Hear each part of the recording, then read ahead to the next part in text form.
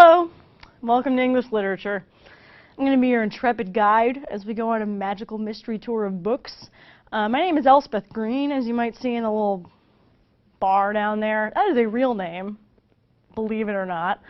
And I'm gonna do this all from the comfort of this armchair, which I bought at a yard sale for $11. So here we go. We're going to start out by giving you just an overview of the course, right? Historical period by historical period.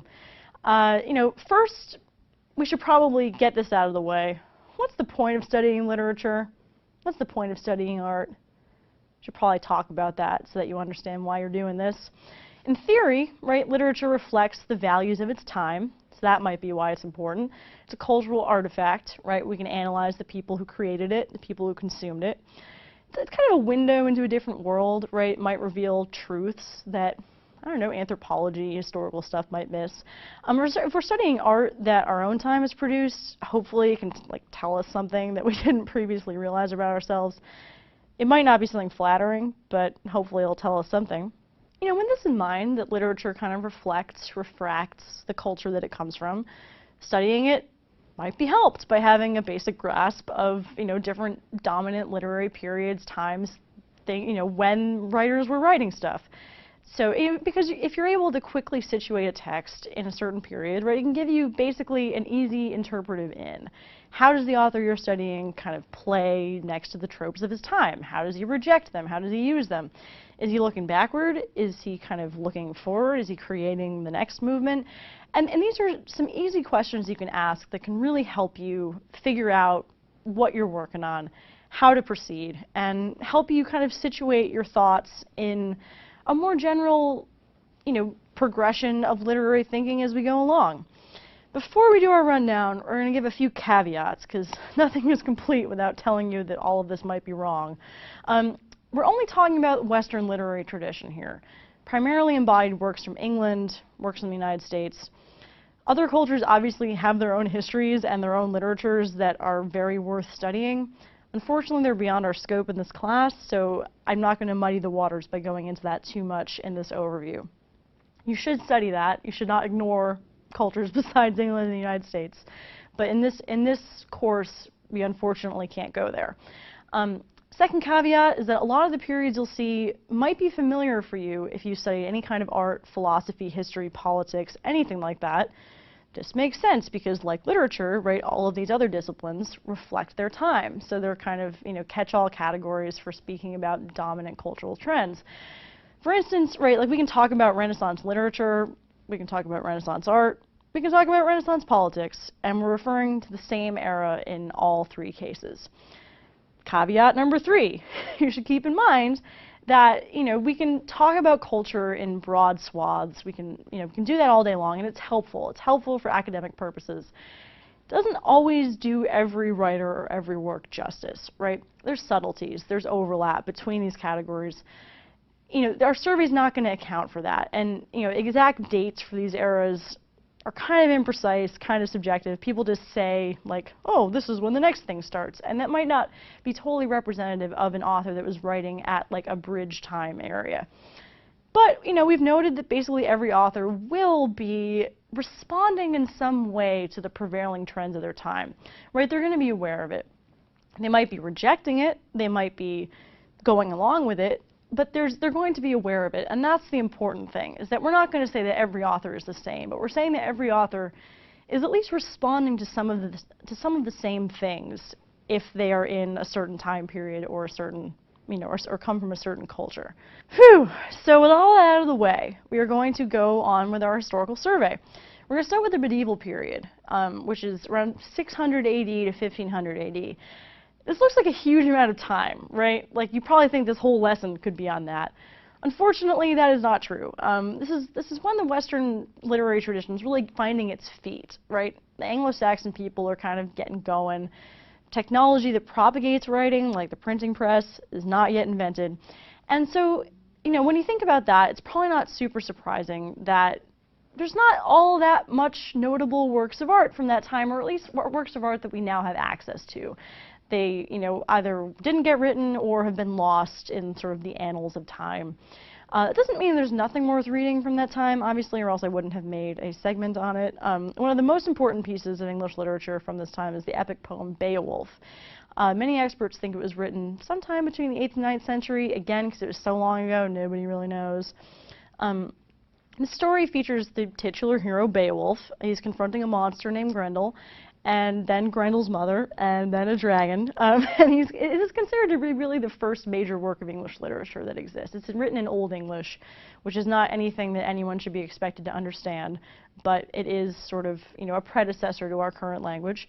Another important medieval author is Geoffrey Chaucer, who writes the Canterbury Tales. This is a collection of stories, some kind of pious, some kind of raunchy, told by pilgrims who are traveling to a cathedral.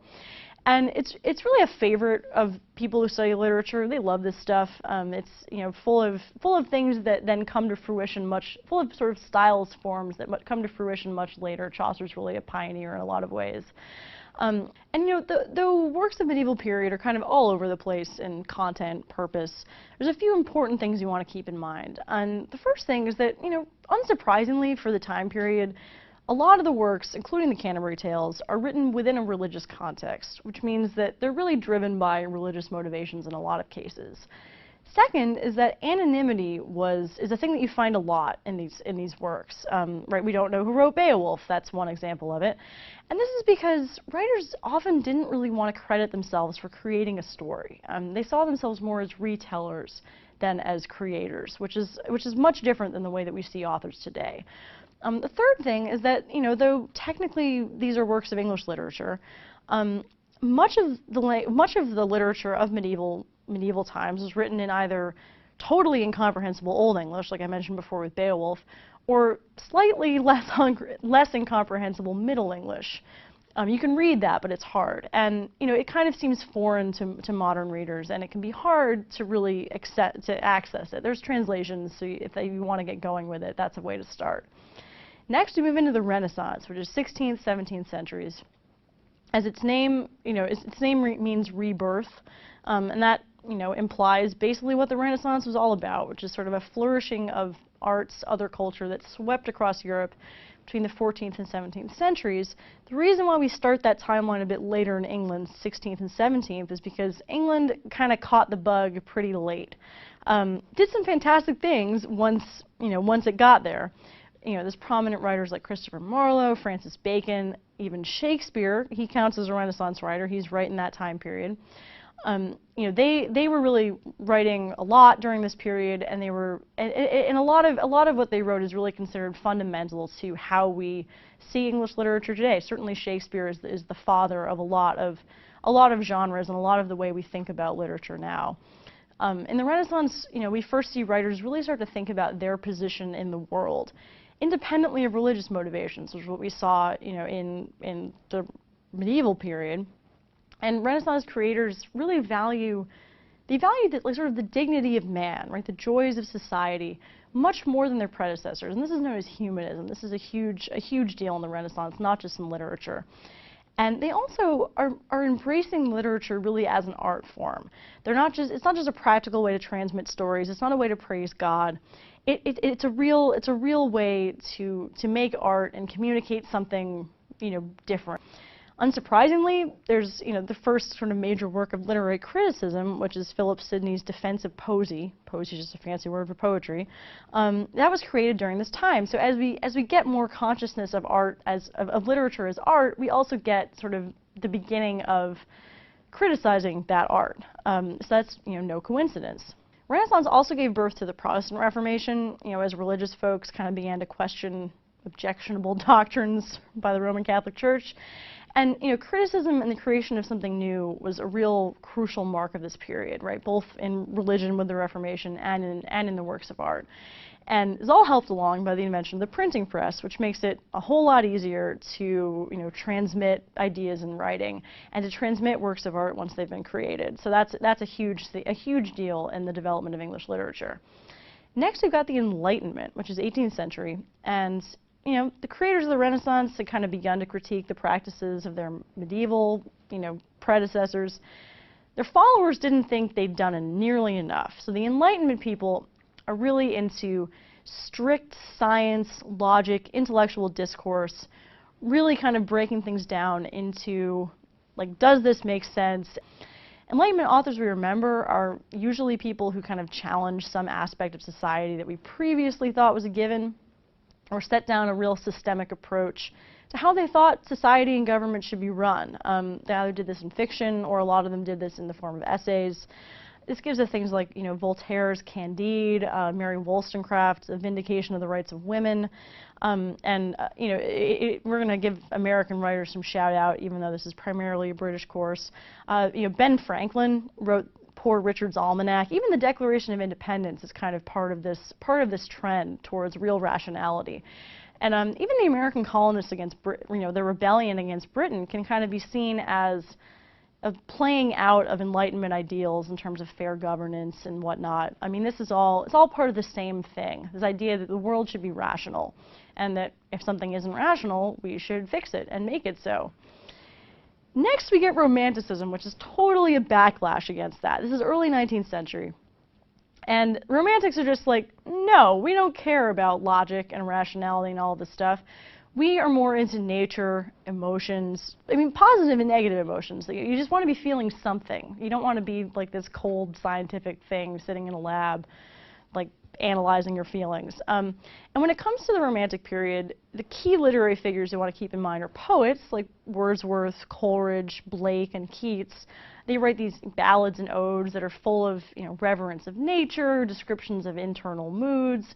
Novelists at this time begin to emerge, like Jane Austen, the Bronte sisters, and even people, again, as a little mini shout out to America, the people that you think of as transcendentalist writers, like Herman Melville, Thoreau, Walt Whitman. These are all kind of part of this era in terms of their nature worship, their interest in the individual as important, rather than the Enlightenment thinkers who are more looking at society as a whole and how to sort of optimize, how to rationalize.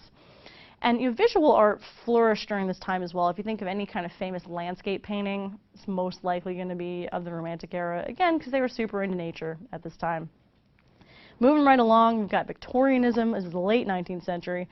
It's kind of a bridge between Romantic literature and modernism of the 20th century. Victorian period is, a lot of critics think it's really the height of literature in England. It's really when the novel becomes front and center. Novel becomes really important during this time. We've got people like Charles Dickens, George Eliot, who really get into perfecting this as a form, whereas before it might have been seen as a bit of a subservient form to poetry in a way. Poetry was always the height of literature. Novels were a bit trashy for a while.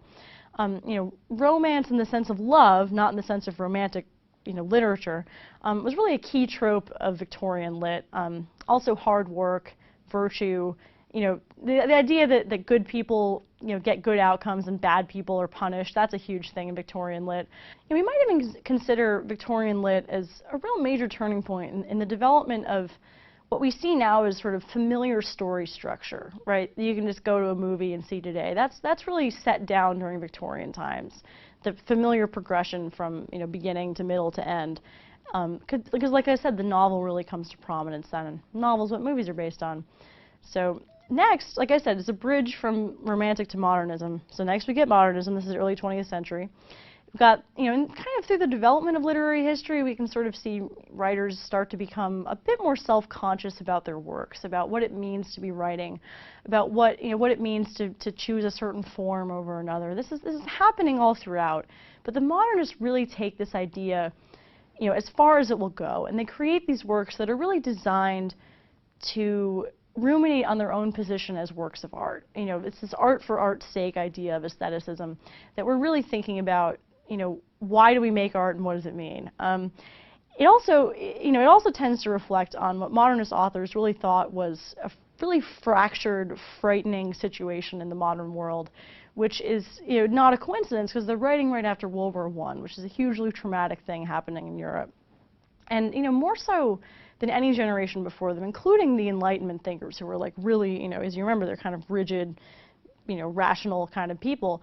Modernists just question the world around them. They really think, unlike their Enlightenment comrades, they kind of think that you can see what's wrong with the world, but you might not really be able to fix it, right? And as such, they end up being very cynical. They end up being kind of, They use a lot of irony. They end up not really solving things, but pointing out problems. And the real two pillars of modernist lit are widely considered to be this T.S. Eliot poem, The Wasteland, which I feel like its title kind of says it all about what this movement's about, and James Joyce's crazy novel, Ulysses.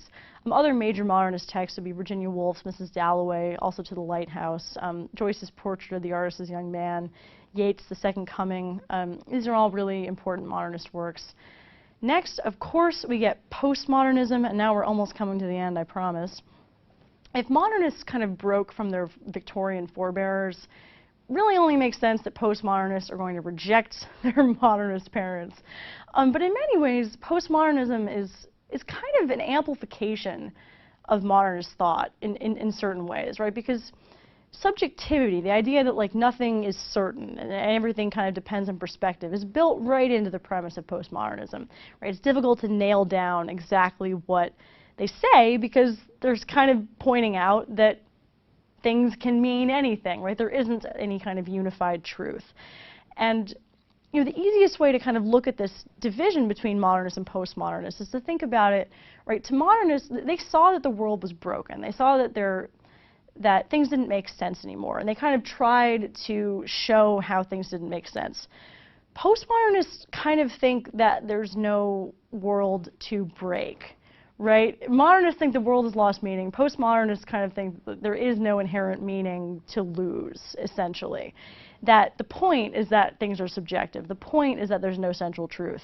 And they see reality as kind of, you know, a whole bunch of subjective social contrasts. And so what's really important to them is this idea of deconstruction, this idea that you can look at a work and see kind of all of the inherent contradictions within it and all of the structures that we kind of take for granted that you can actually see as, you know, appearing in work after work after work. Probably because they're more current and because they're kind of more in touch with prevailing thought. Postmodern authors might sound familiar. We've got people like Kurt Vonnegut, Hunter S. Thompson, Thomas Pynchon, Philip K. Dick, even you know, more recent people like Bret Easton Ellis, David Foster Wallace. These are all influenced heavily by postmodern thought. Really any literary work that's released in the past half century has probably got some postmodern element. You might even be able to look through Harry Potter and find something postmodern. I don't know, I haven't tried. But you know, in postmodernism, you know, because of that, it might seem like a movement that can kind of last forever, right? If all meaning is removed, where can you go from there? And critics have definitely said this. They've been kind of proclaiming the death of literature forever, right? To them, we're kind of in like postmodernism. But hindsight's always 20/20, and it's kind of tough to classify things right now. But certainly, I'm not going to rule it out that in a bit we're going to have a new name for this era, and it's not going to be, you know, literature was dead and the internet took over. So, but that's sort of the, you know, the evolution of literary periods is that you can really only classify it after it's happened. So who knows what we're in right now, but we'll probably find out. If you want to decide where literature goes next, I should probably get to writing that novel. And with that, I bid you adieu. I'm off to go do that myself. And you may not know this, but even though this is the first video of the literature course, this is actually the last video that I am filming in a sort of crazy postmodern literature loop. And so, so long. Farewell. Auf Wiedersehen, goodbye. When you're analyzing or interpreting a piece of literature, it's useful to know something about the time period during which the work was written. This information can help you identify patterns, anticipate forms, and predict themes. Looking at drama is no different. If you know a little bit about the history of the theater, you have a better chance of understanding the context of a play before you even begin reading it.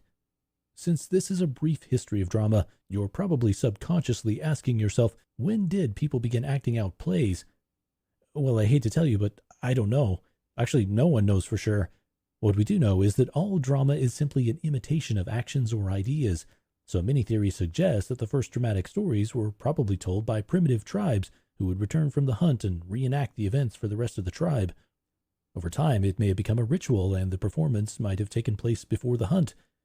Like most rituals, the shaman, the religious leader of the tribe, would have eventually overseen it, and it would have become a sort of religious or spiritual celebration. This could have set the stage for theater for the next several hundred years.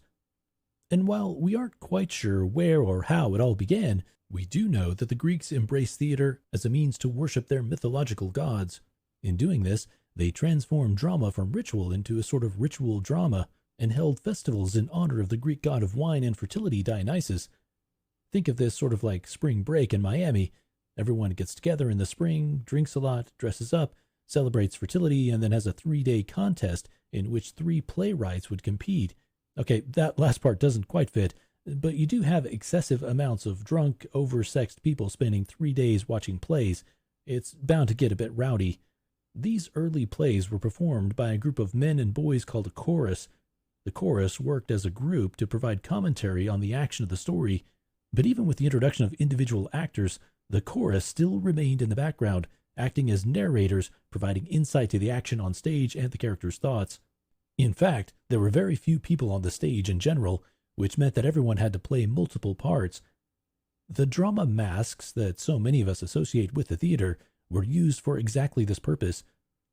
The smiling comedy mask and the frowning tragedy mask were visual representations of Greek muses and were used to enhance the songs and actions on stage. With this development of drama, it's no surprise that many famous plays come from this period. Sophocles, Aeschylus, and Euripides are all well-known playwrights from this time, though it is believed that many of their works were never recovered. Theater continued to be popular through the fall of the Roman Empire. With the onset of the Middle Ages from 500 to 1500 AD, however, the Church had different views of the mythological gods and saw theater as evil. Most theater was outlawed, and drama was only performed by traveling groups of actors. Eventually, though, the Church saw the value of the ritualistic nature of drama and began to reenact short Bible stories during Mass. Mystery plays were stories from the Bible. Miracle plays focused on saints. Over time, these plays transformed into something known as morality plays. These plays promoted a godly life, but they did not teach Bible stories exclusively. Instead, the morality plays worked as an allegory, which is a literary device where characters or events represent or symbolize other ideas and concepts. Morality plays, which featured a hero who must overcome evil, were allegorical in nature. In the case of the morality plays, the hero represented mankind. The other characters served as personifications of many things, including the 7 deadly sins, death, virtues, and even angels and demons, anything that wanted to take over mankind's soul. In the end, the hero would choose the godly route. An example of a 15th century English morality play is Everyman. In the play, God sends Death to strike down the sinners who have forgotten him. Death finds the main character, Everyman, and tells him he is to begin his journey from life to death. Everyman asks if he can bring someone with him, and Death agrees. Unfortunately, Everyman cannot persuade any of his friends, who include fellowship, beauty, kindred, worldly goods, to go with him on his journey. Finally, Good Deeds says that she will go with him. Together they go into the grave and ascend into heaven. The moral of this story is that good deeds will help every man get into heaven. It's a subtle turn from the straight biblical stories, but it allowed for more secular forms of drama during the Renaissance. You might already know that the word Renaissance means rebirth. In the case of drama, the Renaissance, which lasted approximately from 1400 to 1700, was a rebirth of interest in theater across Europe. In fact, the Renaissance introduced many of the elements we still think of when we imagine a theater. Indoor theaters, an arched stage, a curtain dropped between scenes, more elaborate set designs. All of these changes were implemented during the Renaissance. More importantly, however, the purpose of drama transitioned from stories told by the church to stories made primarily for entertainment for both royalty and commoners. Usually when we hear the word Renaissance, especially in conjunction with drama, we think of Shakespeare's England. What most people don't know is the Renaissance actually began in Italy, where music, song, and dance were implemented into the plays produced in the new indoor theaters. From there, the rebirth of the arts moved to other countries in Europe. The French imitated Italian theater and boasted the talent of playwright Molière, whose plays poked fun at people in important positions. In Spain, they kept some of the religious dramas, but also began performing action-based plays. It wasn't until later that the Renaissance was embraced in England during the reign of Queen Elizabeth I, and continued through the reign of King James I and King Charles I. Theater flourished during this time, producing several great playwrights. These include Christopher Marlowe, who was known for writing tragedies, and Ben Jonson, who was known for writing comedies.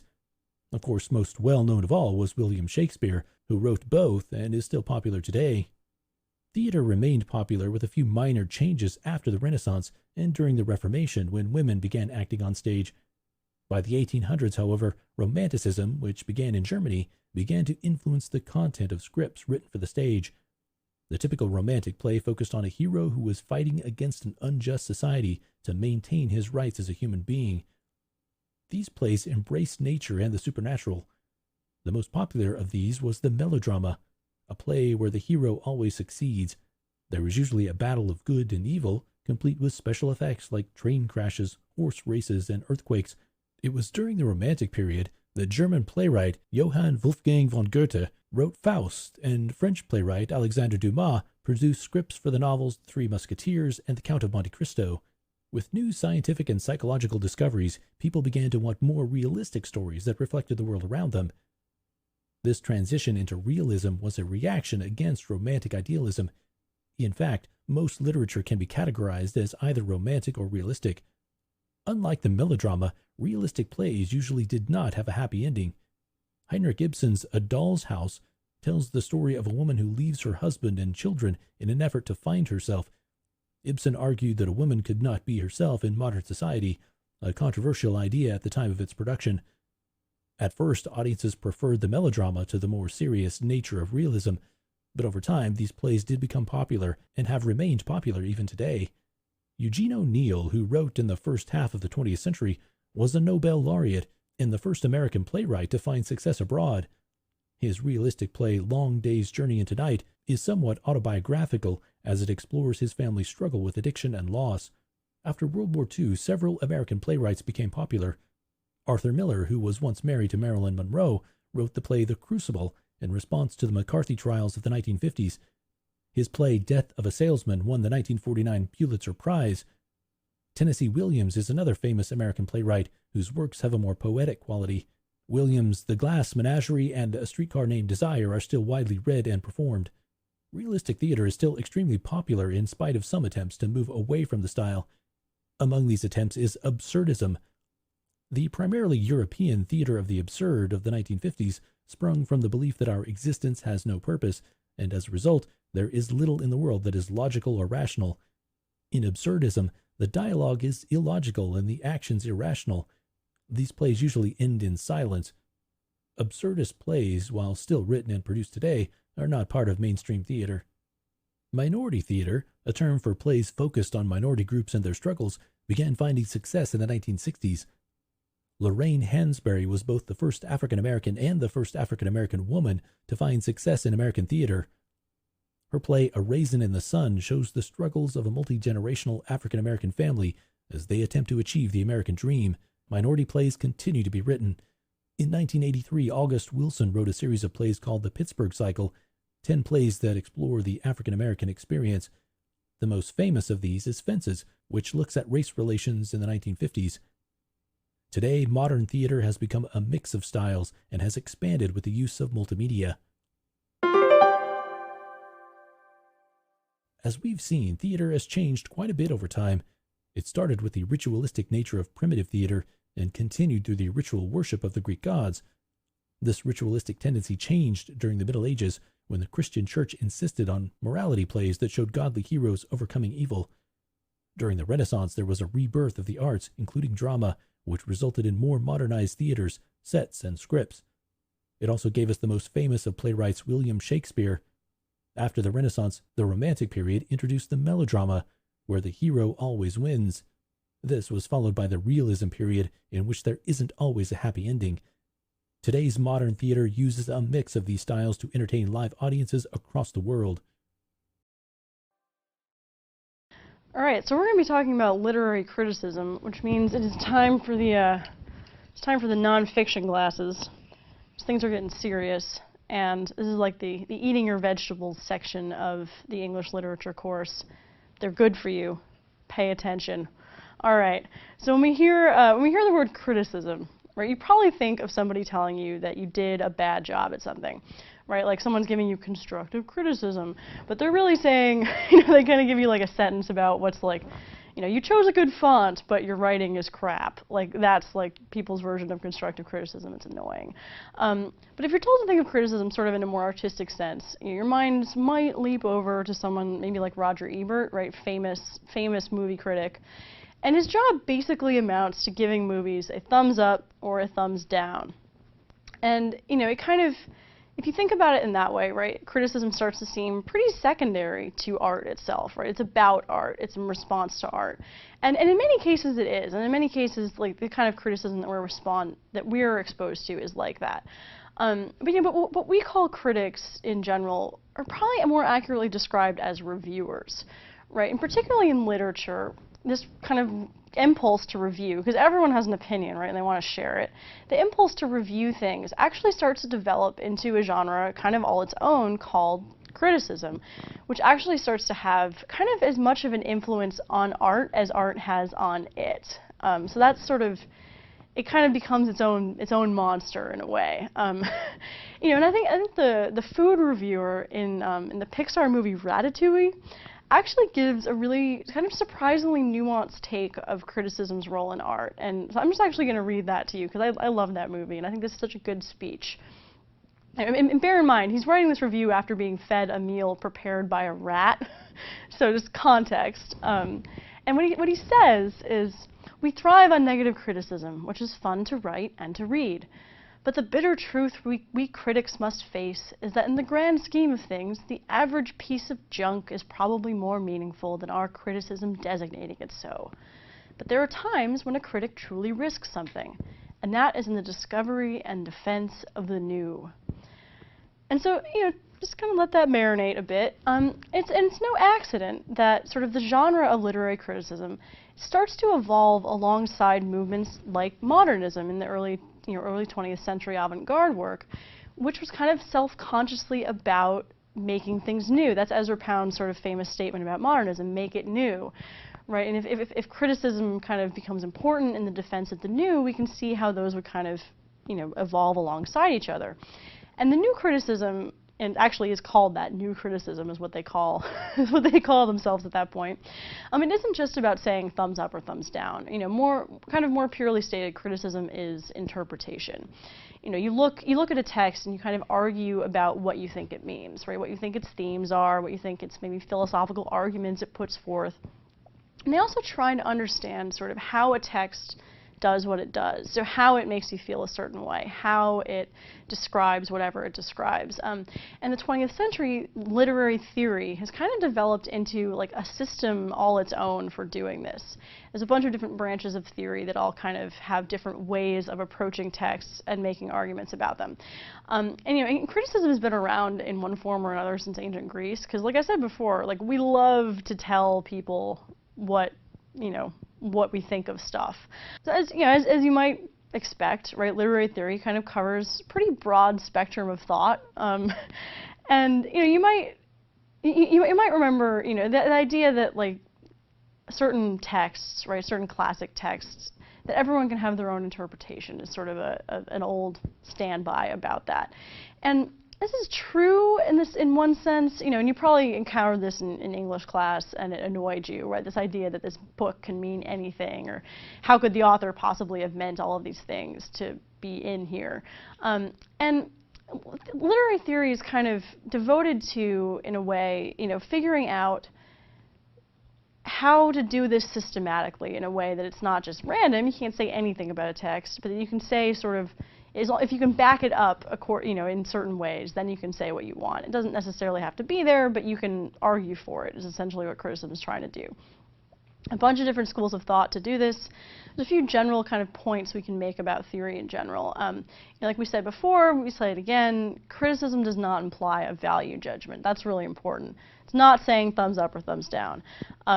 If someone tells you to read like a critique of something, right, it might be a review. They might say it's good or it's bad or it's successful or unsuccessful, but it's probably more likely to be a little bit more investigative, right? It's going to kind of look at the text, look at why it does things, how it does things. We're not just asking does it function. We're asking how does it function? Like why does it do what it do? Second thing is that sort of the history of literary theory is pretty intertwined with philosophy, especially European continental philosophy of the last like couple centuries, right? And a lot of that discipline's key thinkers, like names you might recognize, like Nietzsche, right, Sartre, Marx, people like that, have contributed to literary theory, a lot, and it makes sense, right? Because they're analyzing life and how we live it, and books are kind of metaphors for life in a way, and so it makes sense that there'd be overlap there.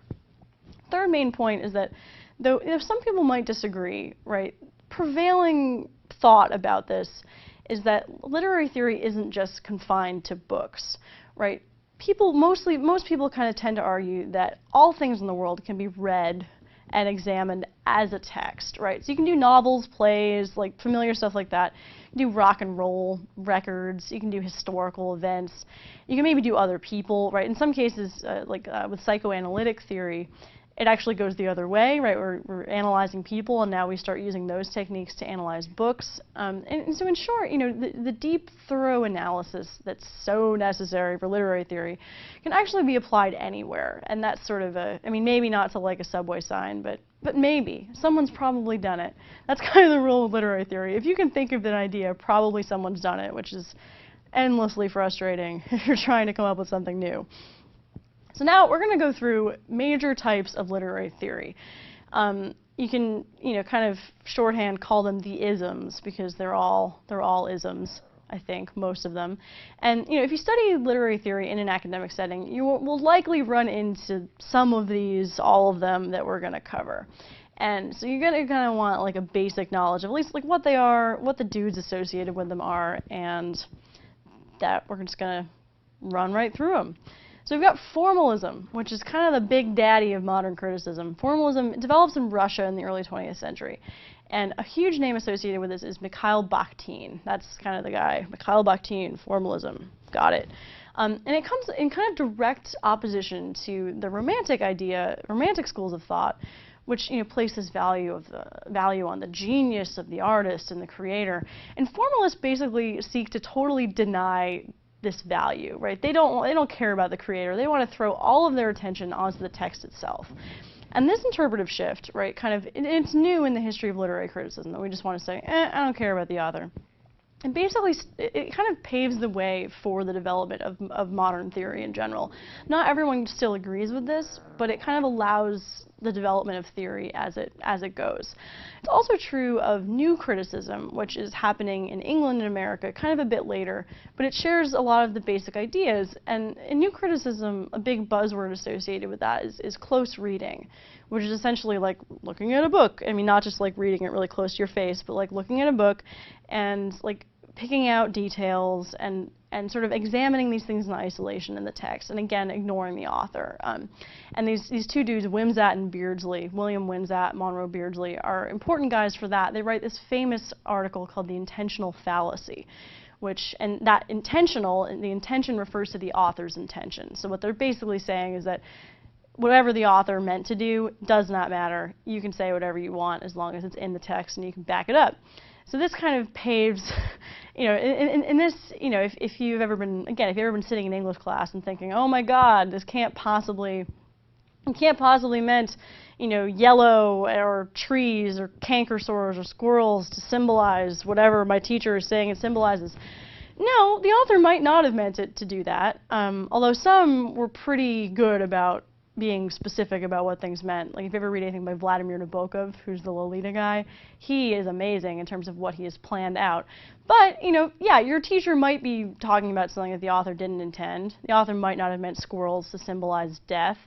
But if you can make an argument for a pattern being there, you can say it. You can say that it means that. It doesn't matter what the author meant. So it kind of, and like I said before with formalism, it sort of gives then critics, right, free rein to kind of talk about anything they want because the author is taken out of it, or the importance of the author is now questioned.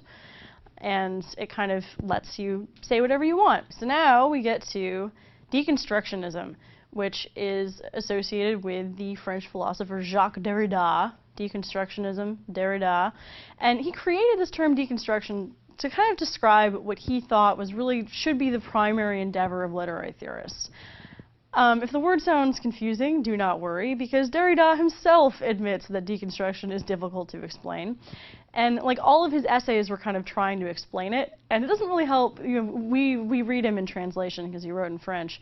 So all of his weird, vague, like French stuff becomes really almost incomprehensible in English, in my personal opinion, but we will give it a go. In a paragraph or so, we're going to talk about it. Deconstruction basically is the idea that all texts contain inherent contradictions. What does this mean? It basically means that to Derrida and like other people who thought like him, all things, including words, kind of only have meaning in relation or opposition to other things. So concepts are basically defined by their opposites. You know, truth doesn't inherently mean anything, right? The word truth, the sounds that are coming out of my mouth. But it enters a language system in which it refers to other things and distances or aligns itself with other things. So truth becomes, you know, not false or not trivial. But then, of course, what do false and trivial mean? So it goes on, and you're never really able to get to something that like has meaning on its own. You know, so deconstruction kind of aims to examine these like key points in a text where we can see these oppositions really tugging at each other, where we can see the system kind of breaking down or acting particularly strongly. The system of kind of building meaning off of oppositions is basically what we're getting at.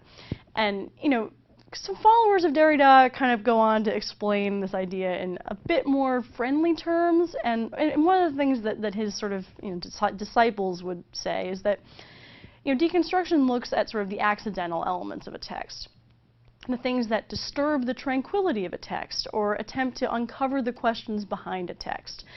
You know, so that still might kind of leave questions in your mind, right? How can a text have anything accidental about it? Why, like, the author wrote it all, why would he make something that's an accident? It doesn't make any sense. And that's really just one of the key questions of literary theory in general. And in this case, what they mean by it is just the stuff that doesn't seem central to the meaning, right? Because like we were saying before, right, if we're going to remove authorial intent, if we're not going to care what the author just wanted to do, then a work of art can mean much more than the creator wanted it to mean. And Derrida and other theorists kind of believe that texts will invariably take on these kind of disparate, contradictory elements by virtue of just existing in the world, right? So the author might have meant it to do something, but there's sort of these, like, say he wanted to describe a scene and he just sets it in a cafe, and the way he describes the cafe kind of inadvertently undermines the meaning of the scene. You know, that's one of the things that a deconstructionist would look at and try to figure out what's going on there, why are there these oppositional things. Now we're going into postmodernism. You know, so the focus in deconstruction, right, on contradictions or sort of unexplained textual phenomena, one of the like key aspect of prevailing schools of late 20th century thought. And postmodernism really kind of takes this up, and it's sort of summarized as a study of differences. And you know, it kind of is an umbrella term for a lot of things, right? Remember how deconstruction kind of had to do with pulling apart contrasting forces. That is part of postmodernism. Postmodernism, again, it's sort of a term that kind of covers a bunch of stuff. Key landmarks in postmodern thought is kind of the questioning of objective knowledge, right? So again, like how much does the author, you know, have final say over his text? No one person can have final say over interpreting the world around us. And another key thing of postmodern that kind of comes out of this is examining the role of the other, or sort of the socially marginalized individual. And this coincides, kind of not coincidentally, with a sense of splintering in the idea of the literary canon. The literary canon is just like what we think you should read. Like, that's, you know, from Shakespeare on, of things that you ought to read. And, you know, rather than just be a bunch of books written by dead white men, which is kind of what it was for a long time, people start looking at it kind of as maybe we should start highlighting more kind of traditionally marginalized literature, so literature by women or by people of color, and kind of diversify the body of literature is kind of associated with postmodern thought. And this shift in thinking about stuff actually gives rise to lots of different branches of criticism. Feminist theory, which, you know, I mentioned, right? Marginalized literature, people like literature by women, we want to pay attention to that. Feminist theory is all about this. It's basically looking to seek, it kind of seeks to examine literature through the lens of gender relations and kind of inherently through the inequality of those gender relations. Feminist theorists might look at Homer's Odyssey and kind of examine the kind of marginalized or vilified role of women in that. And basically the ultimate goal of this is to kind of bring to light the female voice in history of literature. So we also might, they also might look at sort of underappreciated female authors, or also at ways in which sort of the female body becomes a space for ideas to play out, as it often does in works where women are just kind of objects for the men to look at. Very similar, we have queer theory, which is kind of, same idea as feminist theory, except with an eye more towards the LGBT presence. So we've got, queer theorists might look at how Hollywood films portray and subvert stereotypically masculine images, right? You might, the latently homosexual leading man played by Tom Cruise in Top Gun. You should watch that movie again if you don't know what I'm talking about. And it also might look at poets, like Gerard Manley Hopkins, right, who writes a lot about God, but in sort of a very homoerotic way, right? So we're kind of bringing out the queer voice in the same way that we brought out the female voice. Hugely associated with both queer theory and feminist theory is a woman named Judith Butler, who has a famous book called Gender Trouble that basically argues that even though we tend to view sex, gender, sexual preference as kind of linked together naturally, they're not at all, is what she's arguing, that they're all essentially performances of identity. That's kind of the thesis of her book. And that's also kind of a general, that's what feminist theory and queer theory tend to be like in the arguments that they make. Next, we got Marxist theory, which might sound familiar and you might think, oh, communism, what? Basically, Marxist theorists analyze text through the lens of class relations, right? It's named after Karl Marx, famous theorizer of socialism. And he was kind of all about, the rise of the proletariat or the working class against the bourgeois. And so Marxist theorists are kind of interested in how, current texts, historical texts, reflect the social conditions in which they were produced. They might look at portrayals of class, race, or gender, or they might look at just anything in terms of social condition, right? So like a Bruce Springsteen song might be kind of rich in Marxist theory potential, or a Dickens novel about, orphans, or, anything that kind of reflects social condition. Finally, last thing we're going to talk about is post-colonialism, which you might kind of have a guess at what that is. Post-colonial theorists really dive into this idea of the other, but in kind of a, geographic or cultural sense. In the sense that they look at sort of how nations, like Great Britain in the height of the British Empire, sort of exert dominance over others by colonizing them either culturally or physically, like by going and taking over their land.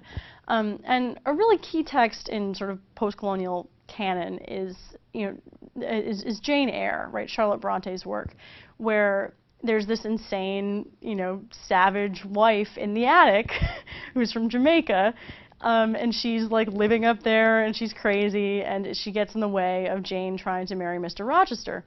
And, critics kind of have a field day, right, analyzing the cultural implications of this woman, right, who is kind of this colonized being, essentially. And Jean Rhys, who's a writer in the, in the 60s or so, she'd actually write a whole book from the mad woman, or Bertha Mason is her name, from her perspective, like her backstory, essentially, in Jamaica. This is called Wide Sargasso Sea. And it's kind of, again, it's almost like a novel that is a work of criticism on Jane Eyre that's in the post-colonial vein. You also might look at like Heart of Darkness and sort of look at portrayals of natives versus English people and how that all kind of plays out. Big name with it is Edward Said, wrote a book called Orientalism. Probably guess what that's about. It's sort of saying that as we study Islamic societies is what he's talking about, but you might be able to extend this to other things. It's kind of saying that when we study them, we do so in such a way that affirms like our ideas about the West, so that even as we study the other, we're still being Eurocentric. There's a lot of kind of subtle workings around in these kinds of criticism. Are we still being Eurocentric? Are we really being not? It's often hard to figure out. So that's a big kind of crash course rundown of a bunch of different schools of literary theory, right? There's a whole mess of them. There's even more than I didn't talk about, but I'm sure you probably want me to stop at this point. You know, and we kind of looked at how the schools of thought basically examine texts based on things that they consider really important, right? So Marxists take a look at class relations, feminists look at sort of marginalized gender roles, marginalized gender roles. You know, and no one theory can really encompass a text fully. That's a really important thing to keep in mind.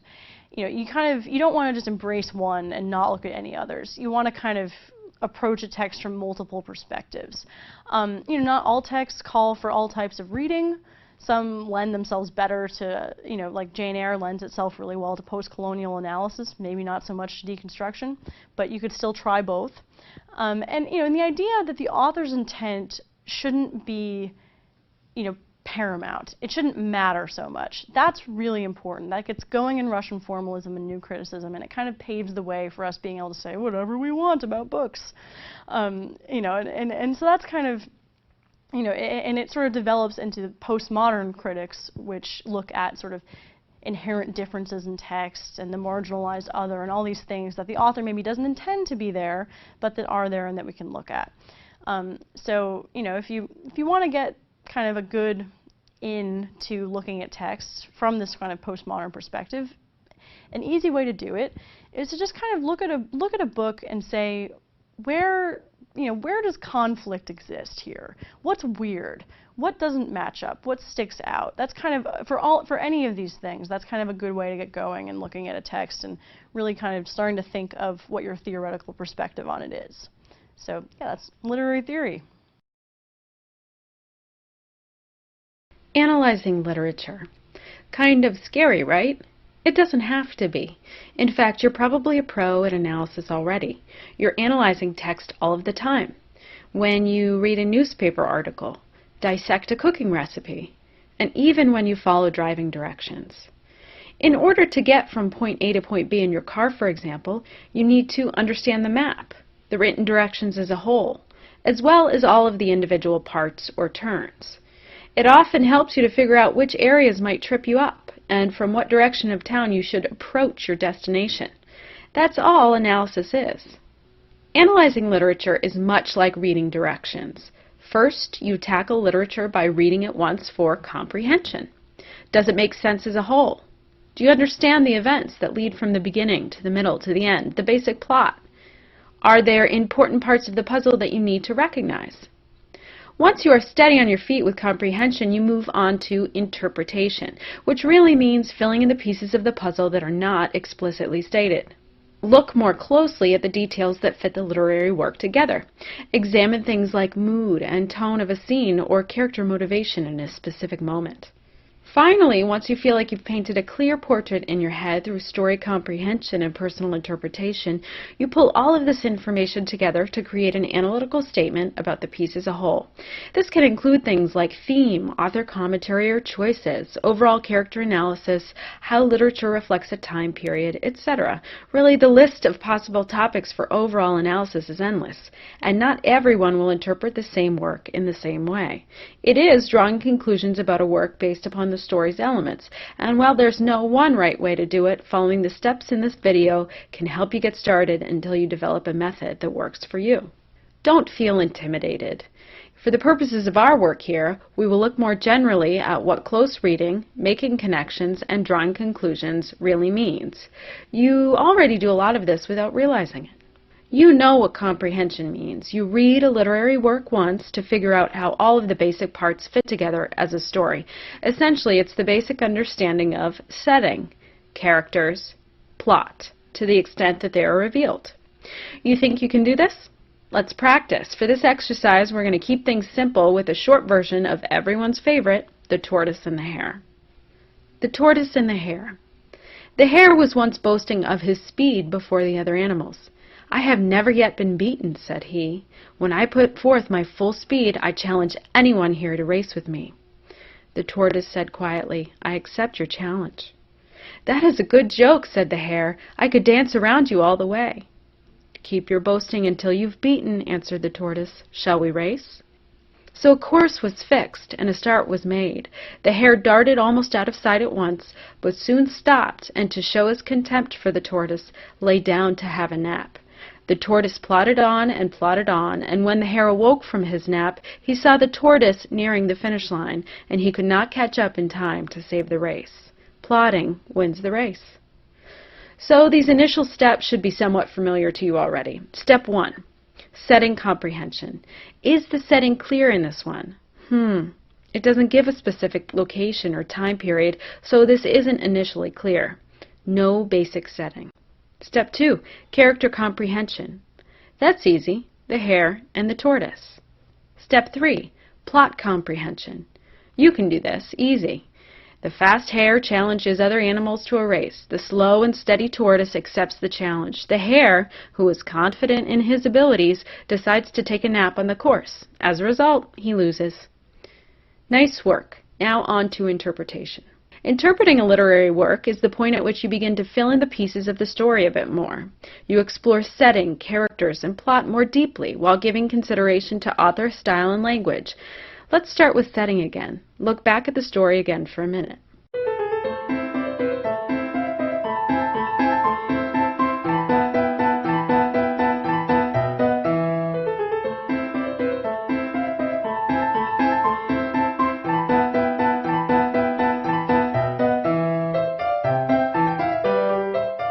Step 4, setting analysis. Okay, since nothing is explicitly stated, can we gather any more information about setting? Maybe information that is implied. The story does hint at a social context, the animal world, which you could argue is a contributor to the setting here. Okay, that's something we can gather that is implied. Step 5, character analysis. What more can we say about the tortoise and the hare? In what ways can we really bring them to life in our mind? Well, we know the hare is a braggart with confidence in his abilities to move quickly. We know the tortoise is quiet and predictably slower than the hare. Here, we basically fill in more details about the characters. Step 6, plot analysis. What more can we say about the plot? Well, we can figure out what the essential elements of the plot of the story are. The exposition, rising action, climax, falling action, resolution. The exposition here? The initial invitation to race by the hare. The rising action? After the tortoise accepts the challenge, it is the hare's boastful comments, the initial running of the race, and the hare's choice to take a nap. The climax here comes after the tortoise passes the hare and wins the race. The resolution? Not much of a resolution aside from the lesson learned at the end. Slow and steady wins the race. The quiet, slow, and steady tortoise won. Step 7, author style and language analysis. Well, this is a bit tougher. It's an examination of point of view, imagery, symbolism, other literary devices, the use of repetition, and any other choices the author makes that create a unique piece. This particular step in the process can be one that takes quite a while. Not only are you examining the presence of these aspects of the writing, but you will also have to consider why they're there at all and what purpose they might serve. Examine the work under the assumption that the authors make deliberate choices, and their choices support the overall goal of delivering a specific message. What about our beloved story here? Well, let's go through these one by one. Point of view. What is the point of view here? From what we can tell, it's third person. Third person omniscient means that the narrator sees the thoughts and feelings of all characters.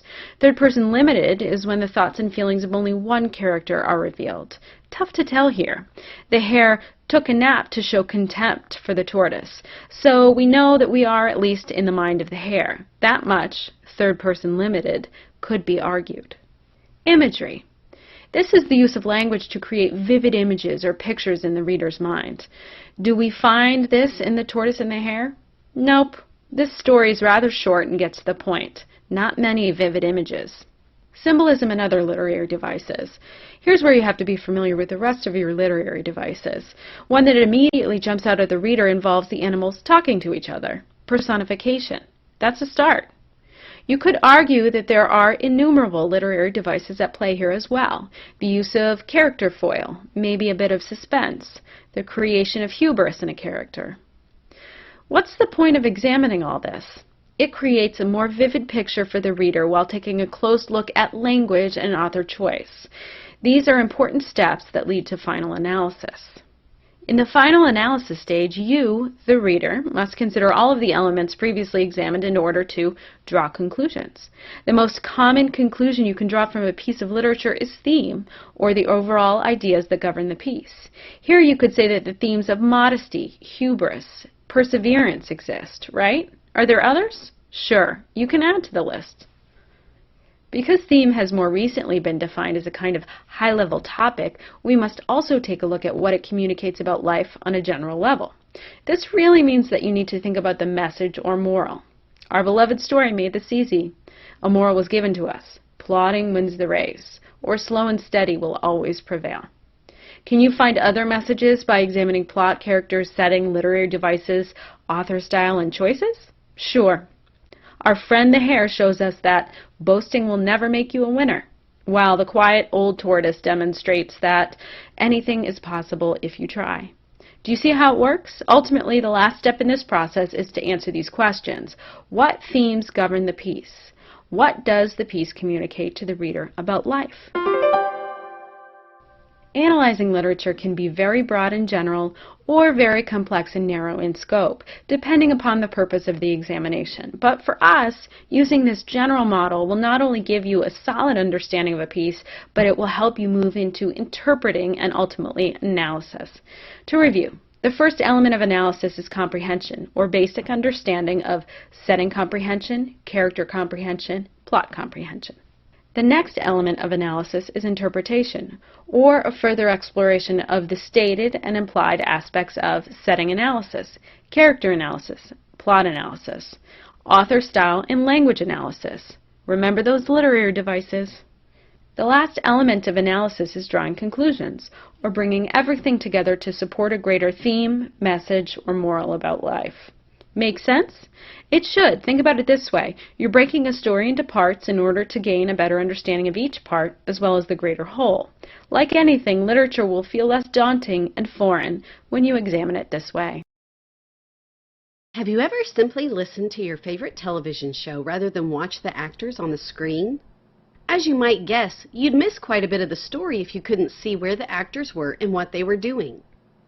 When you read a script, you might have the tendency to only read the dialogue, but you will miss a good part of the story if you do that. Look at this example from Agatha Christie's 10 Little Indians. The legal life's narrowing. I'm all for crime. My God, he's dead. If you only read the dialogue, you probably have no idea what's going on. But if we add the stage directions, the legal life's narrowing. I'm all for crime. Drinks it off at a gulp, appears to choke, gasps, has a violent convulsion, and slips onto the sofa. Glass falls from his hand. Armstrong runs over to him, bends down, feels a pulse, raises his eyelids. My God, he's dead. Now the scene makes more sense as we see the first victim swallow his poisoned whiskey. Unlike a short story or a novel, a play is meant to be performed. In fact, the playwright who is penning out her script does not write for the audience to see her words or to give the audience complete details of her story. Instead, the playwright writes for the actors, the stage crew, the directors who will be interpreting both the dialogue and the stage directions to create the performance that the audience will see. That means if you're reading and analyzing a play as a piece of literature, that you cannot approach it like you would a short story or a novel. Instead, you have to take on the roles of actor, stage crew, and director, and fill in the other parts of the story that are not on paper. Even so, analyzing a play isn't really very different from analyzing prose. Your purpose is the same: to determine how the different elements work together to create the overall effect. The basic elements of a play are the same basic elements that you see in prose. They are characters, a plot, and a theme. But because the written structure of the play is different, you do not receive those elements in a play in the same order that you receive them in prose. And there are additional elements in the play, such as stage directions, that must be accounted for. Finally, the effect itself is different in a play because all of the elements work together to enhance a performance, or at least a potential performance. Analyzing a play simply means that you are questioning the text in order to gain a better understanding of the author's message, style, or even characters. Typically, you are analyzing the script for the theme through its development of dramatic techniques. If you are given a script to read and analyze, the first thing you want to do is to identify the type of play. Is it a comedy or a tragedy? Can you identify the subgenre?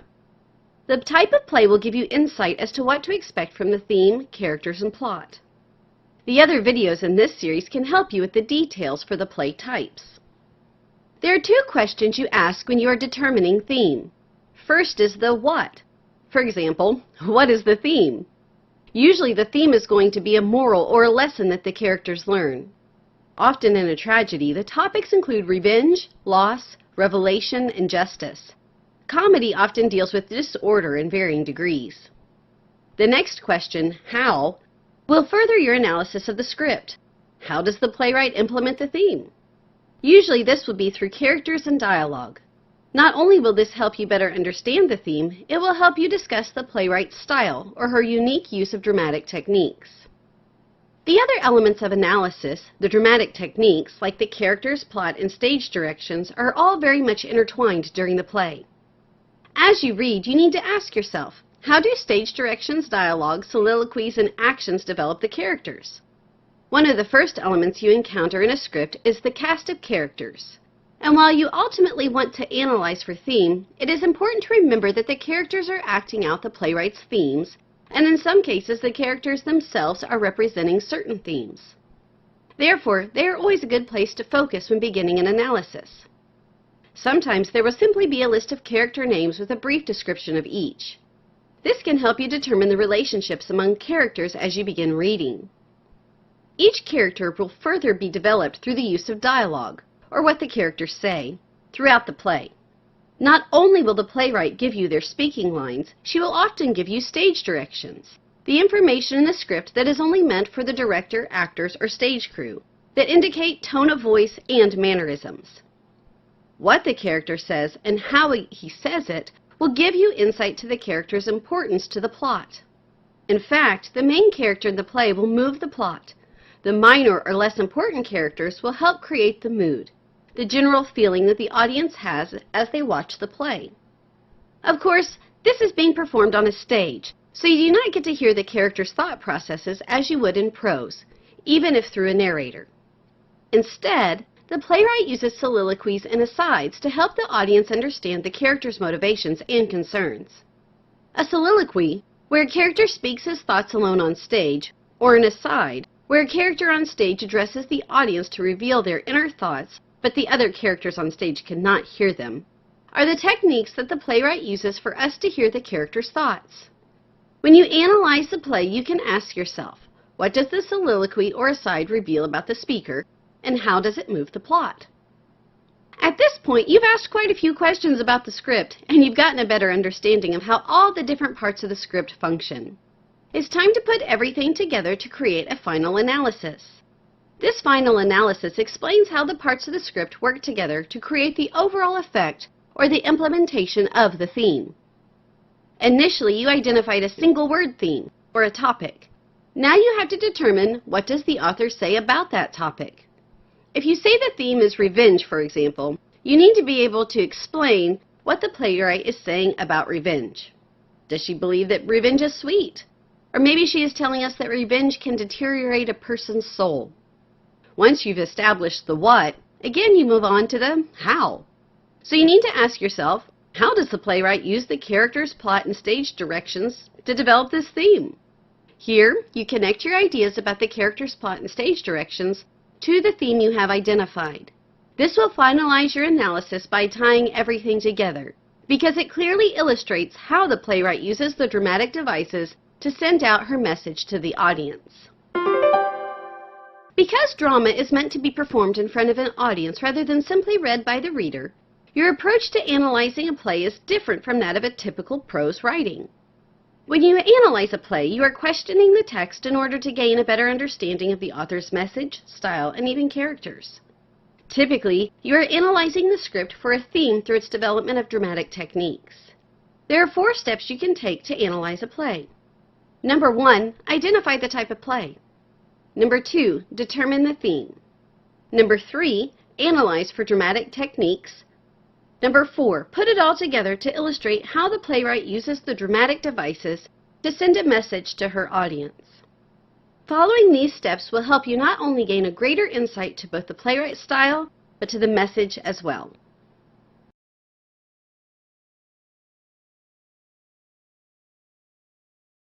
Democracy, architecture, science, astronomy. These are just a few of the ways the world has been influenced by the ancient Greeks.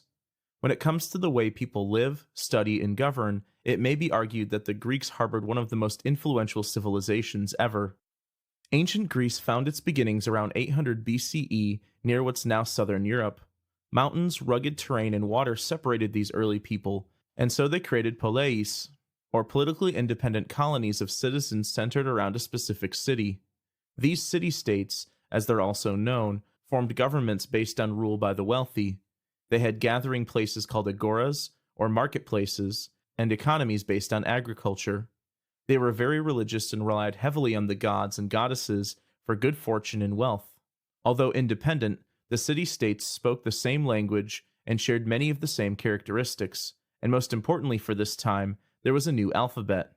The Greeks adopted the Phoenician alphabet and adapted it to be a new Greek alphabet, which allowed for standardized written books.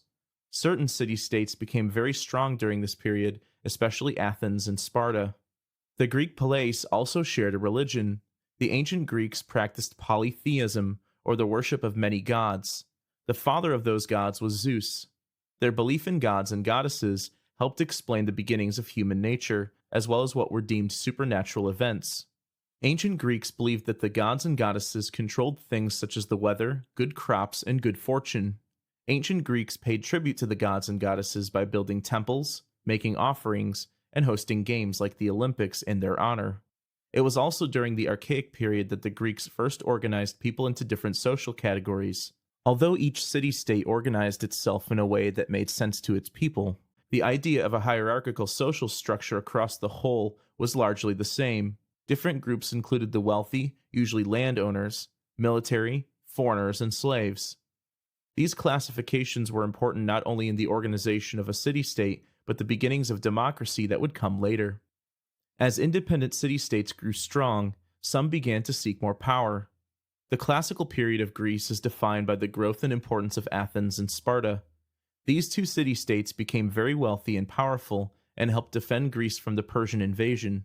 However, it's important to note that they also fought with each other for a long time. After the defeat of the Persian Empire, an Athenian named Cleisthenes came up with a new system of government in which male citizens over the age of 18 could participate in government, which he called democratia. This new system allowed Greeks to participate in their own government and paved the way for modern democracies. Another important Athenian was Pericles, a general who put tax and tribute money to good use. He used funds to rebuild the city of Athens from the damage done during the Persian War and encouraged art, science, and theater. These funds not only built amazing structures such as the Parthenon, but were also used to encourage critical thinking and creativity. While Athens focused on government, Sparta gained strength through its military and was entirely focused on being a militaristic society. Education was centered on the military and expected of all healthy boys.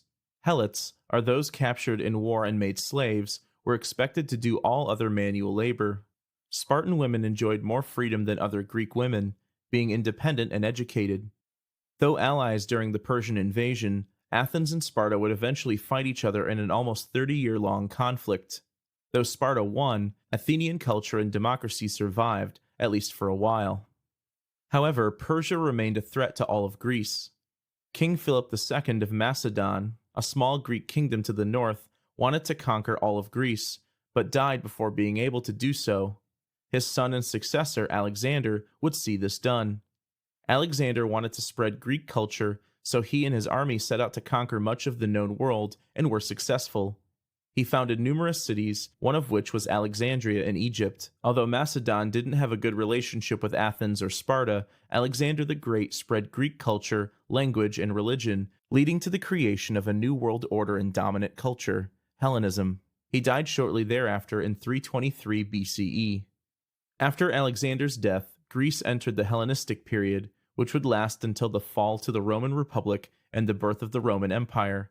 Alexander and his army spent years conquering various kingdoms and peoples. Thus, Greek art and philosophy spread throughout the known world, as did advancements in science and medicine. During this period, certain city-states became cultural centers of Greek life.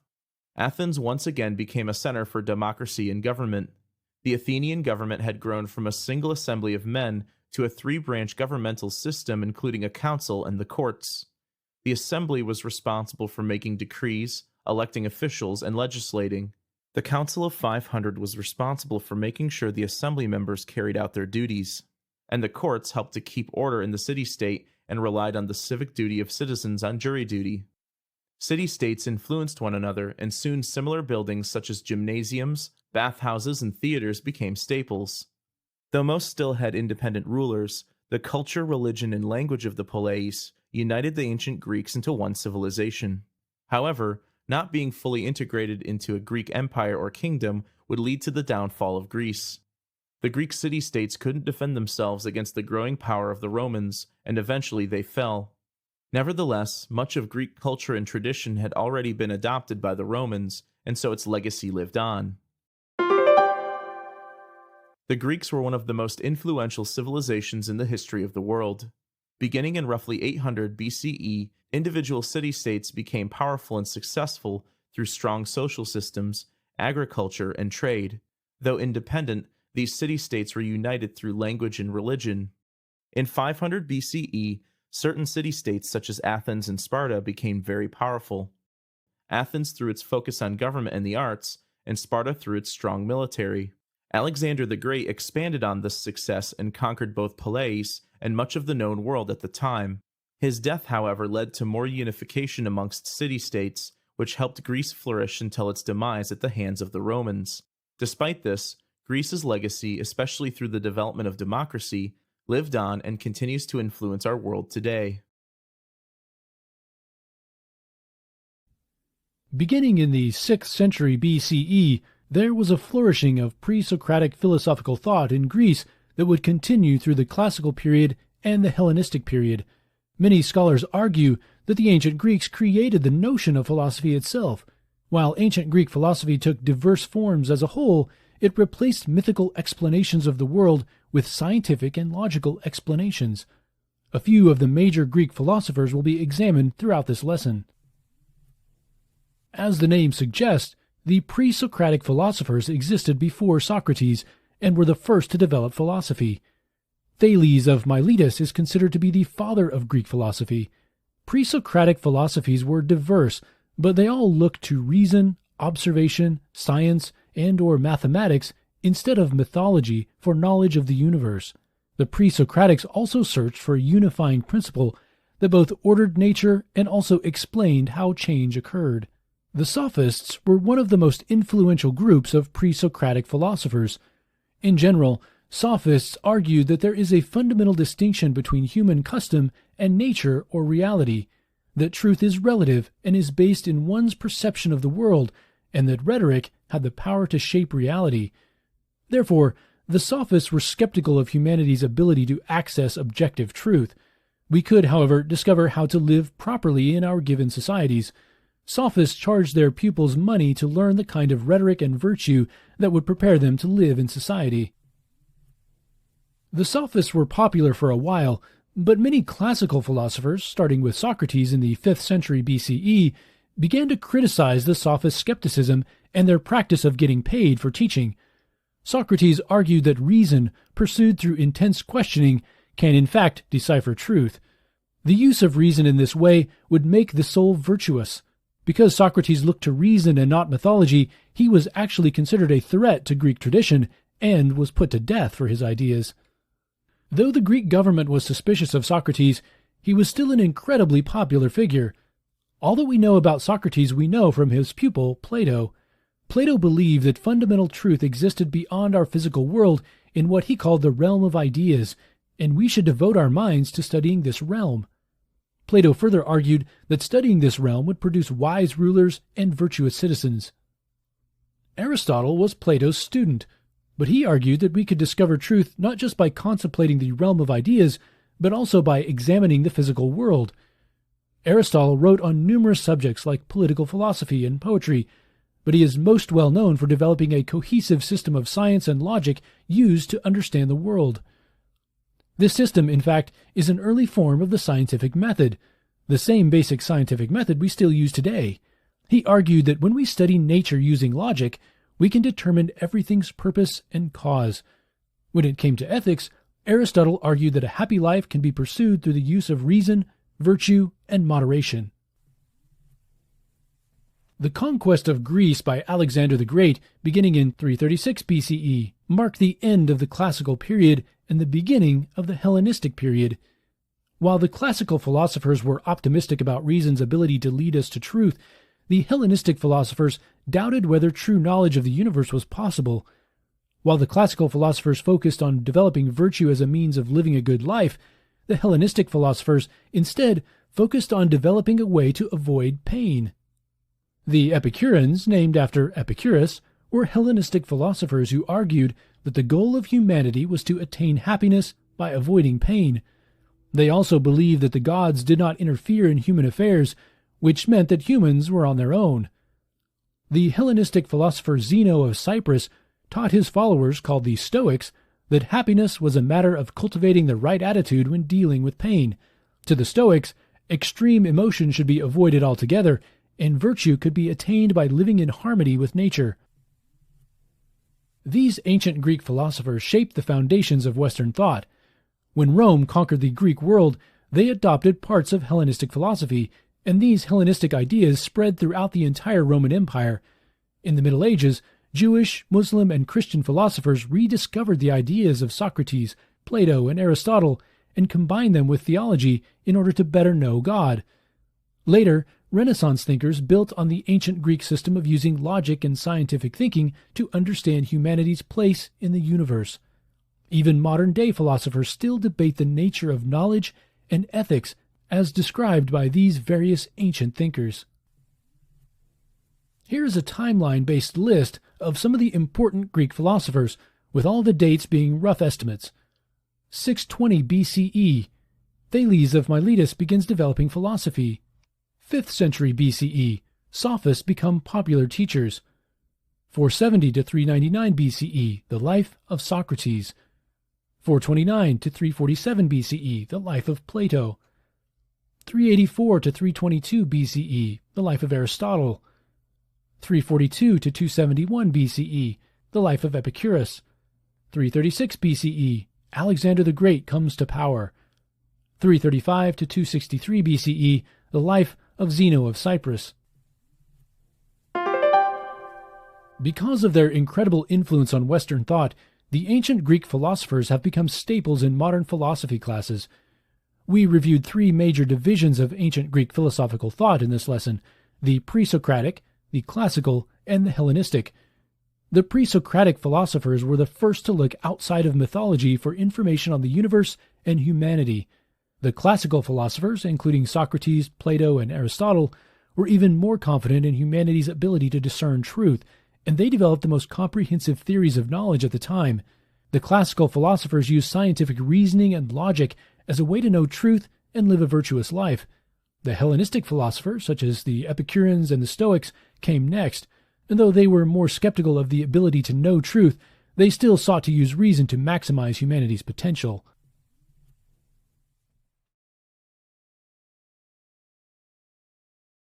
It is difficult to make generalizations about Greek religion. Like so much of Greek culture, Greek religion was a decentralized affair. Unlike monotheistic religions, Greek religion was not unified by a single god or a single holy text or Bible. Though several Greek cults and priesthoods introduced holy texts, in a polytheistic culture, it would be inaccurate to assume that the beliefs of one group held true for all of Greece. The closest thing the Greeks had to a Bible are the Iliad and the Odyssey. Yet the Greeks did not enshrine these epics and other Homeric myths as divine revelation. Instead, they looked to these tales for inspiration as they created myths and rituals suited to the specific needs of their communities. These myths and rituals, when taken as a whole, paint a varied picture of Greek religion. Some facets of Greek religion seem strange, as when the boys of Sparta were brutally beaten with flails during a rite of passage in which they tried to steal honey cakes from the shrine of Artemis. Other facets seem quite familiar. The Eleusinian notion of the afterlife as a place of peace and happiness sounds a lot like the Christian notion of heaven. Still other facets seem familiar, yet are different. The Athenian boule, what we would now call a congress, was considered a religious institution as much as a political one. Yet despite these differences, Greek religion was unified by a cast of characters: gods, heroes, and men. All Greeks agree on the general outlines and stories of these characters, but the specific details vary from city to city and Greek to Greek. These divergences in detail seem to serve two main purposes. The first is to lay claim to a god or hero. For example, at least 6 islands claimed to be the birthplace of Zeus, and had their own unique myths and festivals to commemorate their special relationship to the god. Another reason Greek religion might diverge would be to explain or to legitimize customs.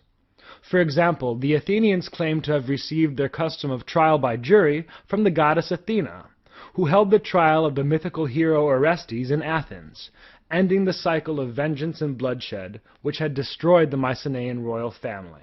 The Athenians believed this story. The Spartans, who had no such trial system, and who held the Athenians in contempt, probably did not. Yet beneath these differences, the core of Greek religion remains the same. While Spartans and Athenians might disagree on how Orestes' story ends, they all agree on how it began. While half a dozen islands might claim to be the birthplace of Zeus, they all agree Zeus was nursed on an island. Our two main sources for this universal Greek mythology are Homer and Hesiod. Aside from the Iliad and the Odyssey, the Greeks attributed several hymns to the various deities to Homer. These hymns provide brief scenes from the lives of gods, from the birth of Hermes to Aphrodite's stormy love affair with Anchises. Beyond these, there seem to have been other, older myths floating around Greece. Around 800 BCE, the poet Hesiod attempted to wrap all these myths into a single coherent creation story. The result is Hesiod's Theogony. Between the hymns and epics of Homer and Hesiod's Theogony, we can construct a general outline of Greek mythology. Let us start at the beginning. The Greek gods are anthropomorphic, meaning that they take on the shapes and characteristics of men. As such, it is not surprising that Hesiod's account of the creation of the gods reads like a family tree, with new gods being born just as humans are, from sex. According to Hesiod, in the beginning there was chaos, a gaping nothingness.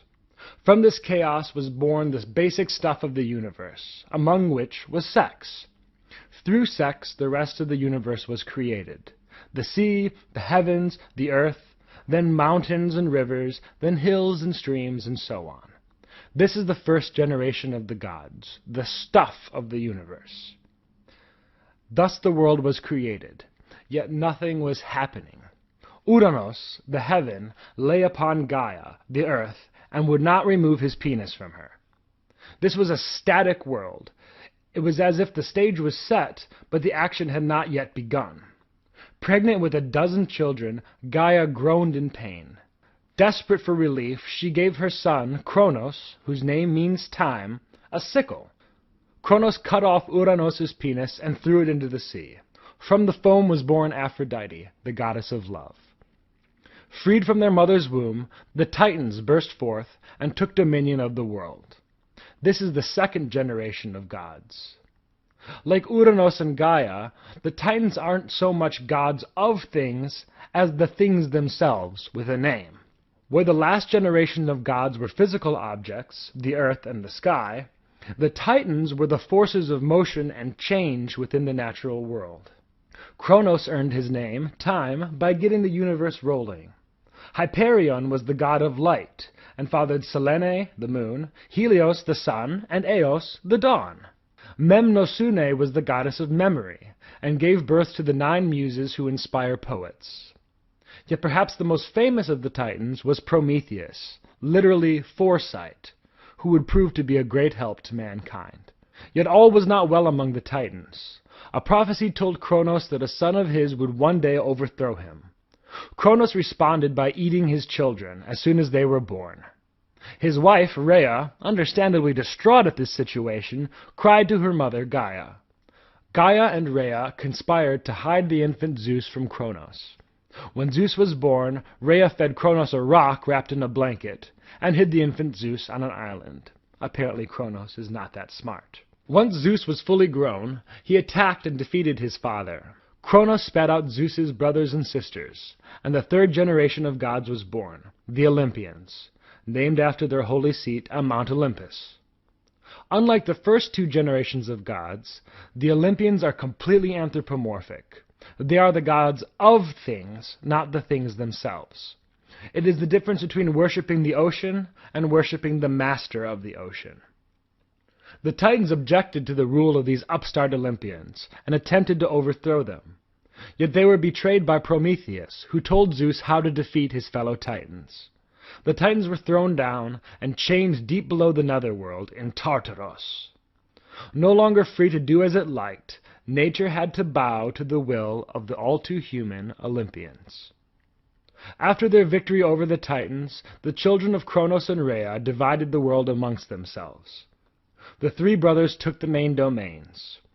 Zeus was named Lord of the Sky and King of the Gods. He was the god of storms, of kings, of laws, and of Xenia.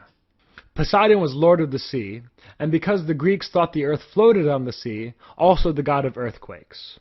He's also the god of horses for some reason. The third brother, Hades, was given lordship of the underworld. He never really liked his brothers, nor they he, and his jealousy of them makes him one of the most cruel and heartless of the gods. No one ever sacrifices to Hades, knowing he cannot be moved. Instead, Greeks concerned with the afterlife prayed to one of Hades' two wives. For good wishes for the afterlife, they sacrificed to Persephone, goddess of spring and lover of life. For evil wishes, the Greeks sacrificed to Hecate, a three-headed goddess of dark magic. With the three brothers satisfied, their three sisters took lesser domains. There was Hera, goddess of wives and families, Hestia, goddess of the hearth, and Demeter, goddess of fertility and the harvest. Most accounts also list Aphrodite, goddess of love, among the Olympians, although she is of an older generation. She is often seen accompanied by her son Eros, or Lust, whom we call Cupid today. The rest of the Olympians were children of Zeus. Zeus married his sister Hera, who bore him Ares, the god of war, and Hephaestus, the god of the forge. Zeus also slept with Leto, who bore him two children, Apollo and Artemis. The domains of these two gods are slightly harder to pin down. Artemis was the goddess of the hunt and of wild places, but also a goddess of virginity and transitions, childbirth, weddings, rites of passage, and the like. Apollo was even trickier to define. He was god of the lyre, of art, of shepherds, of archery, of medicine, and of disease. But Apollo's most important role was as a god of prophecy, who delivered cryptic oracles from his shrine at Delphi. Zeus's other daughter, Athena, was born of less conventional means. Zeus ate the goddess Mentis, literally mind. This gave him a terrible headache. Desperate for relief, he asked Hephaestus to crack his head open with a hammer. From the head of Zeus sprung Athena. Like her siblings, Athena wears many hats. First and foremost, she is the patron goddess of wisdom. She is also the goddess of crafts, of cities, and the goddess of heroes. Another son of Zeus was Hermes, who delights in mischief. Hermes was the god of trickery, of travelers, of crossroads, of thieves, of athletes, and of inventors. Hermes was the messenger of the gods, and also played the important role of escorting the souls of the dead from the earth above to the underworld below. Zeus's final son, Dionysus, is one of the strangest deities of the Greek pantheon. At his most basic, Dionysus is the god of wine, of the theater, and of dancing. In this sense, Dionysus is the god of having a good time. Yet there is more to Dionysus than just getting wasted and partying. Dionysus is the god of everything animal and man. Compare this to Apollo, who provides a counterpoint by representing everything civilized in man. Dionysus was probably a borrowed god, taken from the Egyptian cult of Isis and Osiris. Like the Egyptians, the Greeks practiced syncretism, combining similar gods into one. When they met a foreign god, they combined him with the closest match in their own pantheon. They also practiced syncretism within their own gods, so that Demeter, Rhea, and Gaia are often interchangeable in Greek myth. Those are the main gods of the Greeks. Yet the Greeks did not limit their worship to gods. They also worshipped heroes, who were almost inevitably demigods, the children of a mortal and an immortal. Each Greek hero exemplifies a virtue, which the Greeks call arete. This arete allows them to overcome some trial or pathos and prove themselves. Most of these heroes come from the Iliad and the Odyssey. Other heroes have myths all their own. Noble Theseus volunteered to be sacrificed to the Minotaur, only to kill the monster and free Athens from oppressive Minoan rule. Clever Perseus slew Medusa by showing her own reflection. Talented Orpheus traveled to the underworld to recover his lost love. Beautiful Jason retrieved the golden fleece by wooing the sorceress Medea to his cause. Yet perhaps the most famous of these heroes is mighty Heracles. His story bears closer inspection. As a demigod, Heracles hopes for immortality.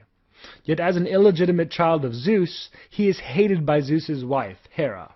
Hera makes Heracles go through a series of incredible trials to prove himself worthy to join the company of the gods. After passing through these tests, Heracles is rewarded. Instead of going to the underworld to suffer with everyone else, Heracles gets to go to a nice, wonderful place, where his every desire will be met. Thus, historically speaking, Heracles is the first person to go to heaven.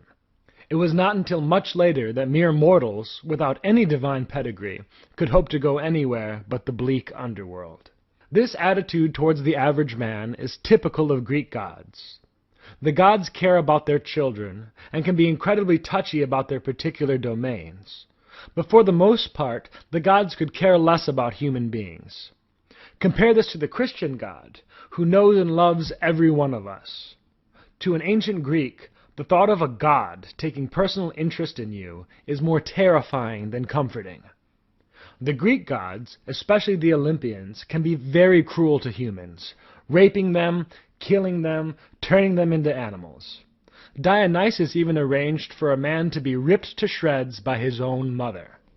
This hostile indifference characterizes most of Greek religion. Gods only help their own children out of love. The rest of us must bargain with the gods, offering gifts in exchange for their aid. This can best be seen in the final story of this lecture, that of Prometheus. Under the rule of Kronos, humanity had enjoyed a golden age. Though they knew nothing of farming, they fed off the earth's bounty, which was freely given, much like in the Garden of Eden. With the rise of the Olympians, life became much harder for mortals. The earth no longer produced fruit without labor. Human beings were about to starve when Prometheus came to their rescue. Prometheus was a friend to mortals, and so he taught them to farm and store food, and all the other crafts of civilization. Men rejoiced in their mastery of the world. The Olympians saw that man was getting too big for his britches, and so took fire away. Without fire, man was doomed. So Prometheus stole fire from the gods and gave it back to man. Enraged, the Olympians thought to wipe out humanity. Prometheus offered them an alternative. You let man use fire to cook his food, and man will give you a portion of the food he cooks. The gods found this acceptable, but Prometheus cared more for men than for the Olympians. So he tricked them. He had the men wrap bones in fat and hide all the meat in the stomach of a bull. When the gods were asked to choose their portion, they chose the large, fatty portion, thinking this the better cut, and left man the stomach full of meat. Bound by their agreement, the gods could no longer wipe man off the face of the earth, and had to be satisfied with sacrifices of bone and fat. This made the gods even angrier. To punish man, they created woman. The Greeks had a less than admirable view of women. To punish Prometheus, they bound him to a stone at the edge of the world, and set an eagle to tear out his liver every day. Thus Prometheus is the first example of a Christ, a figure who dies for the sins of man. Yet Prometheus is also the first Lucifer. In fact, the name Lucifer means bringer of light. He defies the will of Zeus to give humanity a secret knowledge. For this transgression he is doomed to eternal punishment. Greek myth and later Greek philosophy would play a huge role in the formation of Christianity, as early Christians attempted to appeal to a larger audience and to distinguish their religion from Judaism. Greek religious festivals became holy days. Greek heroes turned into Christian saints. And Greek virtues found places of honor alongside their Christian counterparts. Even Christian rituals are distinctly Greek. The Greeks were drinking wine to commemorate Dionysus, the son of a god who died and returned from a grave long before Jesus was ever born. Thus we have seen a rough outline of Greek myth and religion. Greek religion was decentralized and unique to specific locations, yet all based on a common pantheon of anthropomorphic gods. These gods were all too human and could be terribly cruel. The Greeks dealt with their gods by offering them gifts and trying not to do anything that might anger them. Remember the original gaming systems, with their blocky 8-bit characters? This blocky style was not an artistic choice, but rather a limitation of the medium. In this case, the medium of digital technology. As the medium refined, so did artistic style. Until today, our video game characters look just as real as you or I. This is, essentially, the story of Greek art. The Greeks did not suddenly decide to make their art more realistic, while their predecessors chose more stylized approaches. Rather, the Greeks discovered the methods and materials necessary to capture reality more accurately than any culture before them. In this respect, the Greek artistic achievement had as much to do with mastery of the medium as with creative artistic genius. This lecture will follow the progress of two mediums that the Greeks came to master: pottery and sculpture. Greek pottery comes in many lovely shapes and sizes, designed to hold everything from olive oil to ballots. Yet it is not the shape of Greek pots that grabs our attention, but rather what was painted on those pots. Though the Greeks painted many things, from statues to walls to buildings, the only form of Greek painting that has survived to this day is on their pottery. Early Greek pottery features purely geometric patterns: lines, squares, swirls, and squiggles. Over time, these geometric patterns grew more advanced. Then around 750 BCE, the Greeks were swept up in the artistic styles of the East, which featured animals and people. This Orientalizing period lasted for about 150 years, and inspired the Greeks to add motifs within their geometric patterns. Around 700 BCE, the Greeks invented a new method of decorating pottery. Rather than painting fired pots, they developed a paint they could fire, which we now call a slip. With this black slip, they could create sharp contrast with the red-orange clay of the pot. Rather than drawing individual lines, potters of this age drew figures in silhouette before firing the pot. Once the pot had cooled, they added details to these figures by scratching away the black slip, letting the orange beneath show through. This is called black figure pottery. It would take about 200 years to improve upon black figure pottery, but they did, of course. The apex of Greek pottery was the red figure. This was essentially the inverse of black figure vases. The background was painted in black slip, leaving the silhouettes of figures in the red-orange of the clay. These open figures could then be painted in greater detail and with more colors than the scratching black figure method allowed. As Greek figures became more and more important, the geometric patterns that had once dominated Greek pottery gradually pulled back to the borders. While the Greeks may have drawn inspirations from a variety of style in their paintings, it was their technical skill with the medium of pottery, rather than their motifs, that distinguished Greek pottery from other forms of the time. Much the same could be said of Greek sculpture. The subjects of Greek sculpture were no different from the cultures before them: gods, men, animals, and activities. What distinguishes Greek sculpture from all the rest is the material it is made of. Cultures sculpt with what they have at hand. The Sumerians had clay, so they used clay. The Assyrians had limestone, so they used limestone. Egypt was blessed with a variety of stones, limestone, sandstone, and granite, so they used all of those. The Greeks found themselves sitting on mountains of marble, so they used marble. Without getting into too many details, we can see why marble makes for better sculptures. Marble is stronger than clay, limestone, or sandstone. Yet marble is softer than granite. The mixed-up nature of marble also means that you can cut marble at any angle, whereas a misplaced blow on more crystallized sorts of stone, like sandstone and granite, could ruin an entire sculpture. So imagine you're an Egyptian working on a granite statue. Granite is harder than steel, so you're going through tools like crazy. Because granite has a crystalline structure, once you get to a certain level of detail, you risk ruining the whole piece by asking for more. With so much work and materials already invested, how likely are you to push the established limits? Not very. By contrast, in marble, the Greeks had found a material that was easy to work with and could be endlessly refined, down to the smallest detail. With such a material, the stunning quality of Greek sculpture was to some degree only to be expected. Yet it took the Greeks a while to realize their destiny. Early, or archaic Greek sculpture looks a lot like Egyptian sculpture, which is probably its inspiration. These figures are stiff and they stand in unnatural poses. These poses were necessitated by the poor materials the Egyptians had to work with. As the Greeks began to get a feel for marble, they began to make refinements on this form. Archaic sculptures are easily identified by the archaic smile. Early artists assiduously copied this slightly constipated expression. Later Greek sculptors would try to make it look more natural.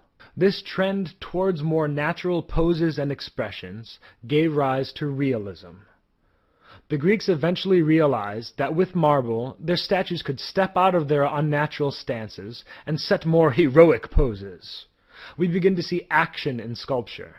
Here's Heracles holding up the world for Atlas. Here's Lapiths fighting centaurs. And here's Laocoon and his sons in a wrestling match with snakes. Yet the Greeks were not satisfied with merely copying reality. With their newfound finesse, Greek sculptors tried to capture the ideal human form. Here's the famous Doryphoros. Here's a sweet statue of Apollo. And here is winged Nike. She was ideal before she lost her face, I assure you. Some artists even extended this idealism to animals, as can be seen in this sculpture from the Parthenon, what some have called the horsiest horse. Thus we've seen how the triumph of Greek art lay as much in their technical skill as in their artistic brilliance. Their beautiful pottery with its sharp details were the product of centuries of experimentation with ceramics. Their lifelike statues and natural poses were made possible by their mastery of marble. To return to our original metaphor, it's like everyone up to that point had been working on a 16-bit system, while the Greeks developed a new 64-bit system. Yet to focus solely on the mastery of materials that Greek artists displayed would be to underestimate their own creative genius. Even with the necessary materials and skills, it takes an inspired individual living in a creative society to make such breathtaking works of art. The artistic achievement of the Greeks established the standard by which Western art would be judged until the collapse of the Roman Empire. Western civilization would not see its like again until the rediscovery of classical Greek art gave rise to the Renaissance. Of all the ancient architectural styles, Greek architecture has proven to be the most enduring. Sure, the Egyptians built some impressive structures, and the Romans pulled off some amazing feats of engineering. But you don't see us building pyramids anymore, at least nowhere but Vegas, and even Roman engineering marvels incorporated Greek form and style. Greek architecture is more than just impressive, it is timeless. You don't have to dig in ruins to find Greek architecture. It's all around you. Don't believe me? Go visit a civic structure, city hall, a theater, a bank, a library, a museum. Or if you're really ambitious, head to DC, or any Western capital for that matter.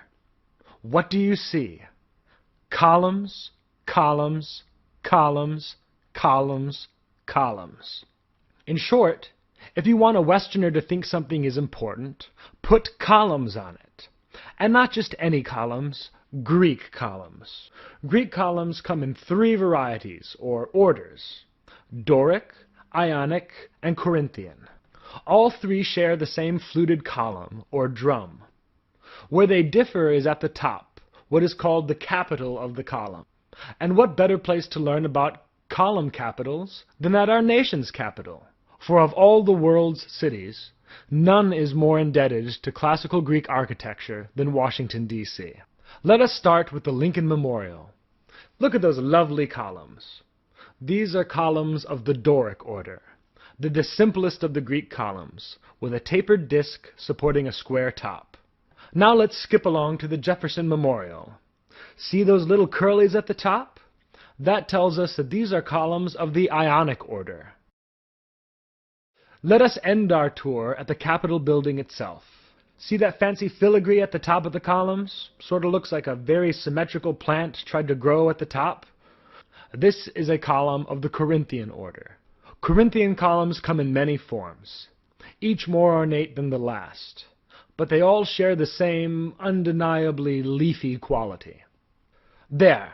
Now you know the 3 orders of Greek columns, and can impress or annoy your friends by pointing them out as you walk around town. Yet there was more to Greek architecture than just columns. The Greeks built breathtaking temples, as well as treasuries, stadiums, and theaters. Your basic Greek temple is a roofed rectangle, surrounded by columns. That's me in front of a particularly old Greek temple in Corinth. What sort of columns are those? That's right, Doric. Well done. Anyway, these temples had a long, angled roof, peaking on the short ends to form a triangle called a pediment. These shallow shelters were filled with life-size sculptures. The roof rested upon an even plane called an entablature, which spanned the gaps between columns to provide a solid surface. As temple building developed, architects added decorations to the entablature, called metopes, separated from each other by 3 lines called a triglyph.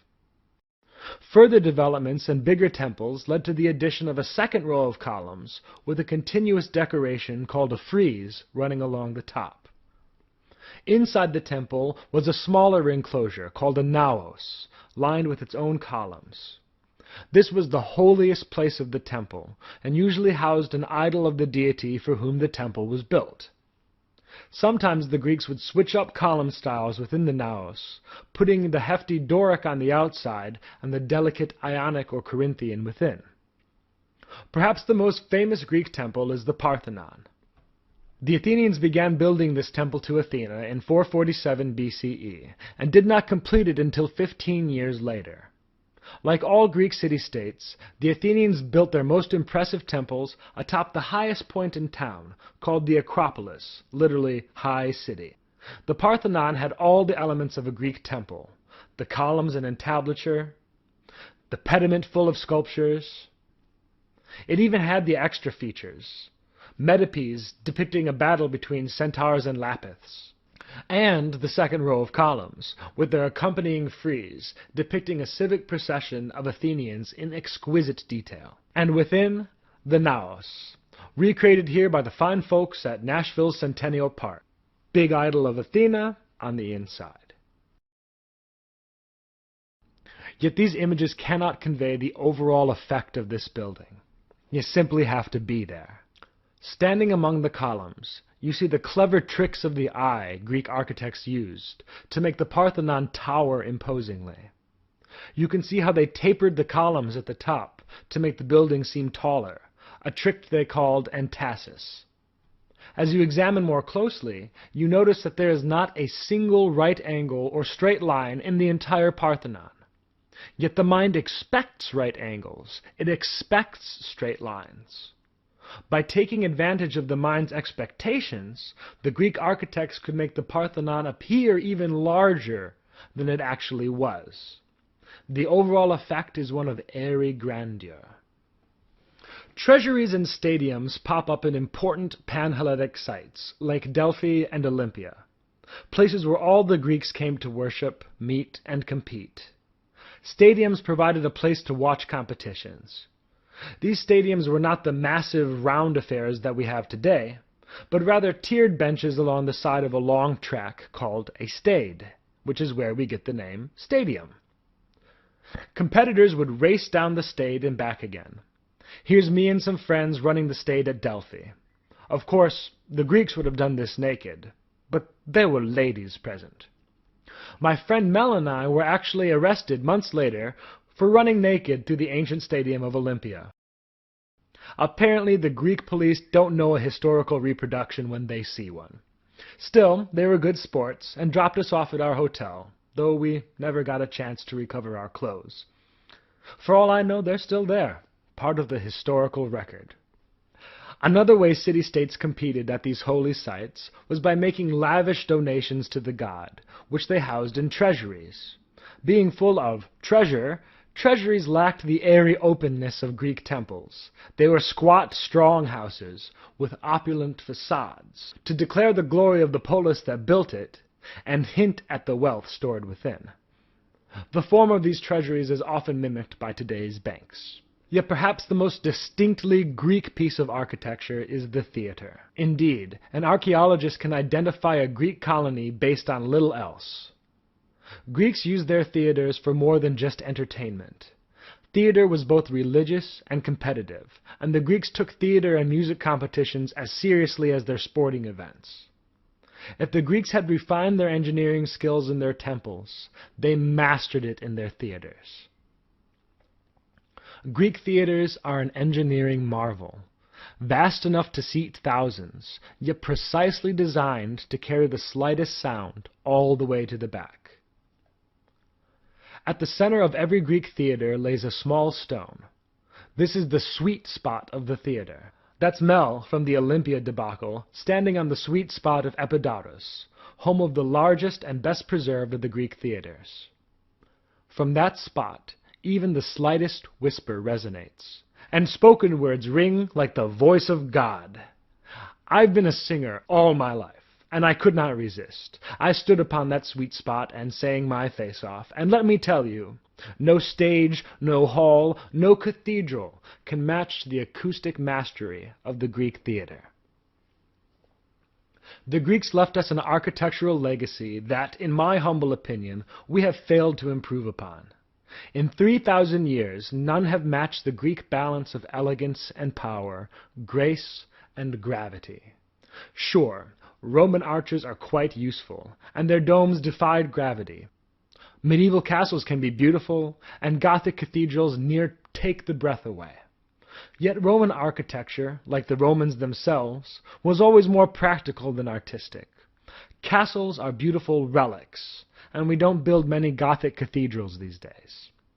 Steel and glass have replaced stone, and steel and glass have allowed modern architects to construct marvels unimagined by the Greeks. Yet the very vastness of our skyscrapers does not lend itself to a human experience. They are not built to a human scale.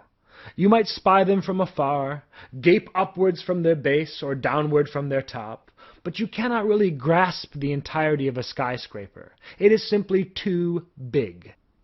So while it may seem that we have achieved with steel what the Greeks merely suggested with curves and angles, Greek architecture, by tailoring itself to human perception, somehow contrives to be grander than the tallest tower. No one is quite sure where the concept of a dramatic tragedy first came from, but it probably had something to do with ancient Greek celebrations in honor of Dionysus and goats, hence why it's usually known as Greek tragedy. Bear with me here. The idea of bringing the myths and legends to life would have engaged the people a lot more than static ceremonies. I know I'd rather see a biography of Moses or Muhammad than go through a long ritual in honor of them. The Greek tragedies mostly began with a prologue, where a character or characters would set the stage for the play. The play itself would have at least 3 scenes. Between them, there would be a choral interlude that was used to explain or comment on the play. The chorus was normally made up of random citizens. According to Aristotle and Plutarch, Thespis was the first playwright and performed at the first competition in 534 BCE. He did the acting too, and it's his name from whom the word thespian comes from. The first plays involve one actor and a chorus. Aeschylus was the first real master of the tragedy, adding a second actor, which allowed for on-stage conflicts. He also began writing trilogies. An Aeschylus production normally ran from sunup to sundown. More importantly, though, Aeschylus was probably responsible for standardizing how a tragedy was to be written. Aeschylus also represented the old ways in that he was moral and very religious in his plays. Aeschylus wrote between 70 and 90 plays, which include the trilogy of Agamemnon, The Libation Bearers, and Humanities. These are probably the most well-known plays he wrote. Sophocles was another playwright who built on the format Aeschylus had developed and added his own details. The first thing he did was to break the tradition of trilogies, which probably made it easier for his audiences to keep their interest. He also added a third character. With 2 actors, there was either conflict or there wasn't. But with a third, there could be alliances, misunderstandings, and greater drama in general. It wasn't just the plays he changed either. He expanded the chorus to 15 people, but it became less important because he had his character explaining themselves more. The use of aesthetics in plays was altogether a new concept, but Sophocles broke new ground and also added scenery to his plays. Sophocles wrote 123 plays, but his most famous were Antigone and Oedipus the King.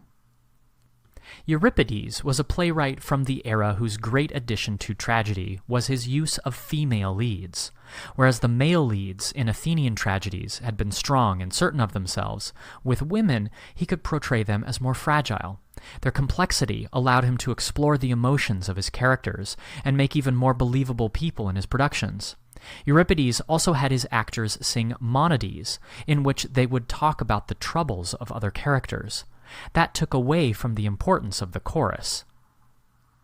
Euripides also developed the concept of deus ex machina, which means God from the machine, or a moment where divine power or a god comes down to solve the problems the characters are experiencing. These days, we might see this as a cliché in storytelling or an easy out for the writer to be lazy about the ending. But for Euripides, it meant bringing a god into the events of his play so that his story could have a more acceptable ending. We might see it as a cliché today to do this, but think about it. We still do the same thing on TV shows, but have gotten away from actually involving gods. Star Trek will come up with a last-minute piece of technology that saves the day. Soap operas will introduce an unexpected relationship that changes a situation. Law and Order will use a nuance of the legal system to change the outcome. Euripides wrote between 92 and 95 different plays in his lifetime, some of the most famous being Medea, Women of Troy, and Iphigenia in Tauris. Greek tragedy was a type of play that likely has its origins in ancient Greek celebrations in honor of Dionysus and goats. During the Greek Golden Age, tragedy was a constantly developing animal, always improving and expanding under a series of different playwrights. The early playwrights include Thespis, the first playwright and performed the first competition in 534 BCE, according to Aristotle and Plato, and Aeschylus, the first real master of the tragedy, who standardized its format by adding a second actor, which allowed for onstage conflicts. Sophocles came after Thespis and Aeschylus, and built on the format Aeschylus had developed by adding a third actor and scenery, did away with the trilogy format, and worked more closely with the chorus. Finally, there was Euripides, who was the first to add female leads. Despite it now being considered a cliché by many, Euripides also developed the concept of deus ex machina, which means God from the machine, or a moment where divine power, or a god, comes down to solve the problems the characters are experiencing. Starting with simple ceremony, it moved into a living recreation of the Greek myths and legends, and became a reenactment of people and places.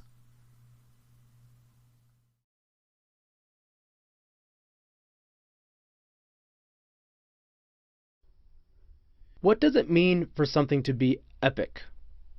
Something that is incredible, legendary, or completely awesome. Even an epic fail, while disastrous, is notable for the scale and totality of the failure. However, an epic can also refer to a form of literature. Epic literature is defined by a story about a larger-than-life hero on a journey involving mighty deeds, written in poetic verse and generally extremely lengthy. Epics are the oldest form of literature in the Western world, probably evolving from an oral tradition of storytelling. The first epic stories were the Iliad and the Odyssey, both attributed to the blind poet Homer in the 8th century BC. These stories describe events of the Greek Bronze Age, during which many foundations of Greek culture were first established. The Iliad and Odyssey blend events from Greek history, mythology, and culture that reveal the unique worldview of this ancient civilization. They are full of morals about human emotions, and things like vanity, pride, lust, and dishonor continually reappear, always to the detriment of the hero. The Iliad is the first of the two books, taking place during the final weeks of the Trojan War, a major period of warfare between several of the powerful Greek cities. The most notable combatants were the city of Mycenae, led by Agamemnon, and the city of Troy, governed by Hector. You don't really need to know the whole background of this war, but suffice it to say that it was caused by human emotions. People act out of vanity, pride, and lust, and the result is a major war that splits the Greek world. There's a pretty clear message here that these actions have negative consequences. As the story begins, the Greek armies are heading towards a final, major battle resulting from the interference of the gods at the request of each city. Key to this is Achilles, a half-divine hero who is the greatest warrior in the world, and who is obsessed with proving his status as a hero. Achilles has to immortalize his name as a great warrior because he is mortal, despite the efforts of his immortal mother to give him eternal life. Achilles' mother, a nymph, dipped him in sacred water as a baby, making every part of his body impenetrable except his heel, where she held him. Although originally he fought for Menelaus, the brother of Agamemnon, Achilles is offended by the king and leaves, asking Zeus to bring the battle to a tipping point so that Menelaus will realize just how much he needs Achilles. With that, the Trojan War reaches a major moment as the armies prepare to fight. There are several major battles, with each side being aided by the gods, and eventually Hector kills Achilles' close friend, Patroclus. Achilles rejoins the war, not for Menelaus but out of grief for his friend, and with armor from the gods, he kills Hector. As this happens, the gods are also fighting amongst themselves about the fate of humanity. Achilles refuses to give the Trojans the body of their king, preventing them from burying it, until Hector's father sneaks into Achilles' tent and begs him for the body. He and Achilles share a meal and together mourn the people they lost during the war. Hector's body is returned to Troy and buried. Although the story ends here, it also contains foreboding prophecies, including the fall of Troy and the inevitable death of Achilles. These events are never described in either the Odyssey or the Iliad, except vaguely in passing. It seems likely that the ancient Greek readers were expected to already know what happens, probably because the Trojan War was a major moment in Greek history. As far as Homer was concerned, the story did not end there. The second great epic poem attributed to Homer is the Odyssey, which follows the character Odysseus on his journey home from the Trojan War. Some have described the Odyssey as the sequel of the Iliad, but it's more of a spin-off, like when a character from a popular sitcom gets his own show. Odysseus was a prominent leader from Ithaca, a major player in the war and in the Iliad, and is trying to make it back to his wife and family. A major theme of the Odyssey is pride, or hubris. Odysseus is often prideful, which constantly results in him offending the gods and them preventing him from making it home. In all, it takes Odysseus 10 years to complete a journey that should take months. In the story, Odysseus makes enemies with the god of the sea, Poseidon, after Odysseus blinds Poseidon's son, the Cyclops Polyphemus. Poseidon curses Odysseus to sail for 10 years, during which he will lose his men and only return home with the help of others. After landing on a series of islands filled with monsters and gods, Odysseus loses all of his men and ends up captive of the nymph Calypso for 7 years. He finally convinces her to let him leave, upon which Poseidon wrecks Odysseus' raft, and the adventurer is forced to swim to the nearest island, meeting the Phaeacian people, who listen to his story and take him home. Odysseus learns that his wife thinks he's dead, and that his house is full of suitors trying to claim her hand. Odysseus sneaks in, disguised as a beggar, and participates in an archery competition to win the hand of his own wife. Odysseus wins and promptly kills all the suitors, restoring peace to his family and his land. The oldest style of literature in the Western world is epic poetry, stories about a hero on an incredible journey, written in poetic verse and which are extremely long. The oldest epic poems, and therefore the oldest pieces of Western literature, are the Iliad and the Odyssey, attributed to the Greek poet Homer. In these two poems, mythology and history intersect as gods and monsters interfere in the affairs of humans. The Iliad is centered around the Trojan War, notably the death of the Trojan king Hector. Hector is killed by the semi-divine Achilles, a great warrior obsessed with developing an immortal reputation. The Odyssey takes place after the Trojan War and follows the character Odysseus as he attempts to travel home. After making enemies with the god of the sea, Poseidon, this journey takes him 10 years and costs the life of all of his men. These stories are full of themes about human emotions and the dangers of vanity, pride, lust, and dishonor which result in setbacks and disasters for the characters. Still, even these setbacks are legendary in size and scale, making these stories incredibly awesome. In other words, epic.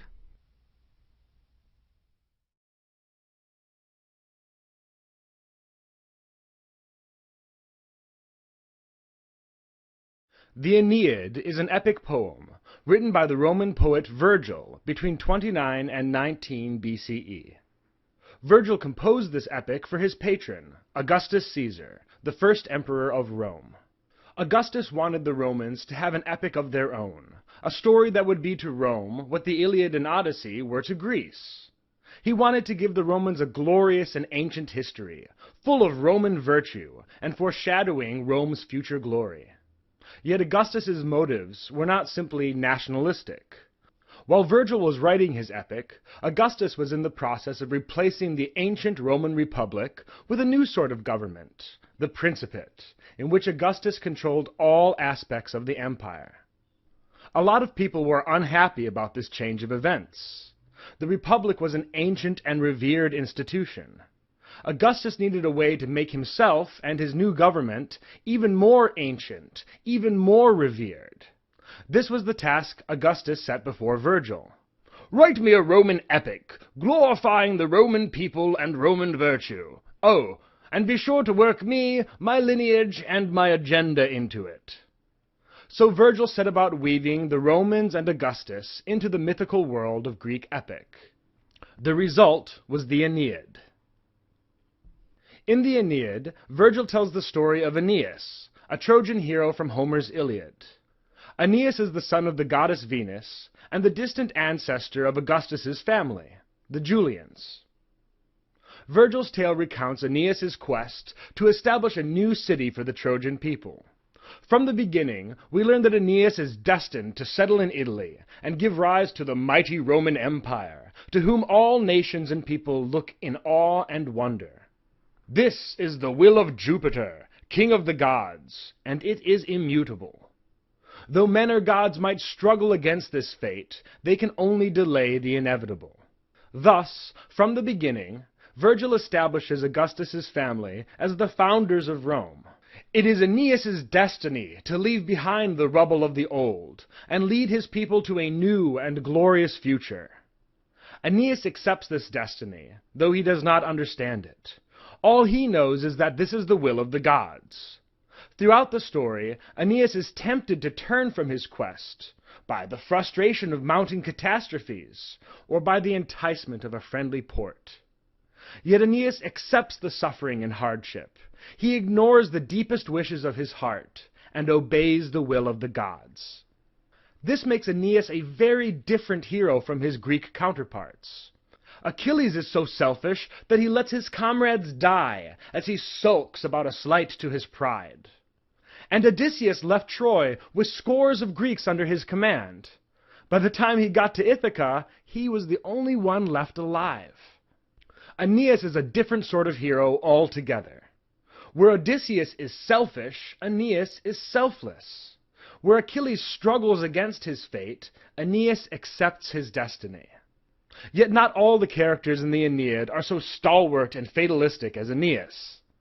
Several important characters spend the story fighting tooth and nail against the will of Jupiter. The foremost of these is Jupiter's wife, Juno. Juno has it out for Aeneas and his Trojans. Juno lost a sort of goddess beauty contest to Venus, Aeneas's mother. This divine beauty pageant indirectly led to the Trojan War. Yet even with Troy sacked, Juno is still not satisfied with her revenge. Moreover, Juno is aware of Jupiter's plans for Aeneas and the Romans. She knows that Rome will grow into a mighty empire and destroy Carthage someday, and Juno is a big fan of Carthage. For these reasons, Juno is determined to keep Aeneas from his destiny. So when Aeneas and his small treat of Trojan refugees approach Italy, Juno persuades Aeolus, the god of the winds, to drive Aeneas away from his goal. Aeolus complies, and a mighty storm scatters the Trojans. Aeneas and his few remaining ships are driven south, where they wreck off the coast of Libya. Coming to the shore, they see a grand new city going up on the coast, its walls just rising from their foundations. Aeneas, the father of Rome, has found himself wrecked on the coast of Rome's greatest rival, Carthage. There they meet the queen of Carthage, the widow Dido. Dido welcomes Aeneas, the Trojan hero whose exploits are known and renowned in her city. Dido is curious why the Trojans are still wandering so many years after the fall of Troy.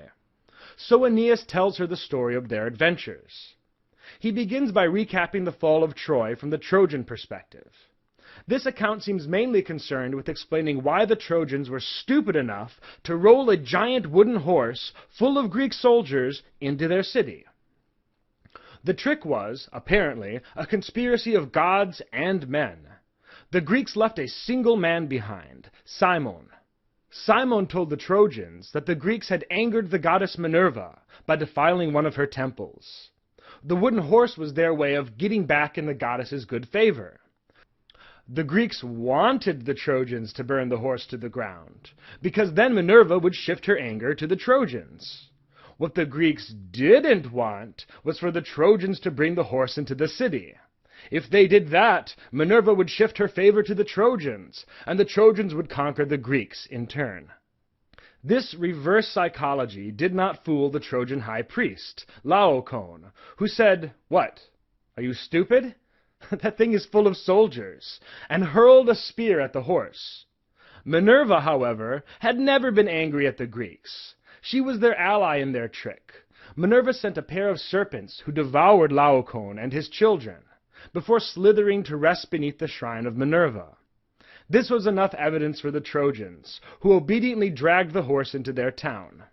As Laocoon had predicted, the horse was, indeed, full of murderous Greeks, who waited until nightfall to kill off the guards and throw open the gates to the forces amassed outside. Realizing his city was lost, Aeneas struggled to save as many people as he could. Though he was able to save his father Anchises and many of his countrymen, Aeneas lost his wife in the chaos and bloodshed. With no time to even mourn their dead, Aeneas and his countrymen fled to sea. After a brief stopover in Thrace, where they heard of the treachery of the Thracian king, thereby justifying Rome's later conquest of Thrace, Aeneas and his people made it to the island of Delos.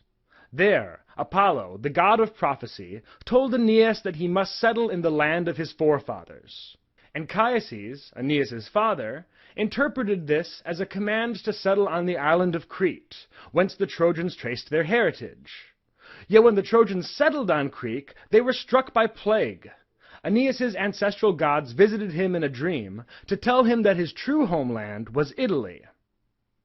It turns out that the valiant Trojans were actually Italians. This concept probably surprised the Romans of Virgil's age as much as it did Aeneas. Yet, with his mission clear at last, Aeneas left Crete for Italy.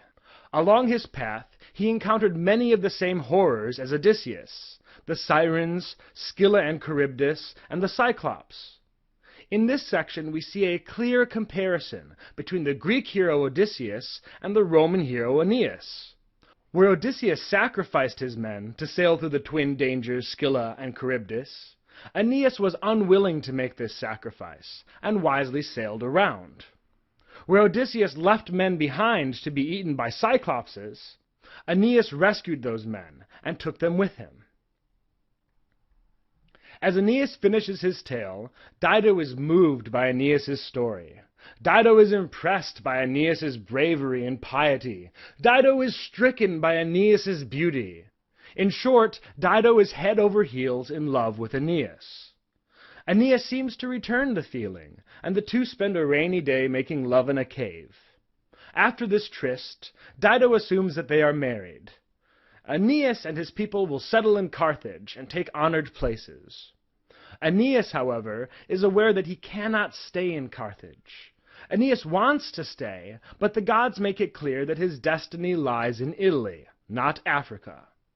As Aeneas sails away, Dido jumps onto a huge pyre and runs herself through with a sword, cursing Aeneas with her dying breath. The doomed romance of Dido and Aeneas became one of the most enduring themes in Western literature, on par with Romeo and Juliet. With this tale, Virgil was attempting to explain Rome's strange relationship with Carthage. When Rome was small and powerless, it received significant aid from the Carthaginians. Yet as Rome's power and ambition grew, its old ally became its chief rival. Rome eventually utterly destroyed Carthage. Virgil's account suggests that they still felt a little bit of cultural guilt over this betrayal. Though stricken with grief for Dido, Aeneas leads his Trojans to Sicily, where they hold funeral games in honor of Aeneas' father, Anchises, who died on the journey to Carthage. Anchises visits Aeneas in a vision, and tells his son that he has one epic journey left to make before he can settle in Italy. Aeneas must visit the underworld. In his description of the underworld, Virgil follows an ancient tradition of epic. Odysseus made a similar trip to the land of the dead in the Odyssey. And in the Epic of Gilgamesh, Enkidu sees the underworld in a dream. Virgil's account is far more vivid than any of his predecessors, and it would provide inspiration for later Christian writers like Dante. With Apollo's prophetess, the Sibyl, to lead the way, Aeneas passes into the underworld. There he sees how souls are divided in the afterlife. People who are not buried properly cannot cross the river Acheron to enter the underworld. This seems sort of like a precursor to the Catholic notion of limbo. Across the river Acheron, the recently deceased line up before Minos for judgment, just as Christians expect to stand before the judgment of God. Beyond the great king lay the field of war heroes, where the shades of fallen Greeks scurry in fear from Aeneas, and the field of mourning, where those who died for love wander in grief. Among them, the recently departed Dido, who gives Aeneas the cold shoulder when he tries to apologize for breaking her heart. When Aeneas gets to the fortress of Rhadamanthus, we gain a special insight into the morals of Rome, or at least the morals Augustus wanted for Rome.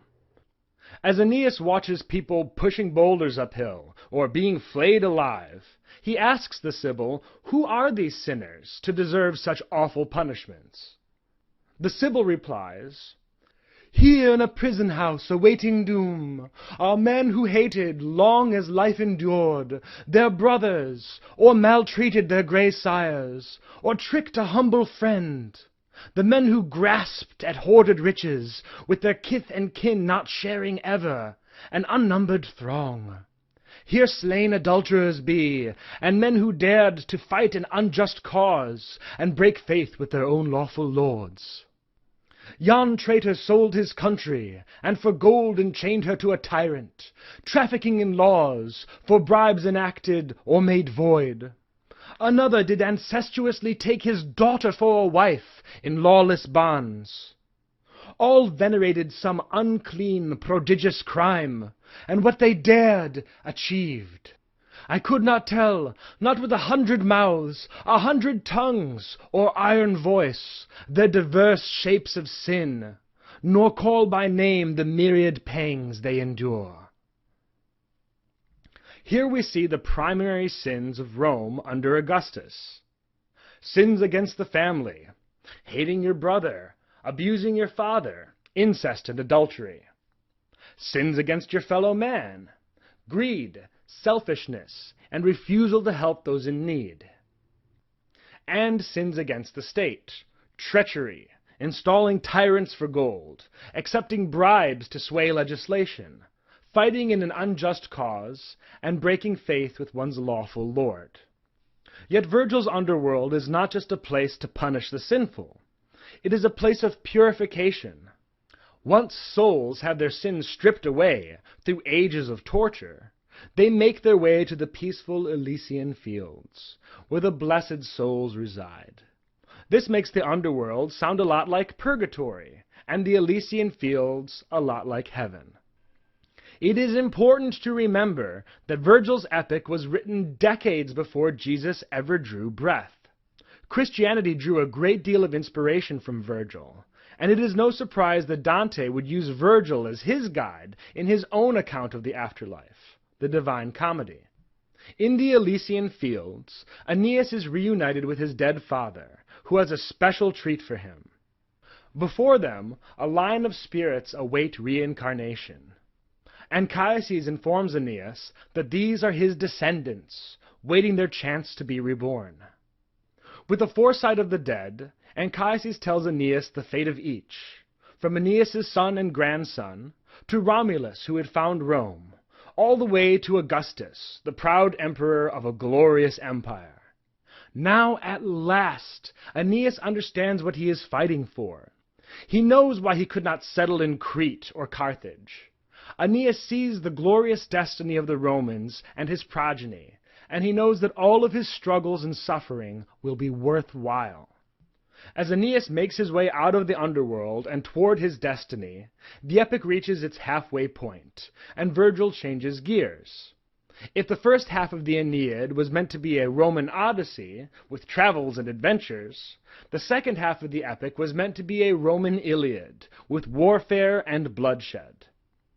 Once Aeneas arrives in Italy, Latinus, the king of the Latins, offers Aeneas his daughter, Lavinia, in marriage. Unfortunately, Princess Lavinia is betrothed to a Latin warlord named Turnus. In the end, like Paris, Aeneas has stolen the princess. However, unlike Paris, Aeneas isn't just some pretty boy with a roving eye. Aeneas is a hero with a destiny. This conflict between Aeneas and Turnus is established at the beginning of the second section. It is absolutely clear that Aeneas and Turnus are going to have a duel to the death. Yet every time the two seem ready to fight, Juno intervenes. She seems to realize that she cannot stop Aeneas from achieving his destiny, but she is intent on delaying him and making him suffer. Virgil drags this conflict out over 6 books.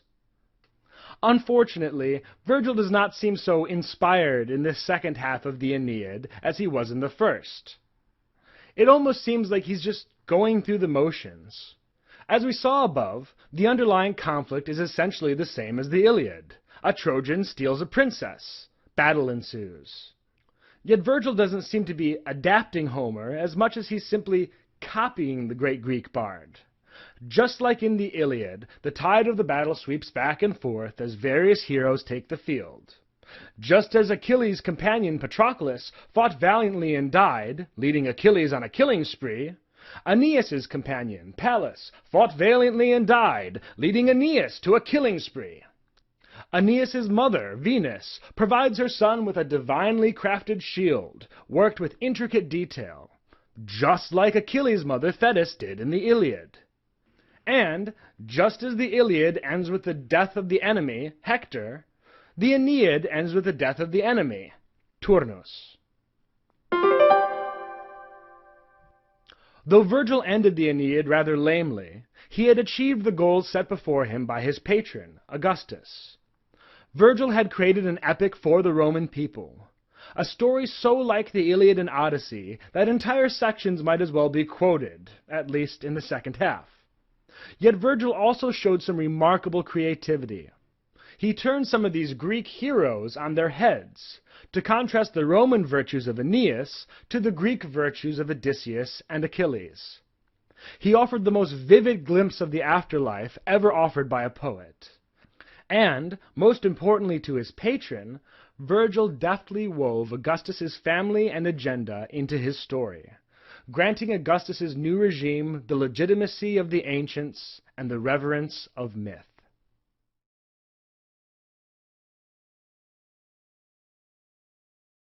Epic is the oldest genre of literature. Its history stretches back nearly 5,000 years. An epic is a long poem about the exploits of a hero. In the course of their stories, epics offer a glimpse into the society that created them. This lecture is about the Epic of Gilgamesh. Written on clay tablets around 2750 BCE, it is the oldest surviving epic. Parts of this story survive only in later Babylonian tablets. Other parts have been lost altogether. But what remains paints a vivid picture of Sumerian culture, its cities, its heroes, and its gods. Gilgamesh is the son of the king of Uruk and the goddess Ninsun. As such, he's considered 2/3 god and 1/3 human. This might tell us something about Sumerian concepts of reproduction. Gilgamesh is described as a handsome youth, with freshness. His entire body exudes voluptuousness. Supreme over other kings, lordly in appearance, mighty Nat, a protector of his people, a raging flood wave who destroys even walls of stone. Strong to perfection, he is the shepherd of Uruk Haven. Bold, eminent, knowing, and wise, as Anu, Enlil, and La have enlarged his mind. Thus we see the qualities of Gilgamesh. He is mighty, he is beautiful, he is lordly, and he is wise. Seeing that Gilgamesh is unmatched by any other human, the gods create the mountain man Enkidu to be his equal and companion. Enkidu is the opposite of civilization. His whole body was shaggy with hair. He had a full head of hair like a woman. His locks billowed in profusion like Ashnan. He knew neither people nor settled living. He ate grasses with the gazelles, and jostled at the watering hole with the animals. As with animals, his thirst was slaked with mere water. With the help of a prostitute named Shamhat, Gilgamesh goes about introducing Enkidu to civilization. Through Enkidu's journey, we come to learn what civilization means to a Sumerian. Apparently, for a Sumerian, the first step in becoming civilized is to have sex with a prostitute, which Enkidu does for 7 days straight, after which his understanding has broadened. Shamhat then takes Enkidu for a meal. Enkidu is introduced to bread and beer, which he enjoys very much. Shamhat then washes Enkidu, rubs him with oil, and gives him clothes to wear. At last Enkidu is ready to enter civilization. Thus we see what the Sumerians believe makes a man civilized: prostitutes, beer, bread, bathing, and clothes. Shamhat then takes Enkidu to the city of Uruk.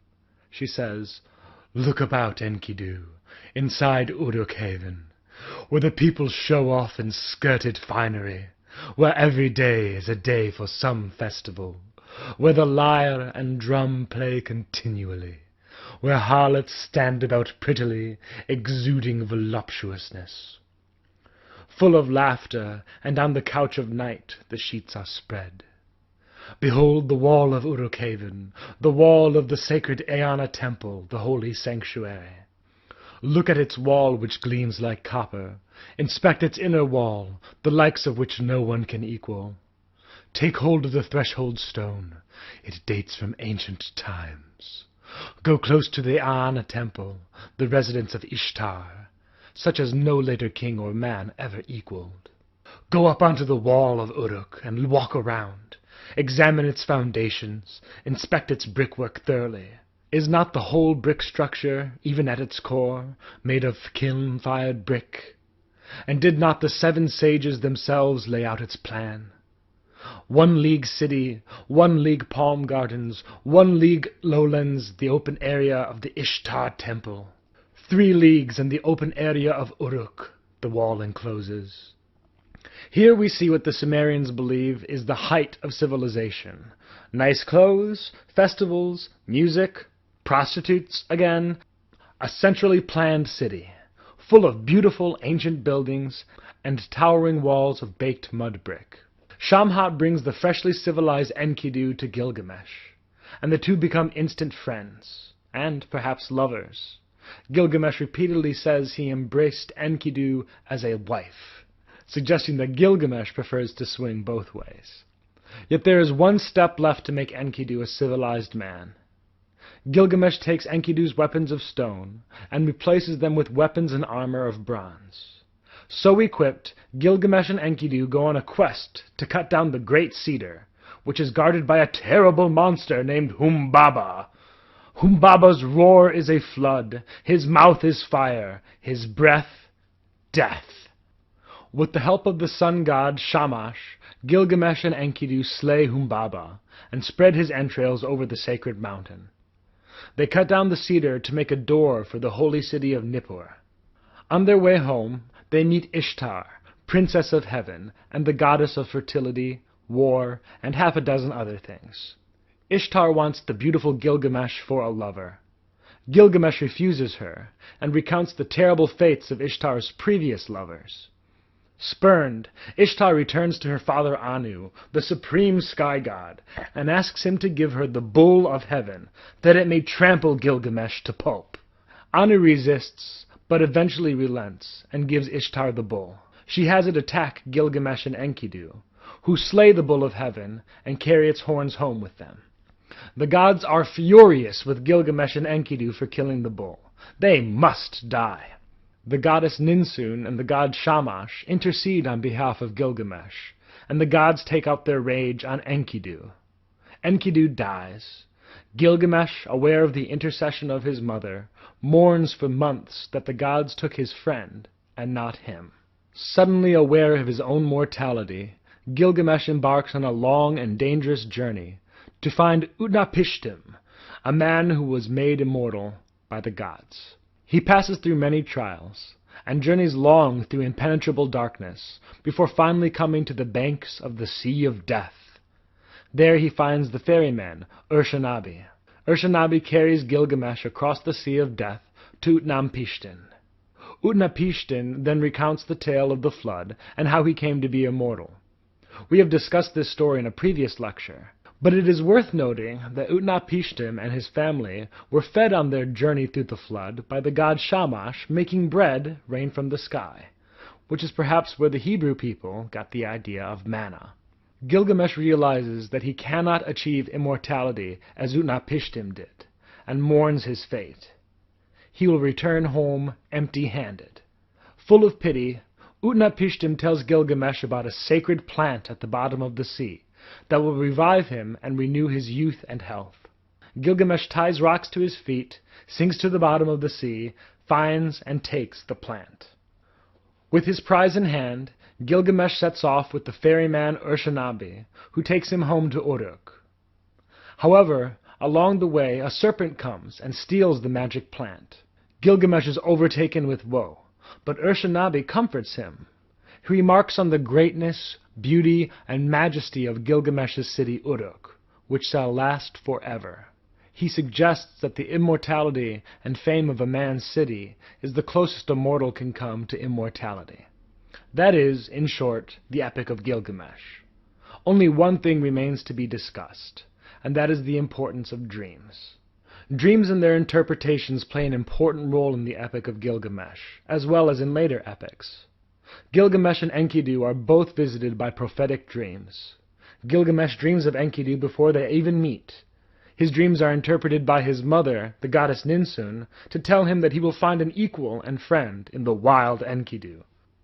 Later, when on the hunt for Humbaba, Gilgamesh has a series of dreams, which Enkidu interprets as warnings of the danger of Humbaba and guarantees of divine assistance. Yet perhaps the most important dream in the epic is the dream Enkidu has before he dies. In Enkidu's dream, we find more than an anticipation of death. We receive a vivid description of the afterlife.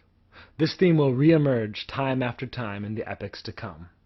Enkidu dreams of a battle with a giant hawk. In his dream, the hawk crushes Enkidu and then turns him into a bird.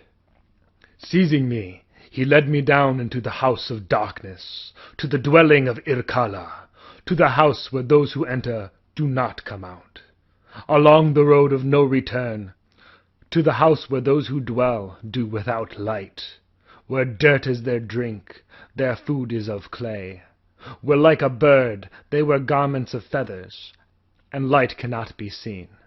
They dwell in the dark, and upon the door and bolt there lies dust. On entering the house of dust, everywhere I looked, there were royal crowns gathered in heaps. Everywhere I listened, it was the bearers of crowns who, in the past, had ruled the land, but who now served Anu and Enlil cooked meats, served confections, and poured cool water from water skins. Enkidu's grim description of the afterlife would prove an enduring theme, resurfacing again and again in epic. In Homer's Odyssey, in Virgil's Aeneid, even in the Christian concept of hell. With the Epic of Gilgamesh, the Sumerians established the themes that would form the foundations of all future epics. Heroic deeds of demigods, long journeys through dangerous lands, confrontations with monsters, divine assistance as well as divine interference, prophetic dreams, descriptions of the afterlife, a celebration of the culture from which the epic arose, and the struggle of the individual to find immortality. Have you ever wondered what life was like in ancient Egypt? The study of this culture is very interesting because of the many remnants the Egyptians left for us. The Egyptians created exquisite and vivid works of art that modeled their way of life and beliefs.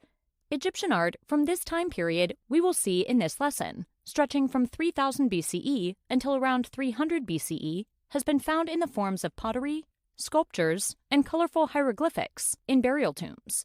Much of the art centers on their gods and preparation for eternal life after death. One of the themes that became dominant during this time period is the idea that the king is the son of a god and goddess. Egyptian art often represents this belief. Paintings were created to decorate tombs with the intent of assisting the deceased in sustaining their lives in the afterlife. Images often depicted the deceased completing daily tasks. The Egyptians believed they would continue many of these activities in the afterlife. They were created with pigments made of minerals. Commonly used colors were red, black, blue, green, and gold. The dry temperatures in the area and lack of sun in the tombs allowed many images to survive into modern times. Paintings generally depicted people or animals with a profile or side view of the head. The body, however, was shown from a front view. Although the most well-known sculptures from Egypt are the monumental sculptures, small sculptures and reliefs have also been found. Sculptures were made of stone, wood, and bronze. Statues of gods were often a mixture of a human body with the head of an animal. For example, the god Horus was represented as a human male with the head of a falcon. Egyptians also created pottery out of clay. Pottery held images of gods, animals, and people. Subjects were depicted in the same manner as people in paintings, with a profile of the head and a frontal view of the body. Some pottery included hieroglyphics, which was an ancient form of writing in Egypt. Within this writing system, pictures and symbols were used to represent words or sounds. Ancient Egyptians also created canopic jars. These funerary jars were made of stone, bronze, wood, or gold. The jars were used to preserve organs removed during mummification for the afterlife. Ancient Egyptian art has different qualities determined by the time in which it was created. We will now look at the qualities of art during a few time periods. The time period between 3100 to 2700 BCE is often referred to as the Archaic period. During this period, Upper and Lower Egypt, which had been divided, became united. The new united country was led by the first of the pharaohs, who was called Menes. In the art world, icons were developed to represent royalty and the power of the kings. The first pyramid, the Step Pyramid of Saqqara, was built during the reign of King Djoser, who ruled from about 2630 to 2611 BCE. The period of time between around 2700 to 2200 BCE is referred to as the Old Kingdom. Art during this time period consisted of early portraits and life-sized statues created in stone, copper, and wood. Artists also began making relief carvings of plants, landscapes, and animals. The purpose of these images was to ensure a person would continue his or her life in the next world after death. It also ensured the person would have all necessities readily available in the next life. The art of this time reflected the power of the pharaoh, who was considered a god. The pharaohs built elaborate tombs for themselves, resulting in some of Egypt's most famous works, like the Great Pyramid. During the first intermediate period, 2200 to 2050 BCE, the power of the pharaoh was greatly diminished. Egypt was divided into two states, which were often in conflict with one another, resulting in a civil war. During this time, art became characteristic of various individual regions. During the time referred to as the Middle Kingdom, around 2050 BCE to 1700 BCE, a division that had occurred between Upper and Lower Egypt was resolved, uniting Egypt and its culture. During this time, a massive mortuary complex was created for a ruler named Mentuhotep II, who was credited with uniting Egypt. The statues of royalty constructed during this time period were unique in their design. Also during this time period, block statues became popular. Block statues depicted a person with his knees drawn to his chest, forming an almost block shape. The Middle Kingdom was followed by the Second Intermediate Period, which lasted from about 1700 to 1550 BCE. During this time, Hyksos began to inhabit the northern part of Egypt. The Hyksos were peoples from Western Asia who immigrated to this area. Some historians say that they invaded it, while others say it was a more peaceful immigration. However, most historians concur that there was some looting and destruction. In either case, the Hyksos were influenced by the Egyptian art of the time until they were driven from Egypt, which, again, became united. The third era of Egypt is referred to as the New Kingdom and spans from about 1550 BCE to 1100 BCE. As Egypt began to gain control of more land, the ruling kings gained wealth quickly. They created more mortuary temples and filled tombs cut into rock with beautiful paintings and painted reliefs. Many of these paintings and reliefs contained text related to the afterlife. During this time of economic growth and stability, artists created many statues and monuments to the gods. The New Kingdom was followed by a third intermediate period, 1070 to 664 BCE, and a late period, 664 to 332 BCE. During the third intermediate period, power was divided among rulers from different areas, and conflict developed. The majority of art produced during this time consisted of bronze statues of gods, kings, and temple officials. The late period of Egypt spans from around 664 BCE to 332 BCE. The late period was a time of turmoil as Egypt faced invasions from surrounding cultures, including the Assyrians, Babylonians, and eventually the Persians. Along with the traditional statues of gods and royal figures, a new tradition of creating works focusing on non-royals became popular. Many statues were made of bronze. Egyptian art provides an excellent resource for understanding Egyptian culture. The images included and materials used indicate changes in the economy and political climate. Carvings and paintings celebrated the success of kings. However, the overarching theme remains an undying devotion to the afterlife and the gods.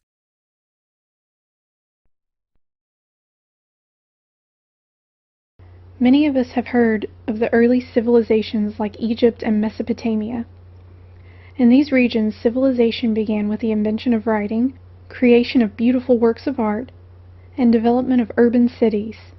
As cultures emerged, fighting for land and resources became common. The most successful cultures became empires with control over vast areas. One of the most successful empires in the Near East, however, was the Persian Empire. The empire's lifespan was from around 539 BCE to 651 CE. Persia was situated in modern-day Iran, The empire spanned from Egypt to Turkey. The expansion occurred under the rule of rulers like Cyrus II, Darius, and Xerxes, extending its boundaries into culture-rich areas like Egypt and Greece. Persia influenced and was influenced by many of the surrounding native groups. Now we will learn a little more about the time period on which we are focusing. After being under the rule of the Median Kingdom, Persia took control under Cyrus II the Great in 539 BCE. As Cyrus came to power, he made peace with the Medians, creating an alliance and becoming ruler of the Achaemenid Empire. This time period came to be known as the Achaemenid era in Persian history. During this time, works of art were heavily influenced by Egypt, Greece, and Mesopotamia. For example, Persian palaces contained statues at their gates of animals meant to protect palace inhabitants from harm.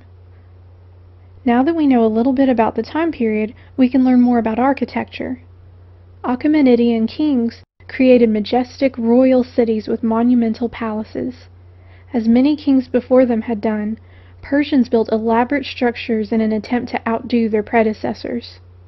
Within the massive palaces could be found reliefs depicting images of royalty and supernatural creatures.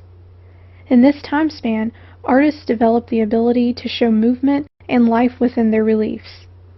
Sculptures were generally found only in the palaces, but they could also be found among the roots within the empire. Bas-reliefs, carvings in which the figures are barely more prominent than their background, have been found along roads to glorify their king. Persians were inspired by Greek columns. The column became a very popular structure in Persian architecture. The number of columns included was generally a multiple of 4. Cyrus's palace at Pasargadae held columns that were surmounted by bulls' heads. Pasargadae is home to a fire temple. Fire temples were used for ritualistic ceremonies performed by magi, Medians who were specifically trained in magic. King Darius the Great built onto a palace in Susa, once the capital of a country called Elam. Here, artists created bricks from chalk and sand. The bricks were partially baked before receiving the addition of a blue glaze. The glaze created the outline of figures that would later be colored after the final baking. Each brick would contain only a portion of the figure to be depicted. When the bricks were ready, they would be positioned to create the full figure. The ancient city of Persepolis was built to contain numerous palaces. Many buildings have been uncovered, though their specific purposes are not clear. Structures also included a grand staircase with double ramps, cut rock for terrace gardens, barracks, and a fortress. Xerxes built a palace in the area of modern-day Shiraz. This palace was known as the Gate of All Nations. It consisted of a grand hall with 4 columns, an entrance, and 2 other doors opening in different directions. Bronze was a popular choice for many parts of buildings, such as doorways. Gold and silver were also used to create elaborate ornaments, like rhytons, a horn-shaped vessel used for drinking, and other dishes. They were also used to make handles of vases. The handles would be shaped to represent the head of an animal or its body. Persia was also the home of exquisite pieces of jewelry. Bracelets, rings, and earrings made of gold held colored stones. Some jewelry and miniature amulets were also made of other materials like turquoise and a vibrant blue stone called lapis lazuli.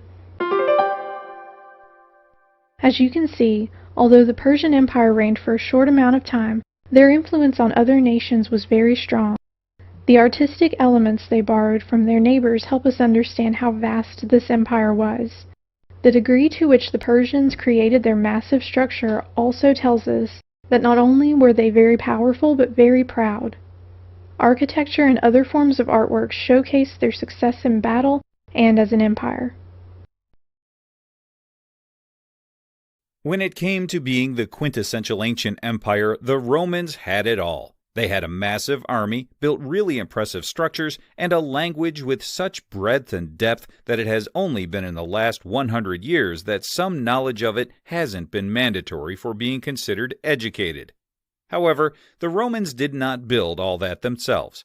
Like many other deeds of the Romans, they simply took what was best from their neighbors, touched it up with some new details to make it more Roman, and then were not closed-minded when someone came up with something new. In fact, this is a pretty useful paradigm through which to examine the development of Roman myths and religion.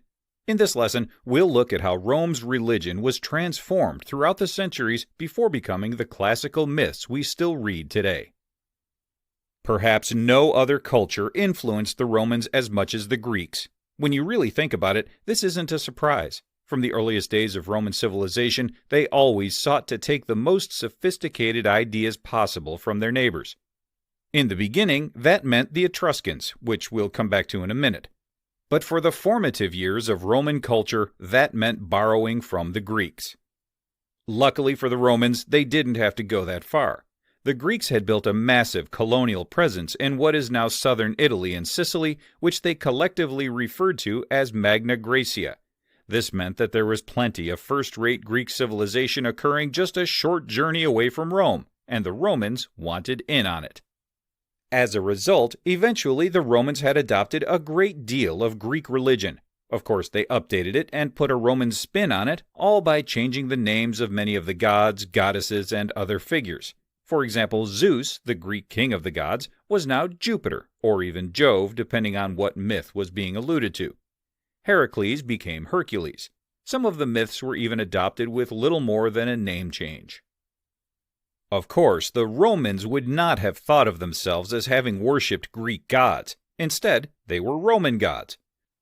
To prove this, the Romans needed to look no further than one of their great national epics, the Aeneid. This work told the story of Aeneas, the ancestor of the mythical founder of Rome, Romulus. It turns out that Aeneas was himself Greek, but was tasked with fate to found a civilization whose destiny was to rule the world. In this, the Romans acknowledged that the Greeks had been the first to worship that set of gods, but that it was sheer destiny for the Romans to worship them as well. Other earlier influences became part of the Roman religious belief, especially from the Etruscans, a group that had lived where the Romans did and heavily influenced their culture. Notably, Rome had multiple gods of war.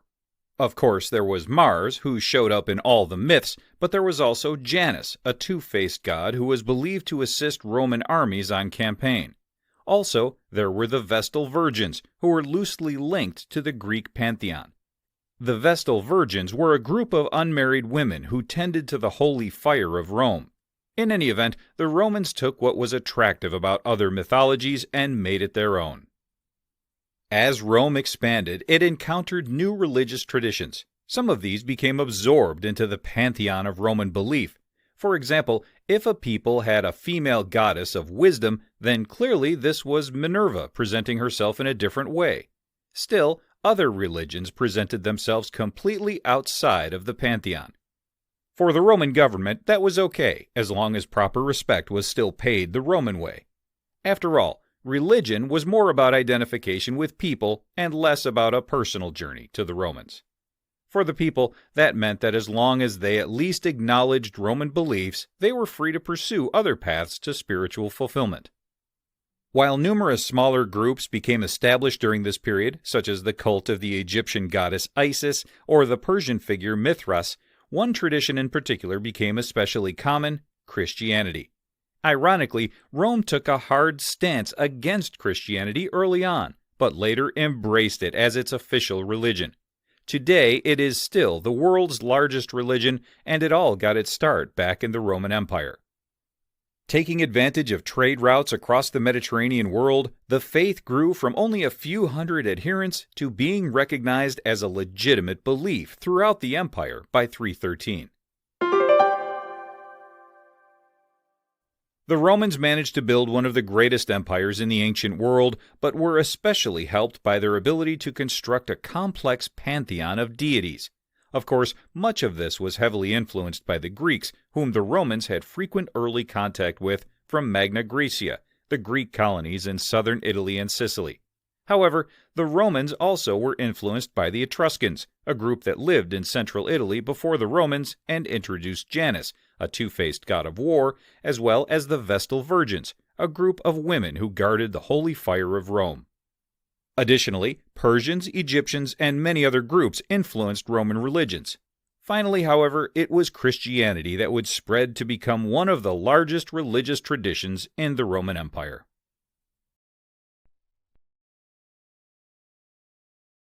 Roman society was ruled by custom as much as by law. This was a very conservative society. The older a custom was, the more sacred the Romans held it. This network of customs was called the mos maiorum, or the customs of the ancestors. These customs governed everything from the individual family to society as a whole. At the family level, the mos maiorum established the pater familias, the father of the family, as the head of the household. The pater familias held absolute power over his household. However, he was supposed to exercise this power with moderation and justice. Failure to do so was deeply shameful. At the societal level, the mos maiorum referred to the system of patrons and clients that comprised Roman society. Patrons had obligations to their clients, and clients in turn had obligations to their patrons. These systems were hierarchical. One man's patron might be another man's client. This network of obligations formed a chain of responsibility, from the lowliest slave to the loftiest senator. We can gain a clearer perspective on the mos maiorum by examining the virtues it extolled. The foremost Roman virtue was virtus. Though we derive the word virtue from this word, in Latin virtus meant manliness. By manliness, the Romans did not simply mean courage and strength, though these two concepts played an important role in Roman virtus. Virtus also implied the discernment to recognize good and evil, and the wisdom to make informed decisions. Virtus encompassed several other sub-virtues, governing a man's relationship to his fellow man, and society as a whole. Disciplina, from whence we derive the word discipline, refers to each man's need for discipline, training, and self-control. The importance of this virtue was key in the iron discipline of the Roman army. Disciplina is closely related to gravitas, a sort of dignified self-control that was meant to protect oneself and one's family from shame and dishonor.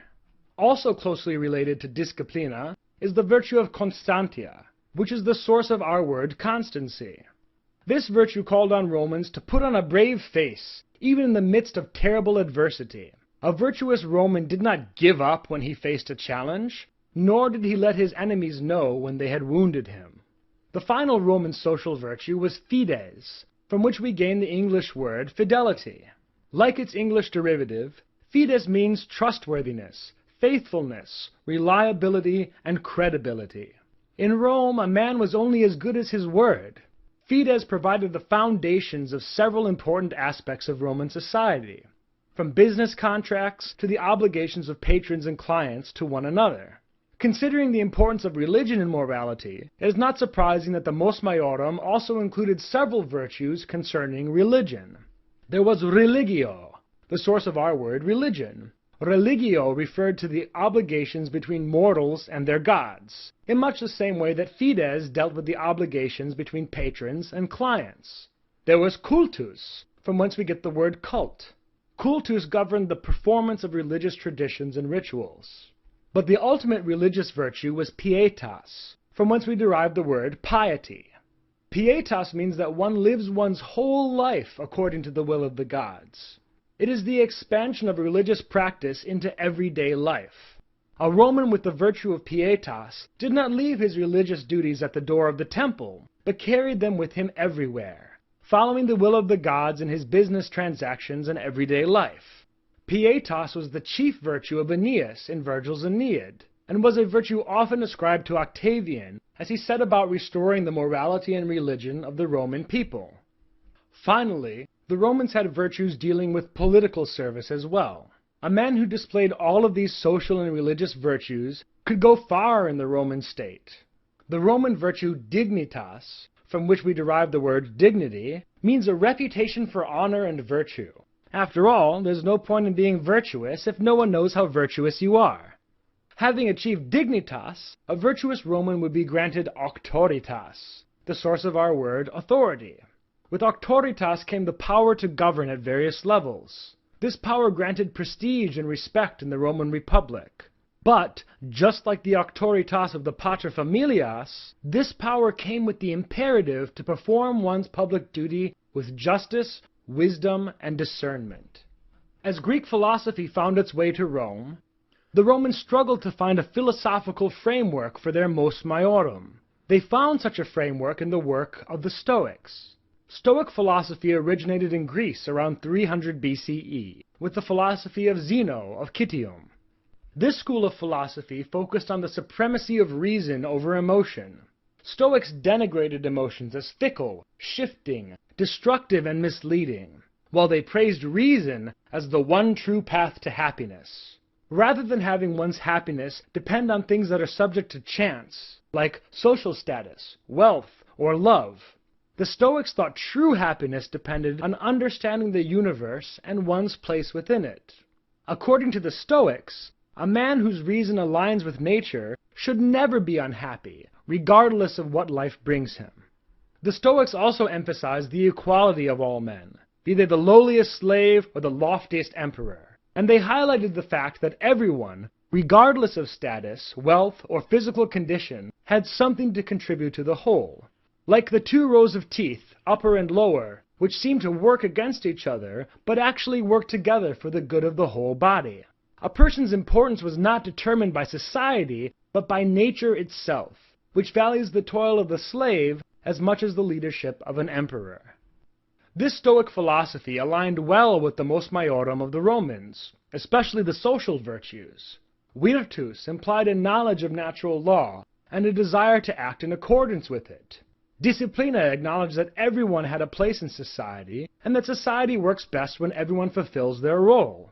Finally, constantia and gravitas both called for a similar strength of will and character, even in the face of outrageous misfortune. Though Stoicism had found its way to Rome as early as the 2nd century BCE, it was formally introduced to Rome by Cicero, a Roman statesman, orator, and philosopher, who transmitted many of the greatest ideas of Greek philosophy to the Romans. In the centuries to follow, several great Roman thinkers came to embrace Stoic philosophy. A generation after Cicero, the philosopher Seneca wrote extensively on Stoic philosophy. As an advisor to 3 Roman emperors, Seneca tried to impart Stoic wisdom on his charges, though with little effect. From Seneca we get such gems as, "To err is human. All art is an imitation of nature. Enjoy present pleasures in such a way as not to injure future ones. The most onerous slavery is to be a slave to oneself. To always be fortunate, and to pass through life with a soul that has never known sorrow, is to be ignorant of one half of nature. To be feared is to fear.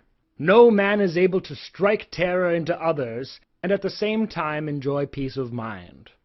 We should conduct ourselves not as if we ought to live for the body, but as if we could not live without it." While Seneca was trying, in vain, to teach morals to Caligula, another great Stoic was captured in Greece.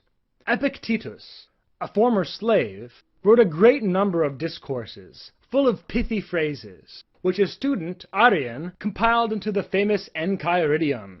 In Epictetus we see a great deal of writing about reason overcoming adversity, doubtless inspired by Epictetus's own life as a former slave.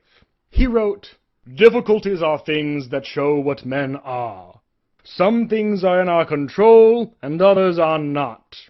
Things in our control are opinion, pursuit, desire, aversion, and in a word, whatever are our own actions. Things not in our control are the body, property, reputation, command, and in a word, whatever are not in our own actions.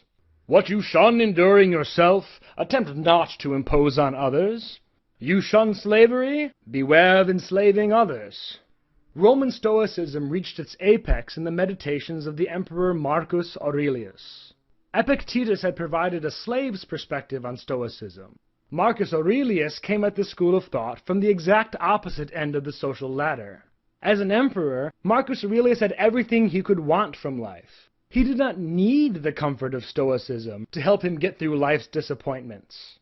It is stunning, therefore, to witness the humility of this great emperor, his recognition of the value of his fellow man, and his recognition of the role of good fortune in his own rise to power. These can all be seen clearly in what has come to be known as the Credo of Marcus Aurelius. When you wake up in the morning, tell yourself, the people I deal with today will be meddling, ungrateful, arrogant, dishonest, jealous, and surly. They are like this because they cannot tell good from evil. But I have seen the beauty of the good and the ugliness of evil, and have recognized that the wrongdoer has a nature related to my own, not of the same blood and birth, but of the same mind, and possessing a share of the divine, and so none of them can hurt me. No one can implicate me in ugliness, nor can I feel angry at my relative or hate him. We were born to work together, like feet, hands, and eyes, like the 2 rows of teeth, upper and lower. To obstruct each other is unnatural. To feel anger at someone, to turn your back on him, these are unnatural. To review, Roman moral philosophy began as an unwritten set of customs, known as the mos maiorum, or the customs of the ancestors. These customs highlighted the primary Roman virtues, from social virtues like manliness and fidelity, to religious virtues like piety and orthodoxy, to political virtues like dignity and authority. These virtues aligned well with the Greek philosophical school known as Stoicism. Several great Roman minds from all walks of life tried their hands at Stoicism. The foremost of these were Seneca, the imperial advisor, Epictetus, the freed slave, and Marcus Aurelius, the Roman emperor.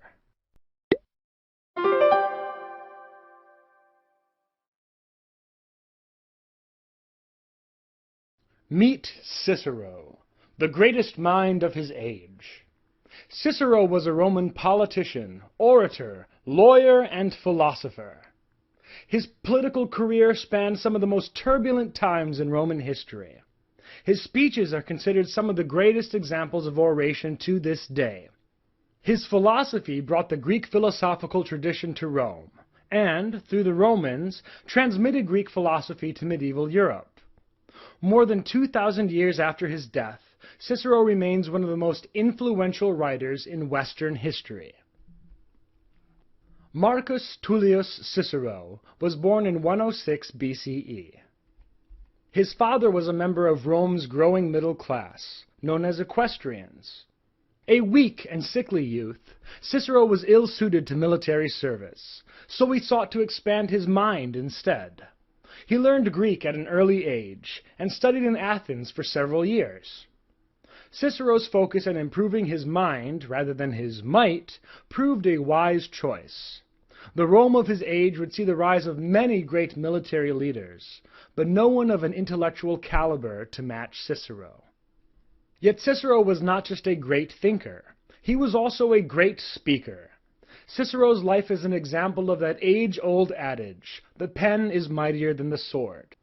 With his pen, Cicero destroyed his enemies, and did all he could to protect the Republic from the series of ambitious generals who sought to rule Rome as tyrants.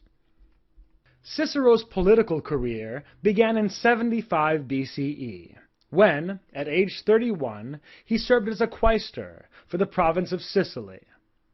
During his time there, the people of Sicily persuaded Cicero to bring charges against their old governor, Gaius Verres, who had used his position to plunder the populace.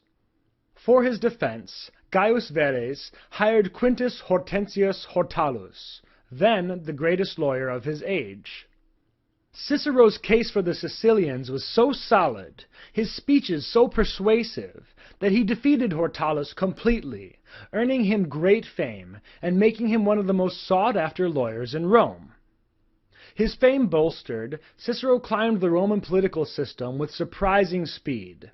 He served as an aedile in 69 BCE, age 37, and praetor in 66 BCE, at age 40. And in 63 BCE, he attained the highest honor a Roman citizen could hope for, being elected consul at the incredibly young age of 43. As consul, Cicero had to deal with the Catiline conspiracy, an attempt to overthrow the Republic with a foreign army. He rallied the Senate against Catiline and his co-conspirators in a series of speeches called the Catiline Orations, which survive to this day. After assembling a mountain of evidence against the conspirators, Cicero had them all summarily executed. The execution of Roman citizens without trial led the Senate to exile Cicero to Thessalonica in Greece, but the same Senate brought him back the next year. The Senate found themselves dealing with another political powerhouse, Julius Caesar, who also seemed to be threatening to overthrow the Republic. If the Senate had hoped Cicero would help deal with Caesar, they were sadly mistaken. Caesar was far too popular at that point, and had powerful allies in Pompey and Crassus. Though Cicero tried to rein in Caesar, his measures were defeated, and Cicero retreated to the literary life. When Caesar brought his army to Rome, Cicero fled with the other senators and Pompey. Yet Cicero need not have fled, since Caesar was actually very keen on having Cicero as an ally. In 60 BCE, Caesar had invited Cicero to join his alliance with Pompey and Crassus, but Cicero refused, seeing this triumvirate as a danger to the Republic. Before Cicero's flight in 49 BCE, Caesar again tried to court the great orator's support. Upon Cicero's return to Rome in 47 BCE, Caesar pardoned him without reservation, hoping to bring Rome's great orator into his camp. Cicero did his best to rebuild the Republic under Caesar, but his fellow senators could not bring themselves to make the same compromises. They murdered Caesar on the Ides of March in 44 BCE. After Caesar's assassination, Rome divided into two camps. The senatorial camp, who supported the aristocracy and strove to restore the Republic, and the Caesarian camp, who supported Caesar and his many reforms. Cicero became the foremost representative of the Republic and the Senate, while Caesar's right-hand man, Mark Antony, led the Caesarian camp. This marks the height of Cicero's political power. When Caesar's heir, the young Octavian, came on the scene, Cicero attempted to turn Octavian and the Republic against Mark Antony, with a series of speeches known as the Philippics. Cicero succeeded at first. He got Mark Antony declared an enemy of the state, and sent Octavian with an army to defeat him. But Octavian and Antony eventually united and turned against the Senate. Antony returned Cicero's dislike with interest, and had the great orator labeled an enemy of the state.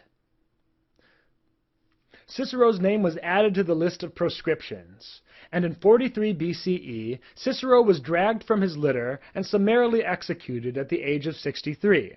Upon his murder, his hands were nailed to the rostrum of the Roman Forum. Though Cicero played an important role in Roman political life, his greatest impact on Rome was in his philosophical writings. Cicero's philosophy was largely derivative. Clearly, he was heavily influenced by Plato, Aristotle, and the Stoics, though he did differ with the Stoics on the importance of public service. In this respect, Cicero's main contribution was not any great philosophical innovation. Instead, Cicero's role in the history of philosophy was in transmitting the philosophical tradition of Greece to Rome. To express Greek philosophy in the largely utilitarian language of Latin, Cicero needed to invent new words like humanitas, qualitas, and quantitas. In this light, Cicero formed the vocabulary of thought that carries on to this day. Cicero's only really original philosophical concept was that of natural law. Cicero held that the laws of nature were more important than the laws of men and governments. He believed that any leader who defied natural law was, by definition, a tyrant. In Cicero's own words, natural law is right reason, consonant with nature, common to every man, constant, eternal. Religion forbids us to make enactments infringing on this law. It may not be repealed, even in part, nor do we have the power through the Senate or people to free ourselves from it. This take on natural law as granting inalienable rights common to every man would provide inspiration to the founding fathers of America. Cicero's legacy began forming even before his death. Caesar is said to have said of Cicero, "It is more important to have greatly extended the frontiers of the Roman spirit than the frontiers of the Roman Empire." Cicero is considered the father of Roman eloquence. His engaging style and accessible prose made his writings a staple of the classical curriculum. Even after the collapse of the Roman Empire, students of law, rhetoric, and philosophy would all be compelled to read Cicero. Cicero did not just bring Greek philosophy to the Romans. He is, in large part, responsible for transmitting Greek philosophy to medieval Europe. Cicero was one of the few classical authors to survive the Dark Ages. Like Virgil, Cicero was considered a virtuous pagan, and his works were not proactively destroyed like so many others. His impact on medieval scholarship is quite clear. St. Jerome followed Cicero's example of translation from Greek to Latin by translating the Bible from Hebrew and Greek into Latin. St. Ambrose's book on the duties of ministers was based in title and content on Cicero's ethical book On Duties. St. Augustine credited Cicero with his conversion to Christianity. St. Erasmus was hailed as the greatest writer since Cicero, despite living more than 1,500 years after Cicero's death. After creating his own movable type printing press, Gutenberg first published a copy of the Bible. The second work he published was a book of Cicero's. 18th century Enlightenment philosophers like Locke, Hume, and Montesquieu would all look to Cicero when framing their own arguments. And the founding fathers of the United States would borrow heavily from Cicero's philosophy of natural law when designing their own novel form of government. To review, Cicero was a Roman orator, philosopher, lawyer, and politician. His political career spanned the collapse of the Roman Empire and the rise of the Principate. Throughout his career, Cicero took on his political opponents with scathing orations, most notably the Catiline orations and the Philippics. Cicero's philosophical role was mostly limited to transmitting the Greek philosophical tradition to Rome, and by extension to medieval Europe. Yet he did have a few original ideas, mostly centered on natural law and the essential rights of man. Cicero's prolific writing made up the core of Western education for centuries. His writing inspired early church fathers like Ambrose and Augustine, as well as later Enlightenment thinkers like Locke and Montesquieu. Finally, Cicero's work on natural law would inspire the founding fathers of the United States to create their own nation, based on Ciceronian principles of justice and equality under the law.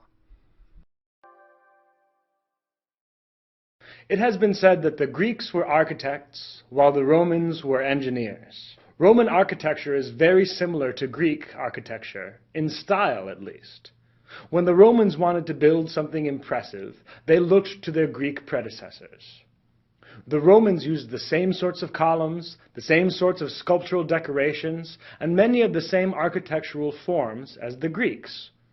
Despite these similarities, no one would confuse a Roman temple with a Greek temple. There are distinct differences between Greek and Roman architecture, but these differences are more practical than stylistic. In many cases, the Romans slavishly copied Greek forms, but used different techniques or materials. Yet these different techniques and materials also allowed the Romans to construct buildings that even the brilliant Greeks would have found impossible to replicate. So, while the Romans clearly took their inspiration from the Greeks, Roman engineering allowed Rome to create an architectural style all its own. Rome's distinct architecture was the result of 5 main Roman inventions. The first of these was cement, a blend of lime, volcanic ash or pulverized stone, and water. Cement is essentially liquid rock, which dries into a solid. Cement also bonds to any materials touching it. Equipped with this rocky glue, it was just a small step for the Romans to make their next big invention, brick and mortar masonry, a building technique in which small fired bricks are held together by mortar.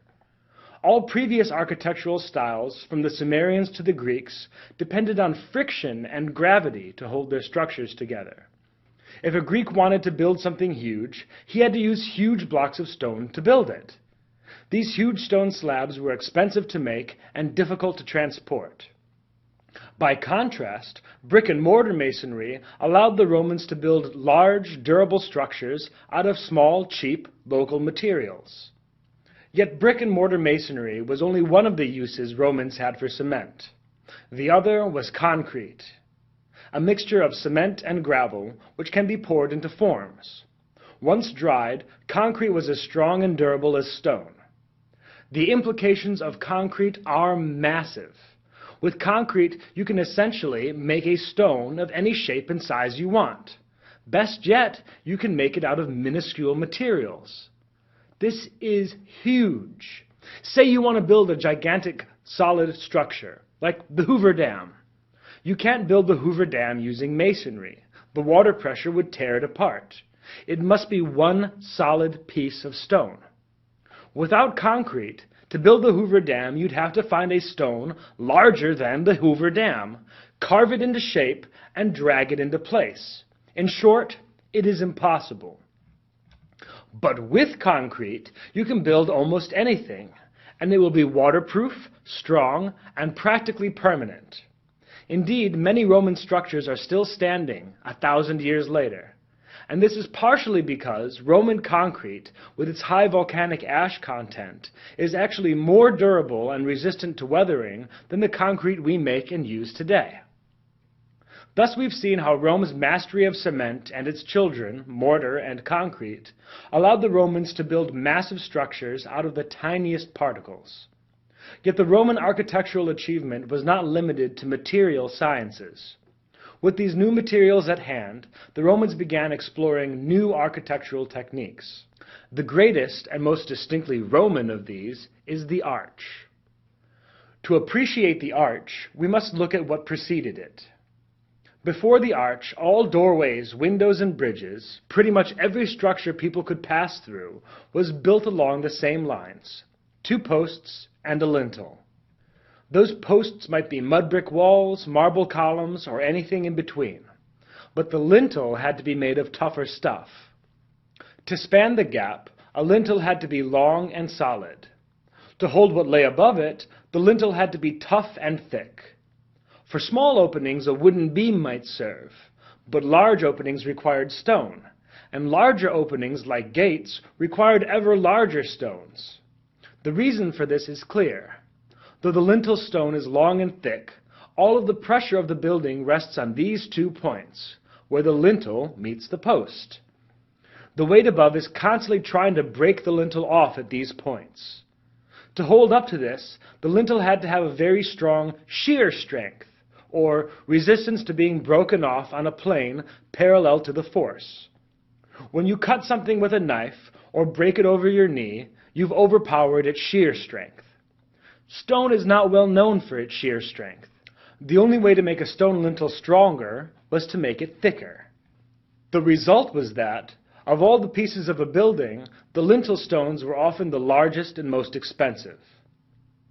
The arch overcomes all the problems of the post and lintel construction method. First, arches redistribute the weight of the load they're bearing.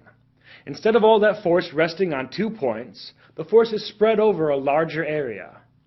The force is also passed from stone to stone all the way down to the posts. Thus, rather depending on the shear strength of stone, the arch depends on its compressive strength, or how well it holds up to being crushed. While stone shear strength is negligible, its compressive strength is excellent. You can crack a rock easily with a well-aimed blow, but it is not nearly so easy to crush a rock. The Roman arch was incredibly strong and durable. In fact, arches are often the only thing still standing in a Roman ruin. The arch also relieved some of the expense of building. You no longer needed a massive lintel stone to build a massive door. You just needed more little blocks. Just as with cement, concrete, and brick and mortar, the Romans had found a way to use small local materials to construct massive structures. Now, the Romans did not exactly invent the arch.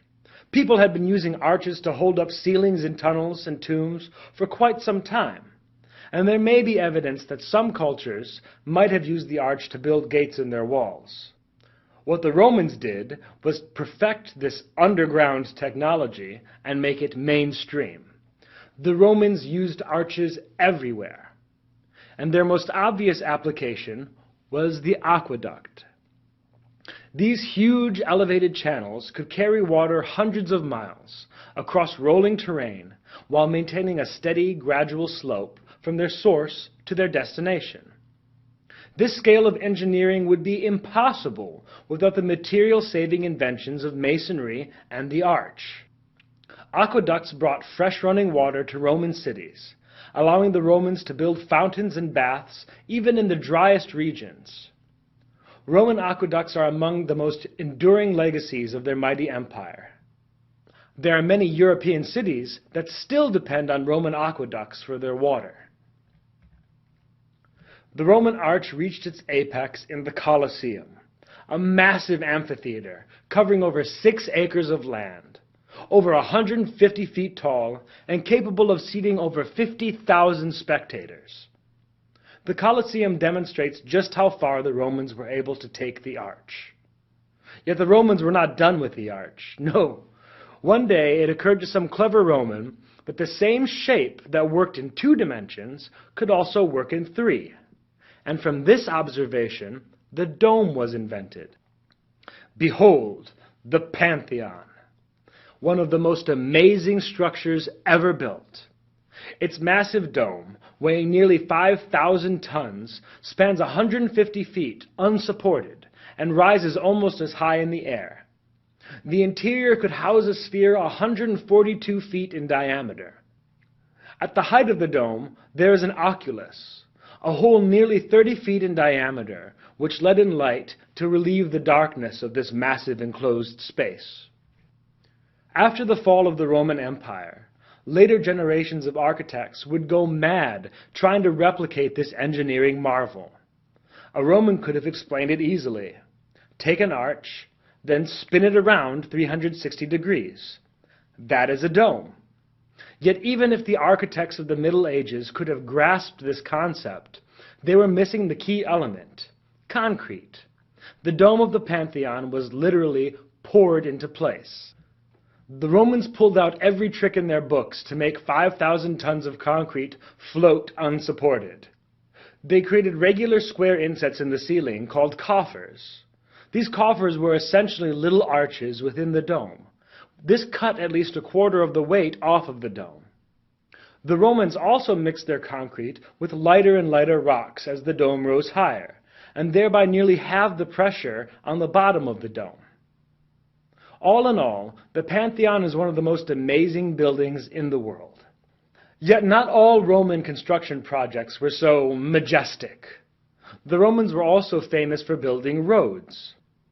Despite their mundane nature, Roman roads are, in many ways, even more impressive than the Pantheon. Not because of their style, but because of their scale.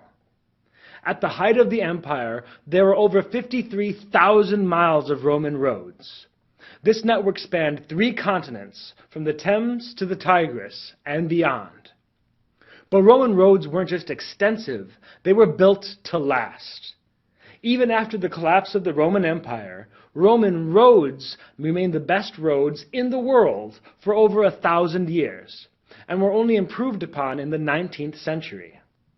The Roman road system enhanced trade and travel throughout the empire, and indeed, the Romans were some of the first tourists in history. Yet Romans did not build these roads to move carts of goods or to help its citizens go on a holiday. The Roman road system had one purpose in mind: to move soldiers about the empire quickly. The Roman soldiers did not just use the roads, they built them. Rome had one of the largest standing armies in history. When these soldiers had no one to kill, they were put to work building roads, aqueducts, and even entire cities. The fact that unskilled soldiers could consistently produce structures of such quality and endurance shows that, for the Romans, architecture was no longer an art, but a science. In conclusion, the Romans copied many stylistic elements from Greek architecture.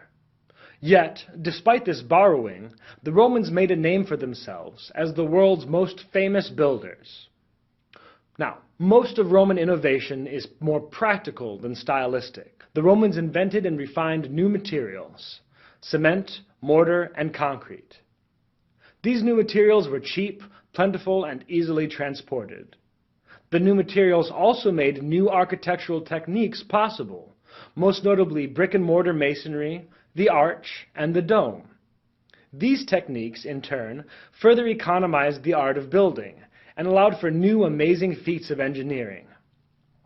With brick and mortar masonry, the Romans would never run out of building materials. The Roman arch supported aqueducts, bridges, viaducts, and temples.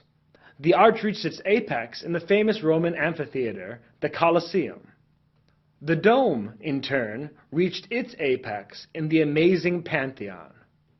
Yet it is worth noting that the Romans fronted this distinctly Roman dome with a traditional entrance that could have graced any Greek temple. Even among all these wonders, the most impressive feat of Roman engineering was their network of roads, built by soldiers, for soldiers, to carry troops and supplies across an empire that spanned more than 2 million square miles.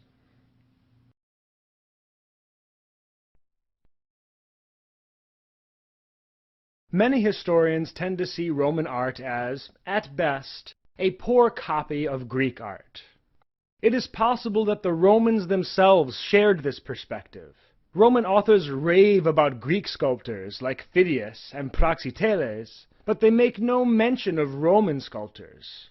Where the Greeks treated art almost as a form of religious expression, the Romans seem to have treated it more like a commodity.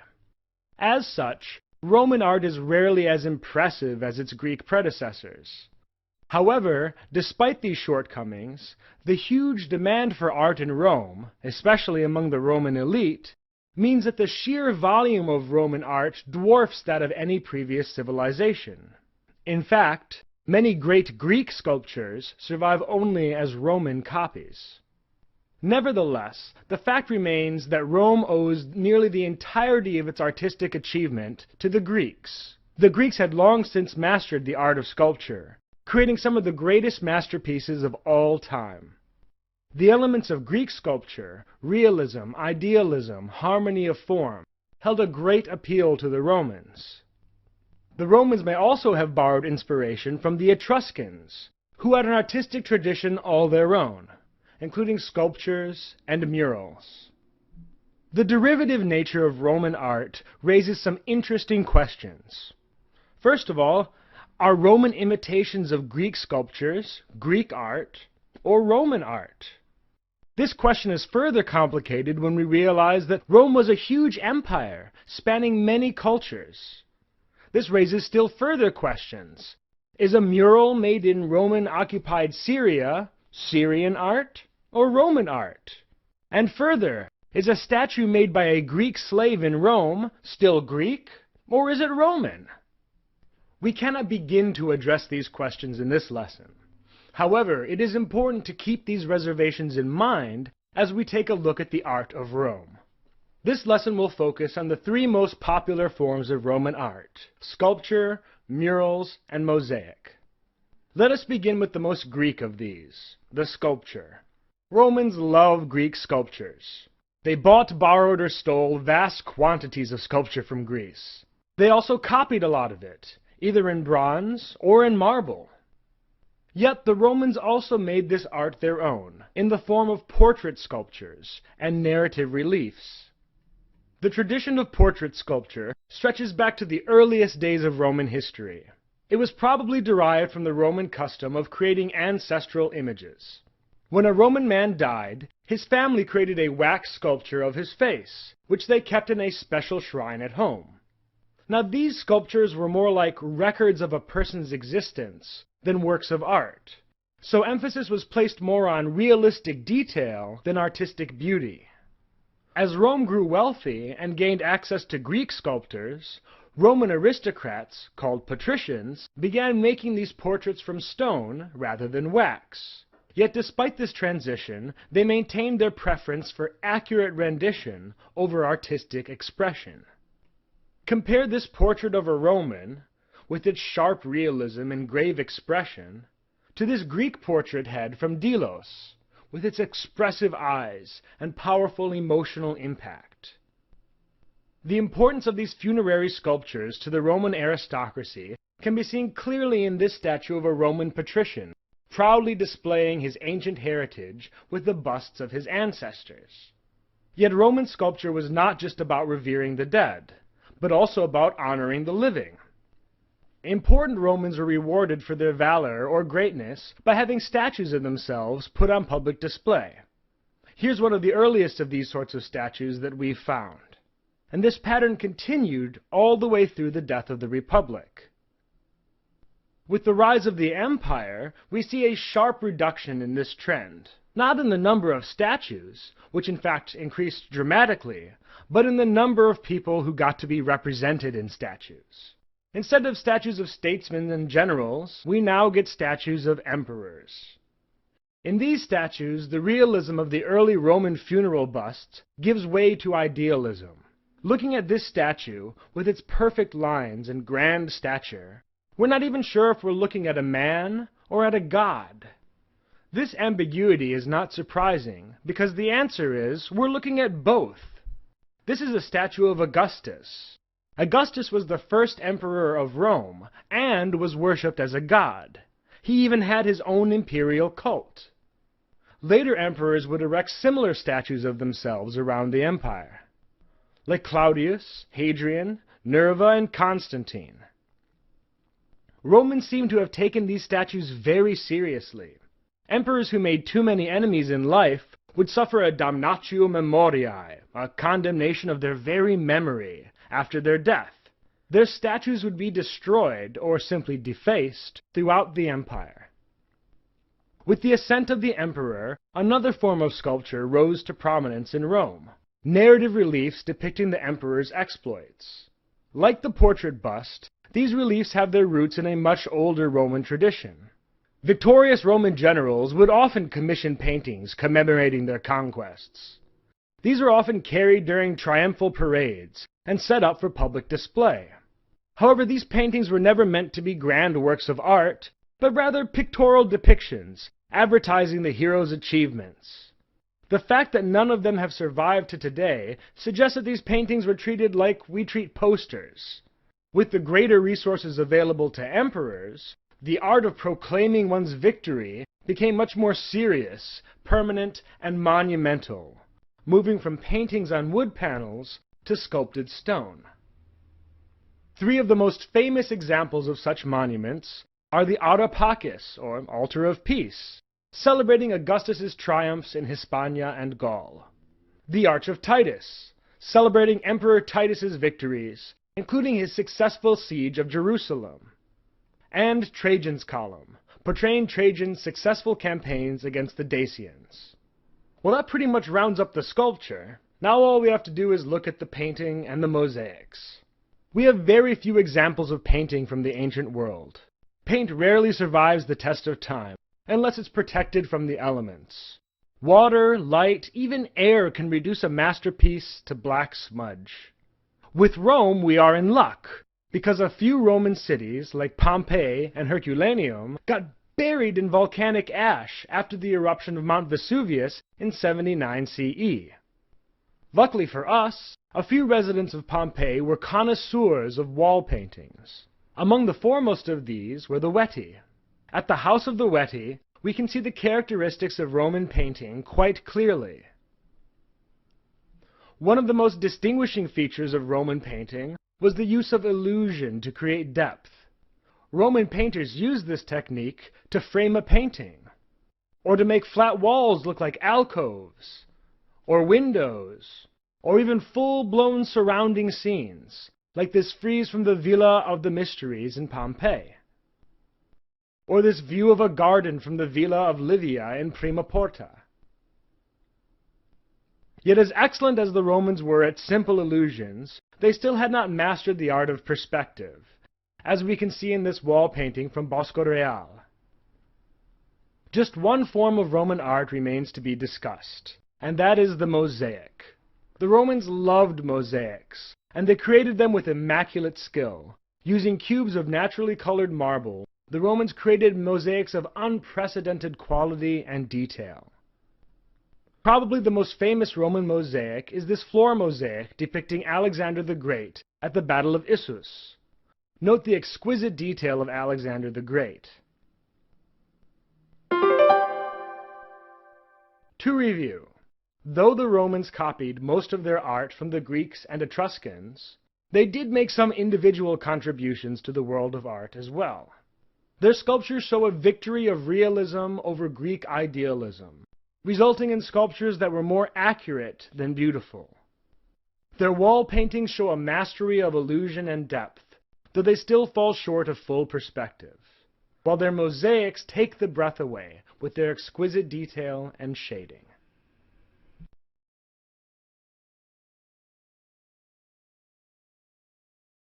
The first few centuries after the death of Jesus afforded Christians few opportunities for artistic or architectural expression. Christianity was often oppressed by the Roman Empire. Christians might have their property seized or be burned alive. In such a hostile environment, Christian artwork would have proven a liability. The only distinctly Christian symbol of this early age was the ichthus, or Jesus fish. The ichthus was a secret symbol, whose name formed an acrostic for the central concept of Christian faith. Jesus Christos Theou Huios Soter. Jesus Christ, God's Son, Savior. So the nature of Jesus could all be summed up with a simple fish, allowing Christians to identify their secret places of worship as well as the burial places of the faithful. Now, the burial of Christians was a secret affair as well. Unlike their pagan predecessors, Christians were not fans of cremation. Christians believed in a bodily resurrection. I suppose they thought Jesus wouldn't know what to do with an urn full of ashes. So instead of keeping the burnt remains of their loved ones on a shelf at home, Christians buried their dead.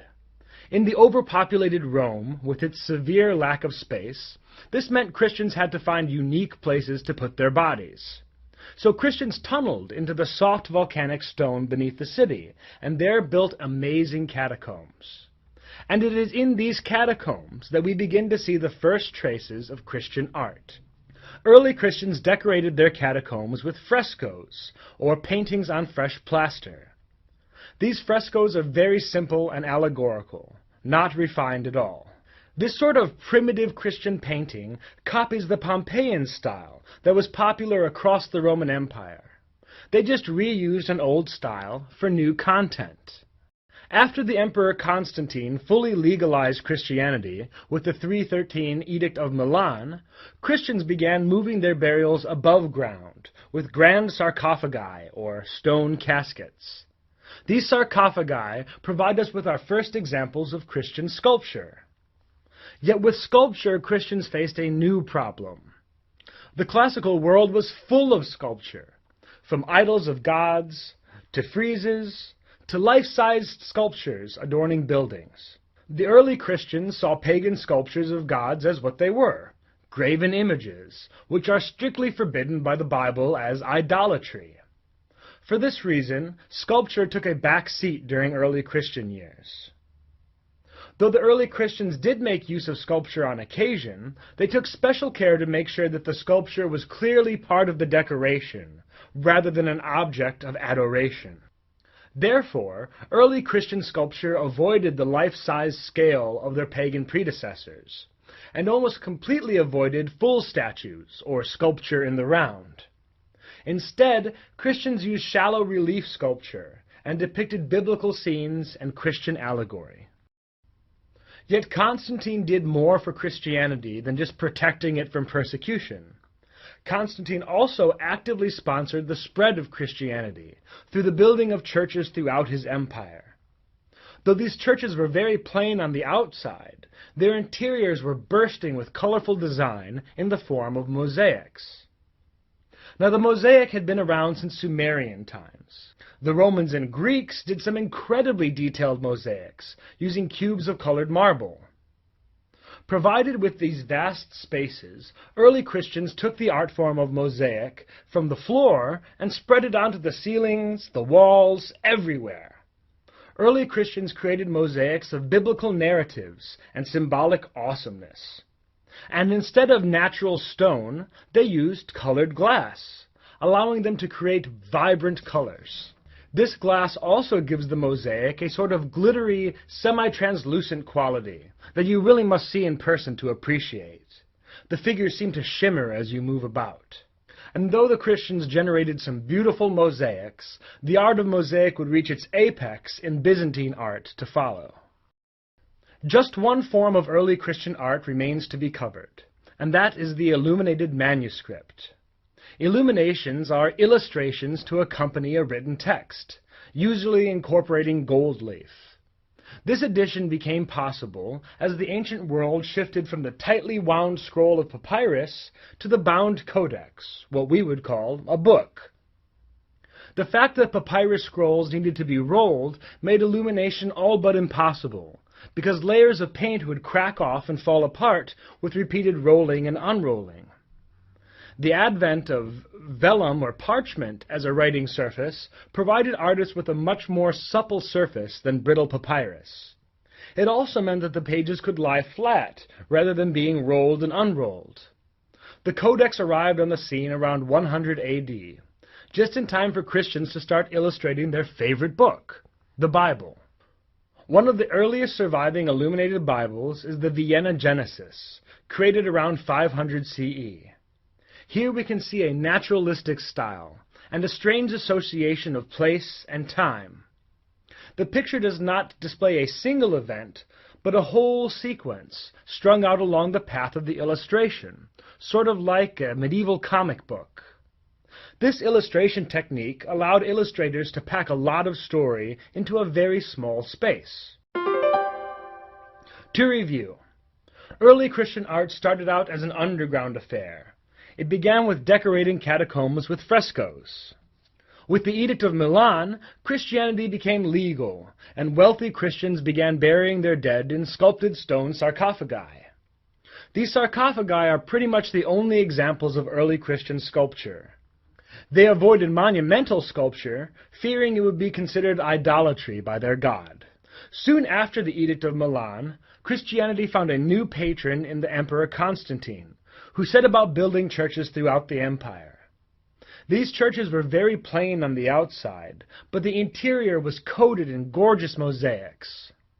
Unlike earlier mosaics, made from naturally colored stone, these early Christian mosaics were made with colored glass. This gave early Christians a much wider range of vibrant colors to work with. It also gave these mosaics a shimmering, translucent effect. These mosaics would reach their apex in the Byzantine art to follow.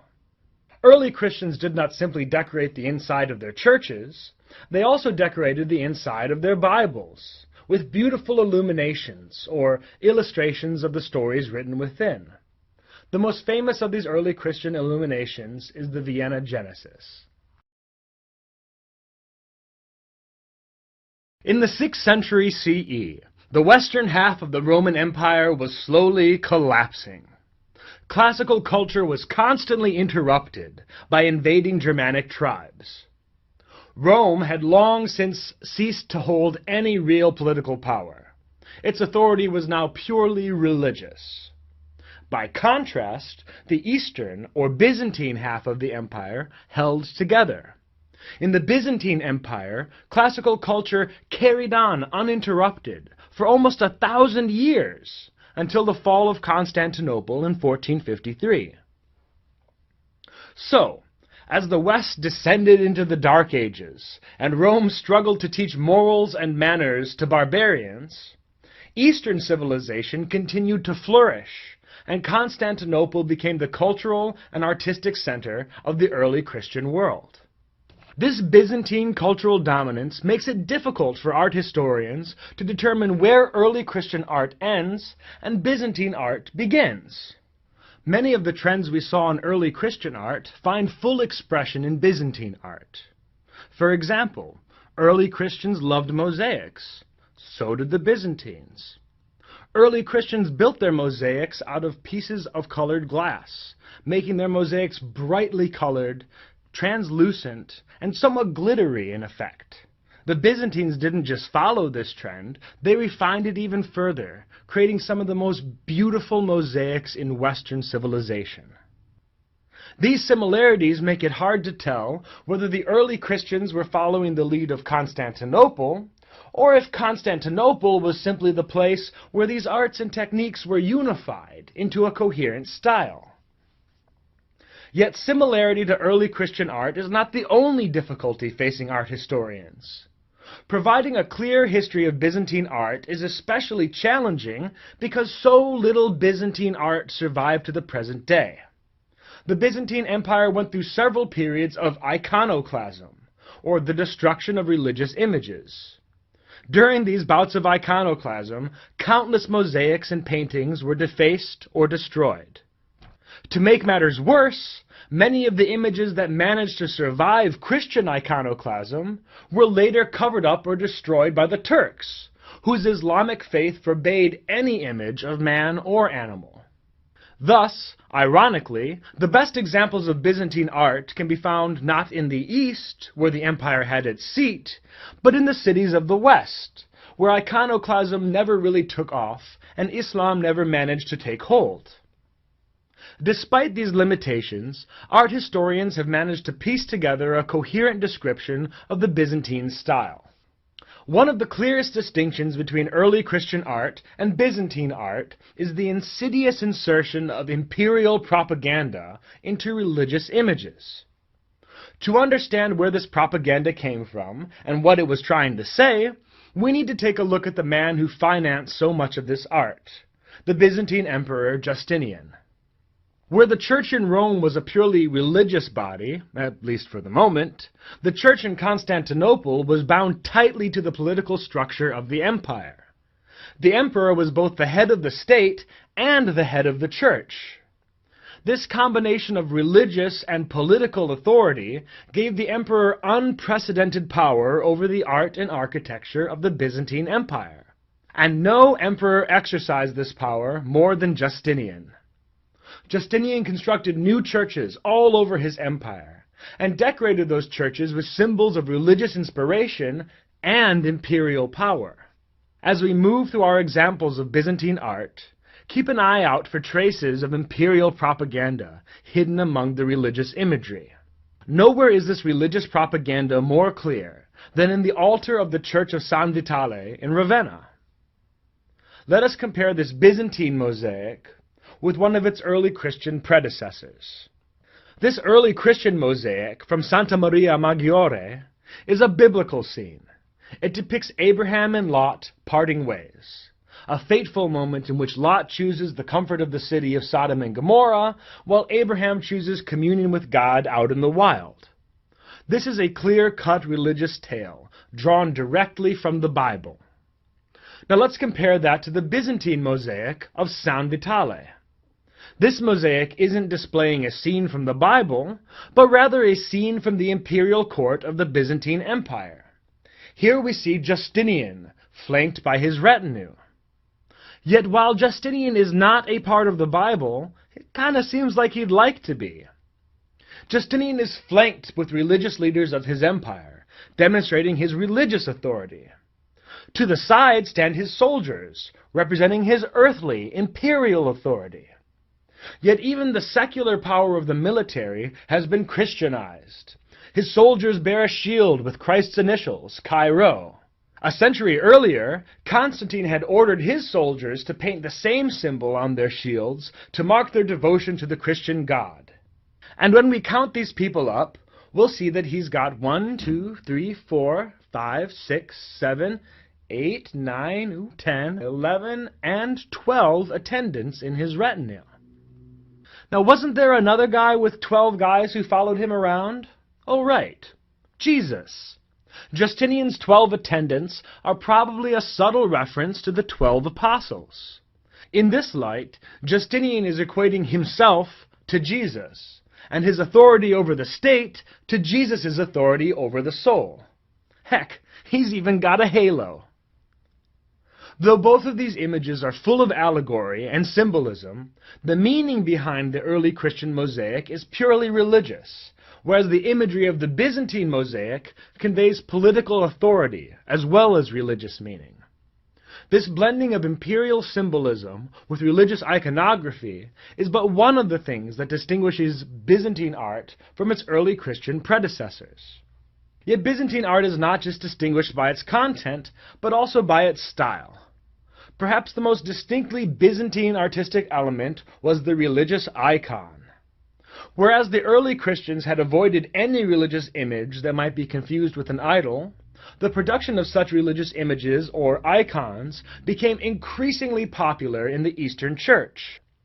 Though the Eastern Empire occasionally broke out in waves of iconoclasm, or destruction of holy images, and though this iconoclasm often received support from the emperor, the Byzantines never managed to do away with religious icons entirely.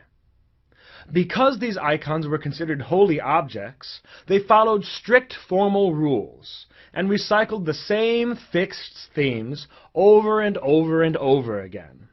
These fixed themes, along with their traditional golden background, distinct halos, and almost cartoonish aesthetic, make Eastern Orthodox icons easy to identify. One popular theme was Mary Theotokos, or Mary, the bearer of God.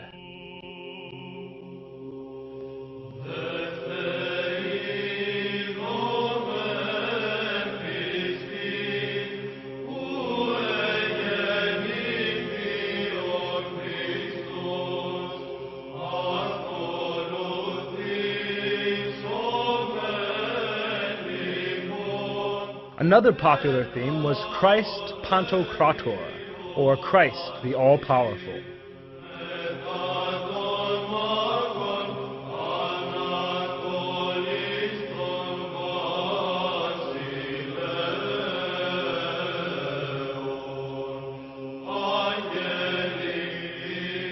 These themes and icons were well developed in early Byzantine culture. The majority of early Byzantine icons fell victim to iconoclasts, trying to purge idolatry from the church, and still others were destroyed or covered up by later Turkish conquerors. To review, it is hard to say anything definitive about Byzantine art for several reasons. Byzantine art has a lot in common with early Christian art that preceded it. It is not clear whether the early Christians inspired the Byzantines, or the Byzantines inspired the early Christians. Another problem is that the Byzantines went through several periods of iconoclasm, in which many religious images were destroyed. And the final reason is that Byzantine culture was later conquered by the Turks, whose Islamic faith forbade the creation of any image of man or beast. Despite these limitations, we still know a few things. Byzantine art was heavily influenced by the imperial court at Constantinople, especially under Emperor Justinian. The best example of this sort of imperial religious propaganda can be found in the mosaic and the altarpiece of San Vitale in Ravenna. The Byzantines also established a new art form, the religious icon. These icons were revered as holy, and followed set themes and motifs recycled again and again and again. You can identify Eastern Orthodox icons by their set themes, their golden background, their cartoonish aesthetic, and distinct halos.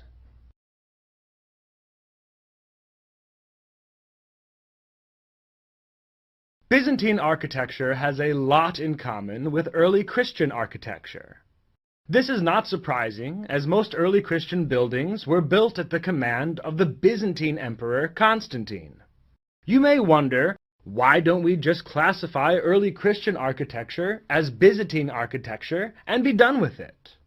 The reason is that Byzantine architecture diverges from early Christian architecture during the reign of the Emperor Justinian, around the middle of the 6th century.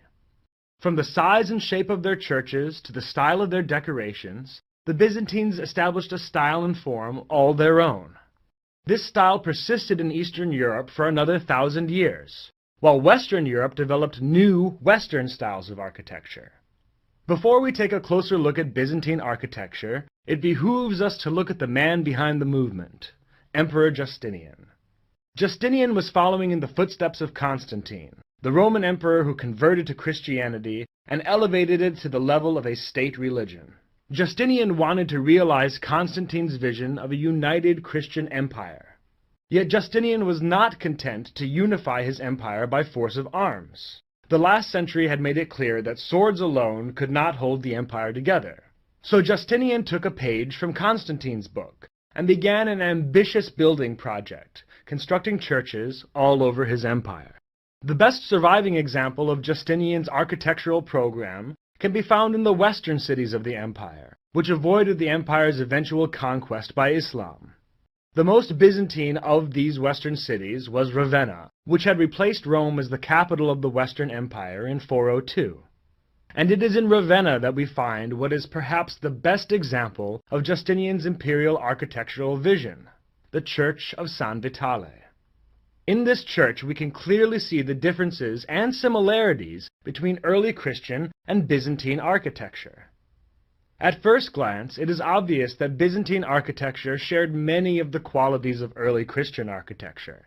The use of mosaic to decorate surfaces, the focus on the apse, or half-domed alcove at the front of the church, and the use of clerestory, or windows at a high level to bring in light. All of these trends carried over from Christian times. In these respects, the main difference between early Christian and Byzantine art and architecture can be summarized in two words: bigger and more. Byzantine churches featured more clerestory windows and mosaics on every conceivable surface. Yet the Byzantines also broke away from their early Christian predecessors in other respects, forming an artistic and architectural tradition that differed greatly from the West. In the mid-6th century, the architectural style of Eastern and Western churches began to diverge sharply. The long, narrow basilica, which had been Constantine's favored form of church, continued to be the dominant form of church in the West, while rounder, domed, central plan styles of churches, like the early Christian circular baptistries, became more popular in the Byzantine East. You can remember these differences between the Eastern and Western styles of church by looking at the differences between the Eastern and Western renditions of the cross. The Western cross, or Latin cross, is long, just like the Western basilica is long. It also has a small cross-section, just like the Western basilica is often crossed by a transept, or bema, at the eastern end, giving the whole building an appearance of a cross if seen from above. The Eastern cross, or Greek cross, is as wide as it is long, just as the Eastern central plan church is round. This central plan style reached its apex in the Hagia Sophia, which is indisputably the greatest work of Byzantine architecture. Sadly, most of this immense church's glorious mosaics were destroyed or covered by the Turks, whose Islamic religion forbade any images whatsoever. As they turned the Hagia Sophia into a mosque, the Turks whitewashed over these beautiful images. Yet the lack of mosaic art allows us to notice some of the more architectural advancements of the Byzantines. First, let's look at this dome. Though the dome of the Hagia Sophia is a bit smaller than the dome of the Roman Pantheon, it rests much higher up in the structure, making the dome stand out much more in the building's profile. This boosting of the dome was achieved by a trademark of Byzantine architecture, called a pendentive. The dome of the Hagia Sophia rests on 4 arches. The legs of these arches curve inward, like a set of 4 two-dimensional triangles wrapped around a 3-dimensional ball, like a crown. Pendentives are essentially a dome with the top cut off, supporting another dome. The pendentives of the Hagia Sophia are huge. This makes the dome seem to float above a huge open space. The area effect is helped by the addition of a ring of windows at the base of the dome, flooding the interior with light. We also see new forms of decoration in the Hagia Sophia. The column capital got a facelift during the Byzantine era, forming a new order of column, not quite Ionic and not quite Corinthian. Its delicate surface pattern further emphasizes the airy grandeur of this new architectural form. No later Byzantine project would ever come close to the sheer size and splendor of the Hagia Sophia. However, The Byzantine style would continue to develop over time, taking in architectural elements from the West, like the cross-shaped church, and giving them a distinctive Byzantine touch, central plans, domes, and a fixation on mosaic. These architectural elements spread with the Eastern Orthodox faith, even finding expression in St. Basil's Cathedral in Moscow. To review, around 550 CE, a distinct Byzantine style began to emerge under the auspices of the Emperor Justinian, whose imperial ambitions can be seen in the art of many of his building projects. The Byzantines held on to many early Christian elements. Mosaic decoration was perfected by the Byzantines, as was the use of clerestory to bring light in from high windows. Yet the Byzantines did not simply copy their predecessors. They also developed a style all their own. They abandoned the linear design of the basilicas favored by Constantine, instead favoring rounder, central planned churches with high domes. You can remember the differences between these two styles of churches by remembering the distinction between the Western Latin cross and the Eastern Greek cross. The central planned dome design reached its apex in the Hagia Sophia, the most marvelous work of Byzantine architecture. The Hagia Sophia's dome gains much of its grandeur from the use of pendentives, or arches with curved triangular legs, which boosted the dome higher than earlier domes. This centrally planned dome style would typify the architecture of Eastern Europe for another 1,000 years, even finding expression in the fairy tale domes and spires of St. Basil's Cathedral in Moscow. For 1,000 years since the death of Christ, most Christian architectural movements occurred from the top down. Early Christian architecture started with the vision of Emperor Constantine. Byzantine architecture was part of a building project started by Emperor Justinian. Carolingian architecture got its start with Emperor Charlemagne. Romanesque architecture is different. The Romanesque architectural movement was not one of these top-down imperial building projects. It was more like a grassroots movement that took off independently in a variety of places, from Italy to England, each with its own unique take on this new form. Yet they all have a few things in common. They all seem fixated on the semicircular arch. They all had intricately decorated exteriors, especially on their western entrances. Unlike their predecessors, they decked out their buildings with decorative sculpture, towers, and arcades. They all make use of a vaulted masonry ceiling rather than a wooden one. This heavy masonry ceiling required heavier construction. This meant thick walls with few windows and little light. It also meant supplementing or replacing delicate round columns with sturdier square piers. Let's have a look at each of these elements. The semicircular arch was very popular in the Roman Empire. This similarity is likely where the term Romanesque originated. The semicircular arch is strong and durable. Romanesque architects love this arch, and they use it everywhere. Doors, windows, ceilings, arcades. Romanesque architects were nothing if not ambitious. Not only did they want to build huge new churches, but they also wanted to roof those churches with masonry, not wood. Now you can't just run masonry horizontally. You can't build a ceiling like you would a wall. The pieces would fall out. To tackle this problem, Romanesque architects turned to their favorite form, the semicircular arch. An arch allows you to build unsupported openings out of masonry. It only took a little bit of cleverness to stretch this arch out, making a sort of tunnel. When this arch tunnel is used to roof a building, it's called vaulting. There were three sorts of vaulting popular in Romanesque times. First was the barrel vault. Next came the groin vault, which was later improved to the ribbed vault. The barrel vault is the simplest sort of vaulting. It's just a semicircular arch stretched along a single axis. The barrel vault has been around for a very long time. We see its use in ancient Egypt and Rome. Earlier medieval churches had also made use of this technique, but its use was modest and, with a few exceptions, underground. With the Romanesque, we see barrel vaults get pushed to their limits.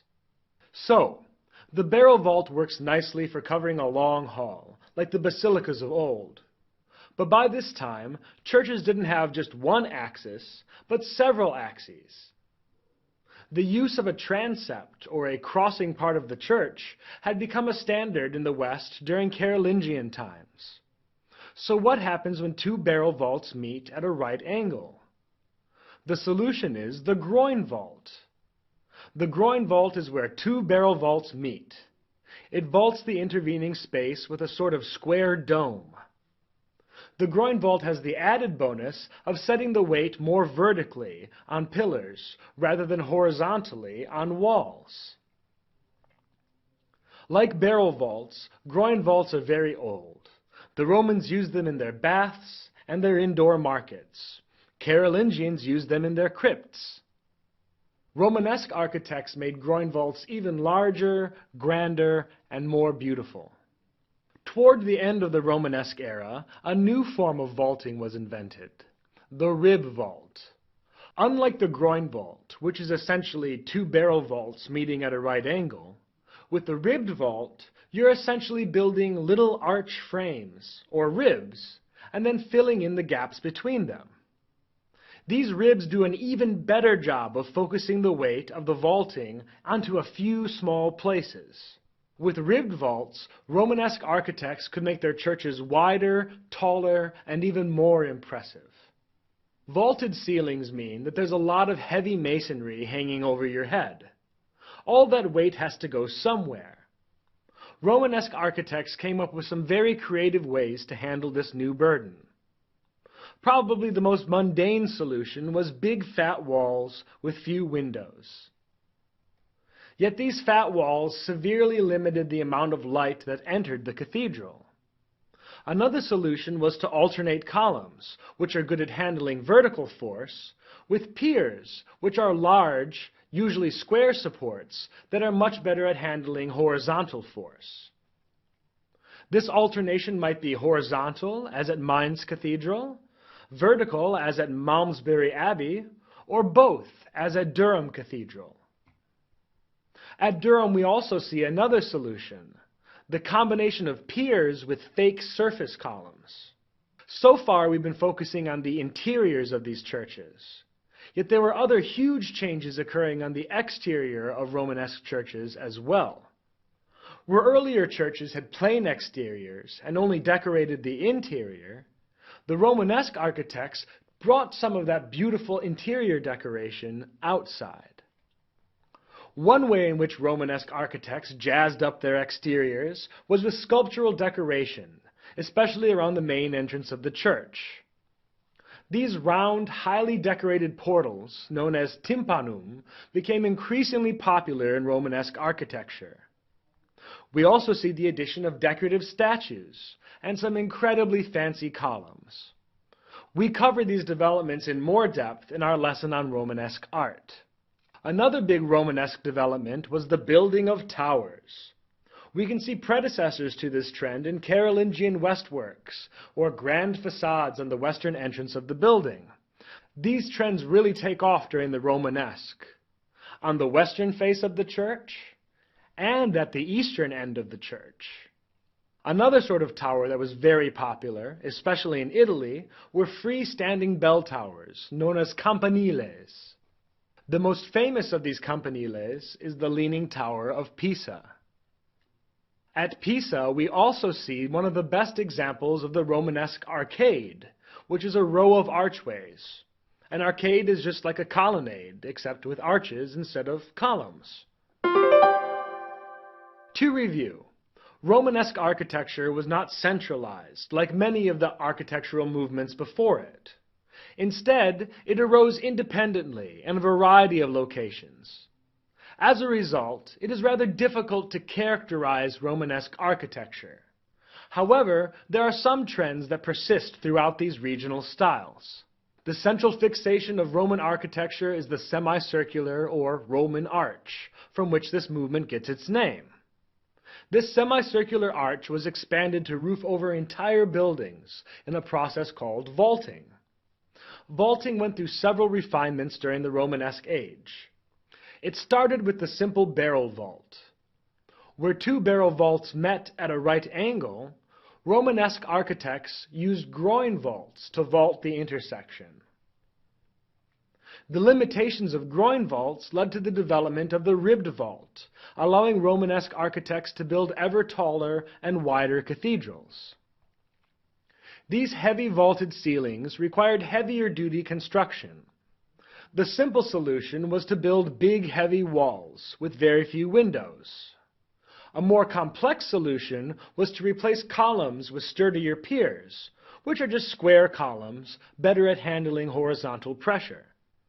Yet, columns are much prettier than piers.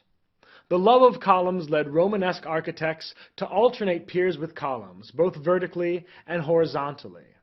And some later architects combined the two, adding half columns to the outsides of piers, giving their piers a graceful aesthetic while maintaining their bulky strength. Meanwhile, the exteriors of Romanesque cathedrals were undergoing a transformation of their own. The drab exteriors of earlier churches were abandoned, and churches began to be as beautiful on the outside as they were on the inside. Some common Romanesque exterior decorations include sculptural decoration, especially around the main entrance and on columns, the addition of towers, both on the eastern and western end of the church, and in freestanding bell towers called campaniles, and finally arcades, or rows of arches lining the exterior of the church. Alright, so welcome to the wild and crazy world of medieval literature. We got dragons, we got King Arthur, we got knights, we got some more dragons. It's pretty awesome. I don't know about you, I played with that Lego castle constantly, and I would design booby traps that were kind of dumping stuff on people coming through the portcullis. I was obsessed with this stuff.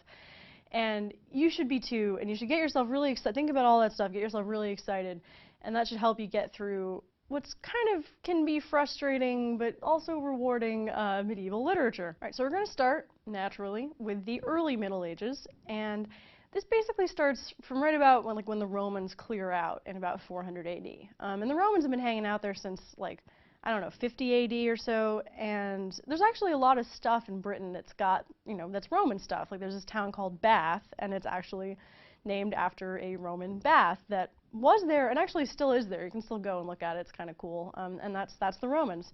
So yeah, so they clear out again around 400 AD, and there's kind of a period of chaos and figuring out who should be in charge of stuff. And then we get the Normans come in, and they're invading from France. And that's William the Conqueror, is the guy who's associated with them. And he comes in and he conquers. You can kind of remember him because he conquers things. And this kind of scoots us along into what's known as the High Middle Ages. And that's kind of all the stuff that you might have seen in Robin Hood, like King John and Richard the Lionheart's off at the Crusades. I mean, they weren't animals, but they were real. And that's kind of that period. That's around 1150, 1215, that kind of time. And then we kind of head into when you got the Black Plague, the Black Death, around 1350.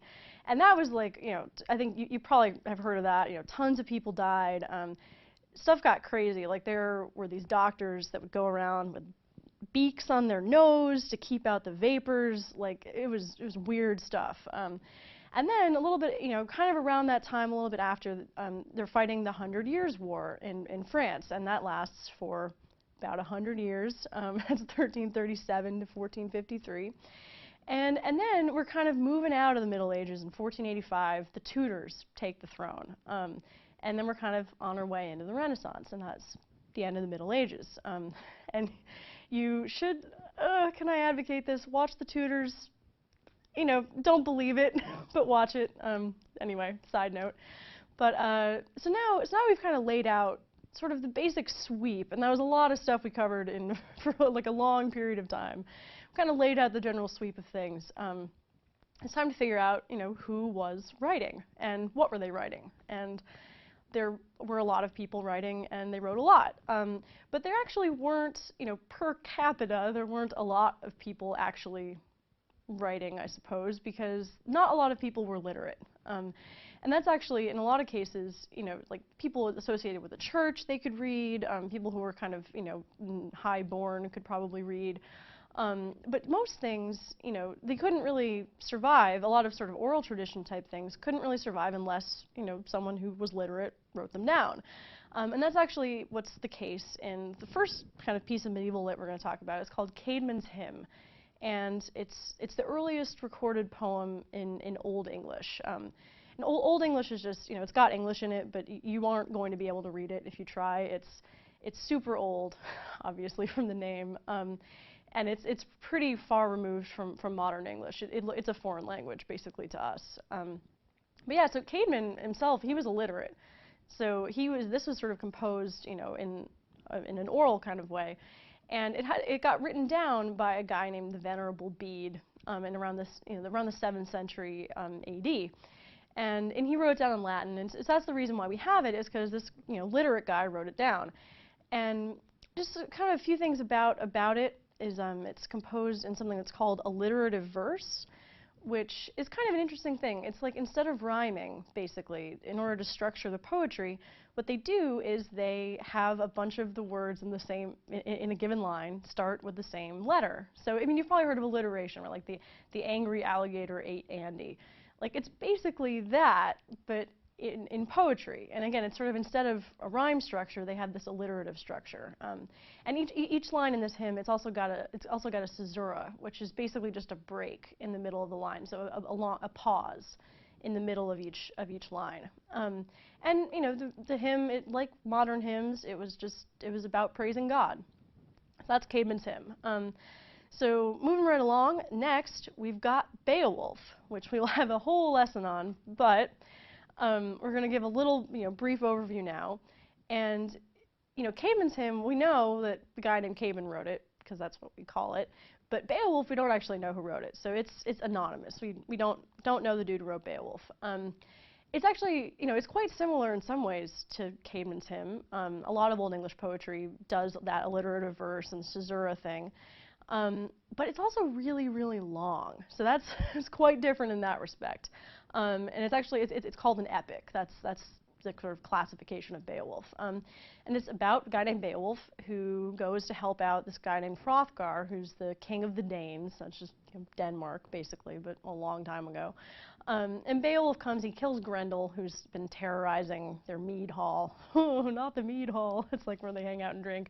And then Grendel's mom comes and takes revenge, and Beowulf goes and kills her. And he goes home and becomes king of his people and ends up fighting a dragon. And then he dies kind of a noble hero's death. And that's sort of the very brief summary of Beowulf. But there's kind of an interesting thing about Beowulf. There's sort of a lot of debate about whether it was, passed down in the oral tradition for a while and then written down, or whether it was sort of written down about when it was composed. So we don't really know. It was written down around 1000 AD. Could have been composed as early as the 8th century. That's some kind of thing that scholars like to fight about. Not really as exciting as that might sound, but that's one of the things that they like to fight about. So is there anything else in Old English? Yeah, there's a ton of stuff. They're all pretty small. We're not really going to talk about anything individual. There's poems that are kind of called elegiac poems that are kind of about life and wisdom, and they're not as long as epics. Old English people were also really into riddles, which is kind of cool. They wrote a lot of riddles, kind of like what's black and white and red all over, but more interesting and cool and ancient. And they also wrote a lot about saints, because they were religious folk. And so there's a genre called Saints' Lives that got a lot of play back then. So now we're going to move on into Middle English, which, like I said, it kind of roughly corresponds to the High Middle Ages, which were sort of ushered in with William the Conqueror coming in and conquering stuff.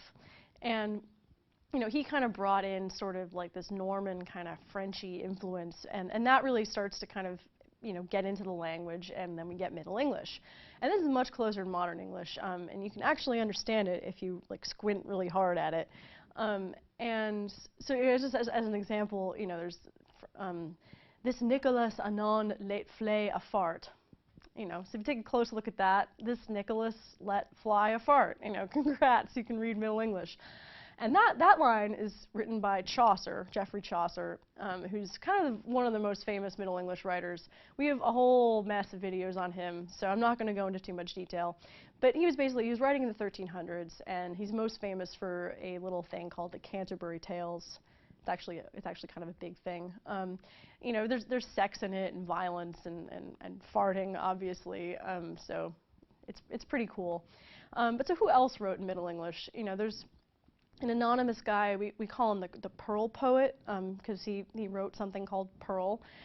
And he also wrote something called Sir Gawain and the Green Knight. And here, Sir Gawain was a knight, and he was of Arthur's Round Table, which is really exciting, because Arthur wasn't in our history, right? He didn't come up. That's because he doesn't really exist. But he does exist all over literature, which is cool. And we'll get to more of him later. But so Pearl Poet Sir Gawain is sort of the first, maybe a first sort of introduction to that. And so then we got a guy whose name we do know. Pearl Poet's anonymous. That's why we call him by his work. A guy we do know named William Langland, who he's, again, also kind of writing in the 1300s.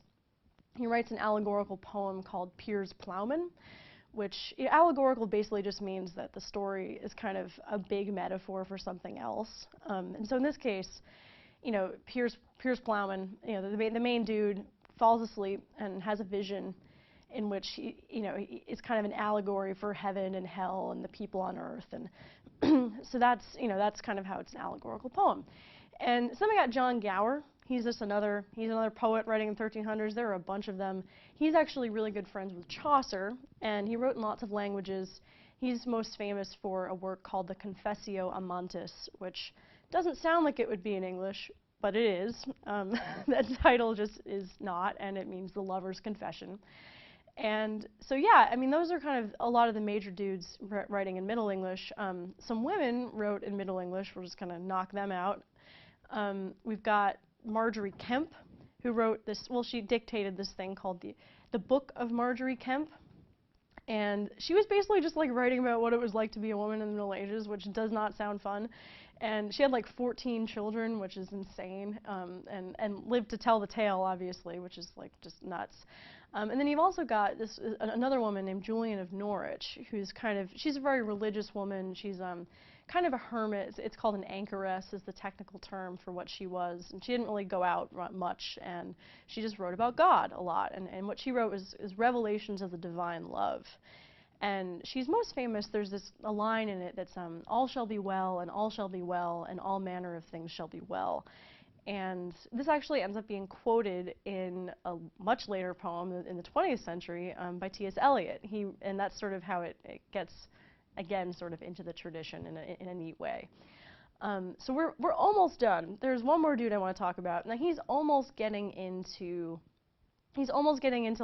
not Middle Ages. He's in 1485, which if you remember, that was kind of the last little bit, and that was when the Tudors are coming in, so it was right on the end. And it's still in Middle English, but it's much closer to modern English than the other things that we've talked about. And this guy is Sir Thomas Malory, and he wrote a little thing called La Morte d'Arthur, which is all about Arthur.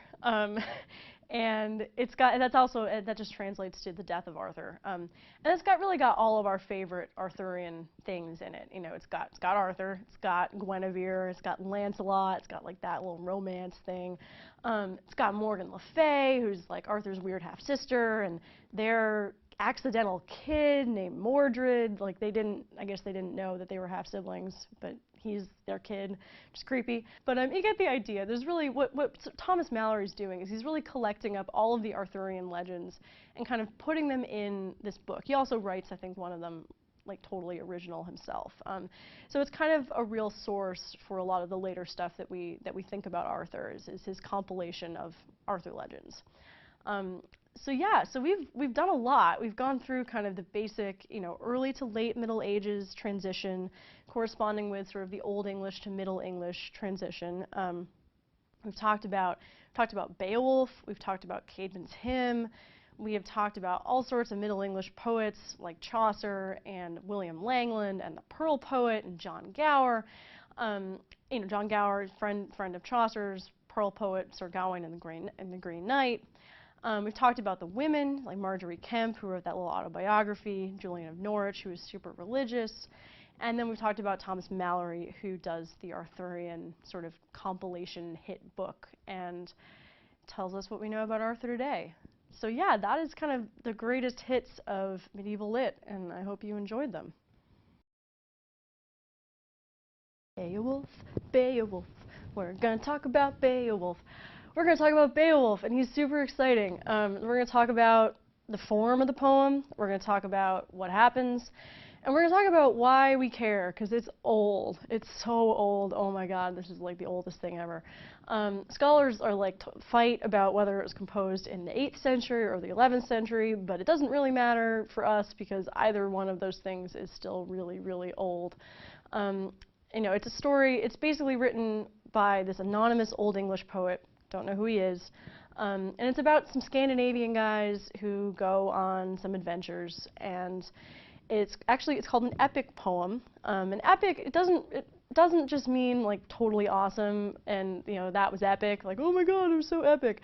It's just a long poem about kind of adventuresome deeds. So that night that like your friends got drunk and pushed each other around in shopping carts until the cops showed up, like that's not epic. Beowulf is epic, and just so it's written in Old English, which is not the same thing as Middle English, which comes later. Old English is spoken from around maybe like 450 AD to 1150. I mean, it gets a little murky. That's about right. And even though it has the word English in it, so you might think that it would be comprehensible to you, you really can't understand it. So I'm just gonna put up on the screen the opening lines of Beowulf, and just take a look at it. Just try to figure that out. Right? You can't do it. It doesn't make any sense. And you're not going to be expected to be able to translate that. You're only going to have to read that in translation if you do have to encounter it. But the important thing to know is that it is in something called alliterative verse, which is a really, really typical thing for Old English poetry. I promise you, like, we're going to get to the fun battles and all the exciting stuff soon, but I do have to tell you about alliterative verse first because it's really important, and it is something that might like come up, at some point if you have to talk about Beowulf. And so you've probably heard like the term alliteration, which basically it means things like an angry ant or the beautiful butterfly, and a bunch of words that all start with the same letter basically.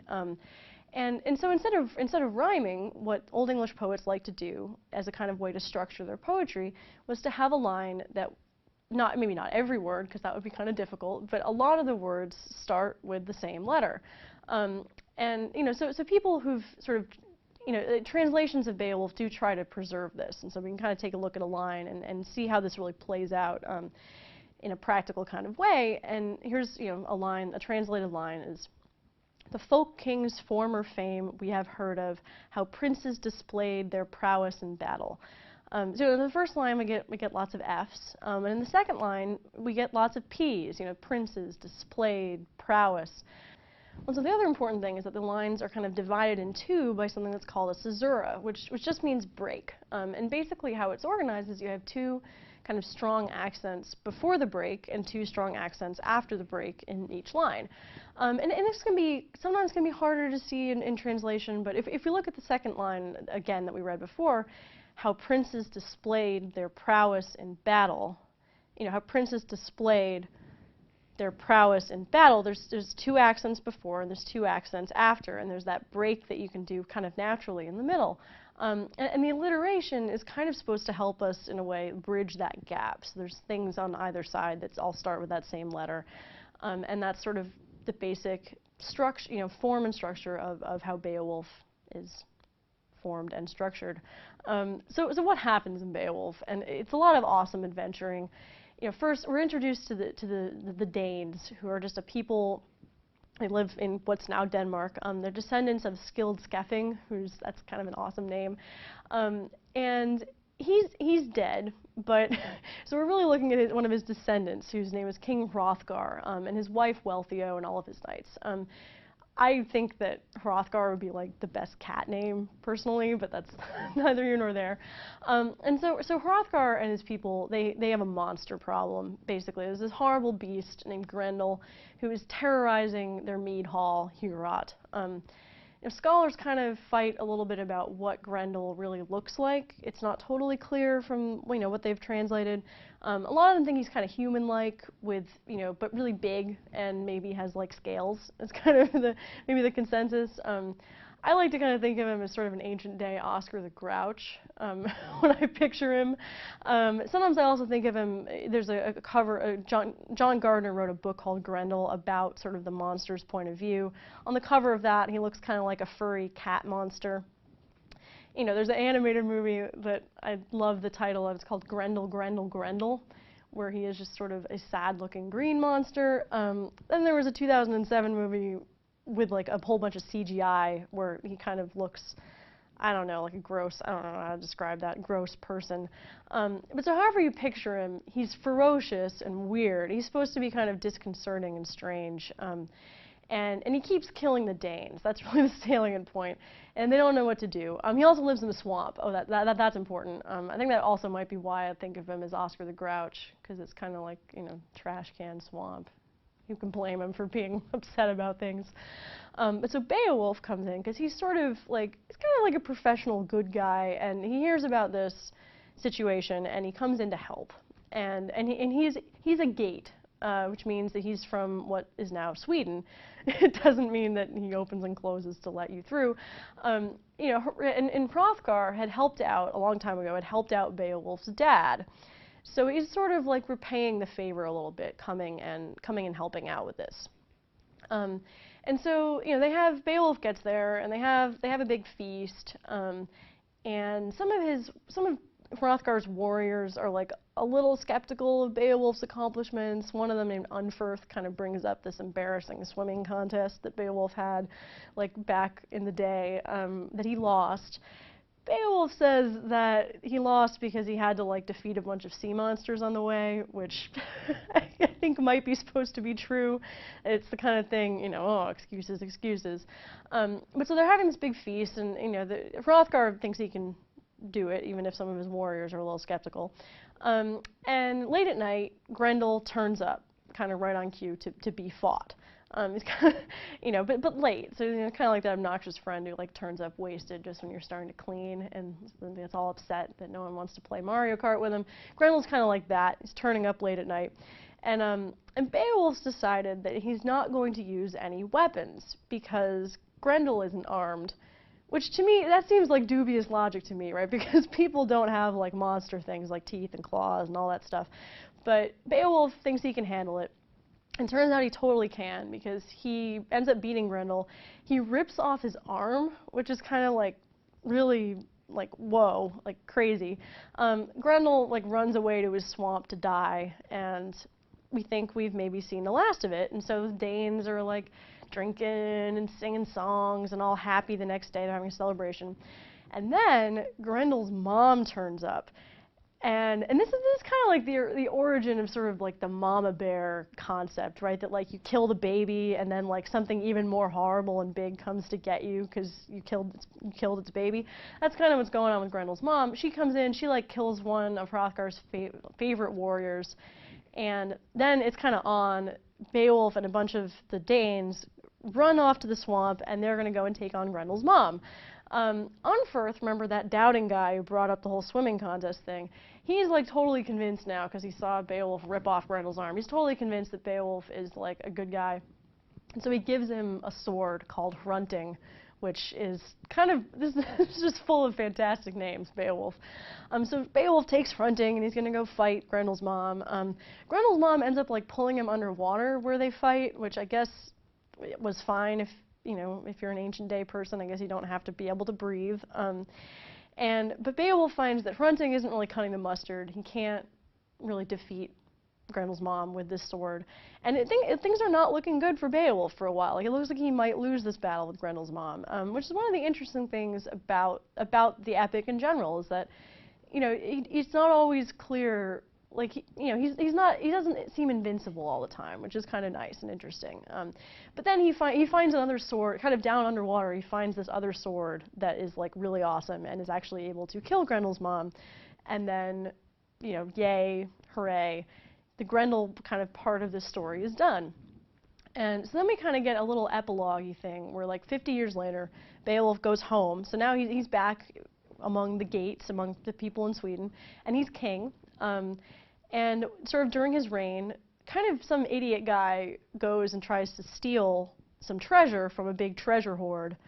It turns out to belong to a dragon, and so the dragon gets very upset and goes around sort of burninating the peasants and burninating the countryside, and Beowulf has to go and deal with it. And he's kind of a little old now, so he goes to deal with the dragon, and he's really not doing well, and he gets a friend comes and kind of helps him out. And he ends up being able to take care of the dragon, but he also ends up being kind of mortally wounded in the process. And so the epic concludes with him basically dying a hero's death and being buried on the cliffside. And so that's what happens in Beowulf. And like I said, you know, it's really, really old. So kind of why do we care, I think, is an important question to ponder. And one of the reasons is just because, you know, it's old and it's sort of big and significant seeming, and so it's kind of worth studying from that perspective, that it's kind of an original thing and might have some influence on later literature. The other thing is that, you know, it's really attractive to people who study this kind of stuff because they don't know a lot about it. I mean, they don't even know who wrote it. You know, there's a lot of kind of scholarship that can be done figuring things out about it, which is really, again, really attractive to the kind of people who do that. It's interesting too because it's sort of at a weird intersection between like pagan stuff and Christianity. It's probably written down by a Christian, but it might have been, but it's definitely about pagan stuff. These kind of pagan kings who are actually probably sort of based on real people. I mean, obviously, like the Grendel and the dragons and stuff like that's probably not real. But Hrothgar and Beowulf were probably based on real people. So there's sort of an interesting intersection of older stuff and then new kind of Christian interpretations going on in this. And legend, myth, and history kind of all wrapped up into one thing is interesting. And one of the reasons why we're so into it now is J.R.R. Tolkien of Lord of the Rings fame and of The Hobbit was really, really into it. And you actually might recognize, so the part where the idiot disturbs the dragon horde and then the dragon comes out, that kind of happens in The Hobbit.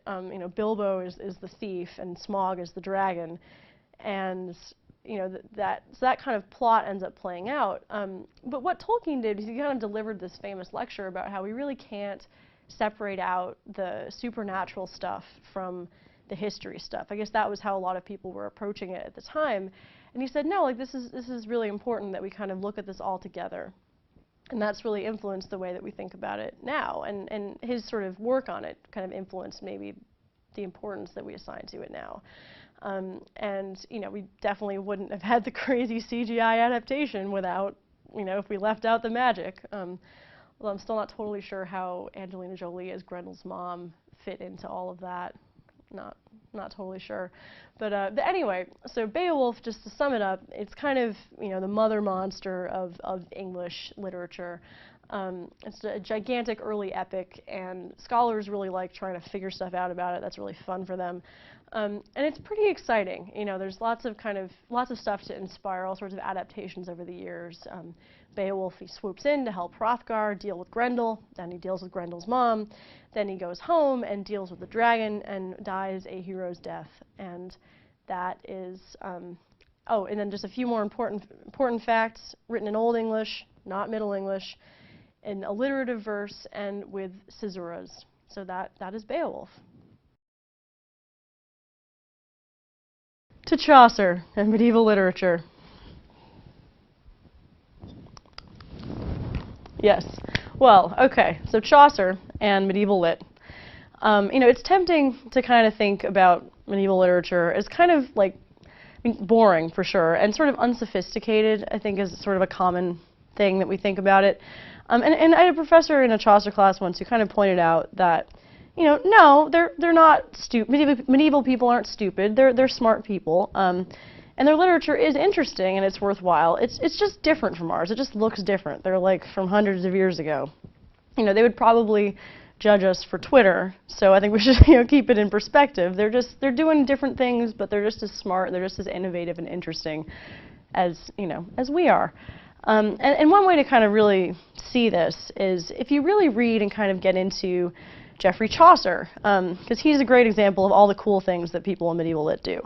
And he's considered kind of, I mean, you often hear that Shakespeare is sort of the father of English. Chaucer's kind of an earlier father of English. You know, he's really kind of, he's the original written source for like tons of words that we use. And he's also like really, he's a funny guy. You know, like he's got all sorts of, he's got sex jokes, he's got fart jokes, he's got it all. All the things that we think are funny, he thought was funny too, because he's great. And so we're just, in this video, we're just going to, you know, take a look at his life. We're going to look at some of his major works. And then what we're going to do, which is going to be really good, is we're going to sort of take a look at how to approach reading Middle English, which is the language that he wrote in. And it's just sort of an ancestor of what we speak today. It's very related. You can do it. It's just a little tricky. You know, so let's see. Chaucer, he's born around 1343. People don't exactly know when, so that's why we say around. And if you've ever watched A Knight's Tale, which is one of my favorite movies, that's one representation of Chaucer. He's played by Paul Bettany. He turns up, he's naked on the road. He likes to give sort of extravagant speeches introducing Heath Ledger's character, the knight. And it's so good. Watch it if you haven't. But the thing to remember is while it sort of is a representation of him, it doesn't have much to do with his biography, but it does reflect this idea that Chaucer really did everything. Like, he was a page for a nobleman. He fought in the 100 Years' War, like over in France. He kind of like wandered around Europe, just like touring around, which was a lot harder back then than now. You can just take Ryanair. You know, he worked for the court, he studied law. He was actually ended up being like in charge of the port in London, like he was like in charge of customs. So he did everything. And of course he also was a writer, which is what kind of how we know him today. And you know, and unlike, you know, a lot of people that we talk about, he actually was really famous and well recognized at the time for writing. I mean, he was sort of called upon to write stuff. Like this guy asked him to write a eulogy of his wife. That turned into the Book of the Duchess, which actually also gets a shout out in A Knight's Tale. You know, Paul Bettany, who plays Chaucer, introduces himself. You know, Geoffrey Chaucer's the name, writing's the game. Chaucer, Geoffrey Chaucer, the writer, and like they don't know what a writer is because they're ignorant. And then he says, you know, you've probably read my book, The Book of the Duchess. You know, so it's in there. You know, again, not accurate, but all the pieces are there. And he's famous also for works like the Parliament of Fowls. Fowls meaning like birds. So this is like about birds that all talk to each other. And a poem called De Troilus and Cressida. He writes a version of that. Shakespeare does too, but Chaucer did it first. You know, at some point, like he's writing all this stuff. At some point, he actually gets awarded a gallon of wine a day by King Charles III, so like big deal guy. And it was people think it's probably as a reward for writing, you know, so like literally every day, you know, it's kind of a good deal. You know, but he's really most famous now, I think, for his Canterbury Tales. That's kind of his big work that he, you know, gained the most recognition for, at least nowadays. And they're written, you know, they're all poems. You know, we refer to them as tales or stories. They are actually in verse. They're poems. One of them is actually called The Knight's Tale, but it has like absolutely nothing to do with the plot of the movie, so do not be confused. And I promise this is the last time I'm going to talk about A Knight's Tale. But he presents, Chaucer, he presents a series of these tales, these poem tales that are told by a bunch of pilgrims who are all kind of headed out to the Canterbury Cathedral, which is this big pilgrimage site in England at the time. And you know, all the pilgrims kind of have different personalities and they have different jobs. And you know, some of their stories can get like pretty raunchy, so like, you know, that's a reason to read it. We'll get into that a little bit later. But and the reason that Chaucer kind of can do this is because we mentioned before he did so many different things. He got really familiar with all sorts of different kinds of people, so he can kind of write all these different personalities. And the Canterbury Tales, they're probably unfinished. That's something that we think. They're organized into sort of a bunch of fragments. The actual text itself is lost. We kind of reconstruct it from a bunch of different manuscripts. And he started working on them relatively late into his career, and so they may or may not be finished, but this is one of sort of the last things that he did, and he died in 1400. So that's Chaucer's life, and that's sort of just a way to kind of think about what you're about to read in terms of who he was. But what's also really, really important in terms of approaching Chaucer is this issue of the language and the issue of how to approach something that's written in Middle English. And and Chaucer's really part of a movement in the Middle Ages that was going on all over the place to write in what's called the vernacular. And what that means is just the language that people speak. So in modern day, the vernacular it is English. There's no difference between the vernacular and what literature is written in, or what sort of important people talk in. But at the time, important people talked in Latin and wrote in Latin. And so the idea that you're going to write sort of in the language of the people is something that is sort of a new idea. And he wasn't the only one that was doing it, but he's kind of a big, early example of this.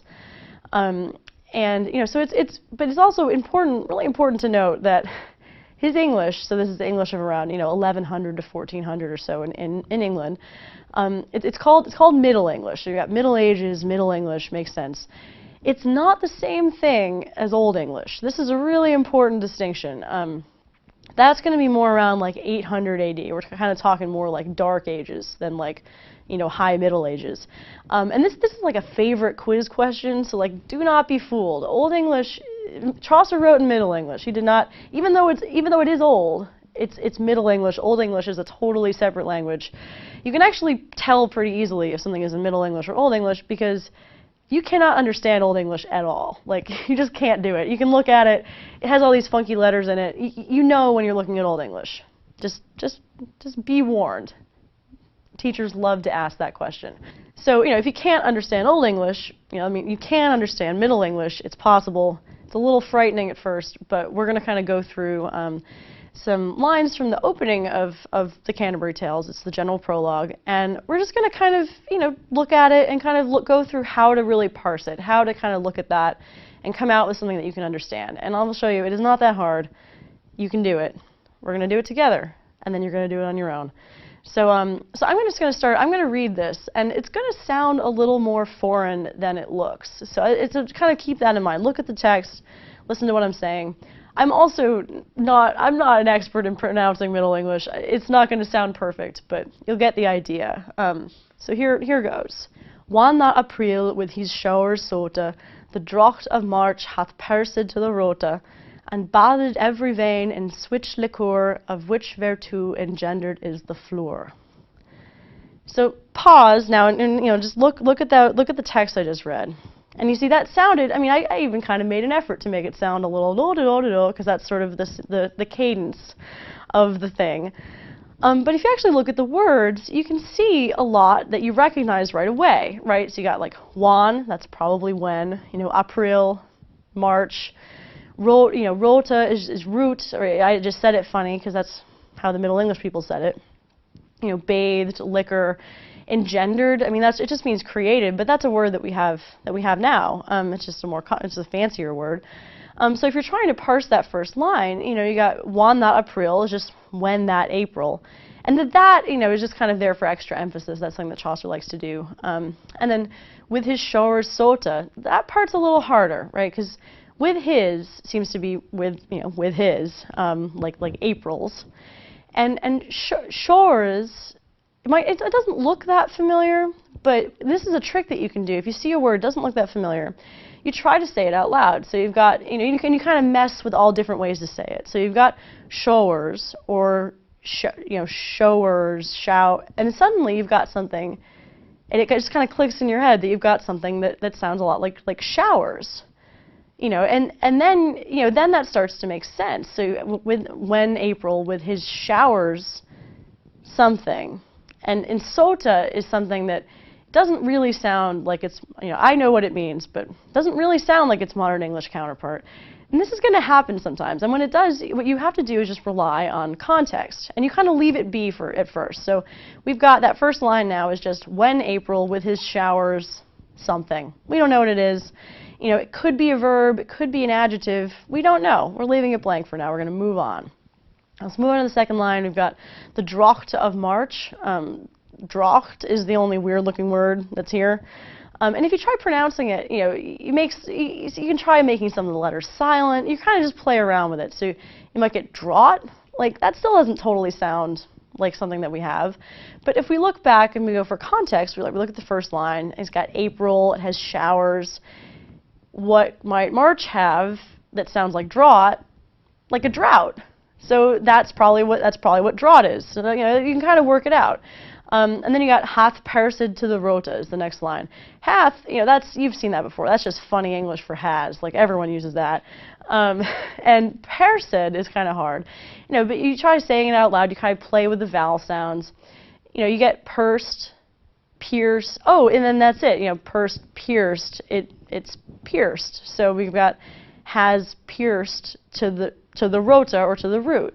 So we've got the drought of March has pierced to the root. So the first two lines, when April with a shower something, the drought of March has pierced to the root.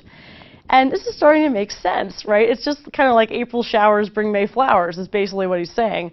And so now that we've done the second line, we can kind of go back to the first line and say that blank that we still have there must be an adjective, because pierced, right, in the line 2, that's clearly the verb in the sentence. That's what we're doing. So now we kind of know that it's actually not that crucial to understanding it, so we can still leave it blank. This is, it already makes sense without it, so we can just leave it. And this is kind of what's going to happen with Middle English. You're just going to have to, give in to the fact that you might not get all of it, but you can get enough. And if, you really wanted to know, sota is sweet. So the whole, translated, that whole first segment, I'm not going to do the last two lines because it's going to take too long, but translated the whole thing reads, when April with his showers sweet, the drought of March has pierced to the root, and bathed every vein, like veins of plants, in such liquid by which the power of the flower is engendered or created. So like I said before, it's really just April showers bring May flowers is kind of what he's saying, kind of the original of that.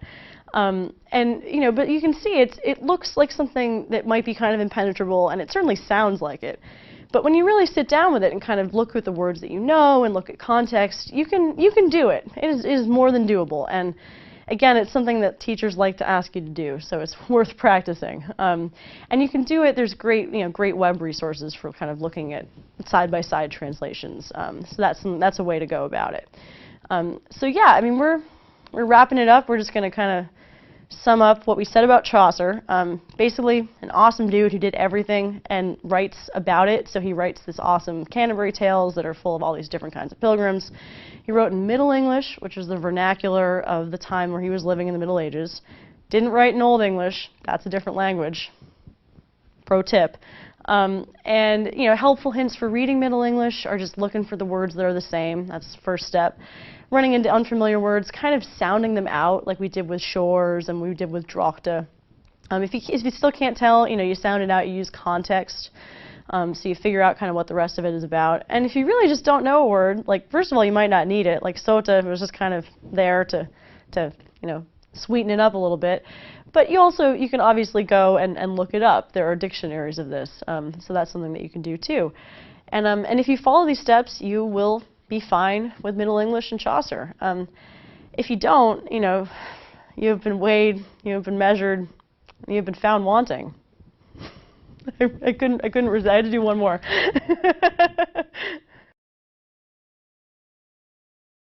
All right, so the key thing about Chaucer's Canterbury Tales is that it's a story within a story. He uses a frame narrative basically to set up who all of the characters are. And then the characters each tell stories of their own. And so the section of the poem that does this frame narrative is called the general prologue. And, you know, that's what we're going to talk about in this video. So there's a narrator who tells us that a bunch of pilgrims have all gathered in an inn in sort of the south of London. It's called the Tabard Inn. And in April, he tells us, all of its, you know, sweet showers are reviving the plants. And it's just like the perfect time for making pilgrimages, so they're all doing it. And they've spent the night at this inn, and they're all getting ready to go on their pilgrimage to Canterbury. And the narrator kind of decides that he is just going to describe them all. And there's a lot of pilgrims, and they're all kind of totally different from each other. They've got very different personalities. And he identifies them all sort of by their occupation, so what they do. But his descriptions are kind of interesting because often, you know, more often than not, he's kind of trying to point out discrepancies maybe in between like what their job is and then maybe how they actually act. So he generally kind of praises everybody, but you can kind of tell that, like, in some cases it's sort of meant to be ironic, kind of meant to be a joke.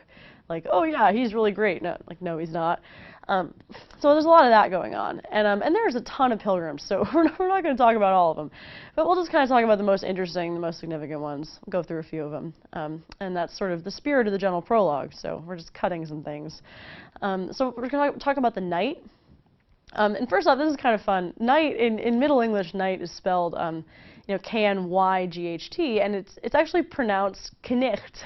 So it's like all the, you know, however you always wanted to pronounce knight, now you can. You can call it knecht. And you know, this knecht is accompanied by his squire, and who's actually his son, and then he also has the yeoman, who's kind of a servant, and they actually both tell tales as well. But the knight's, you know, the knight kind of is maybe the most significant of the three. And Chaucer talks about kind of the battles that this knight has won, all the places that he's gone. He says, you know, he never yet no villainy ne said in all his life unto no manner wicht. That just means, like, he never said anything bad to any person. And you can see that first line, never yet no villainy didn't say, is basically what it is. Middle English double negatives are like totally fine. It's just emphasis. It doesn't cancel out like it does with us. You know, and he kind of, Chaucer comes to the conclusion, you know, he was a very parfait gentle knecht. He was a really perfect gentle knight. That sounds great. You know, and he's also not vain. He's wearing like a rough tunic, all besmotered with his habergeon. I'm sure I pronounced that wrong. But, you know, this is kind of an example of Middle English that no one has a prayer of understanding, habergeon. So you have to kind of go, that's something you'd have to go look up. His tunic is besmotered or stained, and what it's staining is his chainmail coat. So he's noble, but he's not vain, because he's kind of messy too. So the knight is kind of a perfect knight. You know, if Chaucer's being ironic about this, it's very subtle. His praise mostly seems to be as straight as it is for anybody. So knight seems to be okay. Where it kind of gets interesting is in the prioress, who comes next in the description. And here we start to really see like that disconnect between her job and how she actually is, because a prioress is basically a chief nun. And, you know, she's got a bit of like kind of a nun entourage. She's got the second nun. She's also got the nun's priest, and they also all tell tales too. And, you know, think about what you know about nuns, right? They're kind of sober, they dress plainly, they wear those weird wimples, they're not that much fun, maybe, I mean, some of them are, but, you know, now you look at this description of her, and it says, you know, and sickly she was of great disport, and full pleasant and amiable of port, and painted here to counterfeit a cheer of court. So she's got great manners, but she's counterfeiting the cheer or the manner of the court. So she's kind of pretending to be a courtly lady. Even though she's a nun, that's kind of her manners are that of court, which is, you know, a little bit strange. And then she's kind of, you know, the narrator goes on to describe like her kind of her piety and her goodness, and he clearly is doing it like overkill. He says, you know, she was so charitable and so piteous. She wold a wepa that she saw a mouse caught in a trap, if it were dead or bled. So basically, you know, she's so compassionate that she's going to cry if she sees a mouse in a mousetrap. That seems to be kind of an exaggeration of the sort of courtly delicacy that ladies are supposed to have, and also sort of you know, how much compassion you're supposed to feel. So that seems to be a little bit of a send-up of a type. You know, she's supposed to be this prioress, but she also kind of acts courtly, and then also is like kind of over-exaggeratedly concerned with the welfare of animals. So that's, and actually, and Chaucer does this a lot, especially with the jobs that are involved in the church. So there's a friar, and friars are supposed to make their living by begging, but like this friar is like dresses really great and is eating all the time. The summoner and the pardoner, they work for the church. They're not actually like of the cloth, but they work for the church, and they're horrible people. And actually, if if you love A Knight's Tale as much as I do, you'll recall that the summoner and the pardoner are actually awful people who convince the Chaucer in the movie like to gamble away all of his clothes. Results in naked Paul Bettany, so like maybe not that bad. Anyway, so the summoner, basically, he gets people to go to trial who've broken court law, but he's all drunk and like lecherous. He's always going after women. The pardoner sells indulgences, which is basically like you can buy your way out of having sinned, and he's like really corrupt about it. So that's, he's not a good guy. And even, some of the professional pilgrims, like the ones who have like jobs, are kind of just as bad. Like the merchant is in horrible debt. And, he thinks he's really good at hiding it, but everybody knows. He's kind of like your uncle who like thinks he's farting silently, but like is actually just deaf. Like that's kind of that idea. The physician who's the doctor, he's really miserly. The shipman, like the guy who runs the ship, he's like always stealing from the people that he ships around. The miller is disgusting and drunk and just tells horrible stories. So all these people are nuts, basically. One of the most interesting people, though, I haven't talked about yet, is the wife of Bath. And she's one of the only, she and the prioress, some of the only women who really get to tell stories. And she's interesting because she's actually been married 5 times. It says, she was a worthy woman all her life. A husband is at church door, she had a fever, without an other company in youth. So basically, she's had 5 husbands, and also some other company in her youth, nudge, nudge. And she's very congenial. She's very, she knows a lot of stuff. She says, in fella schwippe, well could she laugh and carpe of remedies of love, she knew perchance, for she could of that art the old adance. So she's laughing, and she knows sort of the ways of love. She kind of knows the old ways of doing that, because she had so many husbands, so she's very informed about this. And the interesting thing about her is that it's kind of hard to figure out if Chaucer likes her or if he's making fun of her, because he's making fun of so many people. But she's kind of really described in great detail, and then when she goes on to tell her tale, later in the sequence, she gets a much longer prologue than anybody else, so she gets to really talk about herself more. It seems like maybe he's actually interested in her and thinks that some of the stuff is a good thing, but we don't really know. And oh, wait, that I just mentioned her tale. You might have forgotten, this is the Canterbury Tales. All of these people are going to tell stories. And the way this is set up is that they're all hanging out at the inn, and the host kind of gives them dinner. He's like the host at the inn. And then he tells them he's decided, they're a great group of people. He loves them. And he's going to come with them to Canterbury. And he's going to run essentially a tale-telling contest. So everyone's going to tell 2 stories on the way there, 2 stories on the way back. And then whichever he likes the best is going to get a free meal paid for by the rest of the pilgrims.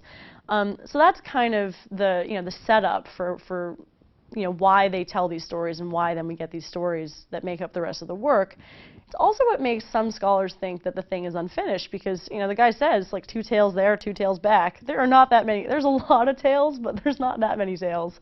So we think that maybe Chaucer's premise he didn't really totally make good on in the end. He didn't really finish it. And so basically, and the interesting thing too about these tales and kind of comparing them to the general prologue is that, that same thing that's going on where Chaucer's saying oh, this person has this job, but they're actually like this, and kind of pointing out that discrepancy. A similar thing kind of goes on with them with what stories they choose to tell. So that kind of, their job and the way they are and their story kind of all intersect in a really interesting way, and you can kind of figure out, what this person really is, what Chaucer thinks of them. It gets really interesting. So basically what we've done this lesson, we've just looked in detail at some pilgrims. So we've got the knight, the prioress, the wife of Bath. Those are the ones we really went into detail about. We've looked at a few more kind of corrupt ones, the pardoner and the summoner, the merchant, the friar, the miller. And we've seen really how these professions just don't line up with their personalities. And that this frame narrative of introducing all of these people and then sort of setting up the tale-telling competition as a reason why they tell their tales, kind of allows us to see that discrepancy even more as the tales unfold. So stay tuned, and we will go over some of these tales. All right, so as much as I love the movie A Knight's Tale and Heath Ledger, this is not about Heath Ledger. The Knight's Tale bears like no relation at all to the plot of the film. Do not be confused. Get it out of your head. Gone? Gone. Okay. Instead, you know, The Knight's Tale and The Wife of Bath's Tale, they're really examples of this medieval genre called chivalric romance. It just comes, you know, you've heard of chivalry, right? That just comes from that. And, you know, again, you should probably get sort of all of your ideas about what romance means out of your head. We're not talking about Danielle Steele. There are no shirtless men in kilts hanging around. Totally different. In medieval context, what it basically just means is that it's, you know, it's an adventure story, kind of starring a knight usually, kind of going around and doing lots of adventuresome things. Sometimes there are dragons, sometimes there are stuff like that. You know, there's often, you know, a lovely lady involved in some way as maybe like the prize for all of those adventures. But it's not like, it's not romance novels, is not what we're talking about. And so the knight, he tells one of these tales, and it's really the first tale that all the pilgrims tell. It's super long. To my mind, it's kind of one of the more boring, but it is significant because it's the first one. So we're going to go over what happens. You know, we've got two cousins. Their names are Arcite and Palamon. And they're nephews of sort of the Duke of Thebes. And they end up getting captured by the Duke of Athens. And they're in jail, but, you know, luckily they have, or maybe unluckily, they have a window in their cell. And so Palamon, he kind of one day is looking out the window and he sees a beautiful woman named Emily, with whom he falls immediately in love, just like from looking at the distance. You know, that through a window thicker of many a barra, of iron great and squarer as any sparrer, he cast his eye upon Emilia, and therewithal he blainta and cried, ah. So love at first sight, basically. He catches a glimpse at Emily, Amelia, and cries out. He's like totally into her. Not that smart. He wakes up his cousin and says, you know, come take a look at this. She's great. And of course, he falls in love with her too. That if Palamon was wounded sore, Arcite is hurt as much as he or more. So Arcite's like even more in love with this girl. And, you know, they get all mad at each other because, you know, they're fighting over the same woman. But it doesn't last that long because actually an old friend of Arcite's turns up and is all, you know, like negotiating his release from prison. So the Duke of Athens is like, all right, you know, you can leave. Just don't ever come back to my country. I just don't want you here anymore. So he's free now, but he can't pursue Emily because he's not allowed back in Athens. Palamon is still in jail, but at least he can see her through the window. So like those are kind of, they're both unhappy for various reasons. And what ensues is kind of years of like moaning and disguising themselves and like trying to get back so they can see Emily again. Until finally, Arcite and Palamon, so that now like they're both free. Palamon's escaped. They're both free and they're both disguised. And then they run into each other and they decide that they're going to fight to the death over Emily. They're interrupted by the Duke of Athens, who's like, what are these dudes doing? Like, one of them's supposed to be in jail, one of them's supposed to be gone. Like, this is the worst. And he wants to just kill them. He's like super upset. His wife kind of intervenes and says, you know what? Let's have a compromise. Let's give them each 100 knights, and they'll like actually have like a battle, like over this, like a real proper battle. You know, we can watch. And so they do that, and you know, Arcite's eventually declared the winner, but then an earthquake happens, and it knocks him off his horse, and then he dies. So Palamon gets to marry Emily, and then they kind of mourn Arcite. You know, win, I guess? I mean, it's sort of a way to get out of having to actually choose one or the other, and it still lets Arcite win, so it's kind of fair to him.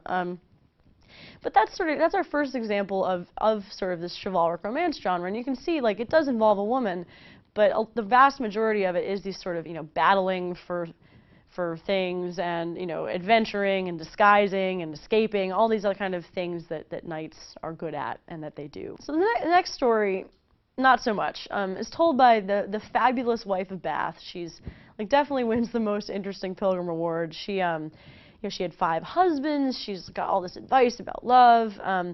She gets the longest like prologue to her tale of any of the pilgrims, pretty sure, which leads us to believe that Chaucer kind of might like her too. She might like her as much as we do. So we get this chivalric romance that is told by a woman instead of a man, which is kind of an interesting perspective. And whereas the Knight's Tale kind of starts out with these 2 guys like falling in love with a woman they've never met, let alone touched. Life of Bath's Tale starts out with a knight, actually described by Chaucer as a lusty bachelor, the knight raping a young woman. Charming, great. That's a great start. And he's sort of in King Arthur's court, so King Arthur decides that he should die for his crimes. That's maybe appropriate. The Queen says, hold on a sec, I want to judge this one. I have a better idea. And you can remember in the Knight's Tale, also the Queen kind of interceded to change the punishment. This, is kind of a consistent factor across both tales. Queen, tells the Knight that if he has a year and if he figures out the answer to this question, which is what is the thing that women most desire, if he figures it out within a year, then he'll be okay. She says, I grant thee leave if thou canst tell me what thing it is that women most desiren. And so, this is kind of how it becomes a chivalric romance, because now he's got this quest. And like, maybe since this is because the wife of Bath is telling it, his quest is basically just asking a whole bunch of women, like, what they want. And everyone says something different. There's money, flattery, I don't think anybody says shoes, but like, maybe. And he's pretty sure, like, if a year goes by, he's pretty sure he's gonna just go back and get punished because he doesn't have a good answer. He doesn't know, like, what the real answer is. So he's kind of shuffling back to the palace. He's, not in a great place. And lo and behold, he sees, like, a magical circle of sort of dancing maidens just, like, prancing around. And so, I'll go check that out. And so he goes to check it out. They all disappear, and they're replaced by this, like, old hag. And that's kind of the first sign that something crazy might be going on. And she says, okay, I'll give you the right answer to that question, but I'll need payment in the future. He doesn't really specify what that's going to be. And so the knight kind of goes and tells the queen, tells the queen the answer that the old woman gave him, which is that women want sovereignty over their husbands. It's kind of like a boom feminism moment, really, in the tale. And this is the correct answer. All the ladies of the court love it. But then at that point, the old hag swoops in and collects her payment, which is to marry the knight. And if you're feeling sorry for him, like, do bear in mind, he got himself into this by raping someone. So, it's just like, hold the sympathy. So they go to their home and they start to have their wedding night. But the knight, like, really isn't into it because she's like an ugly old hag. And she points out, maybe rightly, that there's an advantage to being married to an ugly old hag, which is that she's never going to be unfaithful to him because no one else will want her. It's like, all right, I guess that works. And so she asked him, like, would you rather have me, who's always going to be faithful, or like some sweet young thing that will probably cheat on you because she's hot? And he shrugs and he's kind of like, I don't know, like, you decide. And that's the right answer, right? Ding, ding, ding. She's achieved sovereignty over her husband because he just deferred to her opinion. And so now she transforms into a beautiful woman. And everyone lives happily ever after. The question of Chaucer's feminism or not is kind of open. This ending's a little ambiguous, right? Because, like, she gets sovereignty, which she kind of then cedes, once she becomes a beautiful woman. And, like, he gets rewarded in a very sort of physical way for something that he shouldn't really. Anyway, it's a little murky how Chaucer really feels about all of this. But it's definitely a really great example of a chivalric romance, even though you can see it's not that romantic, especially at the beginning. So just, quick review. We've got chivalric romances are basically just stories about knights doing adventuresome things and sometimes encountering kind of supernatural stuff like the hag, or like dragons and things like that too. We had the Knight's Tale, which was Arcite and Palamon are fighting over Emily, who they fell in love with at first sight. Palamon ends up with her because Arcite is killed by an earthquake. That's how that one ends. And then the wife of Bath's Tale, a knight rapes a maiden, and his punishment is to go around asking all these women what they want most in the world. This old hag gives them the right answer, sovereignty over their husbands. makes him marry her in return, and then she turns into a beautiful woman when the knight gives into her sovereignty. So that's how that one ends. And so those are just kind of two kind of differing approaches to chivalric romance from two very different pilgrims. So sometimes we think, right, that the people in the Middle Ages, they're kind of all about, you know, chivalry, keeping it in their pants. You know, you might still think that, like, after, if you read The Knight's Tale, which is Chaucer's, you know, first tale, it's all about these, you know, these two cousins who fall in love with this woman, like, without really touching her or talking to her or anything. It's all from afar. You know, luckily, The Miller's Tale comes right after it. It can basically tell you that you are wrong if you think that. It's an example of a fabliau, which is a medieval genre. It originates in France. That's why it's got kind of a Frenchy name, fabliau. And basically, it's like a short little story characterized by like sex and potty jokes. It's kind of like any movie by the Farrelly brothers, like There's Something About Mary, or like that kind of horrific but wonderful scene in Bridesmaids. That's the legacy is there. You know, this fabliau is the originating thing. You know, so let's talk about what happens in The Miller's Tale. It's a good one. You know, he deliberately tells it to upset the knight who's gone before him. He's told this very courtly, kind of restrained story. The miller's like a little drunk, and he kind of uses this as an excuse to kind of say whatever he wants to, and like doesn't, you know, it doesn't mean to offend whoever he offends. I think we all kind of have a friend like that. And so it might be you. And so what happens basically in the story is that here's, you know, the setup is that there's John, who's a carpenter, and he's kind of old. He lives in Oxford with his young wife, Alison. You know, this creates some inevitable problems that she's like young and hot, because all the Oxford students, they call them clerks in the tale, but it's the same thing. They all want to get with her because she's young and hot. So you know, and John, who's this old carpenter, right? He decides that he's going to rent out one of the rooms in his house to a student to make some extra money, and this is a terrible idea. This guy Nicholas is a student. He moves in, and he immediately sets to work trying to convince Alison to sleep with him. And it doesn't take him too long. So you know, they start hooking up. Meanwhile, another student called Absalon, he kind of works at the church. He falls madly in love with Alison too. So you know, between John and Nicholas, she's like got way too much she can handle. She's not that into Absalon too. You know, so some time goes by, and you know, Nicholas starts deciding he's going to turn his sort of brilliant scholar mind to figuring out how to really spend a night with Alison, rather than just kind of like sneaking off to the broom closet whenever John starts like sawing really loud. So this, you know, he's a romantic. He's a nice guy, and he comes up with kind of a genius but also insane plan. He's going to convince John the carpenter that another biblical flood is coming. And, you know, John's going to believe him because he's like a fancy scholar and he knows stuff. And the only way to ride it out is to basically suspend each one of them in their own little bathtub, like from ropes from the ceiling. Bathtub, I mean, I think there was wooden back then. So they're all going to hang out in a wooden bathtub. They each have their own. And then when the flood comes, they're going to cut the ropes and they're going to all, you know, sail to safety in bathtubs. The idea being that, you know, if John's in his own bathtub, he won't notice that Alison is missing. So, you know, this works, and Alison and Nicholas, you know, start going at it. So yeah, Absalon decides that like this is the perfect time to come and harass Alison for a kiss. And you know, he wants to just, it's dark out, he wants to just sort of have a kiss out the window with her. You know, she and Nicholas are kind of in bed together at this point.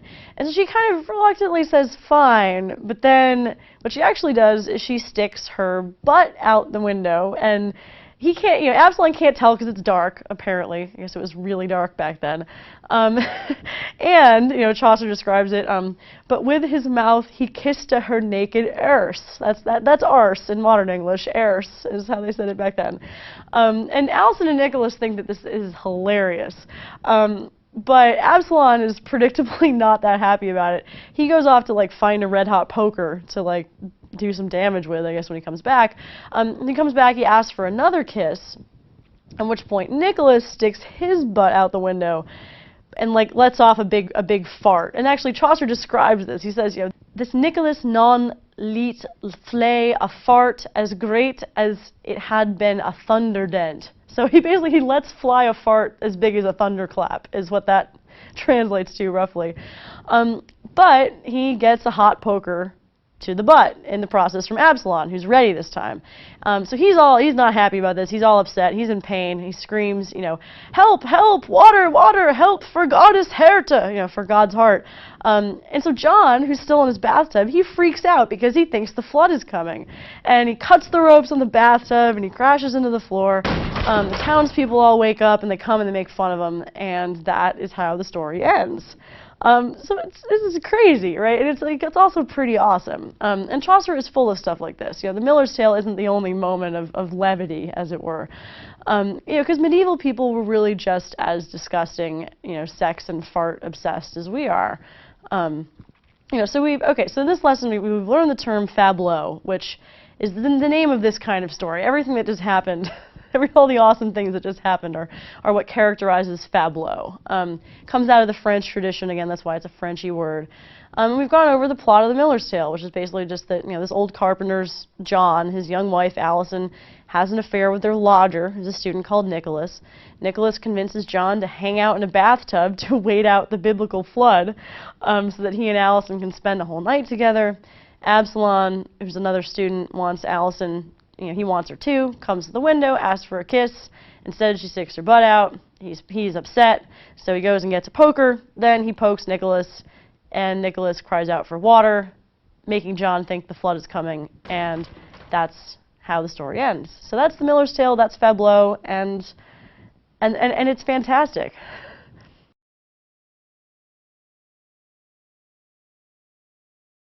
Many have heard the name Dante. But how much do you know about him or his impact on literature? Dante's full name is Dante Alighieri, and he was a poet in the Middle Ages. He was also interested in philosophy and politics. He studied the poetry of classic poets like Cicero, Ovid, and Virgil. As a child, he met a woman named Beatrice Portinari, who he was friends with for several years. Dante fought for Florence when he was young and also held public office. He fought in the Battle of Campaldino in 1289. He also became an apothecary to help his political career, but never actually practiced as one. In the 13th century, Florence was experiencing political turmoil. Dante was allied with the White Guelphs, a political faction who opposed the Pope. Dante visited the Pope on a diplomatic quest, but was detained by the papal authorities. In his absence, Florence was terrorized by the Black Guelphs, a political faction who supported the Pope. In 1302, as the government came under the influence of the Black Guelphs, Dante was charged and convicted of crimes he was thought never to have committed. He was exiled from Florence under the threat of execution if he returned. While in exile, Dante traveled from one place to another, never settling in one place as home and always remembering Florence as such. Dante wrote several works, but the Divine Comedy was the most well-known and influential. The structure of the work is a long poem divided into sections called cantos. Comedy includes 100 cantos that can be grouped into 3 sections: Inferno, Purgatorio, and Paradiso. There are 33 cantos within each of these sections, making the divine number of 3, like the Holy Trinity, present in the structure. The plot is about one man who is generally assumed to represent Dante himself. The man goes on a journey visiting souls in hell, Inferno, Purgatory, Purgatorio, and heaven, Paradiso. He is guided by 2 other people.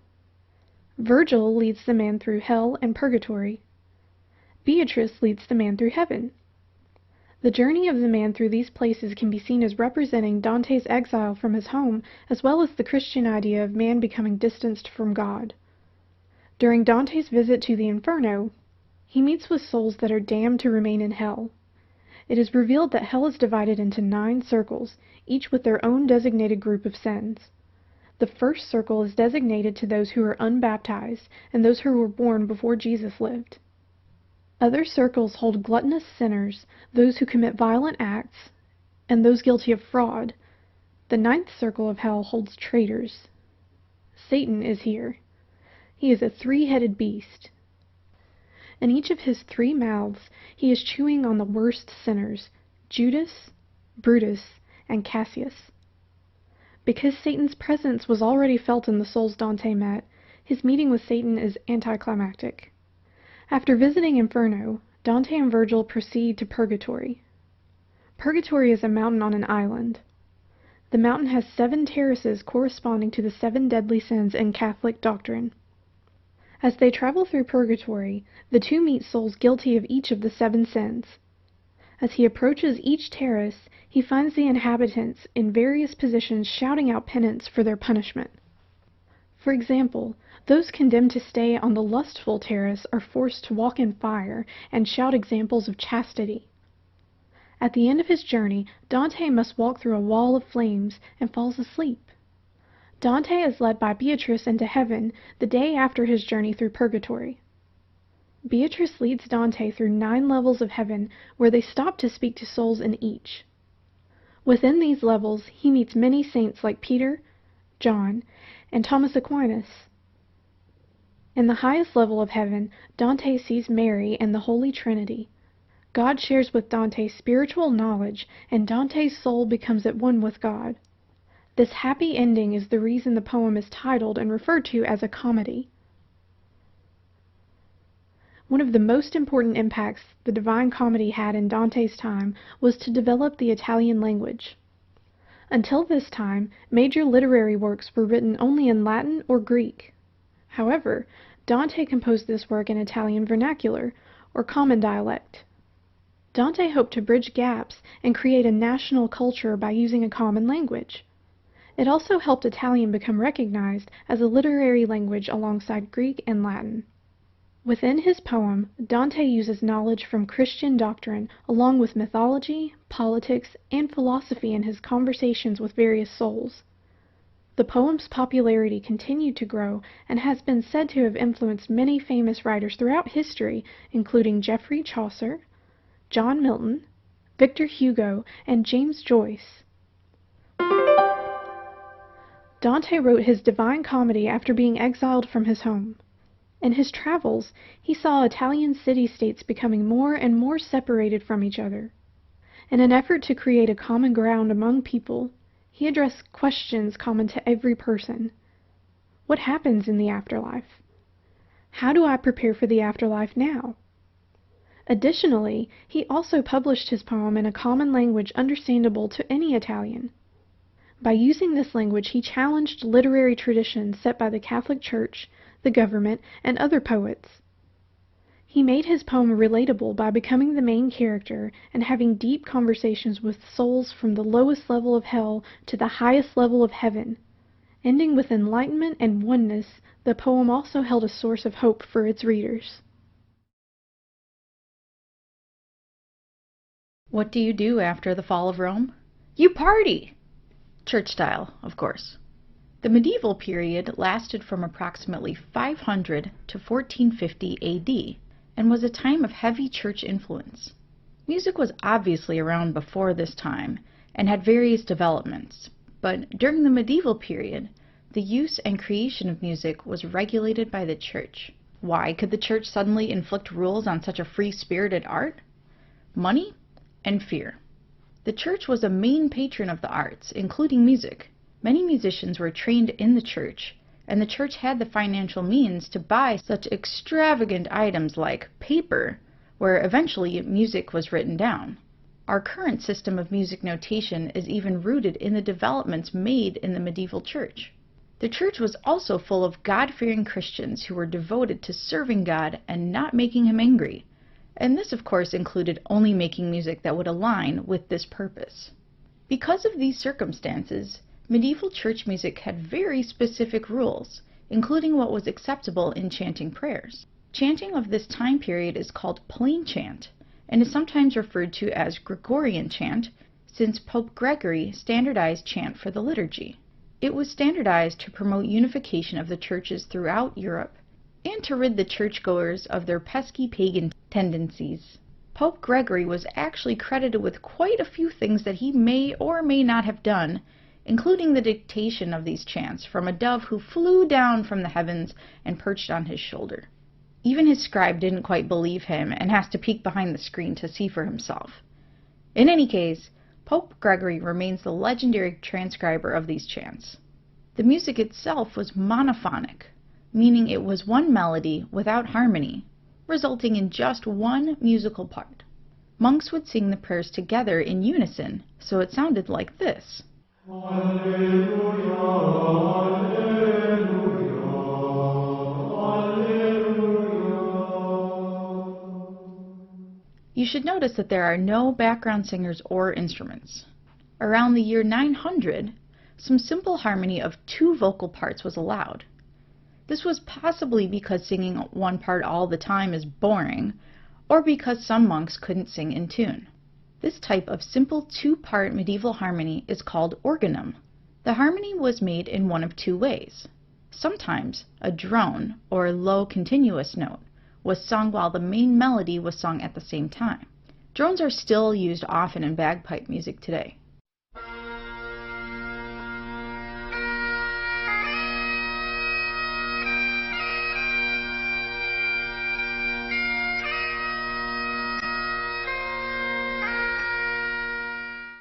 Other times, the words of the song would be sung on 2 different pitches at the same time.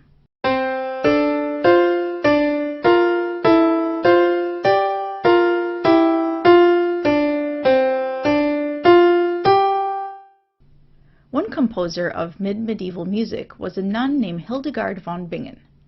Hildegard was a German nun who wrote over 70 works of plain chant. She is known for writing songs that were uncharacteristically melodic for the time period.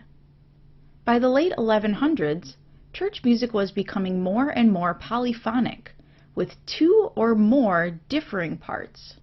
The French composer Léonin of the Notre Dame Cathedral and his student Perrotin are generally credited with composing the first significant polyphonic church music and creating plausible guidelines for composing polyphonic music. Both composers added more vocal parts and developed rhythmic notation into measurable notes.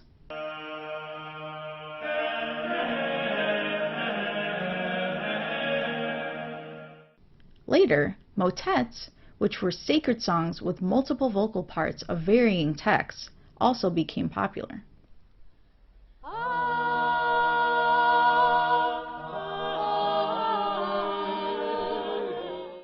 By the late medieval period, secular, or non-religious music was becoming prevalent outside of the church. The musical developments made within the church were utilized there as well. Royalty also played a prominent part in musical development, since they too could afford to train musicians and pay composers to entertain them. 2 types of court musicians and poets were called minstrels and troubadours. Minstrels were a bit less refined than troubadours and had other jobs of entertaining, such as juggling. Troubadours, on the other hand, sang songs of chivalry and courtly love. Troubadours also sang of travel and faraway lands, as they were quite the jet-setters of the day.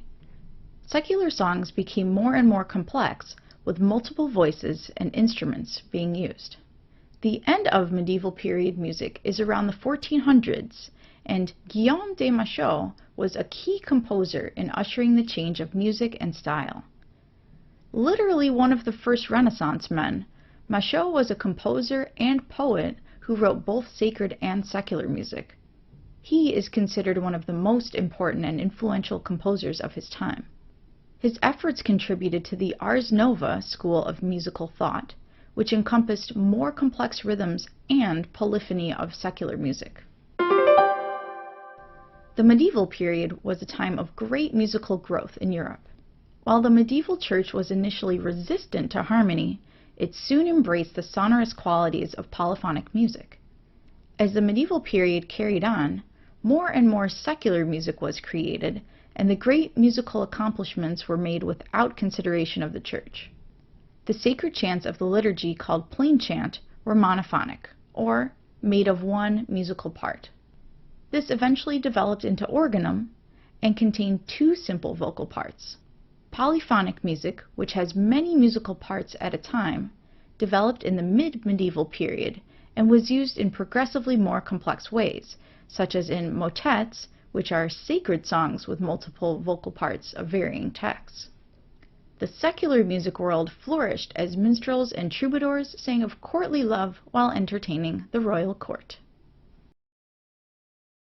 A motet can be defined as an unaccompanied choral composition based on a sacred Latin text.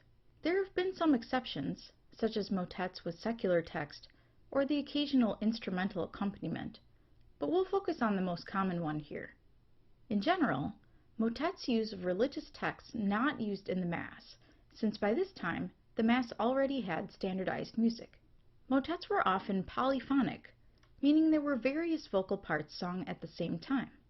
Though motets started being written in the late medieval period, they developed greatly in and are most associated with the Renaissance period, which lasted from approximately 1450 to 1600. The motet was based on the work of Léonin and Perrotin, two medieval French composers from the Notre Dame Church in France.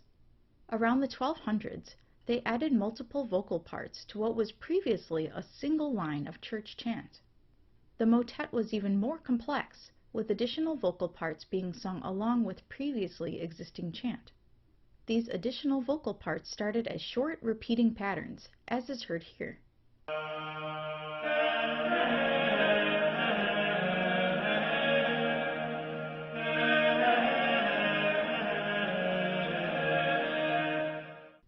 Over time, the rhythms became longer and more complex. The text of the motet also became more and more complex. Along with the original chant, Latin or French text was added. Near the end of the period, this included both sacred and secular text.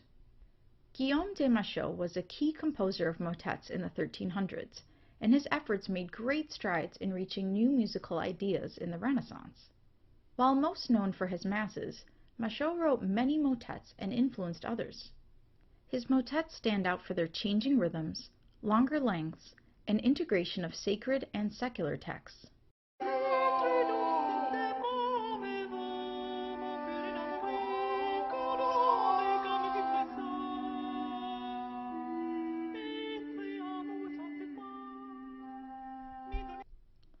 Compared to the medieval motet, the Renaissance motet is smoother and uses imitative polyphony, with successive voice parts that echo each other, kind of like a round. We can see and hear this in the text and successive adding of vocal parts.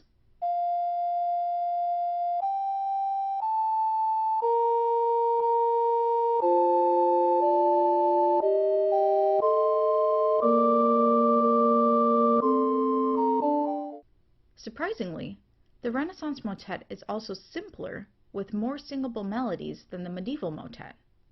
The Renaissance motet is always in Latin text and is for the ordinary Mass. Two important composers of Renaissance motet were Josquin des Prez and Giovanni Pierluigi da Palestrina. Josquin des Prez was one of the most important composers in the mid-Renaissance period, around 1500. A composer of Franco-Flemish descent, Josquin was the Elvis of his time, revolutionizing music and being even famous enough to be known by just his first name.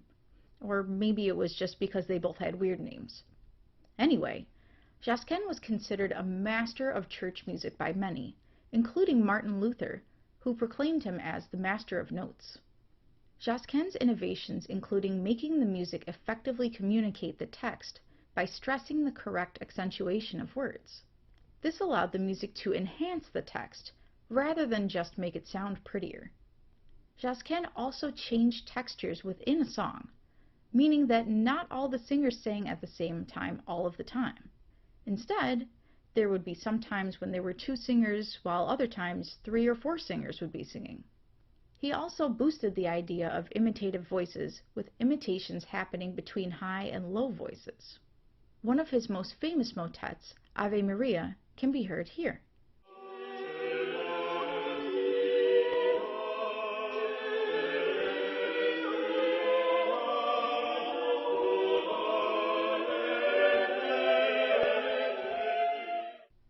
Despite its beauty, some clergy felt that Josquin's music went too far and was more about the music than the liturgy. This was particularly the case in the Roman Catholic Church, who in the late Renaissance, circa 1550, were pulling in the reins with the Counter-Reformation. Thankfully, Italy had a composer of their own, named Giovanni Pierluigi da Palestrina. He was also quite popular in his day and is often referred to just as Palestrina. Palestrina's style was slightly more conservative than Josquin's. His style shows importance of simple melodies that are easily sung and avoid clashing notes that sound unpleasant together. He was also known to focus on the words, and he created music to show their meaning. Because of this, he was known for being a purist of technique and for writing music with voices that flow throughout the piece. Though better known for his masses, Palestrina wrote over 100 motets, including this one.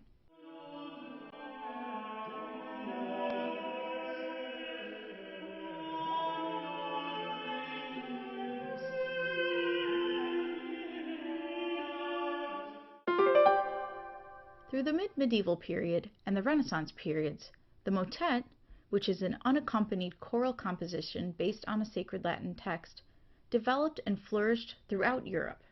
From its roots in the Notre Dame Church and initial innovations made by Guillaume de Machaut in the late medieval period, the motet was perfected by great Renaissance composers Josquin du Pré and later Giovanni Pierluigi da Palestrina. As time progressed, the motet became more rhythmically diverse and included a great deal of imitative polyphony, with successive voice parts that echo each other. The motet lived on in the next few hundred years, but is considered a representation of the late medieval and Renaissance periods. Are they mosquitoes? Are they helicopters? No! They are the super composers of the medieval period. Revel in the visionary melodies of Visionista, the alter ego of Hildegard von Bingen. Bask in the multi-part harmonies of Leonin the Double Man and his successor Perotin the Triple Man. Indulge your religious and non-religious sides with the sacred and secular love songs of the Massa Nova, Guillaume de Machaut. We'll start with the earliest composer, Hildegard von Bingen. Hildegard lived from approximately 1098 to 1179. She was a German nun who was known for her visions and prophecies. First written as poems, Hildegard later set her visions and prophecies to music around the year 1140. Hildegard's music was primarily syllabic hymns and melismatic solos, meaning a succession of pitches sung on one syllable, as heard in this popular holiday song.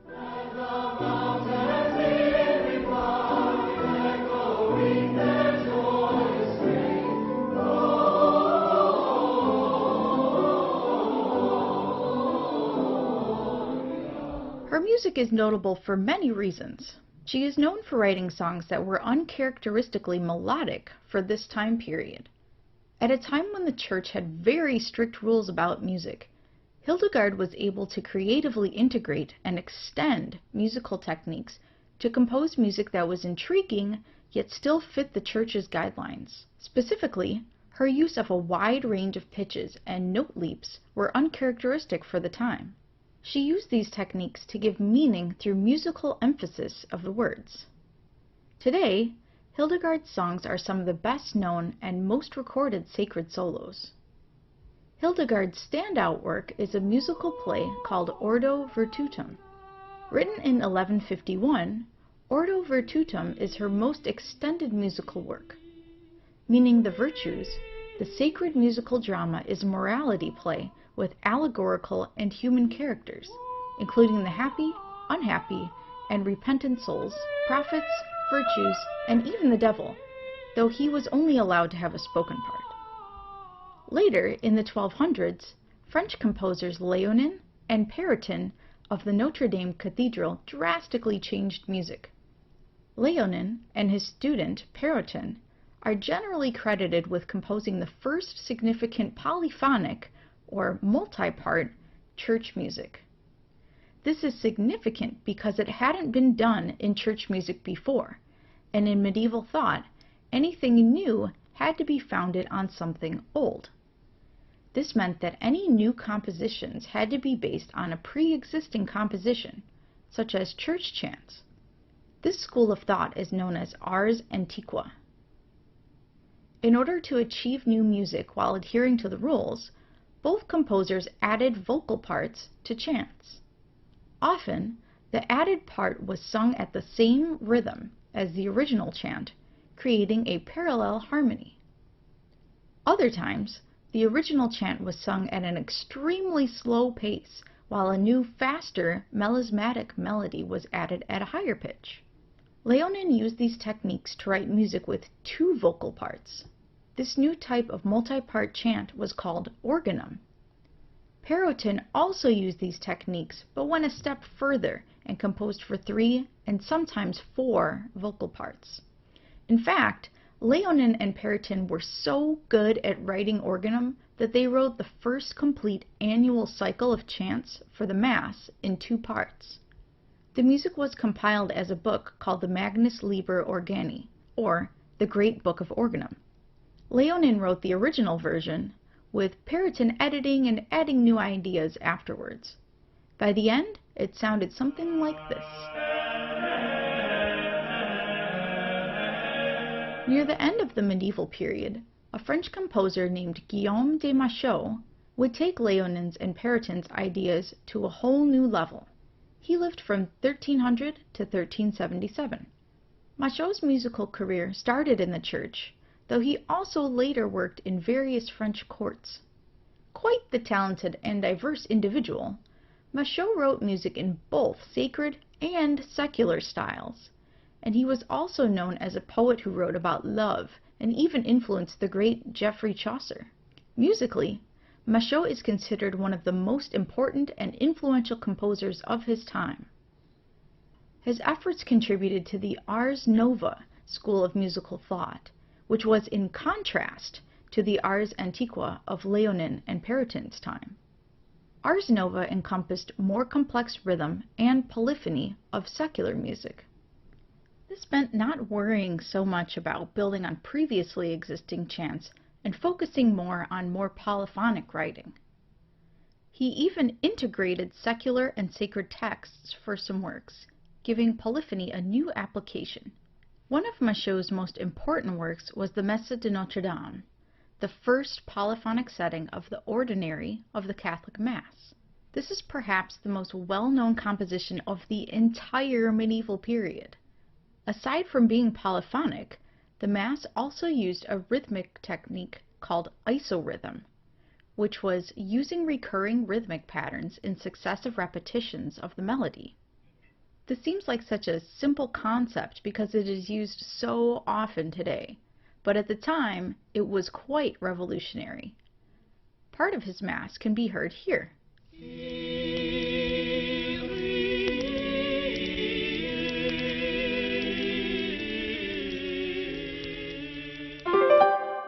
In all, Hildegard von Bingen, Leonin, Perotin, and Guillaume de Machaut made significant advancements in music during the mid to late medieval period, around 1100 to 1400. Hildegard von Bingen enhanced church music by adding melodic richness through the use of many notes and leaps. Leonin and Perotin added multiple vocal parts to the existing church chant to develop polyphony in the church's music in the Ars Antiqua style.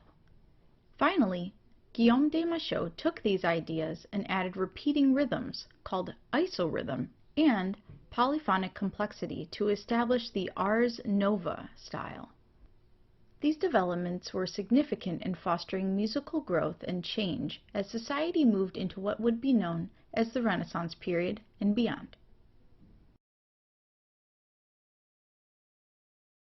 Welcome! My name is Matthew, and I'm a monk and an artist who lived in Europe in the early medieval period. Today, I'm going to talk to you about 3 major influences on early medieval art: Christianity, the classical world of Rome, and the pagan North.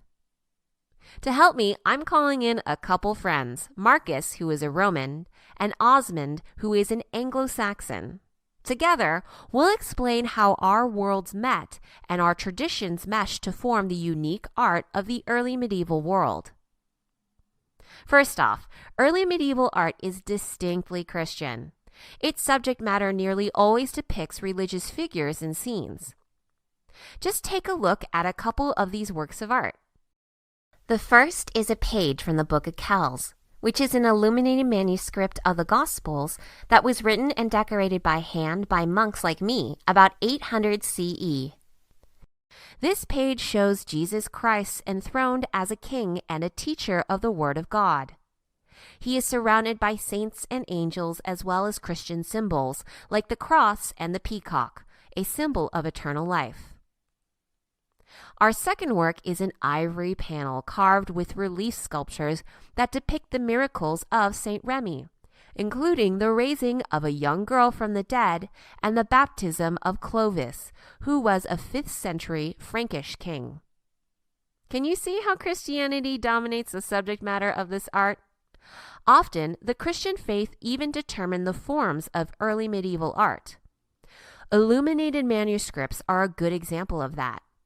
They turn the Bible into exquisite works of art, and they are often covered with precious metals, jewels, and carved ivory.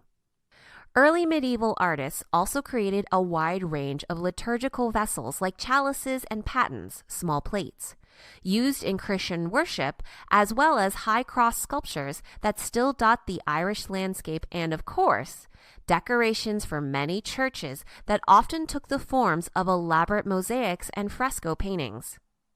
Now, I'm going to turn our discussion over to Marcus the Roman, who will tell you more about the classical influences on Christian art. Thanks, Matthew. Indeed, we classical Romans contributed all sorts of things to early medieval art. For one thing, we gave it many forms. Relief sculptures, frescoes, mosaics, and freestanding sculptural forms all came from us. We provided architectural forms for churches too. The basilica, which was a common church form in the early medieval period, was originally a Roman building that we used for judicial proceedings and other public gatherings. Christians borrowed architectural details like columns and arches from us too, and used and adapted them freely in their churches and other buildings. We even provided the language of early medieval art and worship. All those scriptures in those illuminated manuscripts are written in Latin. The Holy Roman Emperor Charlemagne, who ruled a good chunk of Europe in the late 8th and early 9th centuries, was especially keen on reviving classical Roman forms and styles. He built his palace complex after the Roman model, complete with a Roman-style forum, theater, senate, and even baths. His chapel was Roman in style and decoration with an octagonal plan and features like arches, columns, mosaics, and classical moldings.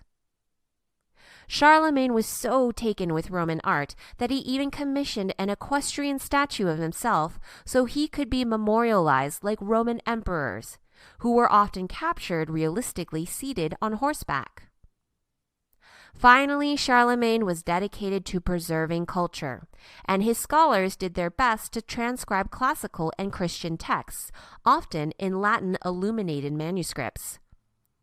The figures in these texts exhibit more realism than manuscripts created in other areas, again adopting the Roman traditions of shading and perspective to make figures seem more three-dimensional.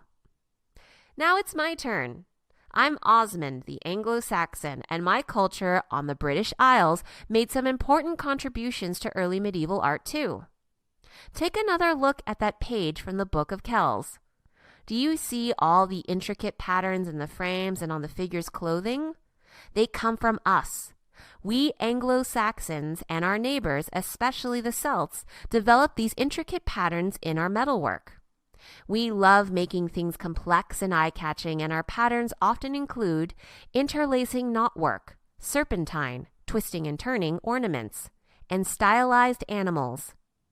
These all transferred right over to early medieval art, especially in the illuminated manuscripts and the high cross sculptures of Ireland. Before we end, let's take a look at a couple of works of art that show how these Christian, classical, and Northern influences all come together. First, we have the Franks casket, a small box carved from whalebone. The artist who created it in the 8th century CE deliberately blended Christian scenes like the Adoration of the Magi with depictions of Roman myths like that of Romulus and Remus, and traditional Germanic stories. He also combined Northern runes with Latin letters. Our second example is the Book of Duro, an illuminated manuscript created in the 7th century CE. Its pages clearly show its Christian focus, as it contains the Gospels, but it also has a Roman influence in its Latin language and a Northern contribution in its intricate knotwork and animal motifs. Let's take a moment to review. Early medieval art had three major influences: Christianity, the classical world of Rome, and the pagan North. Christianity strongly influenced the subject matter of early medieval art, which very often depicts religious figures and scenes. It also determined artistic form, as we saw when we looked at illuminated manuscripts, liturgical vessels, and high cross sculptures. The classical world of Rome also made an important contribution to early medieval art. Many artistic forms like relief sculptures, frescoes, mosaics, and freestanding sculptures came from Roman traditions, as did architectural forms like the basilica and details like columns and arches. Even the Latin language used in Christian scripture and worship was a Roman contribution. Charlemagne was especially interested in reviving classical Roman forms, styles, and culture. The cultures of the pagan North, including the Anglo-Saxons and the Celts, added their intricate patterns and designs to early medieval art. Their knotwork, serpentine ornamentation, and animal motifs, which originated in metalwork, show up frequently in illuminated manuscripts and high cross sculptures.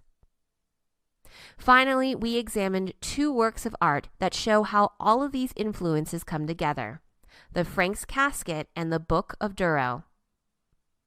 We hope you've learned something valuable about early medieval art in this lesson. This is Matthew the Monk, Marcus the Roman, and Osmond the Anglo-Saxon, thanking you for your attention and wishing you a good day.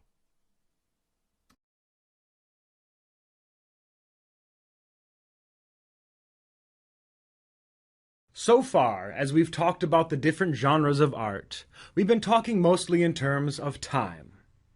Gothic art provides an additional challenge because it refers to both a time and a place. Gothic art started in France around 1144, when Abbot Suger completed the first Gothic church at the Abbey of Saint-Denis. It then spread across Europe over the next century, becoming an international standard from around 1250 to 1400. Over the next century, Gothic art fell out of favor around Europe. It retreated back to France, where it reigned supreme till about 1550. Nowhere is the flexibility of the term Gothic clearer than in Italy. Italy was one of the last places to get on the Gothic bandwagon, and one of the first to jump off into its own unique renaissance. In the Gothic age, stained glass windows became the main form of interior church decoration. Other forms of interior decoration, like murals, frescoes, and mosaics, fell out of fashion. The exception to this rule is Italy, where the huge windows of the Gothic style never really achieved the central decorative role assigned to them north of the Alps. Instead, murals, frescoes, and other forms of painting remained an important form of church decoration in Italy. One of the most exciting things about this Italian Gothic painting is that, for the first time in a long while, we actually have names for most of the artists of this age, like Duccio, Giotto, the Lorenzetti brothers, and Gentile da Fabriano. By following the work of these artists, we can see two trends developing in Italian Gothic art: increasingly realistic figures, and the use of perspective in painting. These trends would eventually give rise to the Italian Renaissance. Up until this point in history, realism doesn't seem to have been a big priority in Christian painting. In fact, Christian aversion to images as a form of idolatry seems to have pushed in the opposite direction, away from realism. In the Gothic age, we see a reversal of this trend, as Gothic painting becomes increasingly realistic. We can see the gradual increase in realism by comparing three different artists' take on the same theme, that of the Virgin Mary sitting on a throne, holding the Christ child, and surrounded by saints and angels. This theme was popular in Gothic Italy and went by the name Madonna Enthroned. The first Madonna Enthroned we'll look at was composed around 1280 by Cimabue, an artist of Florence. Notice the set poses of these figures, with their consistently odd head alignment and flat, grave expressions. Now let's skip ahead about 30 years to a similar scene in the Maesta altar, completed in 1311 by a Tuscan painter named Duccio. Note how much more natural the poses are. No odd neck bending here. Note the use of shading to give these faces a rounded sort of depth. And look at the expressions on those faces. Compare the tender glances of Duccio's angels to the grim stares of Cimabue. Finally, let's return to Florence to see a similar work by Giotto, completed around the same time as Duccio's in 1310. Giotto has mastered the shading we saw in Duccio. Look at the nuance in Mary's blouse, more than suggesting the natural lines beneath. Instead of the set expressions of Duccio, we see individuals expressing their awe in unique ways. These figures are so real that their halos look out of place. These experiments by early Italian painters recaptured the glory of classical art and paved the way for the breathtaking realism of the Renaissance. Yet perhaps even more amazing than the development of realistic figures is the Gothic exploration of perspective. In this respect, Gothic artists were not simply recapturing classical glory. The Romans don't seem to have had much luck with perspective painting either, beyond the simple illusions of the Pompeian style. We can see the development of Italian Gothic perspective in two main forms: interior perspective, providing depth to an enclosed space, and exterior perspective, with a well-established foreground, midground, and background. We can see the first steps toward interior perspective in a detail from Duccio's Maesta altar. Unlike previous artwork, in which the figures seem to stand in front of a flat backdrop, these figures exist inside an enclosed space, sort of like a niche in the painting, like the architectural housing of a Gothic sculpture. We can see the development of this trend in The Birth of the Virgin by Pietro Lorenzetti. In this painting, we can see an even greater command of depth, and each figure seems to fully occupy this three-dimensional space. We also see additional architectural elements finding their way into painting, like the beautifully executed rendition of a ribbed vault ceiling above our figures. The development of interior perspective is impressive, but not nearly so much as the gradual improvement of exterior perspective. We witness the beginning of this trend in the works of Duccio, like this painting of Christ entering Jerusalem, completed around 1311. Here we see some great attempts to create depth in the architectural background, with the archway jutting out into the midground. However, we can also see that Duccio has no concept of how the human form responds to distance. Instead of getting smaller as they get further away, these figures actually seem to grow larger as they make their way towards the gate. Over the next 30 years, Italian artists got a better handle on perspective.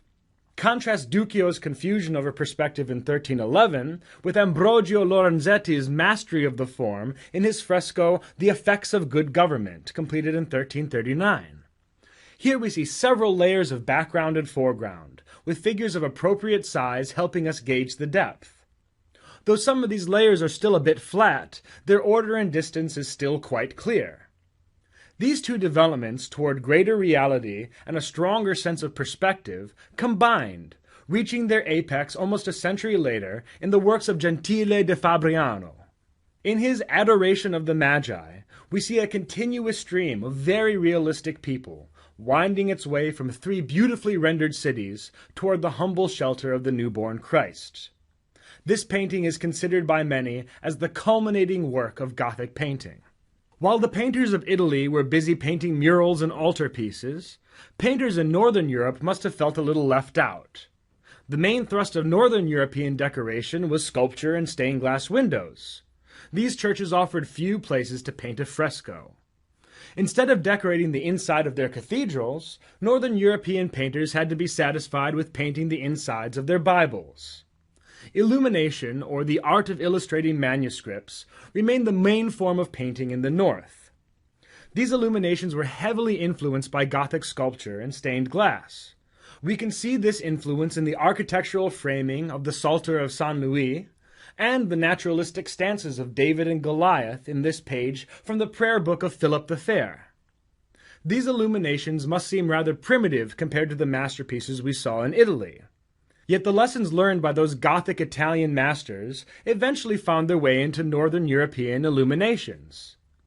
All of the developments we saw in the Italians eventually came together in one of the most famous illuminated texts of all time, Les Très Riches Heures de Duc de Berry. This prayer book, illustrated by the illustrious Limbourg brothers, follows a familiar medieval theme, the labors of the months. The illustrations of peasants and princes at their seasonal tasks demonstrate all of the advances we saw in Gothic Italy, unprecedented realism, and a growing mastery of perspective. In this illumination, we also witness new things being painted, which had never been portrayed before, like the mist of a peasant's breath, smoke from a chimney, footsteps in snow, clouds in the sky, and shadows on the ground. To review, Gothic painting followed two very different paths in Northern and Southern Europe. In the South, painting remained an important form of interior decoration. Great Italian Gothic masters like Duccio, Giotto, and Lorenzetti were commissioned to paint murals and altarpieces of exquisite quality. In the North, stained glass windows were the main focus of interior decoration. Painting was relegated to illumination of books. Yet despite their different paths, both Northern and Southern Gothic painters eventually worked their way toward greater realism and a slow but steady mastery of perspective.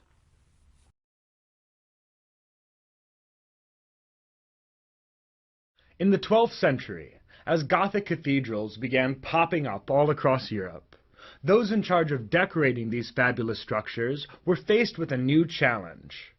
Given the grand scale and great importance of these buildings, how should they be decorated? Gothic artists responded to this challenge in a variety of ways. On the outside, Gothic sculptors decked their cathedrals with an ever-growing array of decorative sculptures. On the inside, Gothic glaziers took advantage of advances in Gothic engineering to build soaring walls of stained glass, flooding the interior with light. Probably the most important form of Gothic architectural art was the stained glass window. Stained glass windows are closely tied to the architectural developments of Gothic cathedrals. Most of the innovations of Gothic architecture were developed for the very purpose of adding more stained glass windows to churches. From pointed arches to rib vaults to flying buttresses, all of these techniques allowed Gothic architecture to replace the thick, dark walls of Romanesque cathedrals with thin, towering walls of colored glass. These stained glass windows were the multimedia stories of their day. Since very few people could read at the time, stained glass windows offered illiterate Christians a glorious glimpse into the tales of the Bible. Fitting pieces of glass together in lead frames, Gothic glaziers wrote the stories of the Bible, not in words, but in light. You can identify Gothic stained glass windows by their massive size as well as their shape. There are two standard Gothic shapes of stained glass window: the tall window with a pointed arch, and the round rose window. While glaziers were flooding the interior of Gothic cathedrals with holy light, sculptors began coating these cathedrals with decorative sculpture. We see three trends developing in Gothic sculpture. First, the wild movement of Romanesque sculpture is replaced with geometric harmony and symmetry.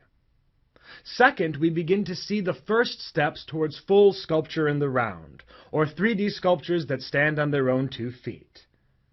This trend is accompanied by an increased sense of realism in Gothic sculpture. We can see the first of these developments most clearly by comparing Gothic sculpture to earlier Romanesque sculpture. Romanesque architects invented the art of adorning church entrances with dense sculptural decorations called a tympanum. Here's a particularly fine tympanum from the entrance to the Cathedral of Autun. Let's look at some of the features of this tympanum. It's a semicircular arch decorated with shallow relief. The figures are highly stylized with thin puppet-like arms, captured in the middle of spontaneous movement.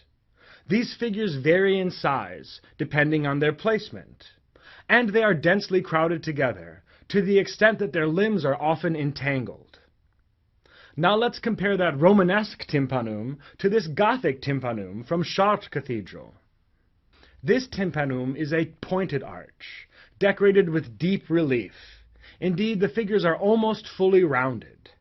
Moreover, the figures are much more realistic, and they stand or sit with a quiet dignity instead of the wild movement of the Romanesque tympanum. Each figure is the same size as its neighbors, and instead of being crowded together, every figure has a place, separated from its neighbors by architectural elements.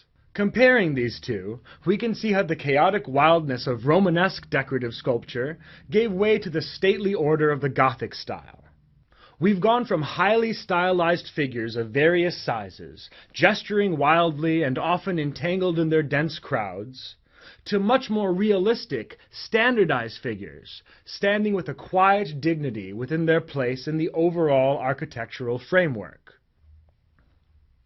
While the sculptures around the tympanum were falling into their allotted architectural places, other Gothic sculptures began to climb out of the walls and pillars and stand on their own 2 feet. This is an important change, since full-blown, freestanding sculptures had been out of fashion among Christians for almost 1,000 years, because they saw freestanding statues as idols. For whatever reason, this restriction became less and less important in the Gothic age, and statues began to step out of their restrictive architectural frameworks and display greater and greater realism. We can see the beginnings of this transition in the sculptures adorning the columns of Gothic cathedrals. The art of decorating columns with life-size human figures got its start during the Romanesque era. Yet these figures are mostly reliefs carved into the column. The figure here is the column. Compare that with the figures adorning the columns of Chartres' west portal. These saints are quite clearly standing in front of the column. They have a depth to them. However, these figures are all still rather stiff. Even if they're not necessarily holding up the roof, it certainly looks like they were meant to. This dual function makes these sculptures rather stylized and not very realistic. As techniques improved, these statues gained more natural postures and much more realistic features, as we can see in the sculptures added to the later south portal of Chartres Cathedral. These guys are standing free. Instead of decorating the column, these figures are pretty much hiding the column. They also have much more natural poses. Compare the smooth, S-shaped curve of St. Theodore here to the stiff postures of these earlier figures. Eventually, sculptors started creating sculptures without backing columns or any other clear architectural purpose, making full standing statues in neat alcoves. Free from the need to hold up a ceiling, these figures were now free to stand in more natural poses, and even to gesture. Eventually, even the alcoves gave way to mere decorations framing realistic statues in a variety of poses. Finally, sculptors abandoned architectural decoration entirely and began creating freestanding sculptures in the round. Thus, over the course of about a century, sculpture made some huge leaps forward and really came to the fore as one of the most important forms of artistic expression. Instead of adding sculptures to accent architecture, people were adding architecture to accent sculptures. And eventually sculptures began standing alone, without any architectural framework at all. With this increased importance came increased realism, as sculptors refined their skill and their artwork came to the fore. To review, the Gothic age with its great cathedrals was an exciting time to be a sculptor or glazier. Architectural advances allowed glaziers to deck the walls of Gothic cathedrals with huge stained glass windows. telling the stories of the Bible in brilliant colored glass, while flooding the interior with light. Meanwhile, the exterior of Gothic cathedrals grew ever more intricate, with decorative sculpture of increasing realism and creativity. Sculpture eventually became so important that it was freed from its role as an architectural adornment, as Christians began creating the first freestanding statues to be seen in the West since the fall of Rome.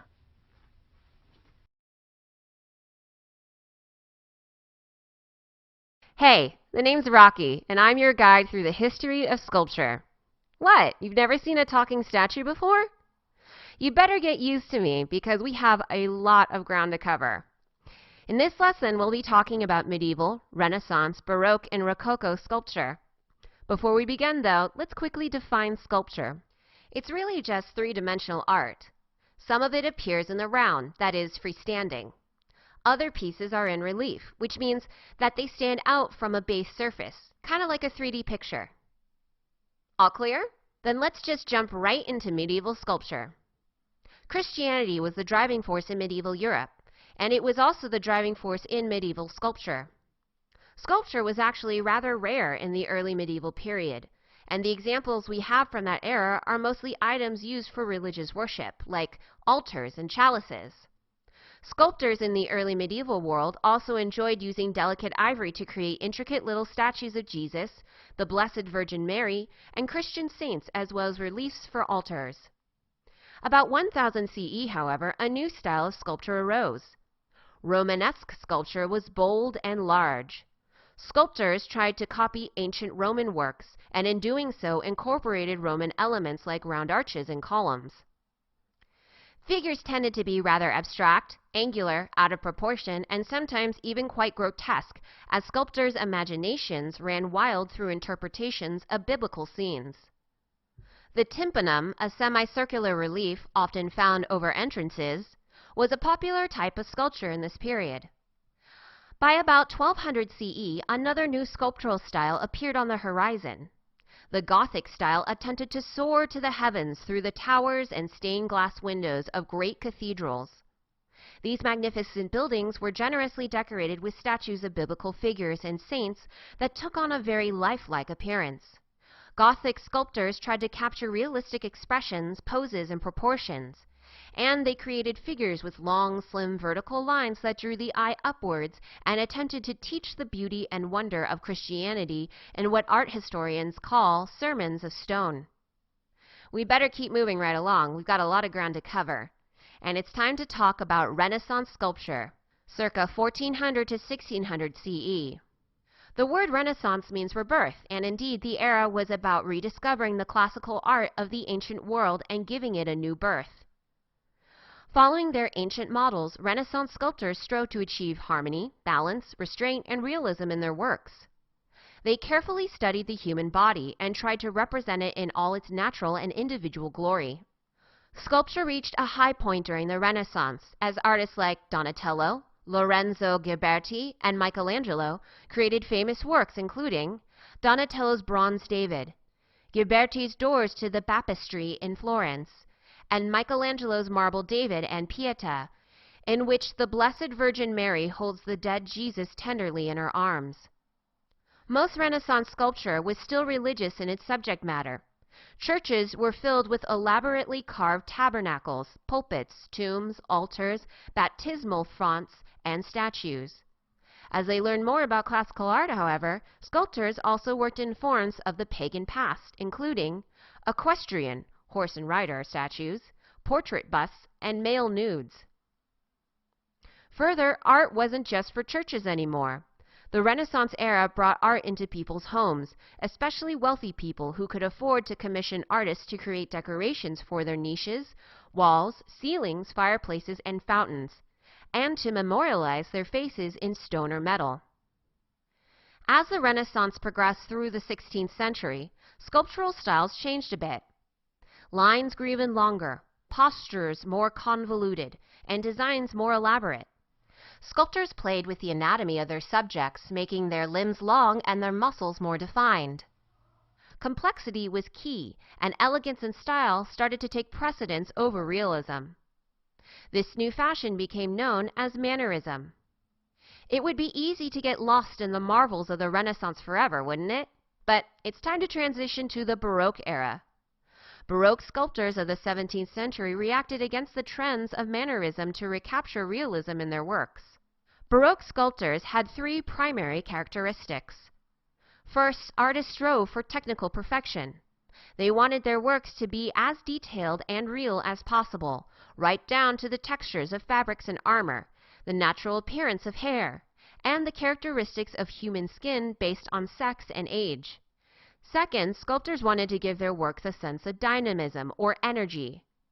Baroque figures look like they might just hop off their pedestals at any moment and resume the movement they had suspended to allow the artist to capture them. Third, Baroque artists added dramatic, extravagant elements to their pieces, including bright gilding, rich decorations, and swirling serpentine lines. The most famous Baroque sculptor was Gian Lorenzo Bernini, and his sculptures Apollo and Daphne and the Ecstasy of St. Teresa epitomize the Baroque style. As the 17th century moved into the 18th century, the Rococo style became popular, first in interior design and decoration, and then in other art forms, including sculpture. Rococo sculptures valued delicacy, grace, asymmetry, curves, light colors, elaborate ornaments, and playful, cheery themes. They often scorned heavy materials in favor of fragile porcelain. Jean-Baptiste Pigalle and Etienne Maurice Falconet are the most well-known Rococo sculptors.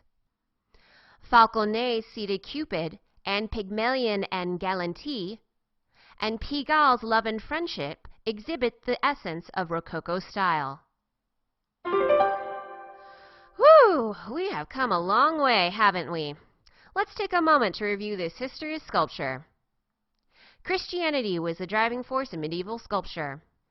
Romanesque sculpture, which developed about 1000 CE, was bold and large.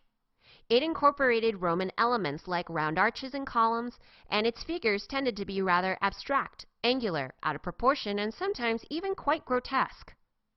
On the other hand, Gothic sculpture, which was popular after about 1200 CE, attempted to soar to the heavens.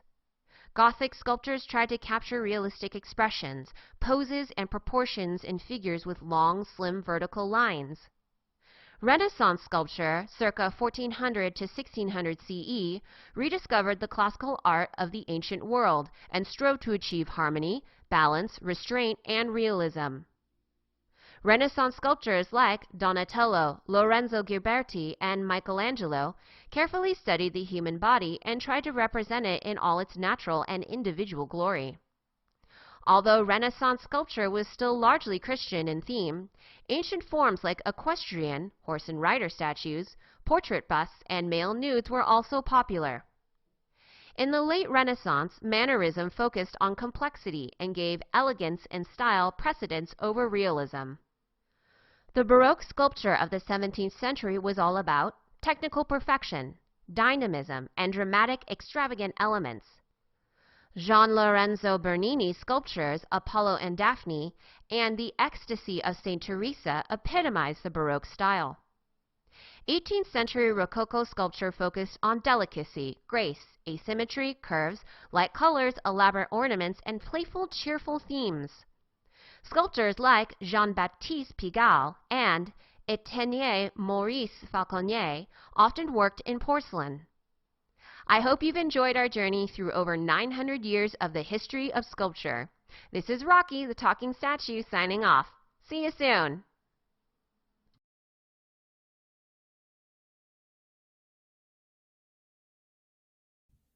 When you think of castles, you might picture Disney's Sleeping Beauty Castle or some other fairy tale castle.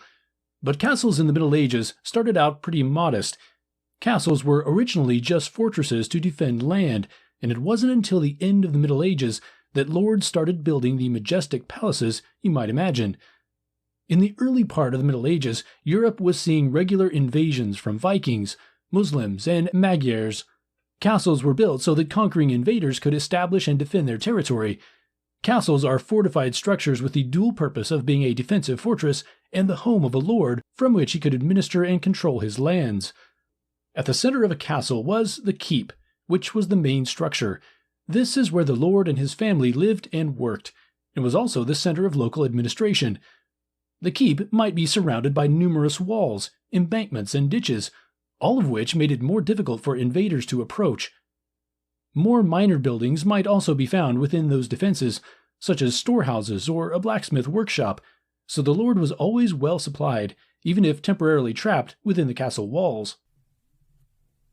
The Motte and Bailey Castle is one of the earliest examples of a castle, and its style was spread by the Normans, who were settled Vikings from northern France.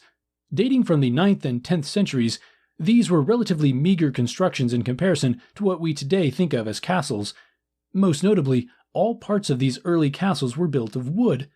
The limitations of the building material meant these structures were relatively small. The wooden keep was built upon an artificial hill known as a motte.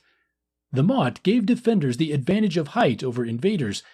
They could rain down rocks and arrows while attackers struggled to climb the incline. The area around the base of the motte was known as the bailey.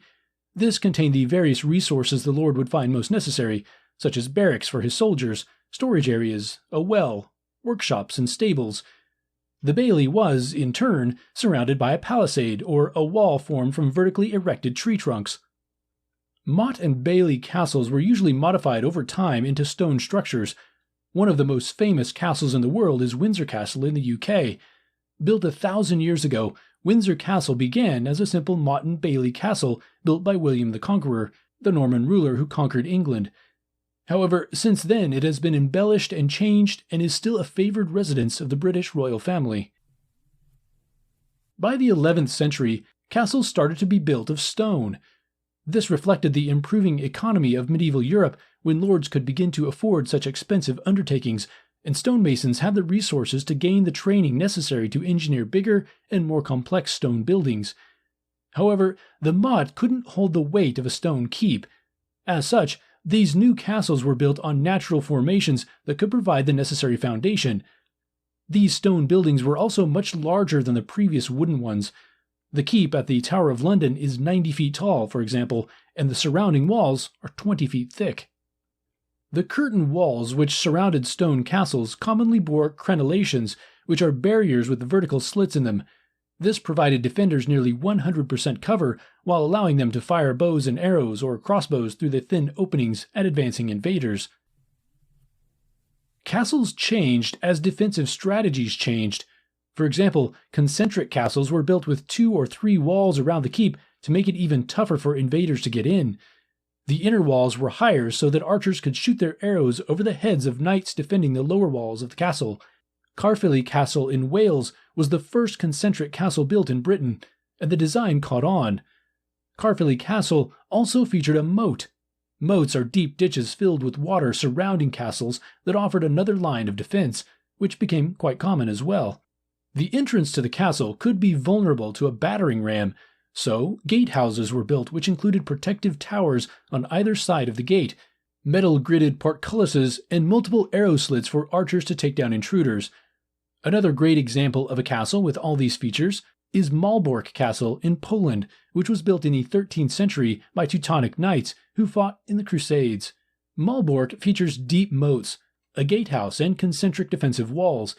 It was built out of red brick because there wasn't enough natural stone in that area of Europe, but plenty of clay to bake into strong bricks. By the end of the Middle Ages, the defensive purpose of castles was less important. Gunpowder was so effective in breaking through castle walls that castles became irrelevant as a defense.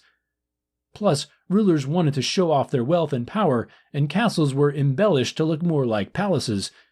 Great halls for feasts and ornate chapels were common in these more opulent castles. For example, Hohensalzburg Castle in Salzburg, Austria, was originally built as a fortress in 1077 to protect the Principality of Salzburg. Foreign invaders never captured it. Actually, it was so intimidating that no foreign army bothered trying. As its military purpose was less important, it was expanded, and by 1500 it began to look like the grand palace we see today. Castles evolved throughout the several centuries they were employed. At first, medieval castles were simple but sturdy wooden structures built in the Motte and Bailey style. Eventually, however, larger and more complex stone castles replaced the wooden ones. Placing the keep in an elevated position was an important strategic decision. For wooden keeps, an artificial hill could be constructed, but these mottes couldn't support the heavier stone castles. Bigger concentric castles offered extra walls of protection. In addition, castles often depended on numerous barriers. Improvements like moats, crenellations, and gatehouses all helped keep invaders out. By the end of the Middle Ages, the purpose of castles as a defensive fortress was far less important, and rulers began modifying or adding opulent palatial residences and buildings to existing castles.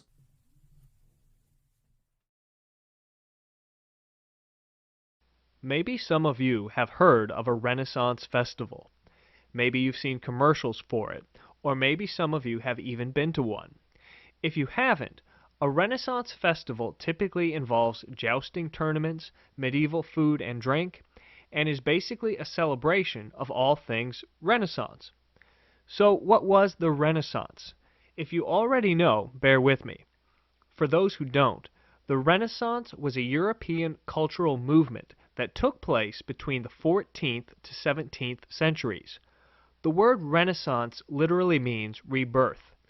The Renaissance involved a renewed appreciation for Greek and Roman art and culture. One of the central themes of the Renaissance was humanism. In its simplest form, humanism is a belief system that emphasizes human actions and places great value on human nature. We'll talk more about this in a little bit, so hang on to this concept of humanism. Art played a major role in the Renaissance. Guys like Leonardo da Vinci and Michelangelo were popular artists, as were Donatello and Raphael. Remember, we're not talking about the Teenage Mutant Ninja Turtles here. We're talking about the real dudes. But in this lesson, we won't be focusing on Renaissance art. Instead, we're going to look at its impact on science and religion. Before the Renaissance, European thinkers had many incorrect ideas about the universe. This time before the Renaissance has even been called the Dark Ages by many historians, although this view has been challenged in recent years. For example, they believed that the Earth was at the center of the universe, and that the Sun and the planets revolved around the Earth. This is called the geocentric view of the universe. Crazy, I know. But gradually, things began to change. Commonly called the movable type printing press, the first modern printing press was invented by Johann Gutenberg around the year 1439. This was one of the most important inventions of all time because it resulted in the widespread availability of print material. In some ways, Gutenberg's printing press had the same effect that the Internet has had in our lifetime. Gutenberg's printing press started a revolution in printing and helped spread more knowledge throughout Europe. And then, of course, there was Christopher Columbus' discovery of the New World in 1492. His expedition gave birth to the Age of Exploration, which was a period of intense global exploration which peaked between the late 15th and 17th centuries. Galileo's telescope, Copernicus' heliocentric view of the universe, and the development of the scientific method were other important scientific innovations of the Renaissance. The bottom line here is that during the Renaissance, scientific knowledge expanded rapidly. So as I mentioned in the beginning, humanism was a central characteristic of the Renaissance. During the Renaissance, people increasingly began to see the world from a human-centered perspective. This had a powerful impact upon religion. Increasingly, people were paying more attention to this life rather than the afterlife. Eventually, humanism brought about a spirit of skepticism. Throughout the Dark Ages, the Roman Catholic Church had a stranglehold on which doctrines were accepted and which were not. Any viewpoint that contradicted the Church's official position was more often than not suppressed. But during the Renaissance, increasingly different points of view emerged. As a result of centuries of corruption and violent suppression, the Protestant Reformation broke out throughout Europe in the early 16th century. The Protestant Reformation was an anti-Catholic movement sparked in 1517 by a monk named Martin Luther.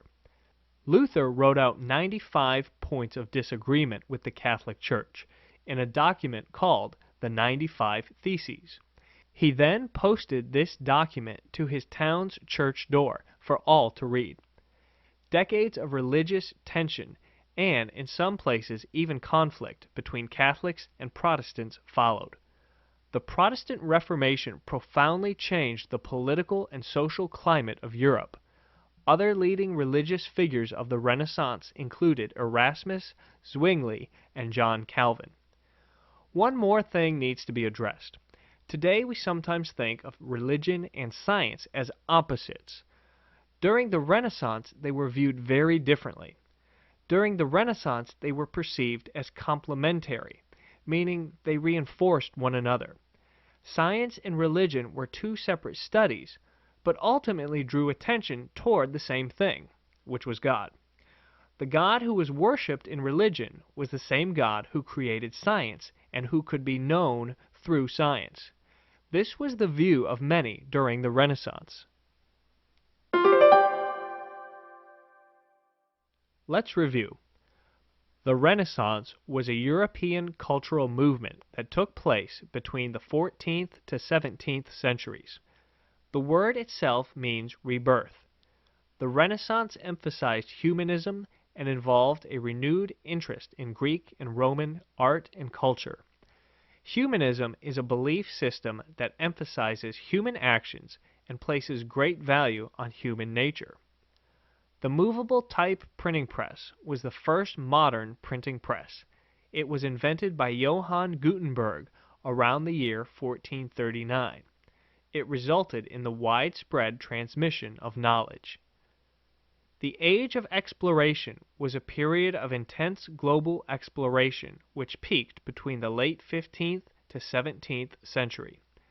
The Protestant Reformation was an anti-Catholic movement sparked in 1517 by a monk named Martin Luther. The Protestant Reformation profoundly altered European politics and society.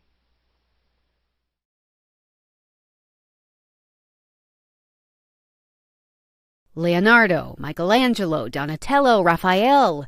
Did these names ring a bell? No, we won't be learning about the Ninja Turtles in this lesson. Instead, we'll be discussing some of the important figures of the Renaissance. Maybe you already knew that the Ninja Turtles were named after Renaissance artists, but there were also many other important figures of the Renaissance who weren't made into cartoons. We'll be discussing them in this lesson. Before we go any further, we need to make sure we understand exactly what the Renaissance was.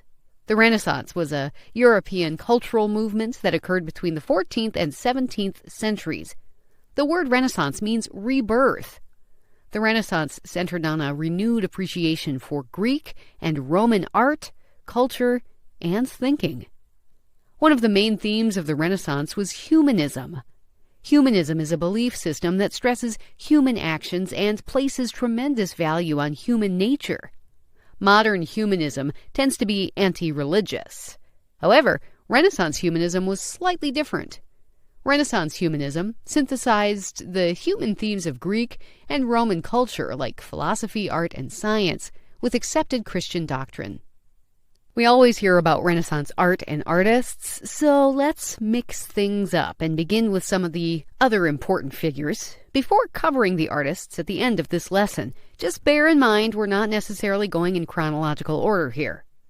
One of the most pivotal figures of the period was Martin Luther, 1483 to 1546. Martin Luther was a Catholic monk who noticed corruption in the Catholic Church and sought to reform it. In 1517, he posted a list of 95 complaints against the Catholic Church on the door of a church in Wittenberg, Germany. This document is commonly called his 95 Theses. This radical act led to the Protestant Reformation, which was basically a European anti-Catholic revolution. Ultimately, the Reformation would dramatically alter the course of European history, leading to individualism, democracy, capitalism, and other transformational trends. A contemporary of Luther, Desiderius Erasmus, 1466 to 1536, was an influential Dutch scholar and Catholic priest. Erasmus tried to stay above religious conflict. He recognized the need for weeding out corruption in the Catholic Church, but he did not hold to all of the same theological beliefs as Luther.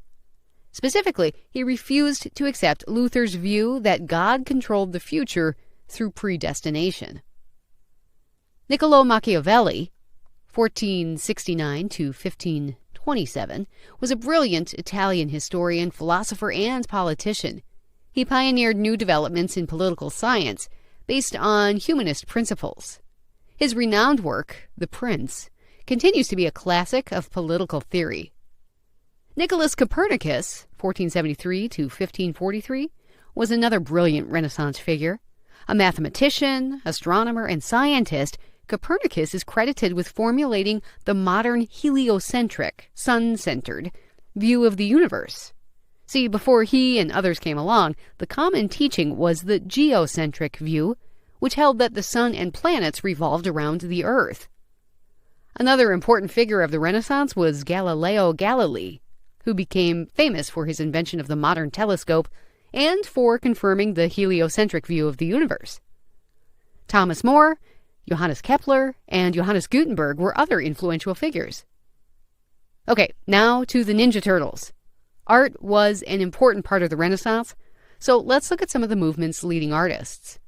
Leonardo da Vinci, 1452 to 1519, is often cited as being the perfect example of the Renaissance man because his interests were so varied. In addition to being one of the world's greatest painters, he was also a prolific inventor. His masterpieces include the Mona Lisa and The Last Supper. Michelangelo, 1475 to 1564, was another prominent Renaissance artist. He was a painter, sculptor, and architect. His most famous works include the sculpture David and his painting on the Sistine Chapel ceiling. Sandro Botticelli, 1445 to 1510, was an early Renaissance painter from Italy, known best for his painting The Birth of Venus. We are not going to cover the other two Ninja Turtles today, not because they aren't important, but because we've already covered a lot. That said, feel free to research the real Donatello and Raphael on your own. Remember, the Renaissance was a European cultural movement that occurred between the 14th and 17th centuries. The word literally means rebirth. Now, let's review some of the important figures of the Renaissance. Martin Luther was a Catholic monk whose efforts to reform the Catholic Church sparked the Protestant Reformation. Desiderius Erasmus was an influential Dutch scholar and Catholic priest. Niccolò Machiavelli was a brilliant Italian historian, philosopher, and politician. He is remembered for his contributions to political science. Nicholas Copernicus was a leading mathematician, scientist, and astronomer who is credited with formulating the modern heliocentric view of the universe. Leonardo da Vinci was a famous artist who is best known for the Mona Lisa and The Last Supper. Michelangelo is known for his sculpture David and for painting the ceiling of the Sistine Chapel. Finally, Sandro Botticelli was an early Renaissance painter known for painting The Birth of Venus. Before we talk specifically about the English Renaissance, there's a really simple question we should probably answer, which is, what is a Renaissance? Renaissance basically just means rebirth or revival. In a more specific sense, the capital R Renaissance was like a flowering of the arts that swept through Europe, starting in Italy in about the late 14th century, and it made its way over to England somewhere around 1500 and lasted about 100 years. There can be a lot of debate about when it exactly started and ended, but that's a good way to put us in the right time frame. To many critics, the English Renaissance is kind of when Western literature kicks into high gear. We're about to cover some of the most famous folks that ever put pen, or quill if you will, to paper. But first, let's talk a little bit more about the culture that allowed the Renaissance to occur in the first place. One major thing that England had going for it in the late 15th century was the introduction of the printing press. This made it possible to mass-produce written works, which was huge, and it strengthened society's ability to create a more literate culture. Another important factor was England's general social and political climate. The plague, or the Black Death, had passed and the 100 Years' War was over, so that's great. More productive when people aren't fighting and dying. British citizens could finally settle down in a life of relative peace and safety for the first time in a long time. And when all of your resources aren't devoted to just staying alive and keeping your family alive, you finally have time to do things like write. And write they did. It's interesting to note that while the Italian Renaissance was primarily dominated by visual art, architecture, and stuff like that, the English really hit hard with the written word. So many of the titans of the English literary canon wrote during this time that this lesson can kind of seem like a best of list. These are the writers who more or less defined what English literature would be for the coming years. Before we go much further, though, there's one caveat I want to state. This wouldn't be the humanities if there wasn't some point of critical controversy, and some critics don't think it's worthwhile to call this period the Renaissance at all. They note that the English flourishing that we're talking about has little to do with what happened in Italy, and besides that, not all aspects of society were undergoing a positive rebirth, which can make the name Renaissance seem a little inaccurate. So it's just good to know that this term Renaissance isn't like a hard and fast label, but more of like a general way to think of what was going on during the time. To these people, the term we should use to describe this era is the early modern, even though the time period's definition is up for debate, so we're just going to make it simple and we're going to stick with Renaissance, acknowledging that that's not the term everyone would prefer. So a lot of really important people did a lot of really important work during this period, regardless of what you want to call it, and that's really what we're going to start looking at now, is who these people were and what they wrote and why it matters. An easy way to keep the following writers handy, we're going to divide them into 3 different segments: the dramatists, so people who wrote plays, wrote for the theater, poets, and then the essayists/thinkers. It's possible that these people will have some overlap, but those are the 3 main categories. So each of the people we talk about usually has one major category that they're associated with, even if they dabbled in some others. And if you're wondering why I didn't include novelists on that list, that's good catch, you. But it's because novels weren't really a thing yet, so that's why we won't be talking about that. One final note, I promise this is it, and then we're going to just dive right in. If you've ever looked into the literary significance of numbers, you'll know that 7 is an important one. For example, there are 7 Horcruxes in Harry Potter. There are 7 dwarves. I'm sure you can think of some others. 7 is a potent, easy-to-remember number of 7 digits in a phone number, for example. We're going to give you 7 definitive figures of English Renaissance literature, and these 7 authors, more necessarily than any others, altered the Western literary landscape forever. And so when we talk about important English writers of the Renaissance, you probably know who's going to come up first. It's the big guy, the Superman. We're talking William Shakespeare. Still the premier dramatist of the English language today. He's plays you've undoubtedly heard or seen, either read them in class, seen them perform, seen one of the million adaptations that exist on film. And we've covered Shakespeare's works pretty thoroughly in a lot of other lessons, so I definitely recommend you check them out to learn more about who he was and his most famous works individually. But the key point here to remember is that he's at the very forefront of the English Renaissance. Besides Shakespeare, there are 2 other sort of titans of the Renaissance stage that we've got to discuss. The first is Christopher Marlowe, who, if you've seen that movie Shakespeare in Love, you might be familiar with that name. He was a precursor to Shakespeare and a big influence. Some people think a bit of a rival.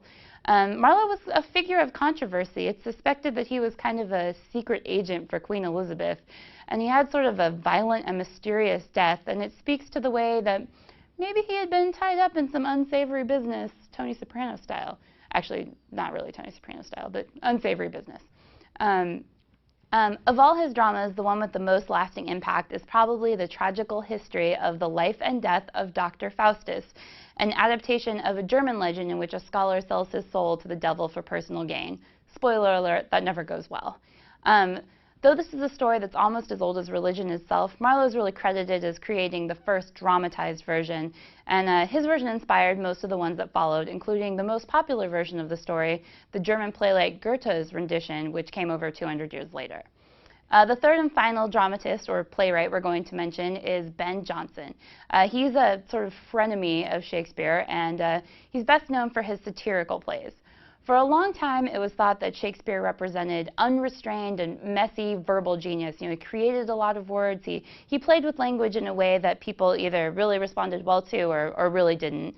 But Jonson was a superb sculptor of precise plays.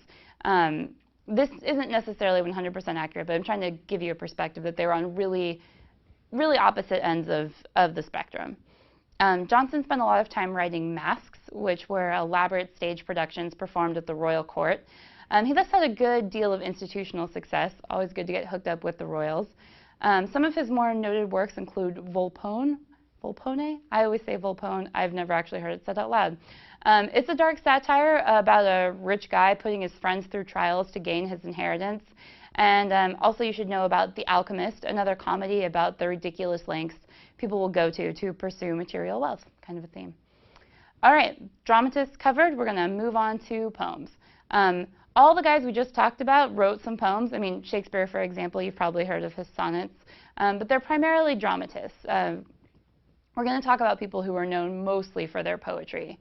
And up first, Edmund Spenser, chronologically one of the first major writers of the English Renaissance.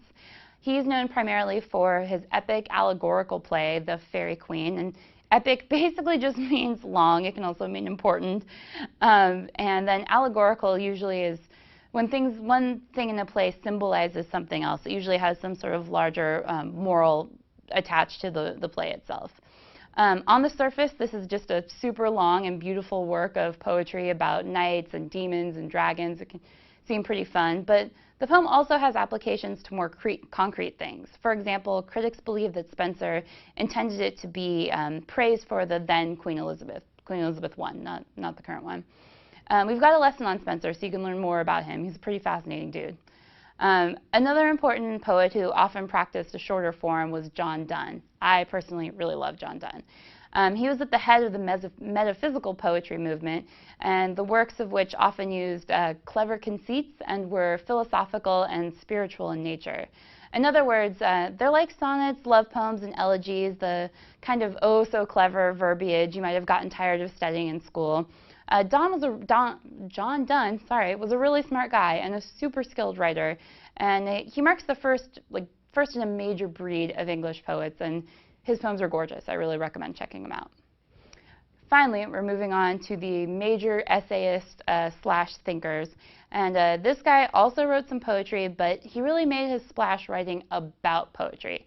And this person is Philip Sidney, whose major work, The Defense of Poesy, was really the first example of literary criticism in the English language. So that's a big deal, because criticism's evolved a lot since then. And however you feel about criticism, and there's a lot of ways to feel, it's definitely a big part of the study of literature.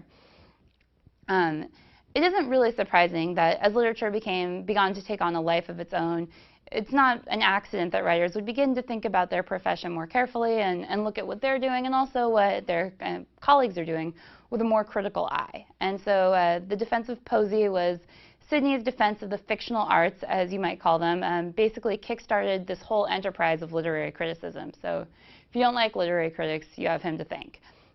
He's the reason you're watching this video, so don't be mad. Finally, we're going to talk about Francis Bacon, a prominent writer who left his biggest mark a little outside the humanities. He's often referred to as the father of empiricism, which means he created a logical, verifiable way to conduct scientific research. You've probably heard the phrase empirical evidence, and we have Bacon to thank for that. No one in England had thought to do that before. It was a really big deal at the time, even if now it's just the way that we think about science and conducting scientific experiments. But Bacon's work in this field basically established all of the modern sciences as we know them, so that's huge. He's another great example of a Renaissance-era thinker who got the ball rolling in a major field of study. The people we just talked about were just scratching the surface, only a few of the major thinkers and writers in Renaissance England.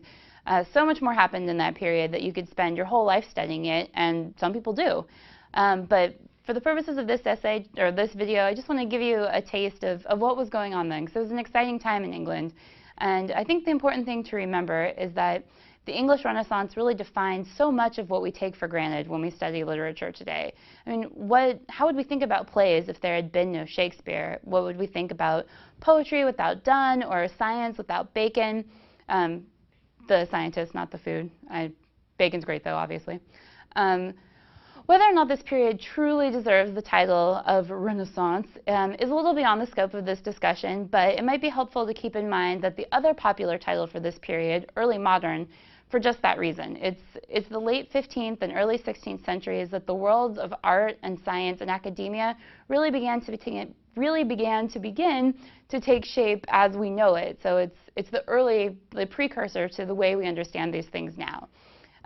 Not bad for people who didn't even have indoor plumbing. Considering how famous and well-regarded William Shakespeare's work is today, it's kind of surprising that we really don't know a whole lot about his life. Some people even challenge that Shakespeare actually wrote the plays he was credited with, and that's how mysterious he was. Some people don't even believe he wrote his plays. It's ironic, really, that he's such an incredibly influential figure, and with regard to his personal life, a blank slate. We just don't know much about him, but that doesn't mean this will be a short video, sorry. Let's go over the biographical details that we do have. We'll also talk about his most famous plays and poems, and as well as their lasting influence. So, when I say we don't know much about William Shakespeare, we really don't. We don't even know his birthday because birth certificates, short or long form, didn't exist back then. For people who were nobles, we might have their birthday because it would be recorded for posterity, similar to now, the way that you can find Brad Pitt's birthday by Googling it, but you probably can't find your next door neighbors. Shakespeare, though, was born into a family of commoners. We do know when he was baptized because there were some public records of that. So he must have been born somewhere near his baptism date of April 26, 1564. His father was a glover from Snitterfield, which sounds like a Harry Potter name, but apparently was a real place. They weren't badly off, but they were still definitely commoners. We don't really know where Shakespeare went to school, but he probably did go because he ended up literate. The next solid record we have of the life of William Shakespeare is his marriage, which took place in 1582. Shakespeare married at the age of 18, while his wife, Anne Hathaway, no, not that Anne Hathaway, though seriously, what are that Anne Hathaway's parents thinking naming her that, was actually the ripe old age of 26. 6 months after their wedding, their first daughter, Susanna, was born, so I'll let you draw your own conclusions about that. They then had twins in 1885 named Judith and Hamnet. Hamnet, you say? That sounds familiar. We'll talk about that later. Hamnet sadly died at the age of 11, and there's been a lot of speculation that his death may have influenced Shakespeare's playwriting, including the famous and similar-sounding Hamlet. While the name Hamlet technically comes from a different Scandinavian name, scholars still search for a connection. At some point, while still married to Anne, Shakespeare scooted off to London and got involved in the theater scene. Rather like the Ashton Kutcher and Demi Moore of today, William and Anne's marriage was a May-December one that was destined for failure. From various records, we do know that he worked as an actor as well as a playwright. He wrote plays for a company called Lord Chamberlain's Men. Starting in 1599, the company performed at the Globe Theatre south of the Thames in London. If you go to London now, you can watch Shakespeare performances in a rebuilt Globe, roughly in the same spot. Why was it rebuilt? Well, it was made entirely of wood, and it burned down in 1613, but the recreation is pretty good. Well, I mean, it looks good to me. I didn't see the original. But it looks great now, and if you go to London, you really should see a Shakespeare play at the Globe. It's pretty incredible. So it burned down from a fire started by a special effects cannon during the performance. So even back then, there was always a desire for snappy special effects, and this one had a pretty serious consequence. Personally, I'd rather see a real-life cannon go off than some lame video projection. That would have been awesome. So Shakespeare had a lot of success from his playwriting and grew reasonably wealthy from it, which was, a rare feat at the time. Or now, really. I don't know how many wealthy playwrights you can name. He competed for audiences with the likes of Christopher Marlowe, Thomas Kidd, and Ben Jonson, other famous playwrights of the time. Christopher Marlowe might sound familiar if you've seen the movie Shakespeare in Love. Shakespeare's work has enjoyed a far wider audience in modern times than it did during his time, though. What was it that he wrote that was so awesome and influential and long-lasting? Let's talk about that. I mean, Shakespeare, he's really pretty unavoidable for most people. You've probably had contact with some of his plays.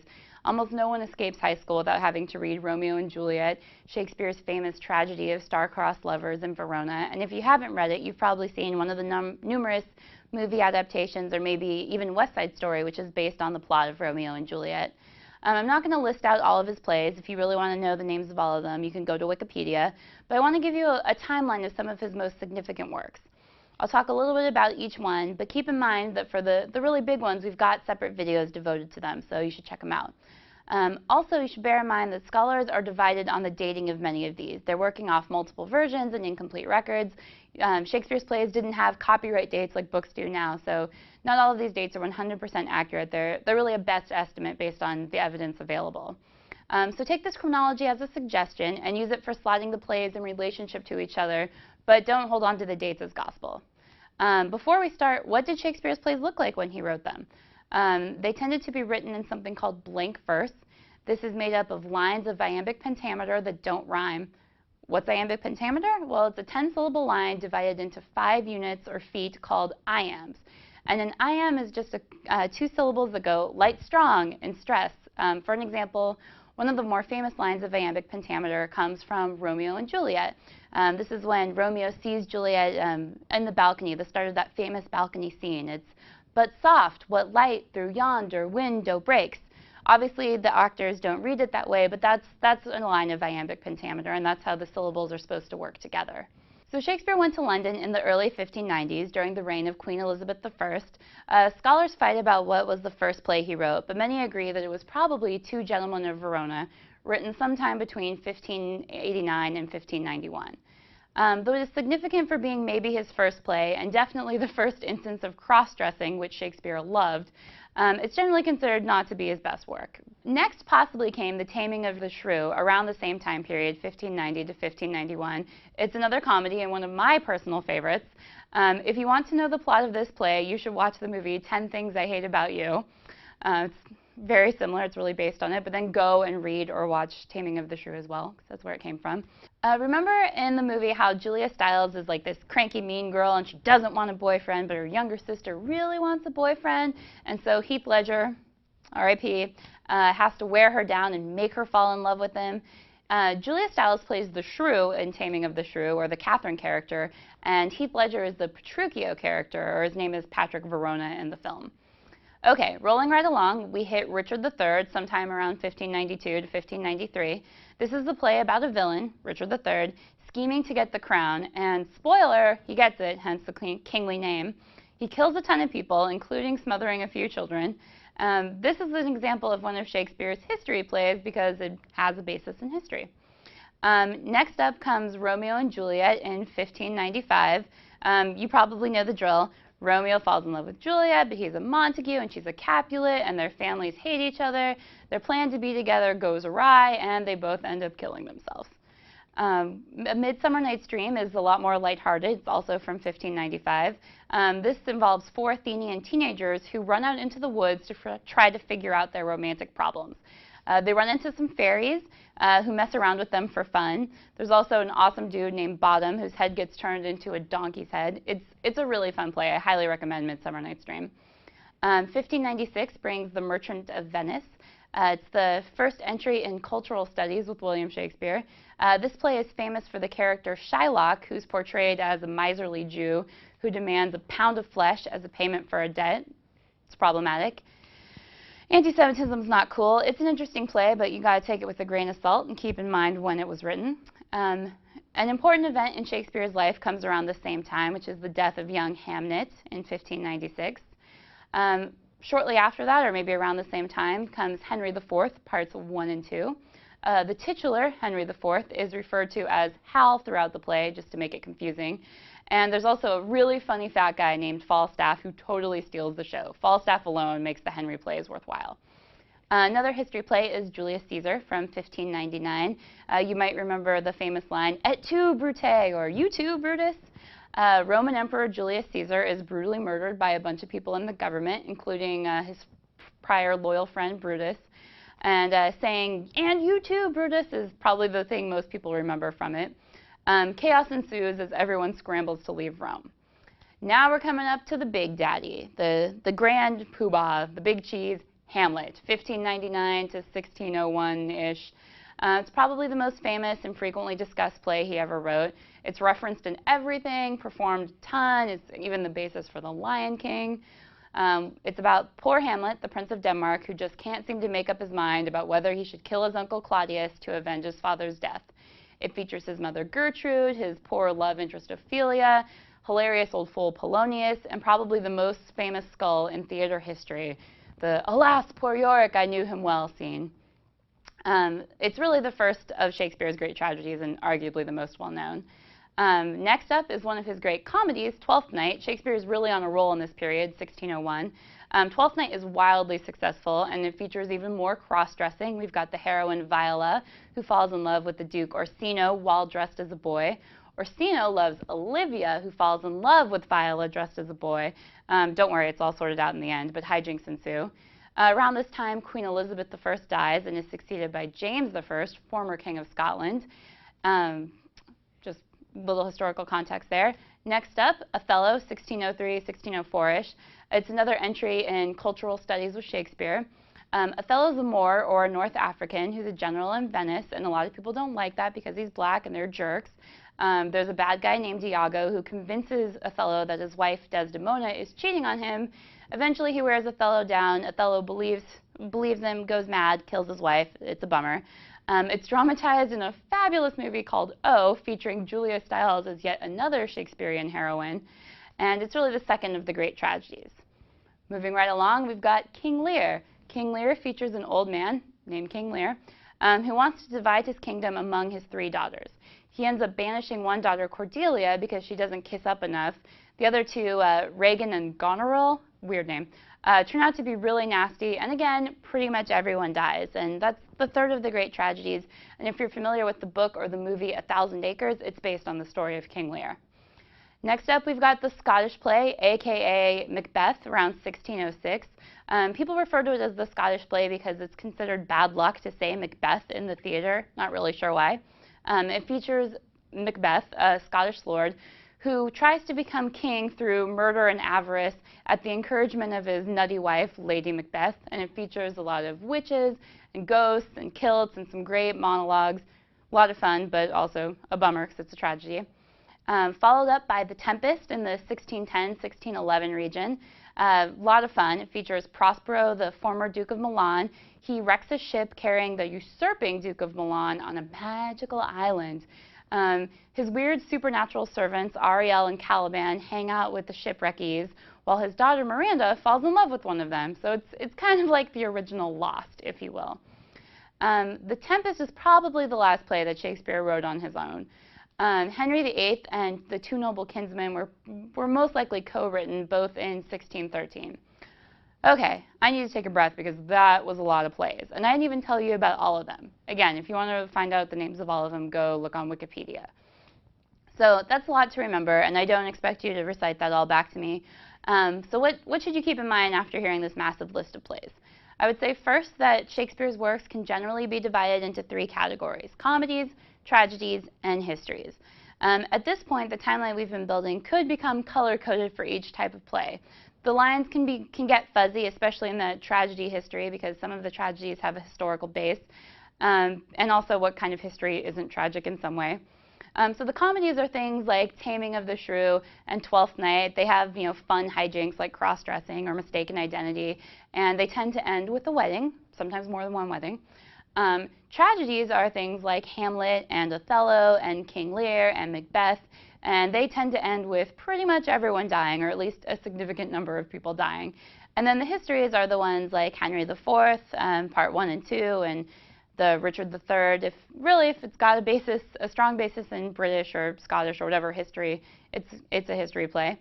So in addition to all of those plays, and like I said, I didn't even hit on all of them, Shakespeare actually wrote even more. He wrote poems, sonnets in particular, which are 14-line poems with a very specific rhyme structure. You can learn more about them in our lesson on Shakespeare's sonnets, but if you see a 14-line iambic pentameter poem in Shakespearean-type language, odds are you're looking at one of his 154 sonnets. This guy was busy. He wrote a ton. You've probably heard the often parodied, "Shall I compare thee to a summer's day" poem. And depending on your point of view, you may find it gloriously romantic or seriously cheesy. But that's a Shakespearean sonnet, and really the remaining ones are just as good. They're beautiful. They're really worth checking out. In addition to the sonnets, he also wrote some longer poems, Venus and Adonis in the 1592 to 1593 region, and also the Rape of Lucrece in 1594. In Venus and Adonis, the Greek goddess Venus tries to get the mortal Adonis, who's like really, really hot and buff, that's where the term Adonis comes from, to sleep with her, but he refuses and then is killed while on a hunt. Bummer. It's written in a 6-line stanzas that go A, B, A, B, C, C. The Rape of Lucrece is pretty self-explanatory, unfortunately. Lucretia is raped by the son of the king of Rome and commits suicide, and this incites a revolt against the king. And that's written in 7-line stanzas that go A, B, A, B, B, C, C, also known as rhyme royale. So those are Shakespeare's works in the tiniest of nutshells. Unfortunately, William Shakespeare died in 1616. That's another date that we have associated with his life. In true Shakespeare fashion, he writes the following epitaph for his own tombstone.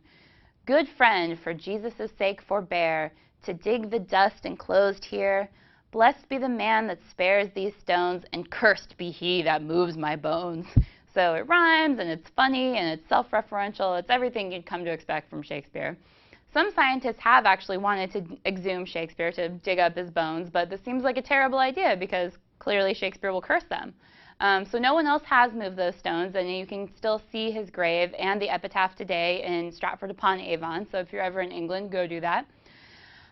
We have talked about a lot. We've gone over Shakespeare's life. He was born in Stratford. He was married to Anne Hathaway, but not the one who's still alive, obviously. He had 3 kids, including a son named Hamnet, who died young. He moved to London and became an actor and playwright, and his marriage kind of went south then. We've covered a bunch of his plays and laid down a timeline for when they were written and how they relate to each other. Briefly touched on his poems, his sonnets, and his longer poems. It's true that Shakespeare's life may be a mystery to us, but we're really lucky that the words that he wrote, the works that he created, are still available to us now, centuries later. So go and check out our videos on his other notable plays, and then get to reading or seeing them for yourself. All right, so we're talking about Hamlet, which is the first version of Hamlet. It's published in 1603, and "to be or not to be" is probably one of the most famous quotes in anything ever. It's kind of a universal reference by this point, and you can see this if you go and, like I did, you go and try Googling the phrase with like any verb put in for "to be." So like I tried "to see or not to see," and I got a bunch of papers, like scientific papers about vision, which I guess kind of shows that scientists are like not immune to cliches. And I also tried "to pee or not to pee" because I was feeling like a 5-year-old, and I got a children's book about like going to the bathroom, and also an article about like how Lady Gaga uses the bathroom when she's in her like really fancy costumes.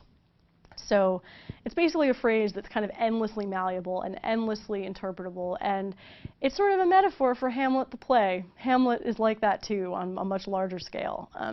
It's really referenced in everything. If you've ever seen someone like holding a skull and talking to it, that's Hamlet. If you've ever yelled at someone, "Get thee to a nunnery," that's Hamlet. If you've ever seen The Lion King, that's Hamlet. Like, it's all over the place.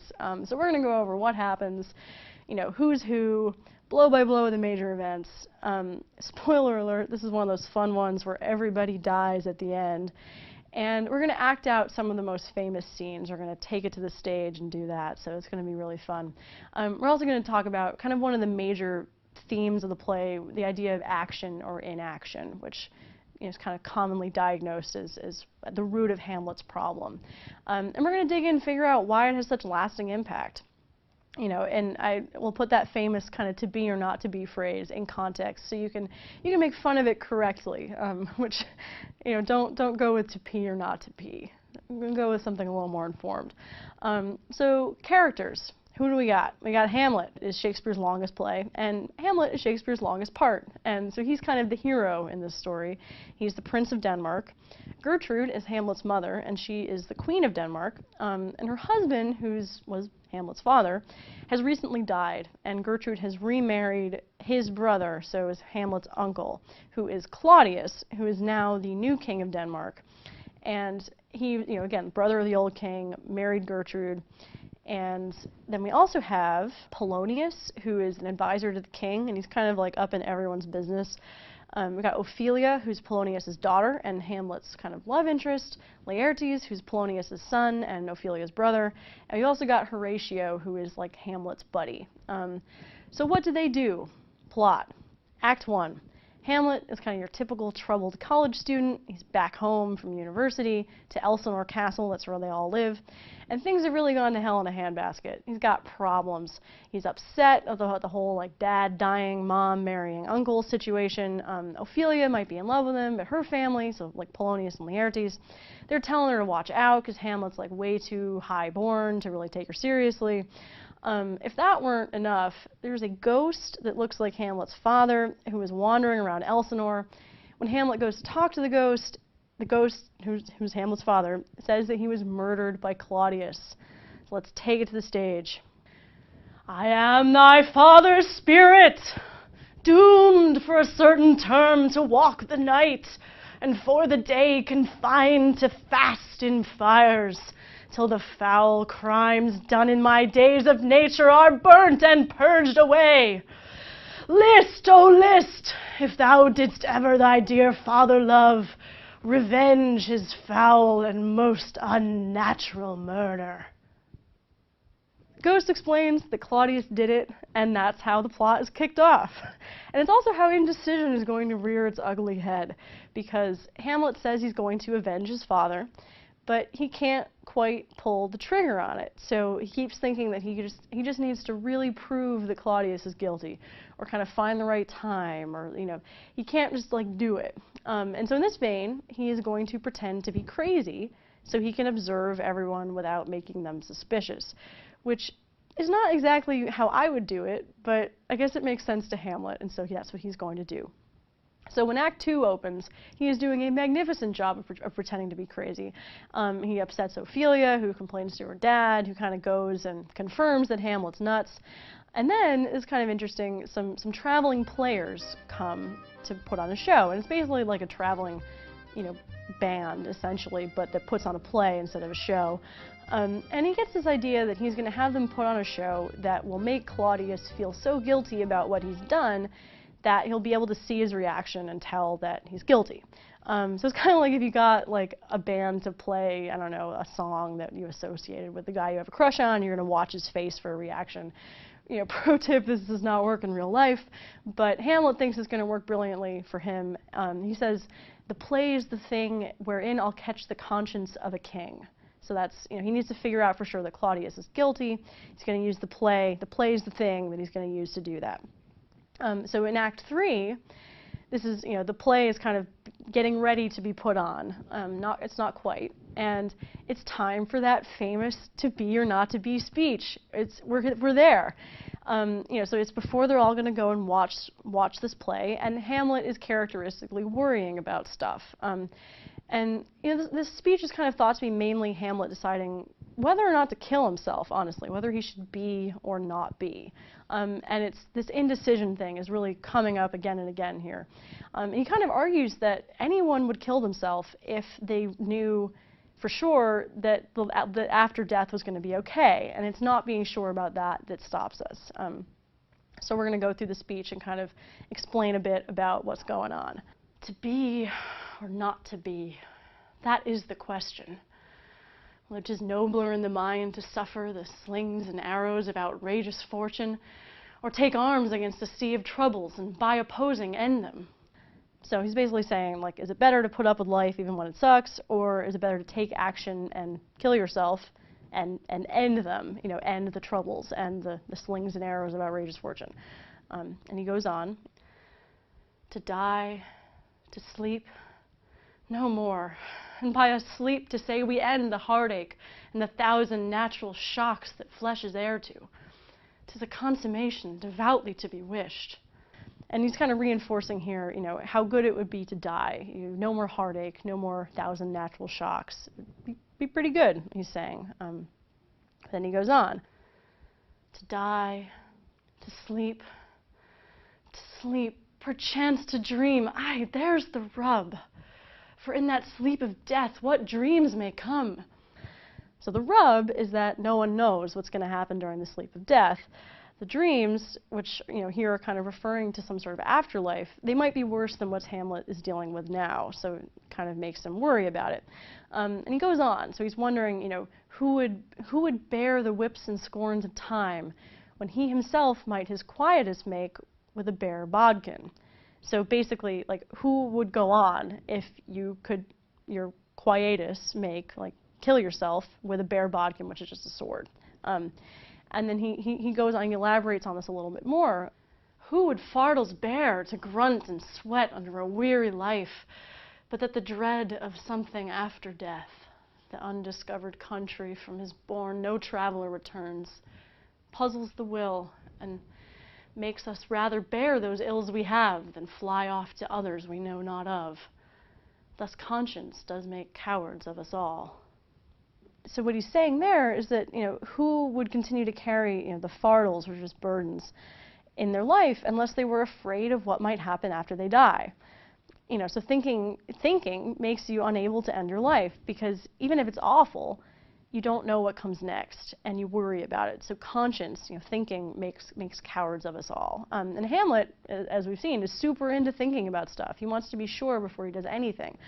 And, it's the longest Shakespeare part, so there's a lot of lines and there's a lot of thinking. And so if he just listened to the ghost, he'd be golden, he'd be fine, but he doesn't. He has to think about it. So I guess the moral of Hamlet is listen to the ghost, maybe? No. But, but remember, every time you've kind of had to make a big decision, if you think about it a lot, it can be kind of paralyzing to really try to work through all the options, and makes you kind of unable to do anything. At least that's what happens to Hamlet.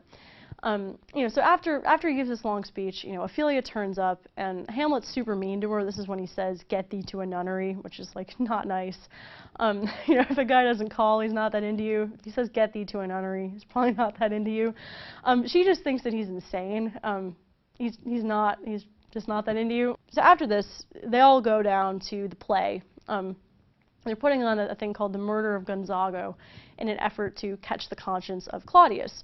And weirdly, it works. Like, Claudius freaks out, runs away, and Hamlet's going to go up and see his mom and kind of talk about this. And he actually encounters Claudius praying and saying, "Oh, my offense is rank, it smells to heaven," which is basically like a confession. Like, he's saying, like, he's done this, and Hamlet is listening to it.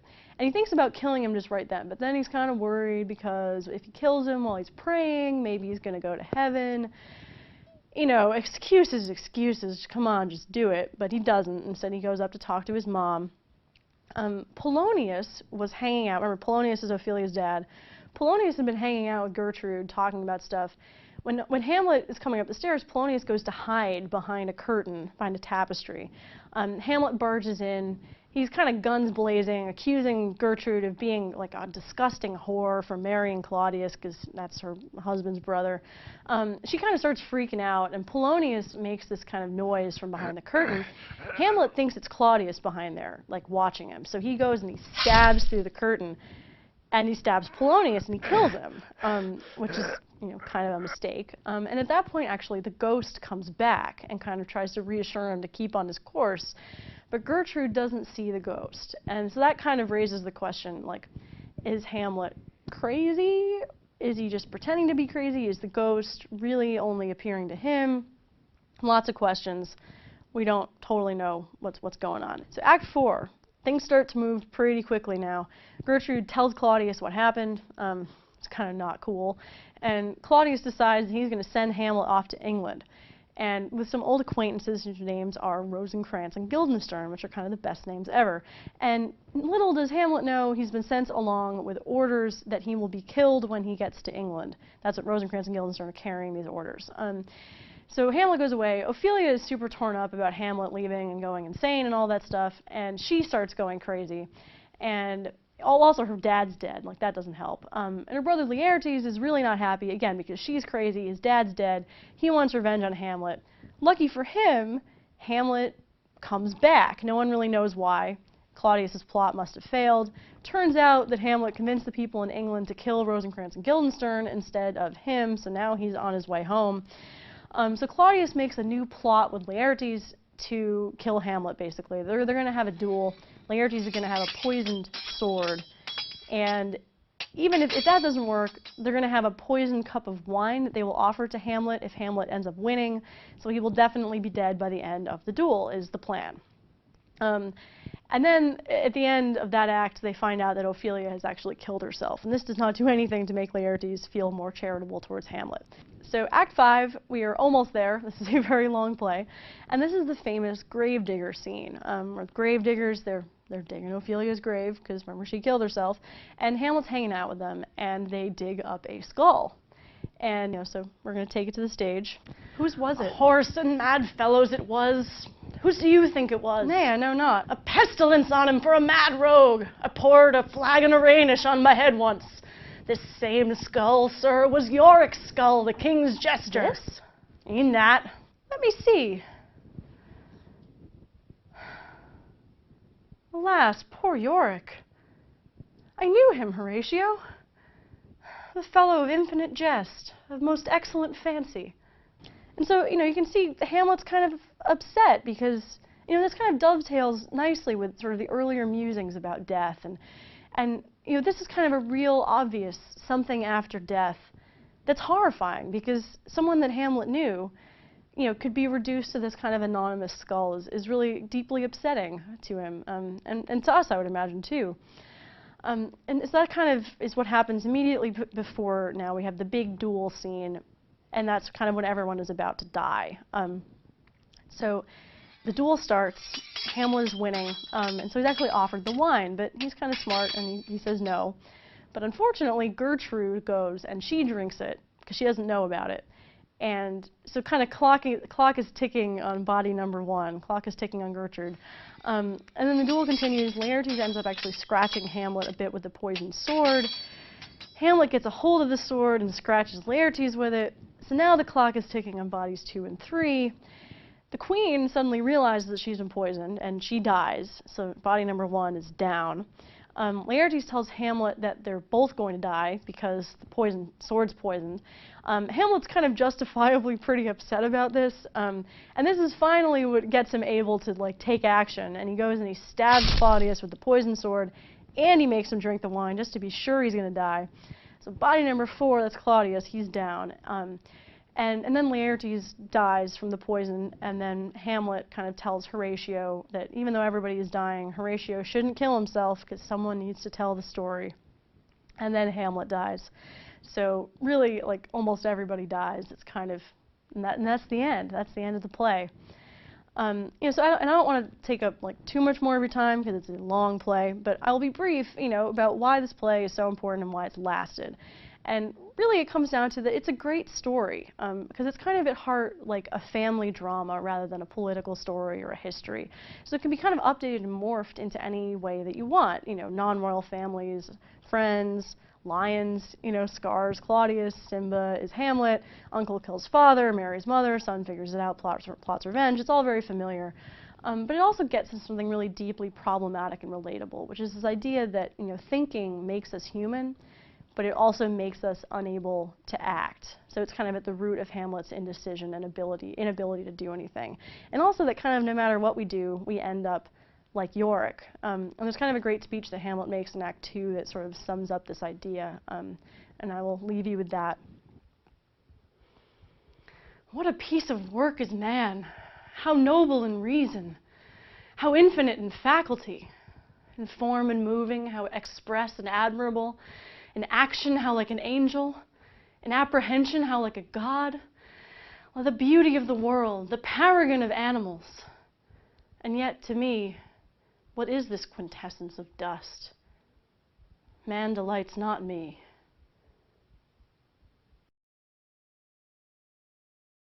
So we're talking about Romeo and Juliet, which is probably kind of one of the most famous and also depressing love stories ever told. Pretty much everyone in high school has to read it and be kind of newly depressed by it. It's been adapted into like everything. A musical called West Side Story that's amazing. Tonight, tonight won't be just any night. Lots of movies.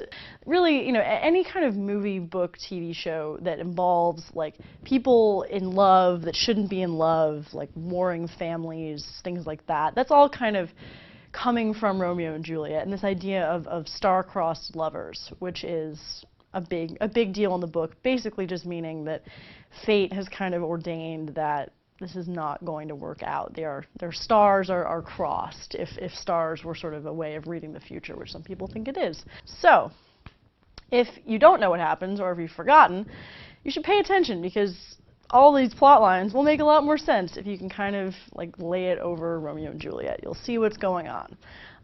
So who's in it? We got our cast of characters. We have Romeo, obviously, and he is a son of the Montague family, and he's always kind of in and out of love, a little fickle in that regard. We got Juliet, of course, and she is a daughter of the Capulet family, who does not like the Montagues very much.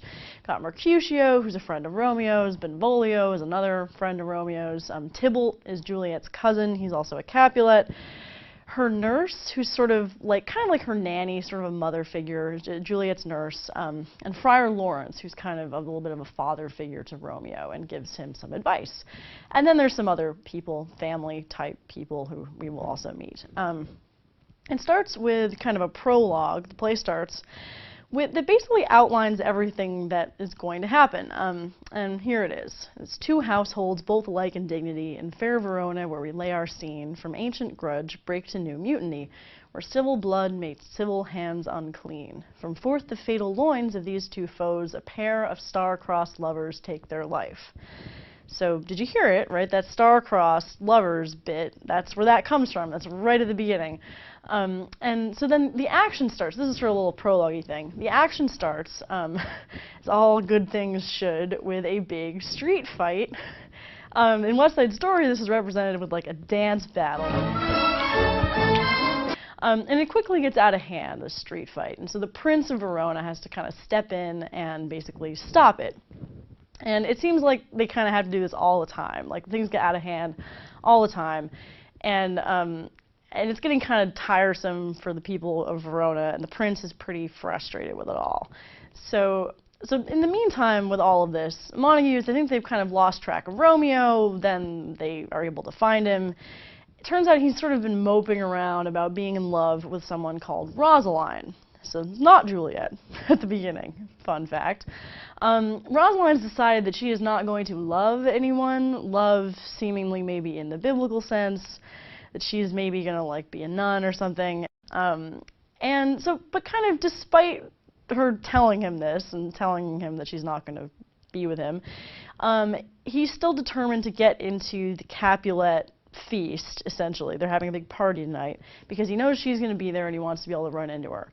And luck have it, it's a masquerade party, so they get to go with masks on. So they're like hanging out outside, and Romeo's getting a little antsy about like whether this is a good idea. And he talks about a bad dream that he's had, and then his buddy Mercutio gives kind of an awesome big speech about Queen Mab, who's the queen of the fairies. She is the fairies' midwife, and she comes in a shape no bigger than an agate stone on the forefinger of an alderman. And he keeps going, and this gets to be a very kind of agitated speech, and it's a really good part for an actor. All right, so now we're sort of in the Capulet camp, and Juliet has just found out from her mother that she is going to have to get married, and that the dude she might have to marry is probably going to be at the party. She's like not happy about this because Juliet is 14 years old. Because things were different back then. So she's like not feeling that great.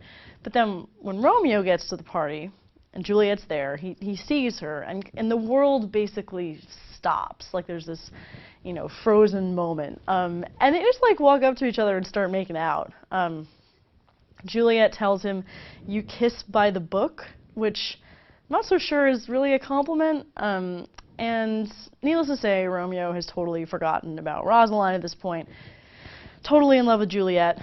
Nurse comes, kind of shoos her away, and informs Romeo that Juliet is a Capulet. Juliet finds out that Romeo is a Montague, and the plot is laid for that to be a problem. So now we're in Act 2, and it's time for the famous balcony scene, which everyone should have seen parodied a bazillion times in something. Romeo's kind of loitering underneath Juliet's window. He's creeping around, and she comes to the window, and he cries out, "But soft, what light through yonder window breaks? It is the east, and Juliet is the sun." And he overhears her moaning on about how Romeo is a Montague, and that's really unfortunate. "Oh, Romeo, Romeo, wherefore art thou Romeo? Deny thy father, and refuse thy name." She's basically asking, why do you have to be called Romeo and therefore be a Montague? You know, why couldn't you just be some other dude that I was allowed to love and that I could actually date? Like, why is this so awful, basically? And you note that wherefore art thou Romeo does not mean where. It means basically why, or like for what reason. And this is a match question on OkCupid, and you should get it right or I will judge you. And also use punctuation anyway. But so wherefore is why and not where is the point. And that's just a good thing to know for life. And so she goes on, "Oh, be some other name. What's in a name? That which we call a rose, by any other name would smell as sweet. So Romeo would, were he not Romeo called." So she's basically saying that, you know, a rose is still a rose, even if it were called like Nobbin or, I don't know, Boppin or something, it would still smell the same, it would still be the same thing. And so her point is like, well, if Romeo were called, you know, Ben, he would still be the same awesome guy, and then she could date him. So Romeo overhears this, and then he kind of starts to harass her, and they chat across the balcony, and Juliet says, "My ears have not yet drunk 100 words of that tongue's utterance, yet I know the sound. Art thou not Romeo, and a Montague?" "Neither, fair saint, if either thee dislike." "How camest thou hither? Tell me, and wherefore?" "The orchard walls are hard to climb, and the place death, considering who thou art. And if any of thy kinsmen find thee here." As they talk like this for a while longer, they're kind of like flirting long distance, like down over the balcony. And Romeo tells her that he really means it, like he's not going to be flighty in his love for her, which we should be suspicious of because he has just been in love with Rosaline, like 2 scenes ago. He's madly in love with her, and now he's madly in love with Juliet. That's just kind of the guy that he is. Juliet says that she will, the next day, she will send someone to go and talk to him about like whether he really wants to marry her, because that's kind of what they're proposing right now, which is strange because it's moving super fast, right? Like they literally just met like 2 hours before, and now they're talking about maybe getting married. Which I guess, I don't know, it skips the whole like anguish, I don't want to put a label on things kind of phase that most of us go through in relationships. But it also seems a little terrifying. But they're in love, so that's what they're going to do. So the next morning, Romeo goes and talks to his friend Friar Lawrence, who I mentioned in the character list. He's like asking for advice, and he's asking if Friar Lawrence can marry him and Juliet later in that day. Friar Lawrence is understandably also a little bit skeptical about this because he remembers the whole Rosaline thing. He knows Romeo, but he agrees to do it. And then Mercutio and Benvolio, who are just Romeo's friends, they kind of like, rag on him for abandoning them. Ooh. But then the nurse finds them. So Juliet really does send the nurse out to find Romeo, and she's agreed to kind of help facilitate this whole crazy plan. And so then Juliet basically learns that she's going to show up at Friar Lawrence's place. She does. They both are there, and they get married. So this is in Act 2. They are married. They have met like the day before, and now they're together. So things like this is now we're into Act 3. Things seem to be going pretty well, right? Like, how is this a tragedy? What could possibly go wrong? Well, right here, this is where things start to go wrong. So Romeo's he's like riding the high of being in love, and like they've got this crazy plan so that they can spend their wedding night together. So like he's gonna get laid, so he's like really excited. And he runs into Tybalt, who remembers Juliet's cousin. Tybalt's like, I'm gonna challenge you to a duel, and Romeo's like, no, I am happy and the world is great. I don't want to fight. And Tybalt's like not having this at all. He still is like wants to have this fight. And so Mercutio, who's Romeo's friend, steps in and is going to sort of fight like for him. And he actually ends up getting killed. And he delivers kind of a famous line while he's dying, which is, "A plague on both your houses." It's kind of, Mercutio is really the best part. There's like very few lines, and they're all awesome. But so Romeo feels understandably guilty because he was supposed to be fighting Tybalt, and so he kills Tybalt after Tybalt kills Mercutio, and then he dashes off. He gives another famous line, which is, "Oh, I am fortune's fool," and he runs away, and aware of the fact that he has killed his new bride's cousin, his new bride as of like 2 hours ago. So this kicks the family feud into like really high gear. Juliet finds out that Romeo killed Tybalt. She's super conflicted. She's like worrying that maybe Romeo's not really going to show up for their wedding night. Romeo's freaking out at Friar Lawrence's house about the same thing. He's like convinced that Juliet is going to think he's a monster. She's not going to want him anymore because he killed her cousin. That might be a fair assumption. And he finds out that he's been sentenced to be banished, which he thinks is like worse than death because now he's going to be alive, but he can't be with Juliet. So like things are not looking good for Romeo. Nurse shows up and says, "No, you come to the bedroom anyway. We're going to make this work out." So he does, and they have a great time on their wedding night. Juliet doesn't want him to go in the morning because they had such a nice time, but he has to, or else he will risk arrest and potential, death because he's supposed to not be in the city anymore. So Juliet says, "Wilt thou be gone? It is not yet near day. It was the nightingale and not the lark that pierced the fearful hollow of thine ear. Nightly she sings on yon pomegranate tree. Believe me, love, it was the nightingale." "It was the lark, the herald of the morn, no nightingale. Look, love, what envious streaks do lace the severing clouds in yonder east.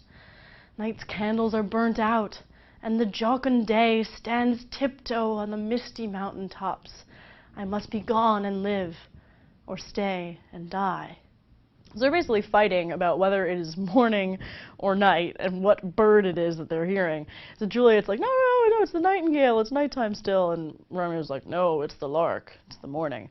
And so, Romeo is obviously correct, and so he bounces just in time because Juliet's mother rolls in and she says, "Guess what? You're going to get married on Thursday, and it's going to be to this guy named Paris."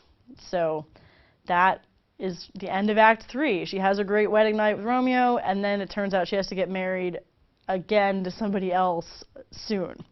So this is bad. We're going to have to figure out a way to solve all this. And so that's what they try to do. And so she goes to see Friar Lawrence, who's this, he's kind of the go-to guy in all of this, it seems like. And he has kind of a dastardly plan because he's a smart guy. He says, Juliet, say you're going to get married. But the night before you're supposed to get married, you will drink this potion that's going to make you look like you're dead. So you'll be asleep, you'll be fine, but it's going to look like you're dead. Then you'll get put in the Capulet tomb. We will alert Romeo of what's going on. He'll come and collect you, and then you can go and live happily ever after, not in Verona. Why they couldn't just run away together, I will never fully understand, but this seems to be the way. I guess it's so they won't go looking for her. This seems to be the way that Friar Lawrence wants it to go down. So they do this plan. It works. Everyone thinks Juliet is dead, and she gets put in the tomb. So far, so good, and that's the end of Act 4, all that going down. She doesn't have to get married. Paris is really upset about it, obviously, and her parents are devastated, but she looks like she's going to get to be with Romeo. But the problem, and now we're into Act 5, the problem is that Romeo gets the message that she's dead, but he doesn't get the message that she's actually faking it. And so he is freaking out. He goes and buys some poison so he can spend another night with her, a.k.a. die with her. He turns up at the tomb, and he runs into Paris, who's there kind of mourning her as well, because he was about to marry her. They get in a fight. Romeo actually kills him, too. So now he's like quite the body count for something that started out really nice and romantic. And so Romeo goes in and he kisses Juliet, and then he takes the poison, and now he is actually dead. She wakes up, finds him dead, tries to drink the rest of the poison, but there isn't any left, and so she stabs herself and says, you know, "Oh, happy dagger, find thy sheath." And so the final line of the play is, final two lines of the play are, "For never was a story of more woe than this of Juliet and her Romeo." It's kind of a nice little rhyme there at the end. And so that's what happens, and you can see it's really hard. It starts out kind of great and lighthearted, and then it makes a horrible turn for the depressing about halfway through. And it really kind of, I think, resonates sort of throughout the age. I mean, I mentioned before that, right, there's so many adaptations, so many things are based on it. I think it really resonates because there's something just so awful, right, about people who want to be in love and they can't be in love. And that's the whole, you know, it puts a lot of emphasis on this idea of fate. And that's the whole star-crossed thing that we mentioned at the beginning, this idea that, like, you know, they're preordained to have problems. And you might remember Romeo, after he kills Tybalt, and Tybalt killed Mercutio, he cries out, "I am fortune's fool." And what he's kind of saying by that is, like, he's sort of feeling tossed around by fate and fortune and sort of forced to kill the relative of her beloved. And all throughout sort of those early happy scenes, there is kind of this sense of foreboding and fate, like Romeo's bad dream before he goes to the party that sets Mercutio off in the big long speech, is sort of about like whether this will set off a bad cascade of events, but he goes anyway. And that's sort of an important thing in Romeo and Juliet, is that there's this idea sort of that love is worth it anyway, in a way, or worth sort of pursuing even in the face of fate, in a way. Even though Romeo was in love with Rosaline only 2 days before. So maybe it really worked out for the best, because if they'd stayed together, he would have just been fickle and gone off to somebody else. This way they die forever immortalized together in their love. And their love is kind of perfect and crystallized and frozen in time, and perpetuated throughout literature as it goes forward. So yeah, that is Romeo and Juliet, and it's a summary and a little discussion of fate. All right, so Macbeth. We're going to talk about Macbeth. It's written in about 1607. There's kind of debate about that. And it's counted among one of Shakespeare's 4 great tragedies. And in my humble opinion, Macbeth is really the most awesome Shakespeare play. And it's got everything. It's got murder, it's got mayhem, it's got ghosts, blood, witches, kilts. Emphasis on the kilts, unless you watch the 2006 movie adaptation, which is set in modern-day Australia, which is very disappointing. You know, and Macbeth is really ultimately, if you want to keep something in mind as we go through the plot, it's ultimately kind of a fable about the perils of ambition. Really a key word with Macbeth, ambition. And it's creepy, you know, so that's so much that there's really a superstition about saying Macbeth out loud in a theater. It's considered bad luck. You know, there's all sorts of legends about really ill-fated performances, actors dying, sets falling apart, theaters closing, all because someone said Macbeth. So even though the curse is definitely not real, you know, some actors prefer to call it the Scottish play instead of Macbeth. So what happens in this creepy, cursed play? Lots of awesome stuff. First, we're going to go over kind of a who's who. We've got the characters. Macbeth, who is, as the play opens, he is the Thane of Glamis, which Thane is just kind of Scottish kilt talk for nobleman, military guy. We've got Lady Macbeth, who's Macbeth's wife. She's kind of mean. You'll see that soon enough. We've got Banquo, who's a friend of Macbeth, who's also kind of another army guy. Duncan, who's the King of Scotland, and Macduff, who is the Thane of Fife, so another kind of guy who's about equivalent with Macbeth in terms of rank. We've also got the witches, who are pretty self-explanatory. They're usually portrayed as kind of old and grizzled. So what happens? We've got Act 1. We start off right off the bat with the witches, and we're going to take that to the stage. When shall we 3 meet again? In thunder, lightning, or in rain? When the hurly-burly's done, when the battle's lost and won, that will be ere the set of sun. Where the place? Upon the heath, there to meet with Macbeth. I come, Grey Malkin, had it cold. Anon. Fair is foul and foul is fair. Hover Hover through the fog and fills fills the the air. So they're being creepy and casting a spell that has something to do with Macbeth. And that's how the play opens. So it kind of sets the tone really well. Kind of dark and stormy, witchcrafty. It's awesome. Macbeth and Banquo are kind of feeling really great about themselves because they have just won a big battle against the traitorous Thane of Cawdor, another Thane. And they're kind of wandering around the heath. They're kind of heading home to probably drink mead and listen to bagpipes. And they run into the witches. So, stage. All hail Macbeth! Hail to thee, Thane of Glamis! All hail Macbeth! Hail to thee, Thane of Cawdor! All hail Macbeth! Thou shalt be king hereafter. Right, that's curious, because right, they hail him as Thane of Glamis, which we know that he is. And check on that. But he's not the Thane of Cawdor, right? He just beat the Thane of Cawdor in battle. That's what he and Banquo were just doing. And he's certainly not king. So sounds like that might be a little bit of a prophecy, maybe. And so they don't leave Banquo out of this, stage. Thou shalt get kings, though thou be none. So all hail Macbeth and Banquo. So basically, Banquo is going to father a bunch of kings. That's what they're saying, basically. So Macbeth is going to be all these cool things, and Banquo is going to father a line of kings.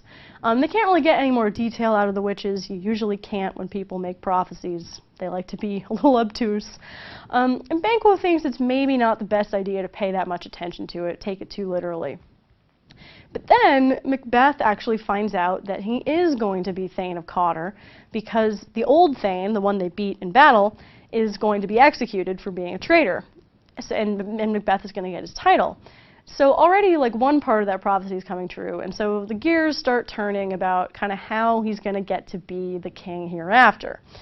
Macbeth and Banquo go to see the current king, Duncan, to get congratulated for their success in person, and Macbeth invites Duncan to kind of come down to his castle for a little bit of feasting, probably haggis, or maybe MacDonald's, and meanwhile, back at the castle, Lady Macbeth is reading a note from Macbeth kind of describing what happened with the witch encounter.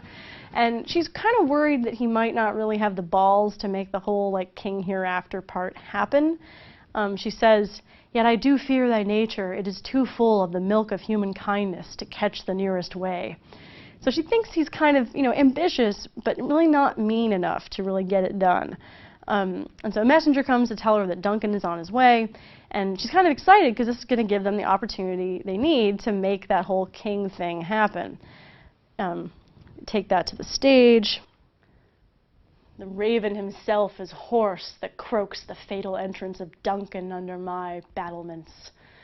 Come, you spirits that tend on mortal thoughts, unsex me here and fill me from the crown to the toe top full of direst cruelty. She's basically saying, make me not a woman, make me mean, right? That's what unsex means in this case. It doesn't mean, I don't know what you could think it means, anti-sex, I don't know.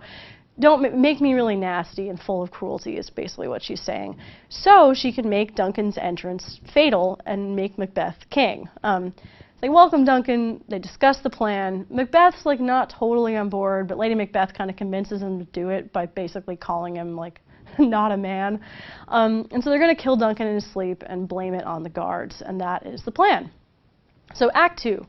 Macbeth, it's almost time to do it. Macbeth has this kind of vision of a dagger floating in the air, covered in blood, and then it's time to do the deed. And Lady Macbeth, she's pretty worried that he's gonna bungle it in some way because she hears noises. It's supposed to be a quiet operation, and he comes back and it's done. He's killed Duncan. But he's forgotten to leave the daggers by the guards, because that was the whole point, right? Is they did it. Dead guards, so Lady Macbeth is God, if you need something done, you got to do it yourself. She goes and deals with it. Macbeth freaks out while she's gone. He's freaking out because there's so much blood. So he says, will all great Neptune's ocean wash this blood clean from my hand? No, this my hand will rather the multitudinous seas and incarnadine make the green one red. So the presence of blood, kind of signifying guilt that can't be washed away, will actually come back kind of importantly later, so keep that in mind. You know, and so that's, you know, Lady Macbeth deals with it. Macbeth's freaking out. Macduff, who's again, he's one of the other Thanes who's hanging out at the house, he ends up being the one to find the king dead. He's a little suspicious, you know, but now, you know, all hail Macbeth. Macbeth is king. But Duncan's kids are not happy about this. So they are plotting revenge. All right, so now it's Act 3. Banquo's kind of sniffing around because he's thinking that if Macbeth's prophecy came true, we got to be Thane of Cawdor and the king hereafter, why won't his prophecy come true? Good thinking. Funnily enough, Macbeth is thinking the same thing and is actually plotting to kill Banquo and his son so that Banquo can't father a line of kings like the witches prophesied. He is just a fantastic friend. He's kind of on a roll, I guess, with killing people. So he gets some dudes to kill Banquo. To kill Banquo and his son when they come to the palace for a feast. And, you know, so Macbeth and Lady Macbeth, they kind of come into the feasting hall. They find out that Banquo has been successfully killed, but that his son actually escaped, which is kind of the whole point, that they get both of them because now the son can still father kings. And if that weren't bad enough, when Macbeth goes to sit down at the dinner table, he finds that his seat is occupied by Banquo's ghost. He freaks out. Lady Macbeth was like, sends everyone away. She's kind of embarrassed by her husband because she kind of thinks he's not the manliest man, and this is sort of further evidence of it. So Macbeth and Lady Macbeth kind of talk about it. And Macbeth says that, you know, now, since he's killed the king, he's killed Banquo, he's gone so far towards being like a really bad dude, he might as well keep going. You know, it's going to be just as easy to go forward as to go back. So he's going to go and talk to the witches and figure out who else he should kill to ensure that he's going to be able to stay on the throne.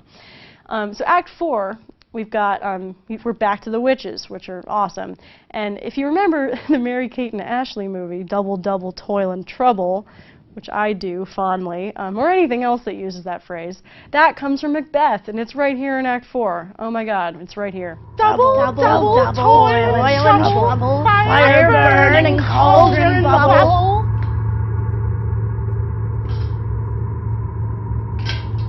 By the pricking of my thumbs, something wicked this way comes.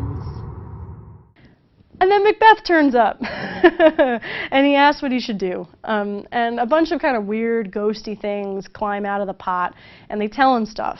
So one of them says to beware the Thane of Fife, who you might remember is Macduff. If you don't, that's fine. There's a lot of Thanes. The second one says that none of woman born shall harm Macbeth, which, you know, would seem to rule out most people, right? Most people are born of woman, because that's kind of how it works. And the third one says that Macbeth will be fine unless Burnham Wood, which is a forest, moves to Dunsinane, which is Macbeth's palace. And so that's sort of, you know, Macbeth's thinking about, right, no one born of woman, and nothing bad's going to happen until the forest moves to Dunsinane. Like, this all seems kind of absurd, and it kind of seems like he's going to be fine. So Macbeth's starting to think that he's got nothing to worry about, because none of these things are going to come true. But, you know, these kind of, you know, restrictions are kind of just begging to, like, to find exceptions in some way. So you might not want to think about it like, you know, it's like you're so safe. But the pot's not done. It starts to kind of make more burbling noises, and then all these ghostly figures of all of Banquo's kingly sons emerge in procession to kind of taunt him. You know, nah, nah, nah, nah, nah, nah, nah, we're Banquo's sons. You didn't get his kid. That's basically what they're saying. So that's kind of unnerving. And so even though he thinks he's probably going to be fine, Macbeth decides that he really ought to just take care of Macduff because he was kind of warned about him, and why not? He's already killed a lot of people. So he sends some cronies to go and take care of that. Macduff actually isn't at his house, so the cronies kill his wife and son instead. We're getting to be quite the body count so far. Might as well call him Macdeath. And Macduff was actually, he was down in England kind of talking with one of Duncan's sons, his name is Malcolm, and they were going to team up to oust Macbeth, because they're just done with Macbeth's kind of reign of terror. So now we're in Act 5, and we're on the home stretch. This act is like action-packed. Act is action-packed. Lady Macbeth is not doing well. She is driven mad by guilt. She is convinced that she's still got blood on her hands. Remember how Macbeth was kind of worried about that in Act 1. This kind of comes back for her in a really significant way. And she says, "Out, damned spot! Out, I say! 1, 2, why? 'Tis time to do it. Hell is murky!" And she's freaking out, and like people are watching her, and she's like just totally oblivious. Military forces of Malcolm and Macduff are gathering outside the castle. They're getting ready to trounce Macbeth. They decide that they're going to hold tree branches in front of themselves in order to kind of disguise their numbers. So, tree branches, forest, Burnham Wood, people moving with tree branches. Should be starting to sound familiar. Then Macbeth gets some kind of unsettling news. Lady Macbeth has killed herself. And then he gives the best speech ever. It's kind of this haunting meditation on mortality and time and the relentlessness of existence. It's just gorgeous. And here it is. "She should have died hereafter. There would have been time for such a word. Tomorrow and tomorrow and tomorrow creeps in this petty pace from day to day, to the last syllable of recorded time, and all our yesterdays have lighted fools the way to dusty death. Out, out, brief candle, life's but a walking shadow, a poor player that struts and frets his hour upon the stage and then is heard no more. It is a tale told by an idiot, full of sound and fury, signifying nothing." So basically, life is meaningless, and it keeps coming at you, tomorrow and tomorrow and tomorrow, and there's nothing more or less. It's just a poor player strutting and fretting his hour upon the stage, and then the play is over. Kind of a nice play metaphor within the play. So then, kind of right on time, someone comes to tell him that Burnham Wood seems to be marching to Dunsinane because there's those warriors with the branches in front of them. And then, the battle begins. Eventually, Macbeth runs into Macduff, who tells him that he was from his mother's womb untimely ripped. So he wasn't really born. He was kind of yanked out via some like early Scottish C-section. So now Macbeth is really starting to think that like, okay, I guess these things are coming true. I really might die. He still fights. He's eventually killed. And then Malcolm, who is one of Duncan's sons, gets to be king. And that's the end. So that was, that's my favorite. I think it's awesome. And you can see kind of how it's all about sort of this ambition, but also magic and Scottishness, which is also what makes it great. And there's so many murders, and there's this kind of really interesting dynamic between Macbeth and Lady Macbeth, because she starts out really the one who's got all the ambition and is really into getting him to be king, and kind of bloodthirsty. Remember all that stuff about unsexing her and complaining that Macbeth was too full of the milk of human kindness. And as it progresses, Macbeth really gets way more into it. He kind of crosses the line from being spurred into it to really doing it himself. And kind of takes it to its natural conclusion. And she can't take the heat, with the out, damn spot speech. She really, she kind of gets overwhelmed by the guilt of doing it all. And then there's the witches who are awesome, and all of those awesome spells they cast, which people thought were maybe real spells. That's kind of why they were superstitious about performing it. Double, double, toil and trouble, and the something wicked this may comes. And and the way that they convince him he's going to be fine, but kind of we know that the forest is going to come to Dunsinane, and there is going to be someone who's not born of woman. All of that stuff, that kind of mystical, supernatural stuff, is just very cool and kind of accentuates an already kind of compelling story. So it's a great tragedy, but it's also just a great tragedy and a great play, and that's Macbeth. So it's easy to kind of portray artists as sort of rebels of their time. If they're not, kind of the thinking going that if they're not offending someone's sensibilities, they're probably not making anything interesting. But this is kind of true to varying degrees, but it is like super true when it comes to John Milton. He is a English poet of titanic proportions. He is super important. Listen hard, young grasshopper, as I tell you about him. And he was, you know, spirited, he was critical, he was a free thinker, and he loved challenging popular institutions and modes of thought. He also had long hair, which makes him the perfect rebel, although I guess that might have just been the style in those days. Like Isaac Newton kind of had long hair, and Alexander Hamilton, the stone-cold fox of the $10 bill. But throughout his life, and kind of afterwards, because there were things that were published after he was dead, he published a bunch of kind of groundbreaking works. Groundbreaking is a real fair term to use with him, overused with others, fair with Milton. Poetry and prose that attracted a ton of controversy.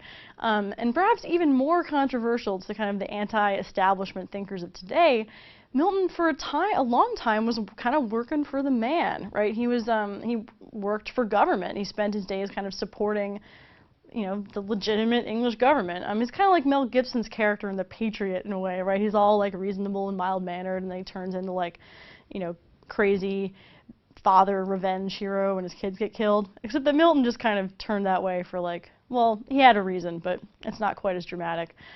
We'll start at the beginning. We've gotten a little ahead of ourselves. Milton was born in 1608 in London, and he was kind of the child of a composer and a Protestant rebel who was disowned by his very Catholic father.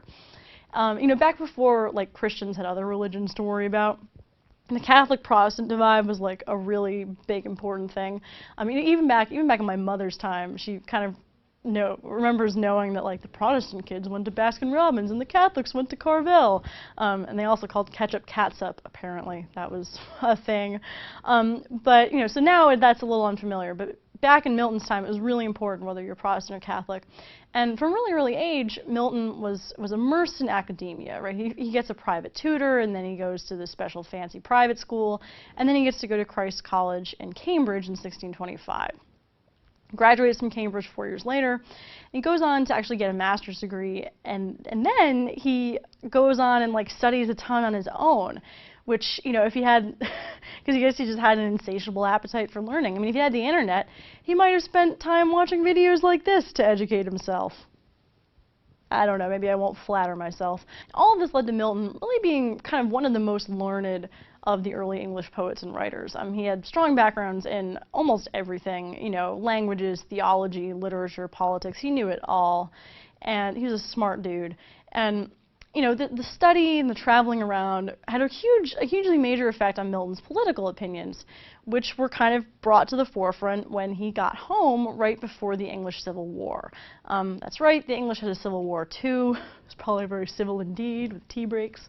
And in this conflict, the free-thinking Milton took sides with the parliamentarians, who were basically people who didn't want to have a king anymore. So they were rebelling against King Charles I.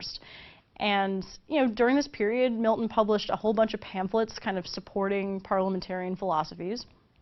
And from these pamphlets, we get kind of one of the more important facts about Milton's political life, which is that he was an early adopter of republicanism, with a small r, right? This is not, he's not aligned with, you know, George W. and Mitt Romney and all those kind of people.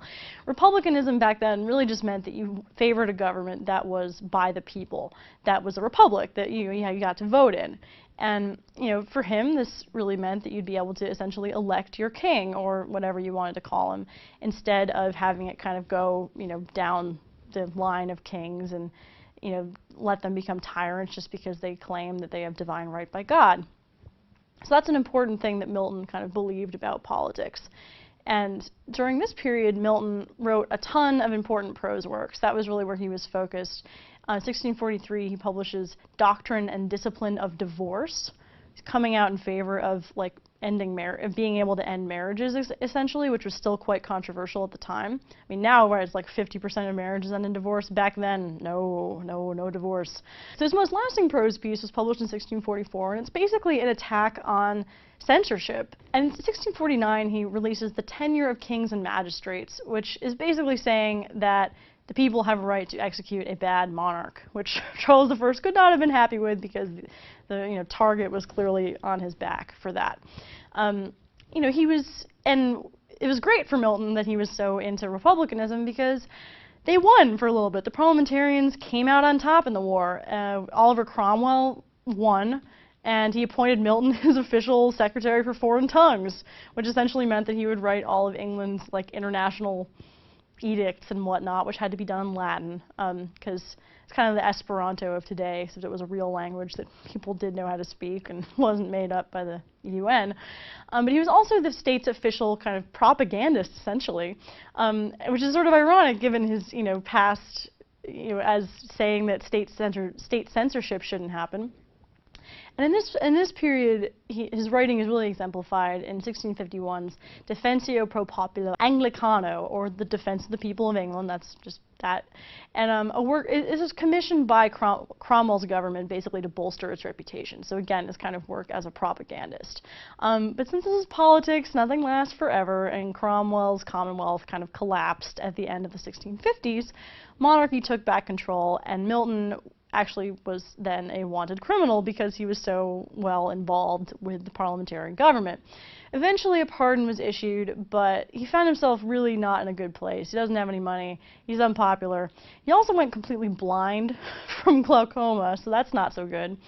And it kind of seemed like maybe his time was over as an important figure, but no. This is when his poetry really gets going, and he'd been writing poetry before. And I guess it's sort of maybe the blindness, helps him, right? Homer, the famous Greek poet, was also blind. Maybe there's a little bit of inspiration going on there. Milton had published poems before, even going back to the 1630s. He wrote anonymous on Shakespeare, and in 1631 he wrote kind of a pair of pastoral poems, L'Allegro and Il Penseroso. It's kind of fair to say that these took a back seat to political prose during the Commonwealth. But his most famous piece from this time period is probably the pastoral elegy Lycidas, and it basically memorializes the death of a friend of his from Cambridge named Edward King. But even though this is sort of a respectable track record for publishing, probably nobody expected that Milton's most lasting work, which is the groundbreaking, again I try to use that word sparingly, the groundbreaking 1667 epic Paradise Lost. It's over 10,000 lines long and is about the biblical fall of man. It is like, whoa. And it's kind of unprecedented from what he'd written before. And it ends up being somewhat modeled on kind of Greco-Roman epics. So it sort of marries Christian theology with like Greek stuff, essentially. And it tells the story of the war between heaven and hell and kind of the fallout on earth from that battle. And it's pretty universally considered one of the most important works ever written in English, and it is studied everywhere. It gets a whole lesson to itself. Don't you worry, we will come back to Paradise Lost. But you might be wondering, how did he write poetry when he was blind? His daughters took dictation for him, which is really sweet. Kind of imagine him with all his daughters, kind of like old blind King Lear or something like that. After Paradise Lost, Milton had kind of a few more epics up his sleeve. He wrote Paradise Regained in 1671, which is kind of a shorter epic about the temptation of Christ, and it didn't really get quite as much attention as his predecessor, and is still, that's still true today. He also wrote Samson Agonistes, which is a closet drama. All that means that it's a play that is not intended to be performed. Unfortunately, it is not a play that is meant to be performed in a closet, but that would be awesome if it were. And this tells kind of the tragic tale of the once invulnerable Samson in the last few hours of his life. Neither of these are going to go on to have the long-lasting effect of Paradise Lost, but they probably together represent his greatest poetic impact. One final kind of note about Milton. He's a famous poet, he's a popular poet, he's great. I wouldn't call him easy. I wouldn't call him an easy poet. He writes in some serious old-timey language, which is understandable, right, because he's kind of an old-timey guy. He doesn't sound like Shakespeare, right? You're going to be able to distinguish that pretty clearly. He doesn't sound like Shakespeare. He's kind of got a style all his own. And his poetry is really characterized by like wacky sentence structure. If you encounter a poem that's kind of in old-timey language and you can't find a verb, or you have to wait like 10 lines for it, you might be looking at a Milton poem. That's kind of a good way to pick him out of a lineup. As an example, we're just going to take a little look-see at the beginning of Lycidas, and you can see kind of how he sounds, because that's sort of important for being able to recognize him.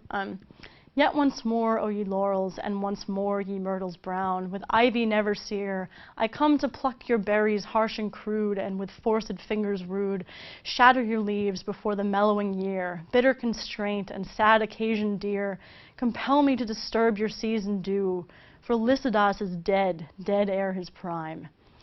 So the first verb we get in that is I come. That's not till the 3rd line.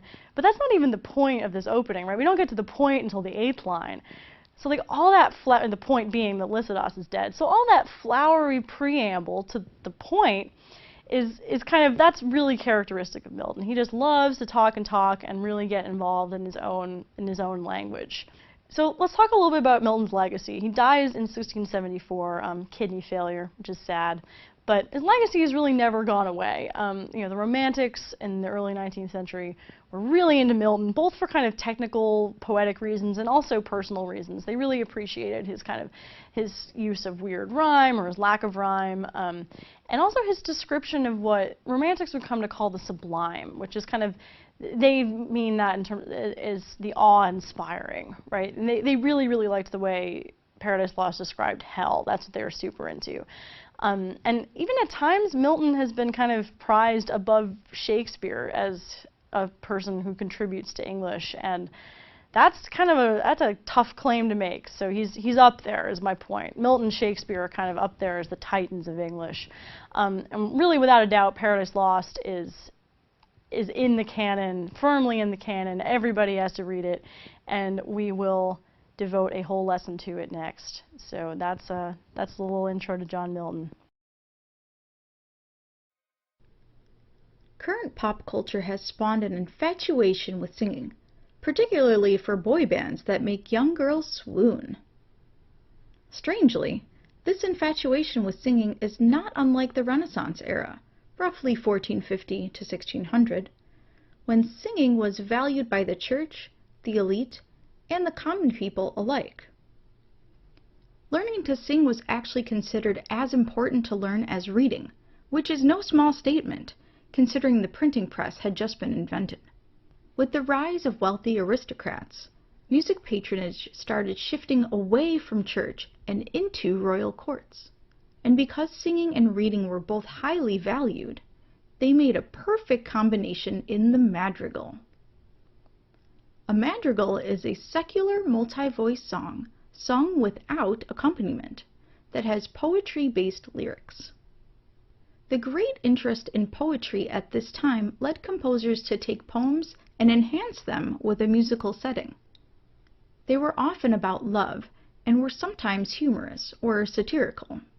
There were typically 4 to 6 voices in any given song, and all voices played an equal role, meaning no one part was more important than another.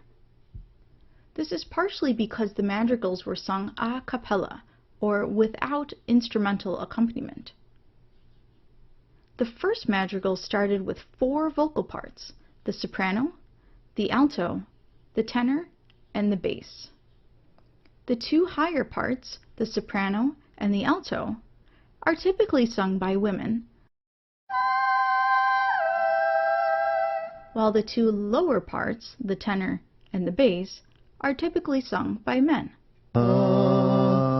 These voices were sometimes combined where the singers sang the same rhythm with different pitches, and other times with different rhythms and different pitches.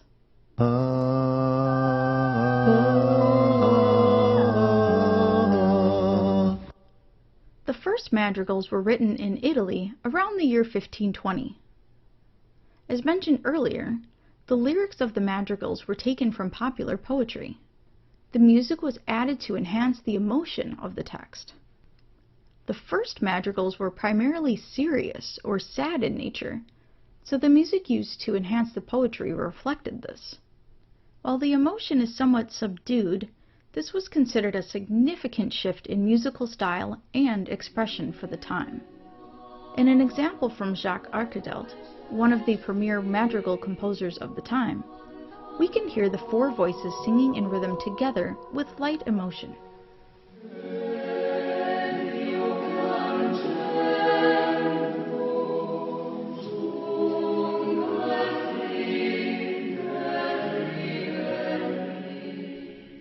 As the 16th century progressed, madrigals incorporated more emotion, and greater care was taken to reflect the text within the music.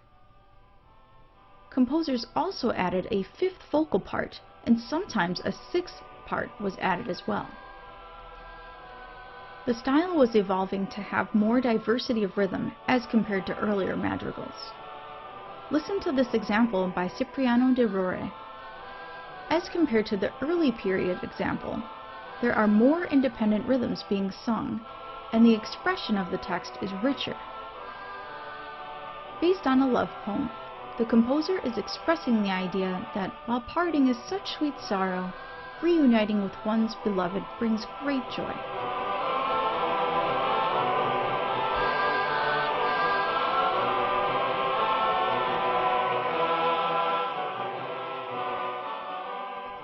All of the madrigal development in the early and mid-16th century set the stage for the pinnacle of the madrigal in the late 16th century. Composers used new techniques to weave the music and poetry into something greater than just the sum of its parts.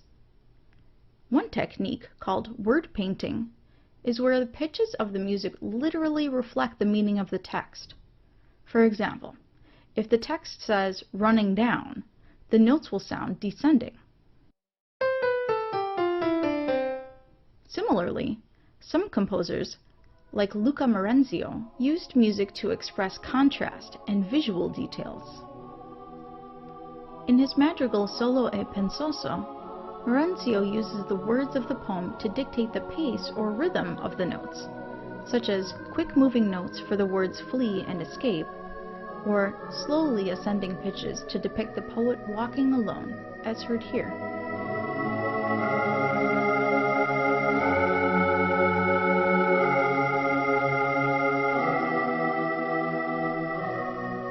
Another new technique that was used was chromaticism. This involved using pitches to create tension in an expression of pain or grief. So instead of a typically pleasant sound like this, or even a sad sound like this, chromaticism draws in unexpected pitches for a somewhat shocking sound. This technique is still used today, especially in horror films. One famous madrigal composer known for using chromaticism was Carlo Gesualdo. He is well known for his highly emotional madrigals, such as Moro Lasso.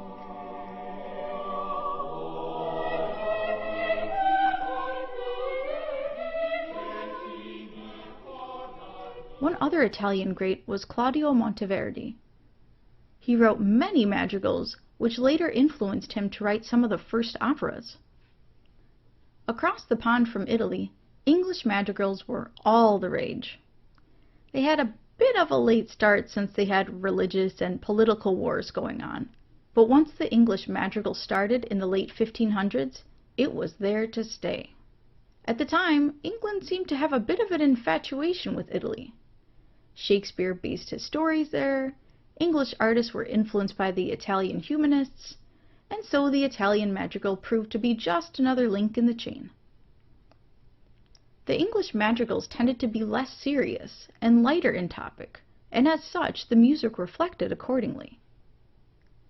The simpler text and humor led English composers to add nonsense words like fa la la, as in the Christmas carol Deck the Halls.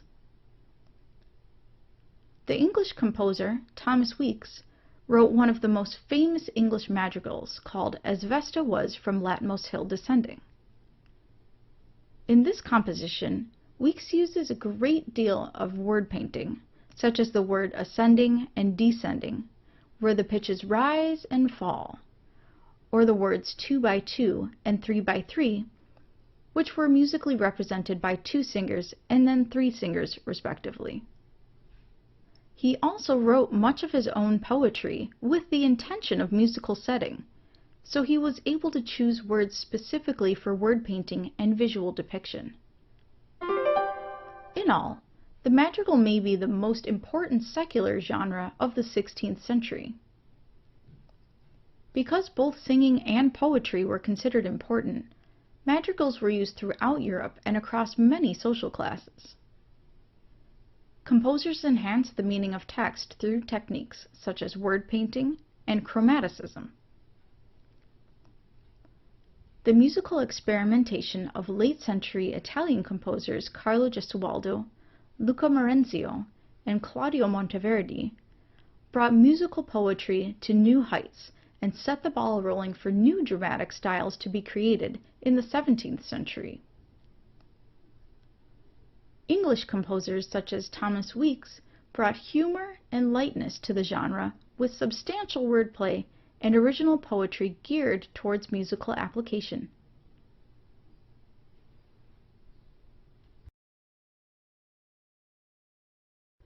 For most of the medieval era, music was primarily reserved for the church and for some lucky members of the elite class.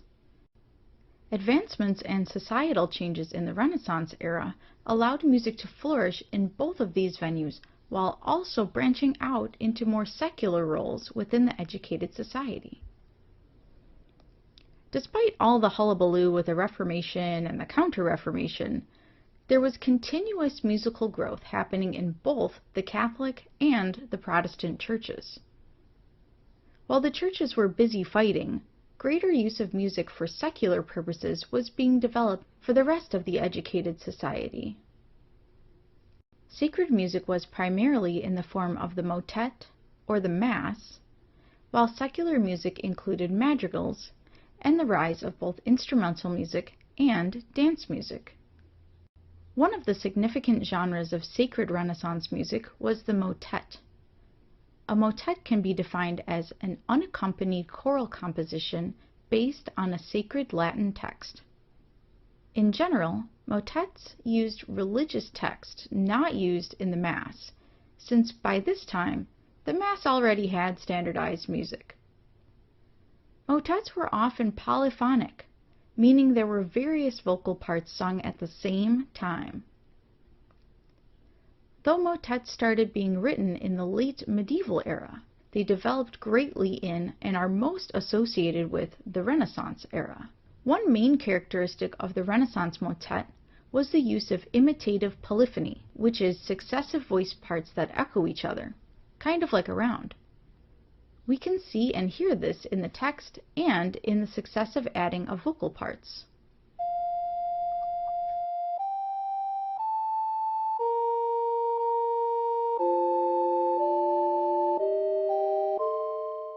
The motet was typically in Latin text and was for the ordinary Mass. One important composer of motets during the Renaissance era was Josquin des Prez. One of his most famous motets, Ave Maria, can be heard here.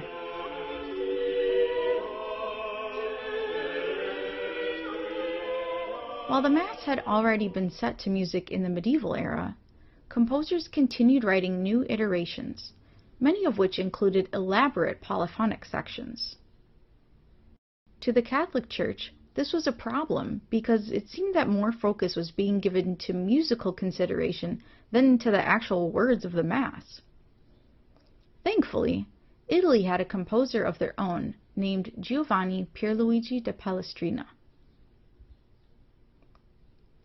Palestrina's style was conservative and balanced, as he gave careful consideration to both the beauty of the music and the comprehensibility of the words.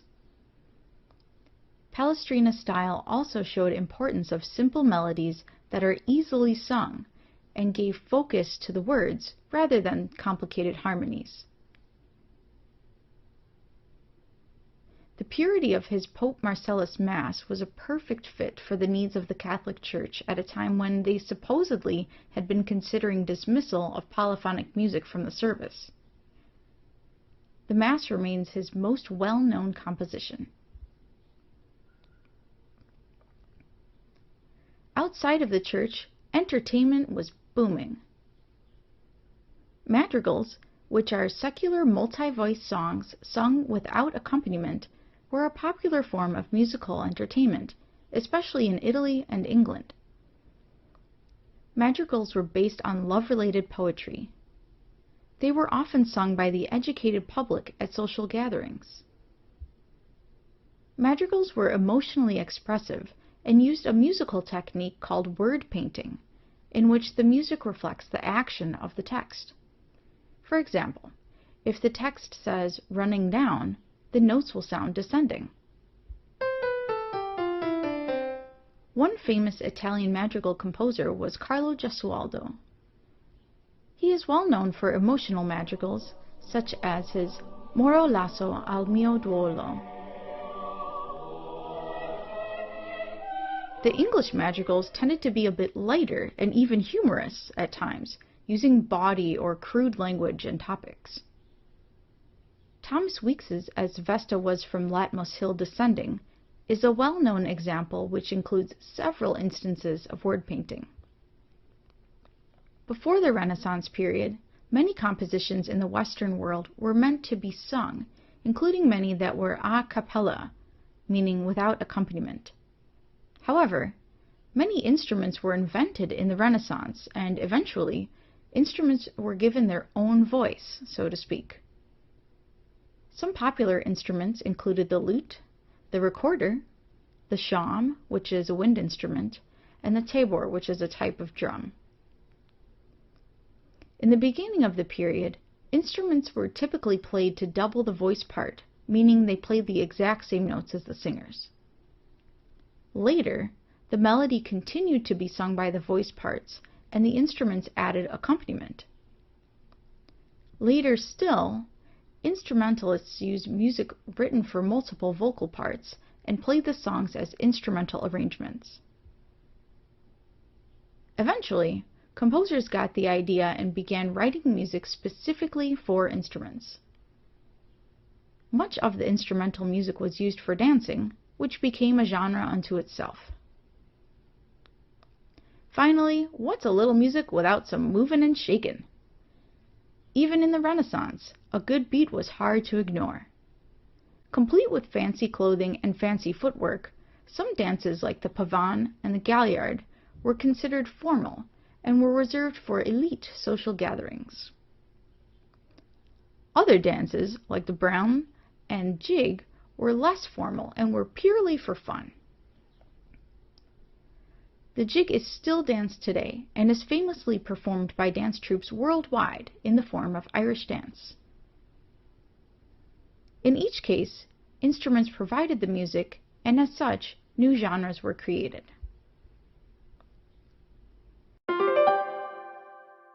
In all, both sacred and secular musics evolved greatly during the Renaissance.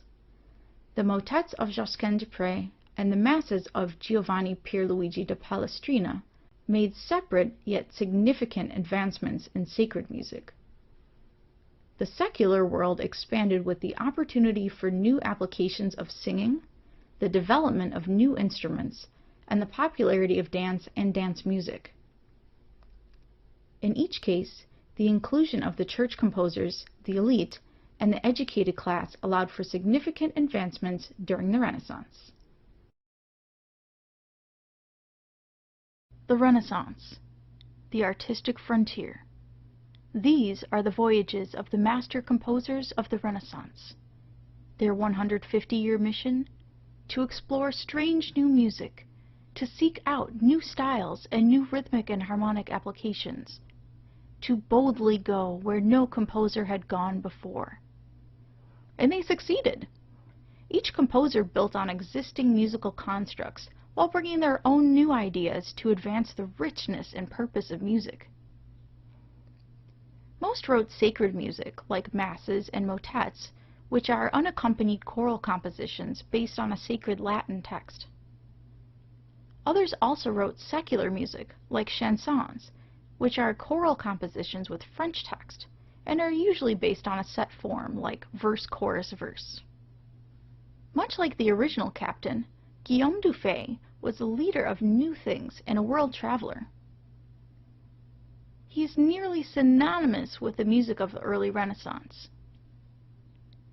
Dufay was born in France, one of the key capitals of development during the Renaissance. He served in the clergy as a canon, where he wrote sacred and secular music. Much of his music was written for 4 voices, which was becoming a characteristic of early Renaissance music. After learning the ranks a bit, Dufay traveled to Italy, where he spent a good portion of his life.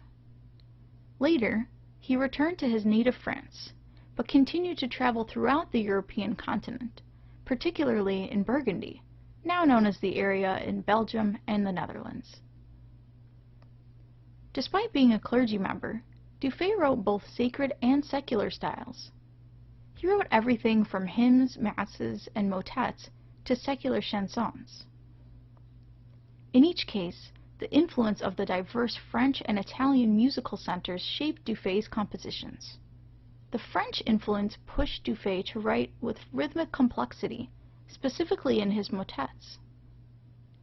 Dufay used a technique called isorhythm, which occurs when a rhythmic idea repeats throughout the song, but the melody changes. This was a departure point from the late medieval era, just previous to the Renaissance era, when isorhythmic motets were common. He also picked up some compositional tricks while in Italy, infusing the characteristic Italian-style smooth melodies. Dufay enhanced his flowing melodies with simple harmony, usually in 4 voices. This included using new and richer combinations of notes typically not used in the medieval period. So instead of a somewhat hollow sound like this, the 4-voice texture would sound more rich and balanced, like this. Also, Dufay integrated secular and sacred music in his masses. One of his most famous pieces, C'est la face à pas, is about unrequited love, yet it was used for the setting of a sacred mass. It may be one of the earliest examples of a mass based on a secular theme. Dufay's early Renaissance developments set the tone for the next generation of Renaissance composers. Like any good leader, Dufay left a wealth of good ideas from which to expand upon. The next composer in line was Josquin du Pré. Known simply as Josquin, he was one of the most important composers of the mid-Renaissance period, around 1500. He was of Flemish descent, which is in the area now known as the Netherlands. You may recall that Dufay traveled and composed here, and his influence on Josquin is clear. The similarities are striking. Like Dufay, Josquin traveled to Italy and wrote sacred masses and motets, and wrote secular songs in French and Italian. Also like Dufay, Josquin wrote for 4 voices. However, Josquin took a different approach. Josquin's innovations included making the music effectively communicate the text by stressing the correct accentuation of words. This allowed the music to enhance the text, rather than just make it sound prettier. Josquin also changed textures within a song, meaning that not all the singers sang at the same time all of the time. Instead, there would be some times when there were 2 singers, while other times 3 or even 4 singers would be singing. Specifically, he revolutionized the motet with a similar technique called imitative polyphony, where the text is echoed between high and low voices. One of his most famous motets, Ave Maria Gratia Plena, can be heard here.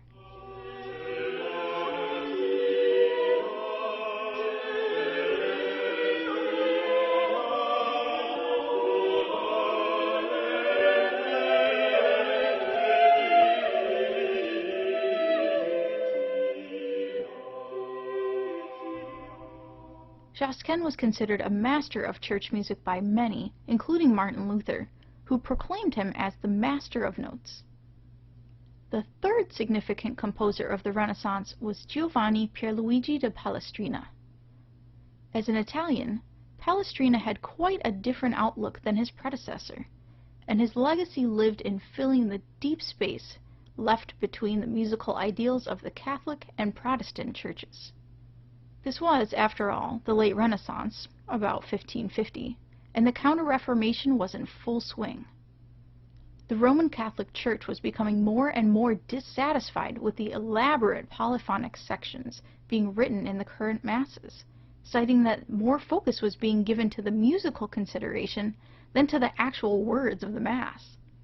Contrary to Josquin's imitative style, Palestrina's style was conservative and balanced, giving careful consideration to both the beauty of the music and the comprehensibility of the words. Palestrina's style also showed importance of simple melodies that are easily sung, and gave focus to the words rather than complicated harmonies. The purity of his Pope Marcellus Mass was a perfect fit for the needs of the Catholic Church at a time when they supposedly had been considering dismissal of polyphonic music from the service. It's helpful to know that the Mass is often referred to with its Latin title, Missa Papae Marcelli, since this was written for Latin liturgy.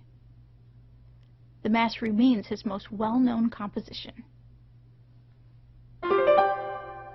The advancements made by these three composers gave a strong push to move the musical enterprise from the Renaissance into the next era. Through sacred and secular music, these composers brought new harmonic richness and music for both Roman Catholic and Protestant morals.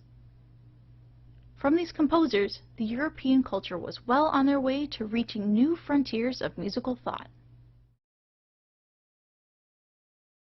Instrumental music has been around for what seems like forever. Even ancient Greek and Egyptian cultures immortalized instrumental music in their art. So why does it seem that we know so much more about vocal music than instrumental music from the medieval and Renaissance periods? In 2 words, music notation. Music notation is a symbolic representation of musical pitches and rhythms, and having written music makes it a lot easier to remember what to play. Vocal music was written down first, and it took a little while for the instrumental genre to catch up. In the medieval and Renaissance periods, instrumental musicians usually played from memory or they improvised. So even though it looks like there was a big rise in the instrumental music genre during the 1500s, it was really just better documented. This is not to say that it wasn't important, though. The advancements made in printing and music notation during the Renaissance allowed more instrumental music to be distributed throughout the educated public class, and this created more demand for the genre. As instrumental music notation improved, composers began writing specifically for instruments. One remarkable instrumental composer was William Byrd. Byrd was somewhat of an anomaly for his time. Like the rest of the continent, England was having its own internal religious wars, and though the Protestants won with the coronation of Queen Elizabeth I, Byrd remained staunchly Catholic. Strangely, in a time of such religious persecution, Byrd was hired to serve Queen Elizabeth as a court composer and organist. He was really just that good.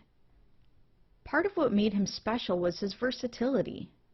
He wrote many motets, dance pieces, and consorts, which were instrumental pieces for a small group of musicians. He also wrote sacred Latin masses, which were probably only performed at secret Catholic prayer services. Along with these, Byrd is recognized for composing and printing some of the first significant keyboard music.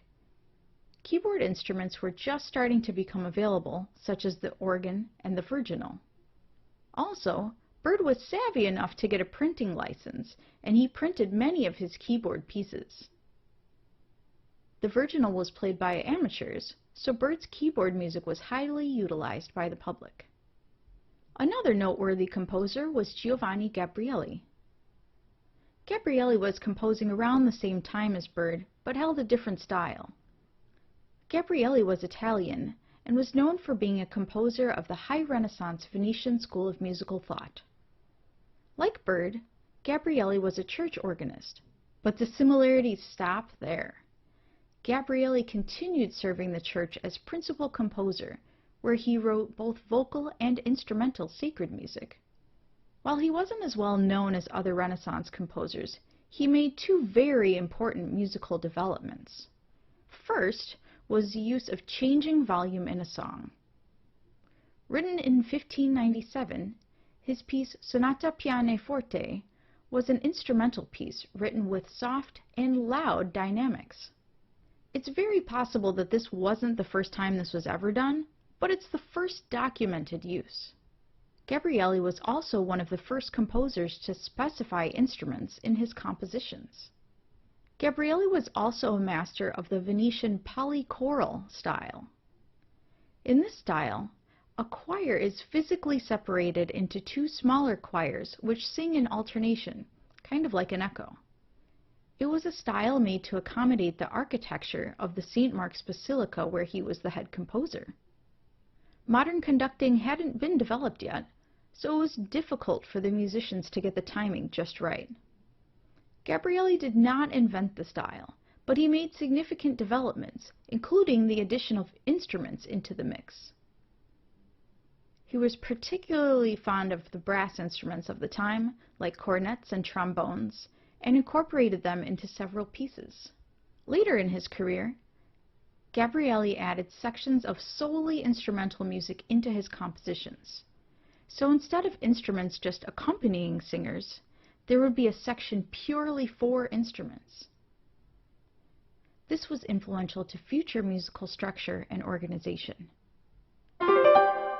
While William Byrd and Giovanni Gabrielli were not the superstar composers of the Renaissance period, they took musical strides that led to momentous musical transition.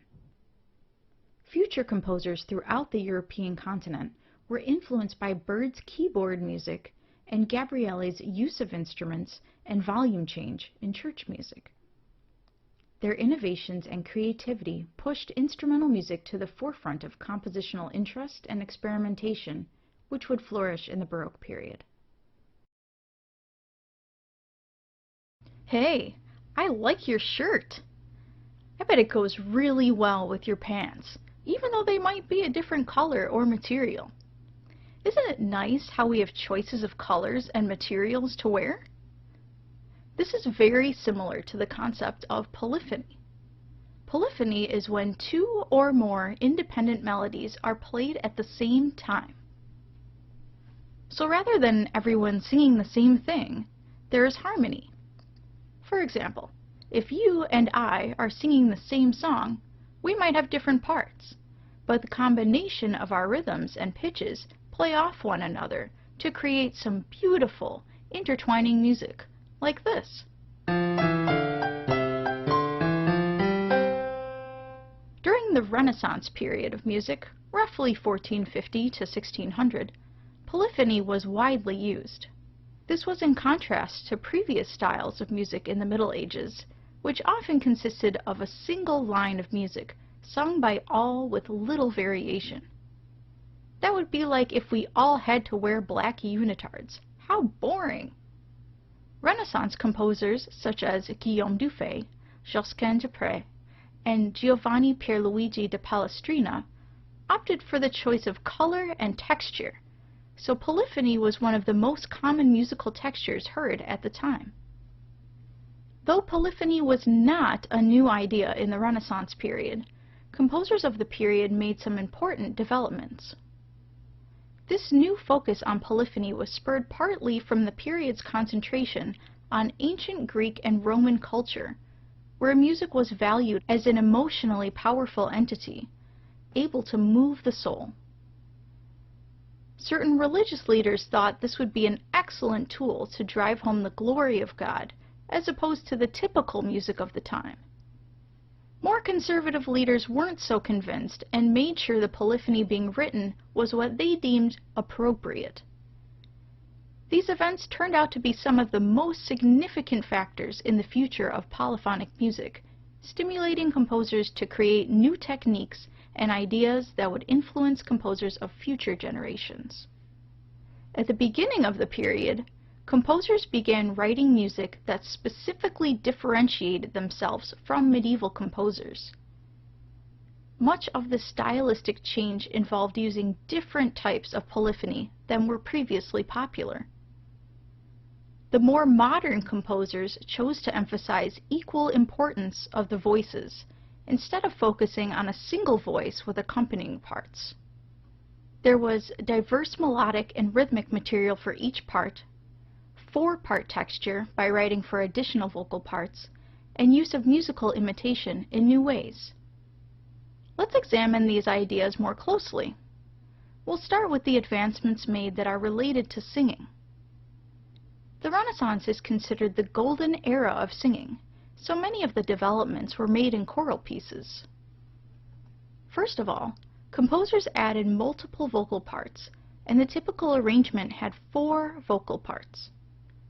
This consisted of 2 female singing parts, called the soprano and alto, and 2 male singing parts, called the tenor and bass. 5-part and 6-part arrangements also became common as the period progressed. These new ranges and additional parts allowed for more harmony. While this may seem simple and insignificant, it made quite an impact in moving music from the open-sounding chant-like harmony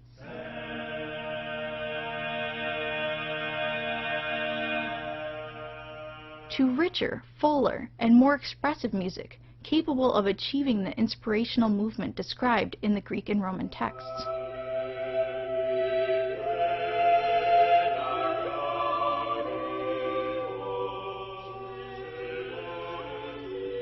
Additionally, the equal importance of all voices made for more variety and layering, or textural possibilities, as opposed to the single important line. This led to greater change in the amount of voices heard at one time, including the switching of textures within one song. The varying of textures also gave a sort of musical special effect at times, for example, when used to emphasize important words of the Mass by using all voices to make it seem larger.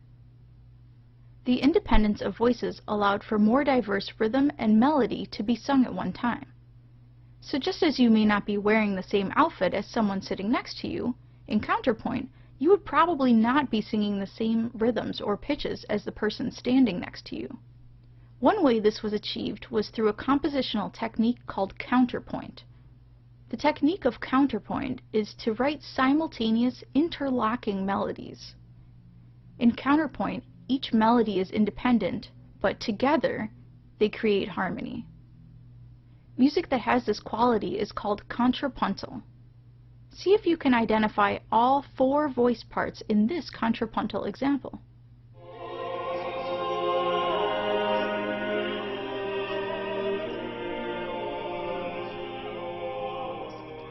There are very specific rules on what notes can be used when and how, but they're quite complicated and not really worth learning unless you plan to write music in this style.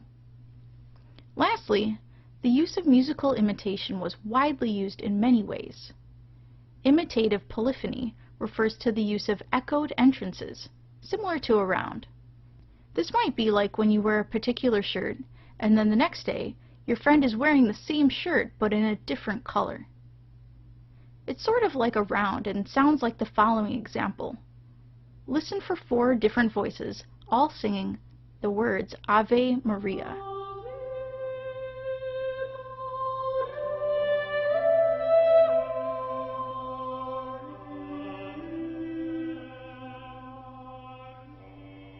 Though there were several composers that contributed to the shifts in polyphonic sound, there are 3 composers who stand out for their individual genius and style: Guillaume Dufay, Josquin du Pré, and Giovanni Pierluigi da Palestrina.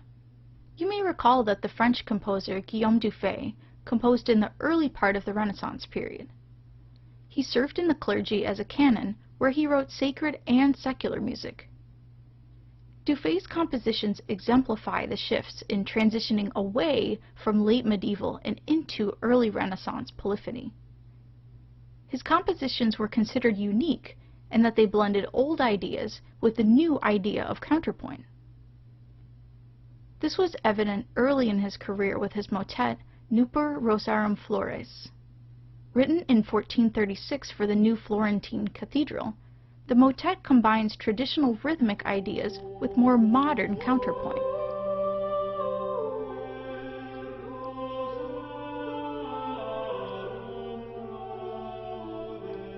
Dufay was also known for his 4-part contrapuntal masses, particularly because some of them integrated secular themes into the sacred Mass.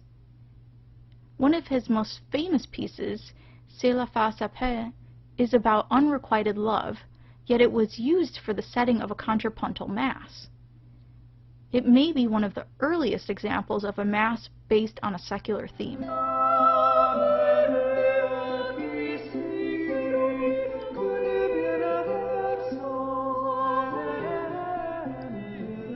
A composer who demonstrated the mid-Renaissance polyphony style was Josquin des Prez. Josquin was considered a master of church music by many, including Martin Luther, who proclaimed him as the master of notes. The Flemish composer was the king of imitative polyphony and textural variation. One of his most famous motets, Ave Maria Gratia Plena, also uses imitation in paired voices, where pairs echo instead of just individuals, as is heard here.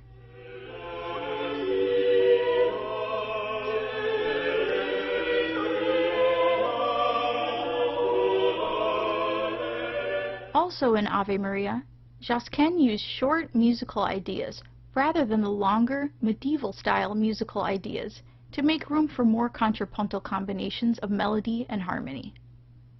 Near the end of the Renaissance period, the Italian composer Giovanni Pierluigi da Palestrina brought even greater use of thick textures and diverse melodies and harmonies. Though similar in technique, Palestrina approached his compositions a bit differently than both Josquin and Dufay. In a more conservative approach, Palestrina strayed from the imitative style so the words of the Mass could be better understood. He also used texture in this way, dividing a slightly larger 6-part choir into small groups which only sang together for particular significant phrases. However, Palestrina's greatest influence on future composers may have been his ability to write counterpoint. He was masterful in creating beauty while maintaining strict adherence to the rules of counterpoint. In doing this, he epitomized the smooth style of polyphony that became synonymous with Renaissance music. The intertwining melodies flow effortlessly while avoiding inharmonious instances that were considered faux pas.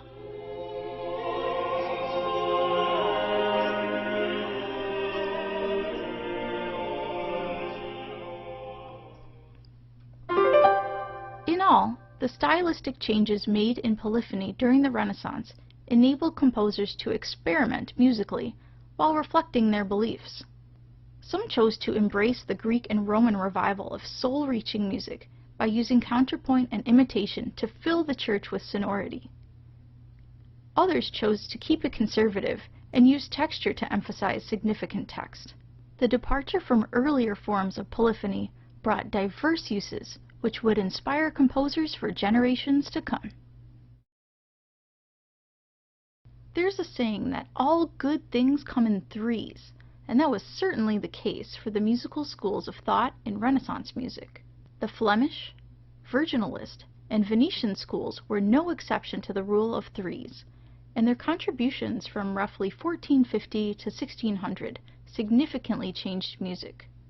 In the thick of the Renaissance period, these schools brought new ideas that would quickly advance music to the next level melodically, instrumentally, and harmonically. The Flemish school was centered in the Low Countries, now known as the Netherlands and Belgium. This was the first hotspot of new musical thought since the late medieval period. We can think of the Flemish school like the game Pac-Man. One of the first things you might notice when playing the game is how your little yellow circle is audibly chomping at a regular pace. The Flemish composers did this too, well, not literally, of course. In contrast to the late medieval style, where each word had very long melodic lines for each syllable, the composers opted to write melodies that mirrored the natural rhythm of spoken. Like many Renaissance authors and painters, the Flemish composers turned to Greek and Roman influences, which inspired a focus on the emotional side of music. In order to achieve this, there was a marrying of words and music, where poets wrote more lyrically and composers wrote melodies specifically to imitate the words, following the rhythm of the words. Like the increasingly complex levels of the game, the Flemish composers made increasingly complex music. The idea that each voice part was equally important was becoming a significant factor in creating new music. No longer would a single voice part dominate the music. Instead, the melodies of each singing part would be weighted equally as concurrent melodies, instead of just one melody and a few background parts. Namely, their use of imitative counterpoint, which is when you have simultaneous interlocking melodies that echo each other, heighten the intricacy of the songs.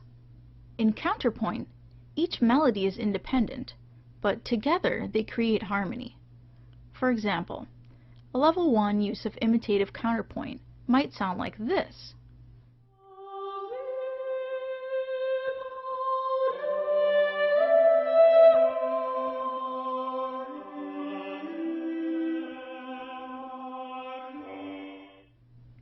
But as the songs developed, they became more and more complicated.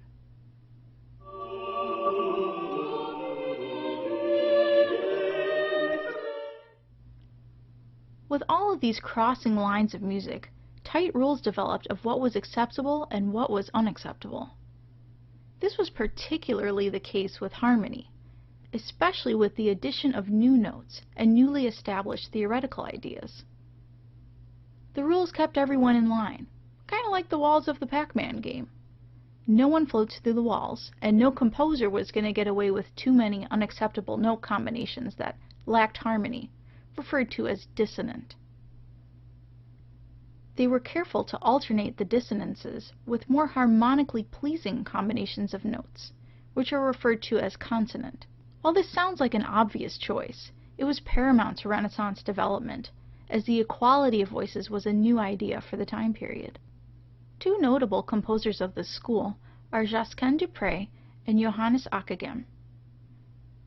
Josquin was known for his brilliant use of imitative counterpoint and emotional sacred choral music. Ockeghem was known for his unique masses, in which he blended old and new styles. Some of his innovative compositional techniques including having singers sing the same music but with a twist, such as a delay between the parts, or turning the notes upside down or backwards. The two other schools of musical thought brought change to instrumental music. While instrumental music existed before this period, much of it was forgotten, as the music was usually played from memory or improvised instead of being written down. With the advancements made in printing and in music notation, more music was preserved and distributed throughout the educated public. During the Renaissance, music was educationally valued, and an educated person was likely to use music in their own homes. This brings us to the virginal. The virginal is an ancestor of the piano that used a quill to pluck the strings inside the instrument.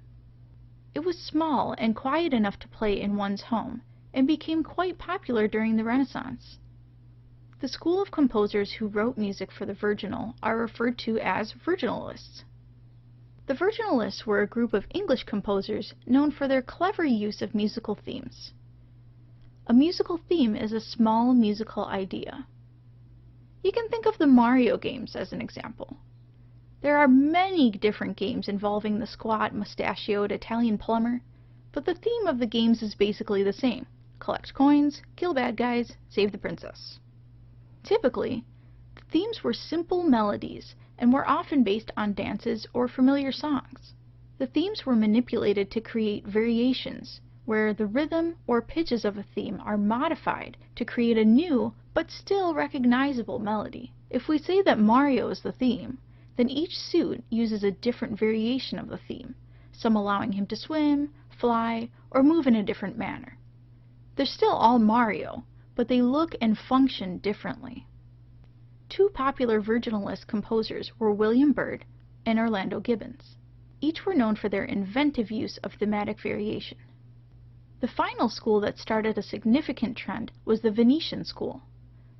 Located in Venice, Italy, the Venetian composers were known for their innovations in instrumental music and creativity in choral music. The hallmark of the Venetian school is the polychoral style, in which a choir is physically split into two separate entities. This was started by Flemish transplant Adrian Willert, who brought the polyphonic style of the Flemish composers with him when he moved to Venice. As the music leader at the St. Mark's Church in Venice, Willaert was faced with an unusual problem. The church had 2 choir lofts, which created a delay in sound between the 2 choirs. Rather than scold the singers for not singing in unison, Willaert wrote music to accommodate the distance.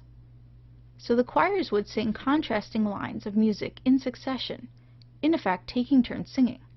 You can think of this style like a tag team. Just think how much easier things would be in a game if you could have 2 protagonists working together. The use of stereo sound quickly gained popularity in Venice and spread across Europe. Composer Giovanni Gabrieli took the polychoral idea one step further by adapting it for instruments. His Sacre Symphonie was one of the first instrumental ensemble pieces that was written for specific instruments. Also, Gabrieli has one of the first documented uses of volume change within a song. Written in 1597, his piece Sonata Pianoforte was an instrumental piece written with soft and loud dynamic markings, indicating the volume to be played. These 2 ideas were highly influential and acted like a new arsenal of tools for composition. So instead of a character just having 1 or 2 swords to fend off enemies, they would have nearly infinite new combinations to apply. With the cosmopolitan trend of travel in Renaissance Europe, the Flemish, virginalist, and Venetian styles spread quickly throughout the continent. The melodic emphasis of the virginalists, the contrapuntal weavings of equally important voices from the Flemish, and the polychoral and instrumental musics of the Venetians filled sacred and secular music with new ideas that would foster new experimentation and development in the upcoming Baroque period. Although instrumental music had been around for centuries, it wasn't usually on the top of a composer's list of favorites. During the Renaissance period, about 1450 to 1600, music came to the forefront as an important part of education, and with this, instrumental music finally earned a place of high regard. Prior to this time, vocal music was far more important, and instruments were used as an accompaniment rather than as a main focus. But near the end of the period, instrumental music was at the forefront of every composer's mind. In the short period of roughly 150 years, 5 major factors occurred to make this happen. The new importance of playing instruments, the popularity of dancing, the versatility of the lute, the invention of new instruments, and the experimentation of composers. As noted earlier, instrumental music did exist before the Renaissance period. However, it played a different role. During the late Middle Ages and early Renaissance, the instruments played along with the vocal part of a song, playing literally the same notes. The instrument was not seen as a key component, but more as a friendly guide, so the singers didn't sing too much off-key. This is most often an organ, a lute, or a viol, which was a 6-string instrument played with a bow, kind of like a cross between a guitar and a violin. Later, as philosophical attitudes shifted towards the arts and education, instruments became more valued. Composers and performers began having instruments accompany the vocals, playing their own supporting background parts instead of playing exactly the same as the vocalists. Some instrumentalists even forewent the singers and played vocal music in small groups. Instrumental music had always been important for dancing, and this trend continued in great proportions during the Renaissance. Dancing was important socially, and as time progressed, more and more intricate dances were developed. As such, they needed more intricate dance music, complete with many instruments. In fact, new genres were created for dancing with specific stylistic characteristics, such as the rhythm or the pacing. 2 popular dances were the pavane and the galliard. They were often played together as a slow and a fast dance, respectively. This small idea of pairing slow and fast songs was the forerunner of new complex forms that would appear later in the Baroque period. But not everyone could afford a whole group of musicians just for a dance or some musical entertainment. And unless you were rich, it also wasn't something you could just keep in your own home. So many turned to the lute as a source of music. The lute is a pear-shaped string instrument that is strummed or plucked. It was not a new instrument at the time, but became very popular because of its versatility. Composers liked that it could be played both melodically and harmonically, and pieces started being written specifically for the lute during the 16th century. The lute is regarded as the most popular instrument of the time, and it's even referenced in Shakespeare's Taming of the Shrew. Along with the lute, several instruments became popular choices in instrumental music. As mentioned earlier, viols were developed in the early 1500s and were often utilized in several genres. They were made in various sizes, one of the most popular being the viola da gamba, which played in the medium to low range. The concept of small, medium, and large versions of an instrument was common, and they often combined in small instrumental ensembles called consorts. Consorts could also be made with diverse instruments, but many preferred the consistency of sound provided by a family of like instruments. Other common instruments invented during the time period were the shawm and the harpsichord. The shawm was a double-reed wind instrument that is the ancestor of the oboe. They were made in several sizes and often played together in consorts. The harpsichord is an ancestor of the piano that used a quill to pluck the strings inside the instrument. Like the lute, it was prized for its ability to play both melody and harmony, often at the same time. All of the new instruments and rising complexity of dance inspired composers to write differently. Additionally, musicians were becoming better at their craft, displaying a level of virtuosity not seen before. At the same time, music notation and music publishing were on the rise, so composers were able to better represent their ideas on paper. This included specifying instruments instead of having random instruments come together to play. All of these elements pushed composers to write in new styles. Some composers began incorporating improvisation, allowing the musician to create music spontaneously within the piece. This was particularly the case when writing for harpsichord and lute. A composition style called fantasia used free-form composing with improvisation. Other composers stuck a bit closer to the vocal style and wrote music called ricercare. The ricercare was derived from the motet, which used echoing voices that imitate one another. Lastly, the theme and variation style used a recurring musical idea, which was manipulated differently each time it was played. For example, changing the rhythm or pitch, but still recognizable to the listener. The reignited focus on music spawned new styles and new instruments.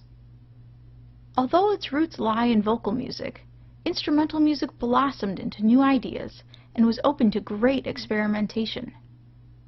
Dance inspired new musical forms, while the virtuosity of lute and harpsichord players indulged composers' imaginations.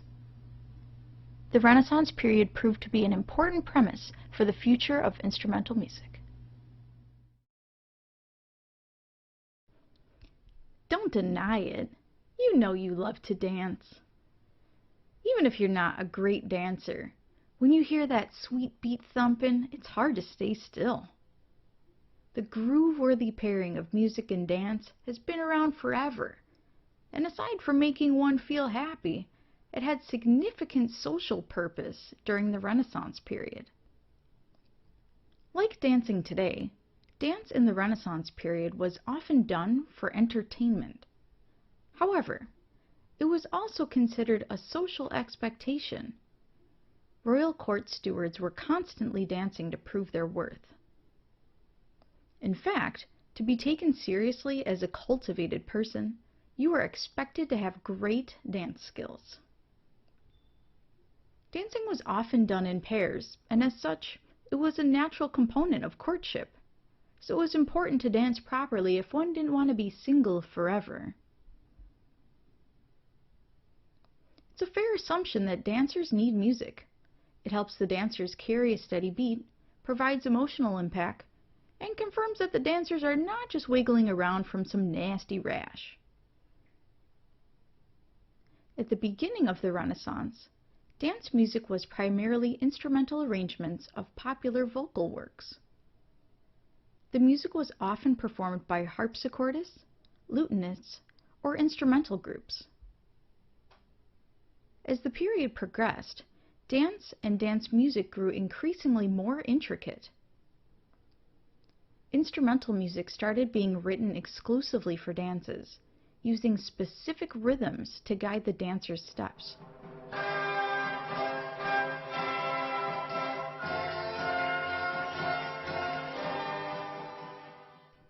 One of the most famous collections of instrumental music, called Danserie, was written by composer Tilman Susato in 1551.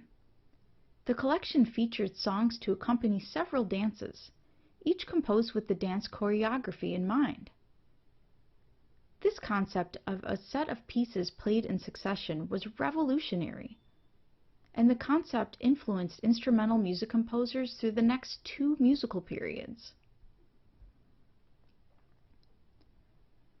The music written for dances was tailored to the performance of the dance, with rhythms mirroring the movement of the dancers. The steps of the dances also required specific forms. To keep things interesting, a few commonalities developed, such as paired dances. This is different than dancing as a pair. Paired dances meant a slow dance and a fast dance danced in succession. Typically, the first dance used a 2-beat count, like 1, 2, 1, 2, and the second dance used a 3-beat count, like 1, 2, 3, 1, 2, 3. Two of the most significant paired dances were the pavane and the galliard. The pavane was a slow, stately, processional-style dance in 2-beat time, while the galliard was a brisk, lively dance with skips and jumps in 3-beat time. To accommodate the dancers, the music reflected each accordingly, with the pavane sounding slow and steady, and the galliard having a bouncier feel.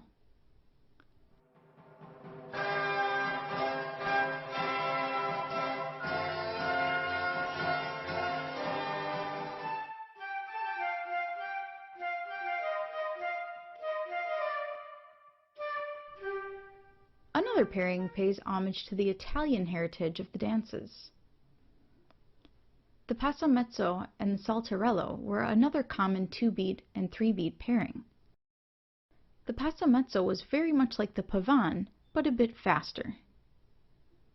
The dances could be intermixed as well, such as the pairing of a passamezzo and the galliard. This is an often referenced pairing in composer Michael Praetorius's collection, Terpsichore. The collection of over 300 dance songs was published in 1612 and was named for the Greek goddess of dance. This reflected the Renaissance philosophy of humanism and its roots in ancient Greek and Roman cultures.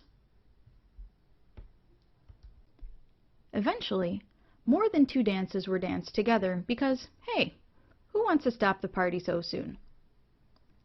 This later inspired the suite, which was a popular instrumental music form based on the music of many dances.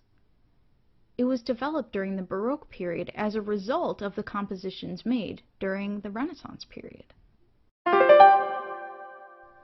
The dance and accompanying music of Renaissance were truly a match made in heaven. The rhythms played synced with the dance steps, providing musical guidance for increasingly complex dance choreography. While viewed at the time as a social entity, the dances of the Renaissance period highly influenced music of later periods. Tilman Susato's Danserie and Michael Praetorius's Terpsichore demonstrated how grouped dance songs could be played instrumentally and be enjoyable even without dancers. This sparked the notion of exclusively instrumental music at a time when it was considered useful merely for accompaniment. Even the forms of dance songs, like the pairing of the slow pavan and the faster galliard, helped to shape the music of future generations, laying the groundwork for what would become the suite in the Baroque period and the symphony during the Classical period.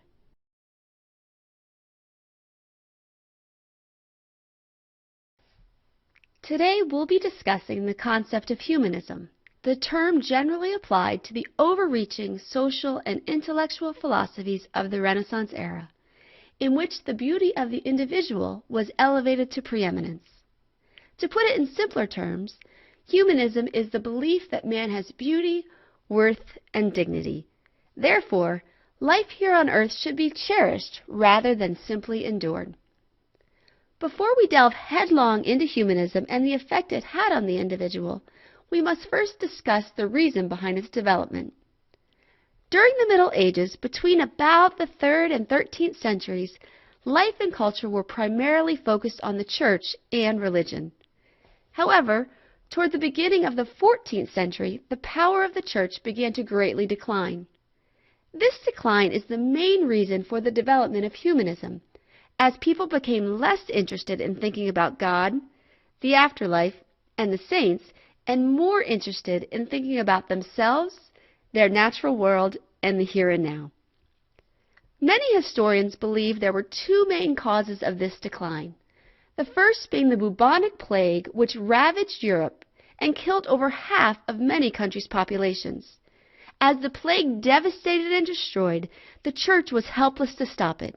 People prayed, people filled cathedrals, yet loved ones continued to die. This led many to disenchantment, causing them to seek out other explanations beyond the spiritual for human suffering and loss. The second, and perhaps most profound reason for the decline of the church was the rise of the market economy. As money began to be amassed through trade, the power of the church declined even more. From this rose city-states and monarchies governed more by economy than religious restriction. All in all, the church became too stuffy, too impractical, and too rigid. Thus, it was replaced with the secular human's capacity to learn, create, and especially enjoy. In short, it was replaced with the idea of humanism, where the study of human progress and human nature is at the center of all things. Now that we've covered the reason for the development of humanism, we can dive into what this actually meant for the individual in the areas of independence and interests. First, humanism radically changed the idea of individual independence. Prior to the 14th century, much of Europe, and especially Northern Europe, practiced the feudal system in which wealth was based on land ownership. Generally speaking, under this system, people were seen as part of a collective whole to keep feudal society and the manor system intact. Serfs, or the poor workers, were tools used by the wealthy to work their landholdings and keep their wealth intact. Adding to this imprisonment of sorts, the church believed that to be concerned with yourself and your rights was nothing more than arrogance, rebellion, and sin. One should only be concerned with obeying the rules and following them without question. However, as we mentioned earlier, thanks to the plague and the rise of trade, the power of the church and feudalism shrank, and the importance of the individual grew. Man and human nature were no longer seen as totally sinful and in need of punishment, but instead as independent, beautiful, and individual creations of God. This is particularly seen in the writings of Petrarch, the father of humanism, in which he states, "Sameness is the mother of disgust, variety the cure." Or in other words, go on and express yourself. These ideals were further expressed in the famous speech, The Dignity of Man, in which the renowned orator Marandolus states, "You with no limit or no bound may choose for yourself." Again, he's saying, you're an individual, you're an independent, you're free. This brings us to how humanism changed not only the idea of individual freedom, but also how humanism changed the interest of the individual. Remember, up to this point, anything not centered around the church was considered sinful. Man and earth were wicked, and only heaven and the afterlife were worthy to encompass human thought. Humanism turned this idea completely on its head, as scholars, artists, and writers began centering their works on man and his experience while here on earth, rather than in the afterlife. Instead of spending their time and efforts on penance and self-denial, humanists resurrected the ideals of the ancient Greeks, who placed the study and progress of human nature at the center of their interests. This is plainly seen in the writings of Dante's Divine Comedy, as he explains his individual journey to God, rather than a journey to God through the church. This led many to be curious about a personal relationship with God, rather than a religion sculpted by the church. Interest in the human rather than the afterlife is also seen in the famous work The Decameron by Giovanni Boccaccio. In this humanistic writing, 10 young people fleeing the Black Death hide out in an abandoned villa and fill their days and nights by telling each other rather racy and torrid tales of love and romance. Ironically, during a time of such great death and crisis, the author chooses not to have their interest turned toward the medieval church ideals of repentance and penance, but instead to enjoying the moments in which they live. Again, humanism wins the day as the individual chooses to enjoy the human story rather than the old church ideals of pain and punishment. And this, in itself, summarizes the beauty of the individual in the eyes of the humanist. And now to completely summarize humanism. It is the term generally applied to the overreaching social and intellectual philosophies of the Renaissance era. Humanism, or the ideal that man has beauty, worth, and dignity, developed as the church declined. This decline mainly occurred for 2 reasons. Number 1, the carnage of the Black Death, and the church's inability to explain or stop the suffering led many to look for answers outside the church walls. And number 2, the rise of the market economy, which replaced feudalism and freed the individual from serfdom, allowed them to make money, grow, and think on their own. Amidst this backdrop, humanism changed the thoughts of the day in the areas of individual independence and individual interests. As for individual independence, in the eyes of the humanists, people were no longer seen as tools for the wealthy or objects of God's wrath, but instead as individuals created by God with their own unique gifts and talents. Variety, differences, and creativity were embraced rather than shunned. Also, in the areas of individual interest, humanistic thoughts were turned to the here and now, while the capacity of man to live and enjoy was celebrated. It reintroduced to humanity the Greek ideal that life on earth should truly be lived rather than simply endured, and that man, not the church, is at the center of all things. Curiosity was cultivated rather than squelched, and life on earth was seen as something to be cherished rather than simply suffered through.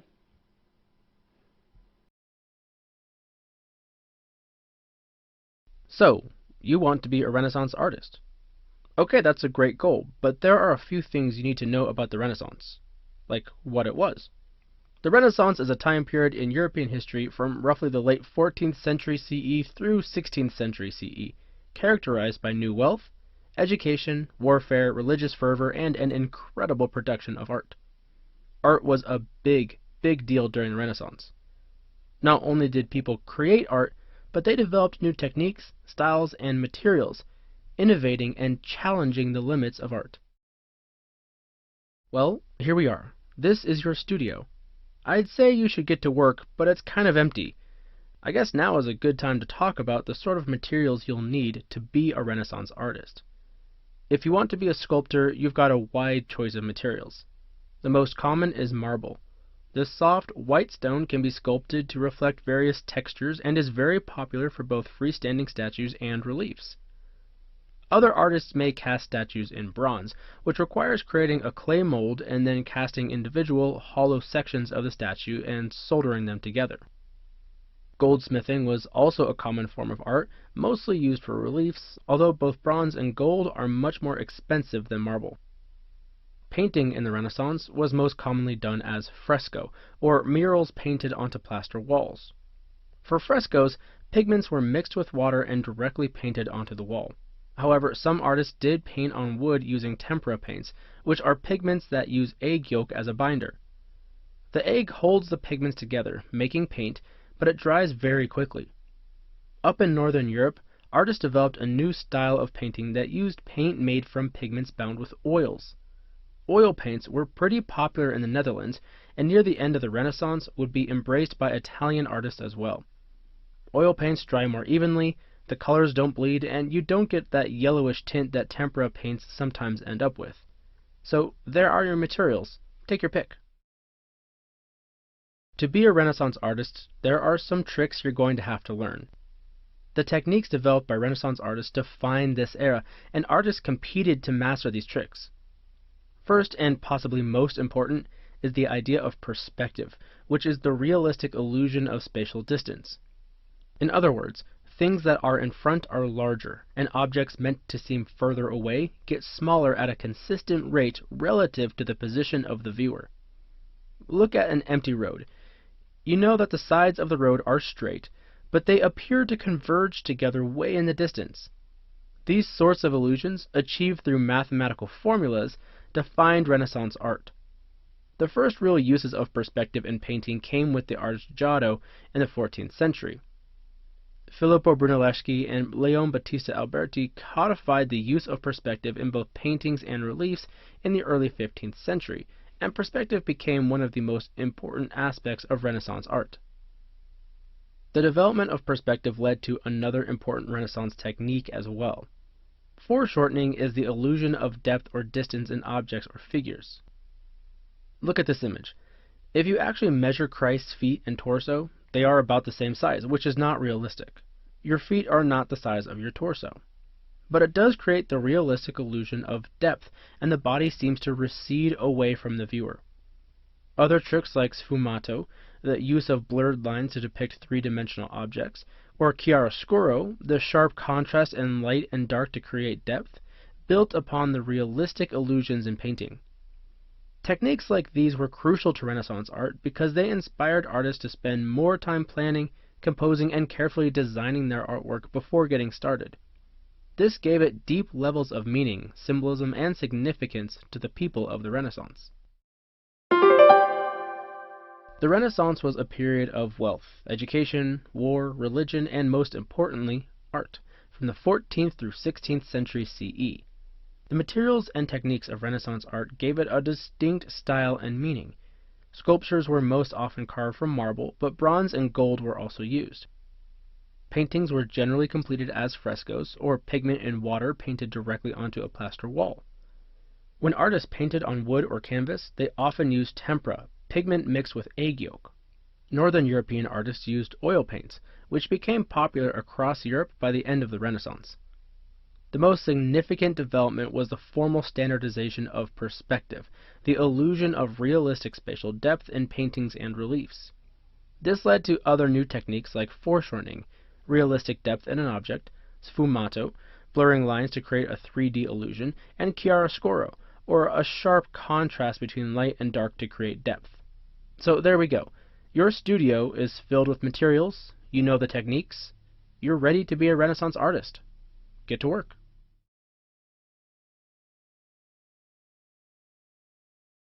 The Baroque period was one of the most exciting times for European architecture. During this period, from the end of the 16th century to the dawn of the 18th century, European architecture exploded in novel directions. Rather than designing a single building, an architect might be responsible for reimagining a complex of buildings, or even planning an entire city. With this shift, the capital of art and architecture moved from Rome to Paris. Regular repeating designs gave way to curves and irregularity, as various styles were mixed and adapted. Yet this variety was regulated for the purpose of symmetry and grandeur. Finally, for the first time since antiquity, architects began tinkering with optical illusion in building. They realized you could trick the eye into making a large building seem even larger. This harkens back to the Greek tricks that allowed their grand temples to tower even grander in the eye of the beholder. The Baroque architecture eventually found its way across Europe. Two countries came to the fore in this field, Italy and France. Baroque architecture got its start in Italy and is still evident today at the Vatican in Rome. This new architectural form reached its apex in France. Its mark can be seen quite clearly in Paris, but its purest expression can be found in that most Baroque of all buildings, Louis XIV's palace at Versailles. Let us begin, as the Baroque style did, in Italy. Here we can see the most obvious Baroque architectural innovation, the use of curves. At the Church of San Carlo, we can see how straight lines were replaced with delicate curves, giving the building its distinctly Baroque feel. From the rounded windows to the graceful squiggle of the whole facade, this church is a feast for the eyes. In Venice, at the Church of Santa Maria della Salute, we see another key facet of Baroque art, symmetrical irregularity. Each side of this 8-sided structure offers the viewer a new perspective, different from the last, yet symmetrical in its own right. Each step offers new views and varied decoration, from the standard statues occupying alcoves to the novel curlicues of stone buttressing the high dome. Yet perhaps the best example of Baroque architecture in Italy is at Rome itself. At the heart of the Vatican stands the Basilica of St. Peter. This impressive structure reached its current state at the hands of Baroque architects. To the left and right, a massive colonnade, designed by Bernini, creates a panoramic effect, drawing the eye ever onward to the basilica at its center. Along the top of this colonnade, a series of statues break up the silhouette, providing visual variety even as it flanks the basilica with symmetrical wings. The facade of the basilica itself, designed by Maderna, is its own little wonder. Here we can see the variety of Baroque architecture in full swing. Like the colonnade, the skyline of Maderna's facade is broken at intervals by statues and other decorations. Yet Maderna goes further, mixing up styles by alternating square columns with round ones. Likewise, the pediments over windows and doors also alternate between rounded and triangular designs. Indeed, there are almost as many types of doors and windows as there are doors and windows. Yet all this exuberant variety is regulated and controlled to create symmetry, as each novel design on the right is echoed by a similar design on the left. The overall effect is as grand and orderly as it is picturesque and visually fascinating. Yet the Baroque was not just limited to the exterior. Connecting St. Peter's Basilica to the Pope's Palace lies an impressive staircase designed by Bernini, called the Scala Regia, or the Stairs of the Queen. Bernini's staircase shrinks to a vanishing point, making the staircase seem even longer and higher than it really is. In this respect, at least, Bernini was attempting something that had not been tried since classical times, weaving optical illusion into architectural design, to fool the eye into seeing something as even grander and larger than it actually is. Thus, in Italy, we've seen the foundation of themes that would repeat again and again and again in Baroque architecture. The use of curves, the introduction of irregular decoration and design, the subordination of irregularity to symmetry, and the incorporation of optical illusion into architectural design. While the Pope was supporting the arts in Italy, on the other side of the Alps, a new patron of the arts was emerging. Louis XIV, the Sun King, France's absolute monarch, had decided to aggrandize his status with a massive arts campaign. Louis's mission was both propagandistic and practical. On the propaganda side, Louis wished to surround his city and court with the best art in the world. On the practical side, Louis knew that with relatively cheap materials like stone, canvas, bronze, and paint, a skilled artist could create priceless works of art. Though alchemists had failed to turn lead into gold, Louis knew he could turn stone into treasure. So Louis set about building a treasury of art.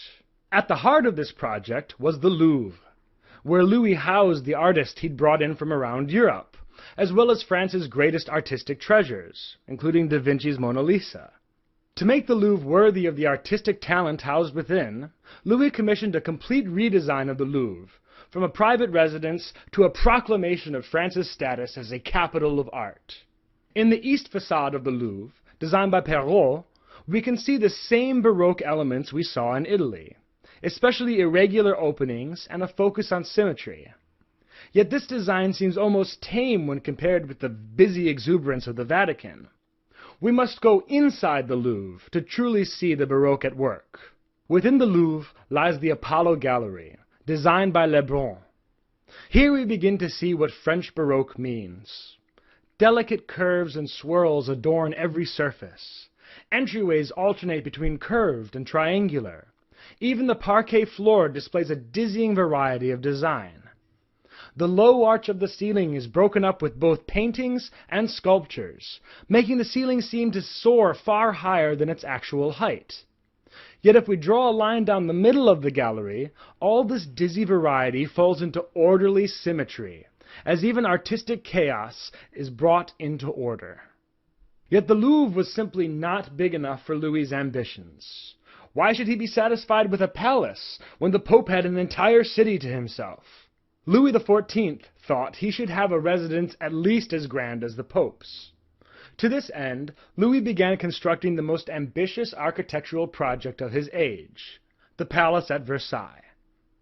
Here at last was a large enough canvas for Louis's architectural ambitions.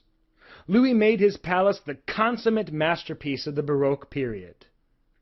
Every inch is covered with ornamental statues. Even the roof peaks are adorned with bronze filigree. Every window offers new vistas.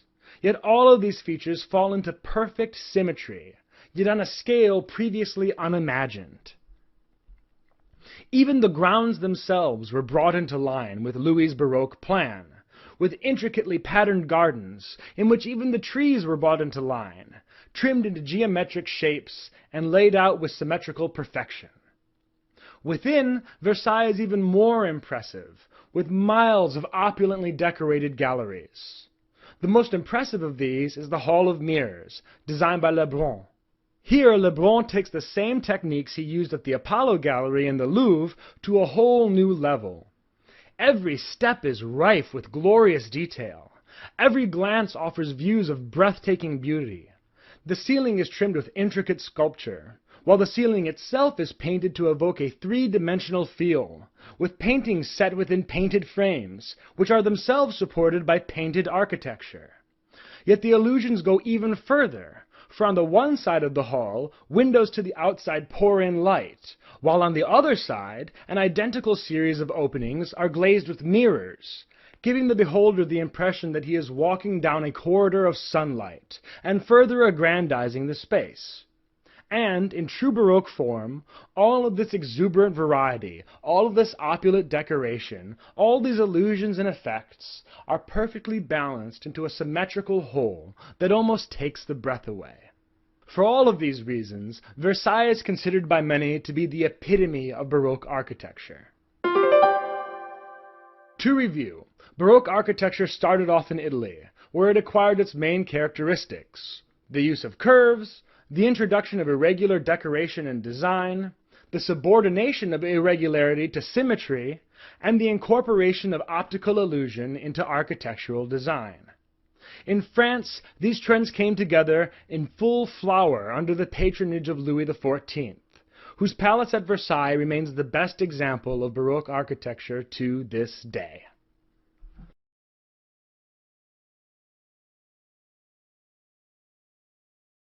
Well, hi, it's me, Jessica, your history instructor for the day. Today we'll be discussing Renaissance art, from painting to sculptures to architecture.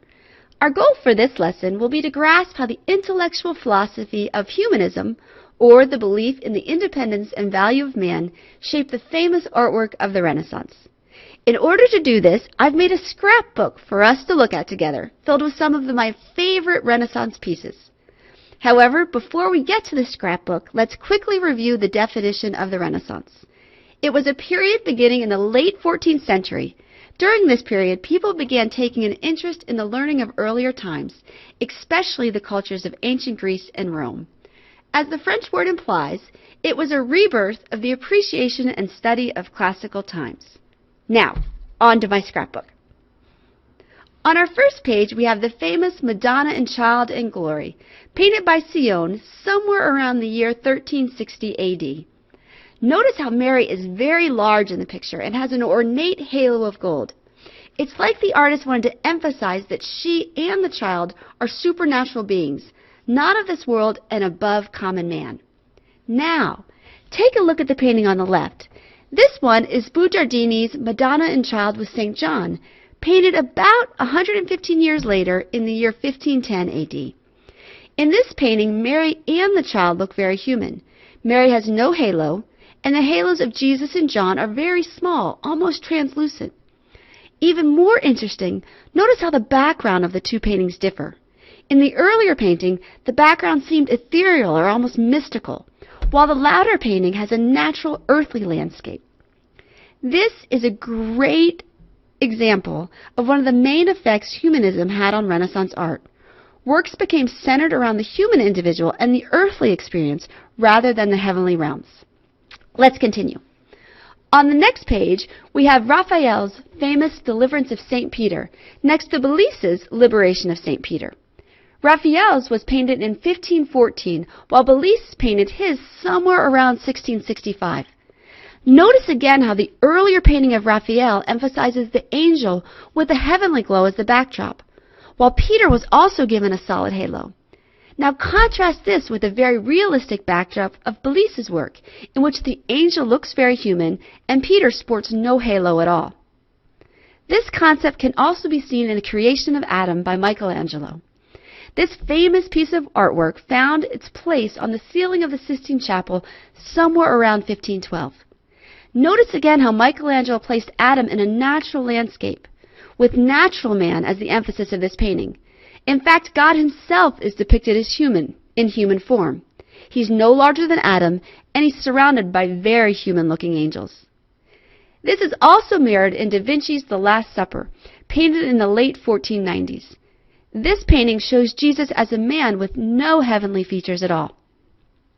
The idea that humans were worth painting in their natural form was also heralded by Leonardo da Vinci in his well-known, uber-famous Mona Lisa. When da Vinci created this famous lady, somewhere between the years 1503 and 1519, he opted to focus solely on humanity without any religious themes. This trend is also seen in Karaski's The Bean Eater, painted somewhere around 1582, and Vermeer's Girl with the Pearl Earring, painted somewhere in the year 1665. This move toward humans standing alone as a valid theme in art is also seen in the sculpture of the day. Again, take a look at Michelangelo's famous David of 1504. In this one, you can definitely see the humanistic influence in Michelangelo's work, how he strove to capture the human essence of David through sculpture. This is also seen in his earlier work, the Pietà, sculpted in 1499, and his latter work, Moses, crafted around 1515. Again, these two works show biblical characters in their humanity, with no halos or supernatural trappings. A second effect of humanism on Renaissance art was the imitation, or the rebirth, as the word Renaissance implies, of the ancient Greek and Roman cultures. During the medieval period of history, most art produced was centered on the church. However, as humanism took hold, the Greek and Roman ideals of human beauty were also reborn. Take a look at Botticelli's 1486 rendering of the Birth of Venus, and Raphael's 1509 fresco, The School of Athens. These two works focus on Greek history and mythology with no head nod to the church. Bandinellini also gave kudos to the Roman culture with his sculpting of Hercules and Caicus during the years 1525 to 1534. This move toward ancient Greek and Roman cultures also heralded the return of logic and accuracy to art, a concept earlier works had generally abandoned. Compare the 12th century work of Mary Magdalene announcing the resurrection of the apostles to the realistic accuracy of Piero della Francesca's 15th century The Flagellation of Christ. Notice how the latter work of Francesca's gives or uses perspective, the art of drawing solid objects on a two-dimensional surface so as to give the right impression of their height, width, and depth. Da Vinci also gave us an excellent example of this realistic accuracy in his 1490 work, The Vitruvian Man. The desire to revive and emulate the styles of ancient Greece and Rome is also seen in Renaissance architecture.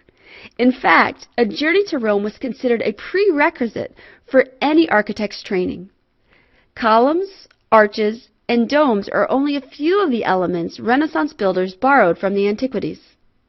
One of the best, and in my opinion most beautiful examples of this, is the dome of St. Peter's Basilica. Here's another picture taken in St. Peter's Square. Notice all of the columns giving homage to ancient Rome. Or take a look at this one, the Cathedral of Florence, whose dome was engineered by one of the most famous Renaissance architects, Filippo Brunelleschi. He was also fond of the Roman arch, as we can see in his work at the Basilica of St. Lawrence. In all of these feats of architecture, we can see the classical Greek and Roman influences of symmetry, proportion, and geometric design.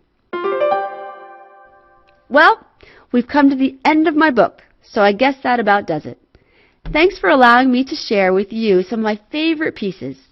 As we've learned from them, Renaissance art was greatly influenced by humanism, in that number one, art became centered on the human individual and the earthly experience rather than the ethereal or the mystical. And number two, Renaissance art began to imitate the cultures of ancient Greece and ancient Rome.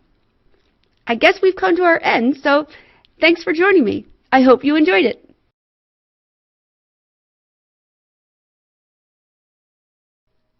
If you knew how much work went into it, you wouldn't call it a genius. These words are attributed to the famous Michelangelo, arguably one of the most famous, if not the most famous artists of all time. Michelangelo Buonarroti, known to many of us as simply Michelangelo, was born on March 1475 in a small Florentine village. His father was a government official with strong ties to the banking system of Florence. History doesn't tell us very much about his family, but we do know that he left his parents' home and moved to the home of a stonecutter. Some sources claim this was because Michelangelo's mother was too ill to care for him, while others claim it was Michelangelo's health that caused the move. Either way, the time spent with the stonecutter had a huge impact on young Michelangelo, the boy destined to become one of the most respected sculptors in history.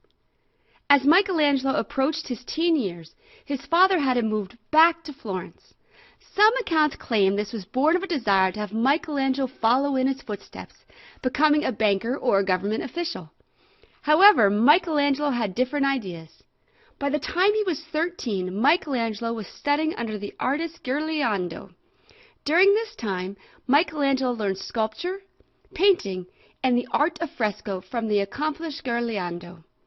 Perhaps even more important, Ghirlandaio had ties to the wealthiest family in all of Florence, the Medici. The Medici were bankers and patrons to many artists of Florence. A patron is a person who gives financial or other support to a person, organization, cause, or activity. In simpler terms, it's a person who wants some piece of art created, so he foots the bill for the artist's supplies and living expenses while the artist works. As soon as the wealthy Medici got a glimpse of Michelangelo's talent, their loose connection grew into a full-blown bond. In the early 1490s, Michelangelo left the apprenticeship of Ghirlandaio and actually moved into the estate of Lorenzo de' Medici, a sculptor himself and the de facto ruler of Florence. While studying in the Medici gardens, Michelangelo met some of the world's most respected poets, scientists, and philosophers. Their views rubbed off on the young Michelangelo's work, mixing religion with myth. Two of his most famous works of this time are the Madonna of the Stairs, also known as the Madonna of the Steps, and the Battle of the Centaurs. While working on his craft, it seems Michelangelo spent little time working on his pupil skills. Known to history as a rather moody, arrogant fellow, it seems he began gaining this reputation rather early. According to tradition, Michelangelo and a fellow student of the arts got into a quarrel, and the artist punched Michelangelo in the nose, breaking it and causing it to be crooked for the rest of time. In 1492, Lorenzo de' Medici, Michelangelo's patron, died. After his death, the Medici fortune began to dwindle. This, along with the outspoken words of Florence's new ruler, Savonarola, a monk who radically opposed any sort of secular art and accused the Medici of heresy, caused Michelangelo to return to the home of his father. Upon his return, Michelangelo became enthralled with the human form, even studying cadavers to improve his craft. By 1496, Michelangelo found himself in Rome, where he received a commission, or the hiring and payment for the creation of a piece. The cardinal himself wanted the young Michelangelo to sculpt a huge statue of Bacchus, the ancient god of wine. Although it seems the cardinal wasn't fond of the finished product, this didn't stop Michelangelo. Just a short time later, he sculpted the Pietà, which still stands in St. Peter's Basilica of Rome. Of this magnificent sculpture, a fellow Renaissance artist wrote, "It is a miracle that a shapeless block of stone could have been carved away to make something so perfect that even nature could hardly have made it better, using real human flesh." After the death of the radical monk Savonarola, Michelangelo returned to Florence. With Florence in political upheaval, Michelangelo was commissioned to turn a damaged piece of marble into the biblical hero David. This masterpiece of the human form shows the naked David poised like a Greek god, with his eyes determined to protect his land. Many art historians believe this work, more than any other, portrays Michelangelo's devotion for the Republic of Florence and his desire to see it be set free. With his star rising, Michelangelo was invited back to Rome by the Pope himself. Pope Julius II, being rather up there in age, wanted Michelangelo to design an over-the-top tomb for him. From this project came the famous Moses, which is still in Rome today. However, before his tomb could be completed, the Pope turned his attention to a new project. In around 1508, Michelangelo was commissioned to paint the ceiling of the Sistine Chapel. Arguably, this would become Michelangelo's most famous work. Ironically, Michelangelo considered himself a sculptor, not a painter, making him none too thrilled to receive this job. In true, moody artistic style, Michelangelo finally agreed to the job but refused to adhere to the Pope's vision. Instead, he created his own. By the time this awe-inspiring work was complete, it depicted the story of the creation of Adam, the downfall of Adam and Eve, and many other scenes encompassing over 300 figures. The fact that this was all done in fresco, meaning a painting is done rapidly in watercolor on wet plaster on a wall or ceiling so that the colors penetrate the plaster, makes this work even more impressive. Add to this that Michelangelo painted this high in the air while on his back, and the whole thing seems a bit supernatural. After the death of Pope Julius II in 1513, Pope Leo X of the infamous Medici family came to power. This pope, also enthralled with the talent of Michelangelo, charges him to design tombs for the Medici family. For this, Michelangelo headed back to Florence. However, Michelangelo and the rest of Florence were no longer willing to accept the Medici as their rulers. Not once to be messed with, the Medici took the city by force, inducing Michelangelo to leave his precious Florence forever. In the 1530s, a new pope, Pope Clement VII, called Michelangelo back to Rome to paint the altar wall of the Sistine Chapel. This would become the Last Judgment, a gruesome scene which depicts some going to heaven, but many, many others going to hell.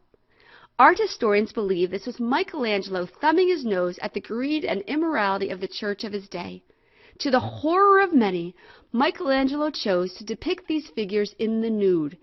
This angered so many that another artist was commissioned to paint drapes over the naked bodies.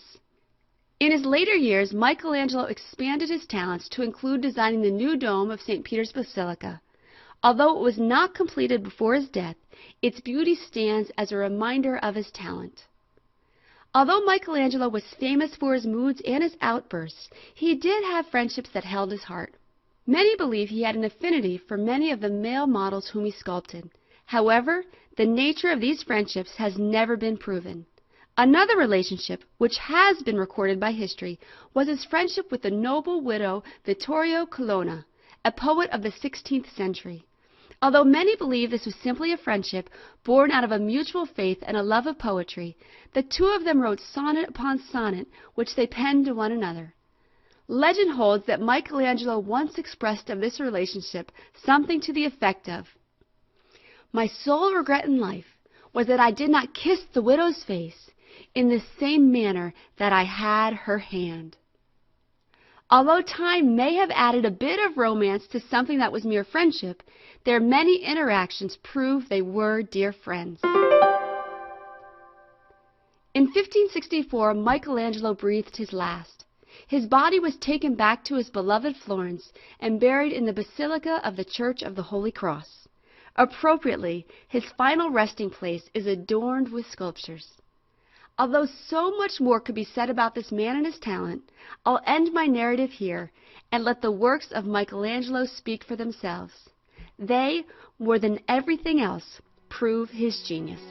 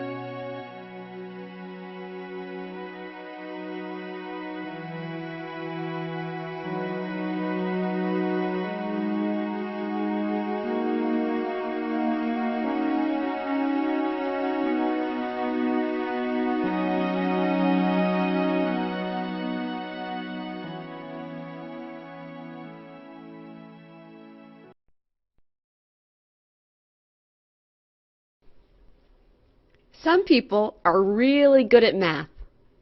Some people are really great at drawing.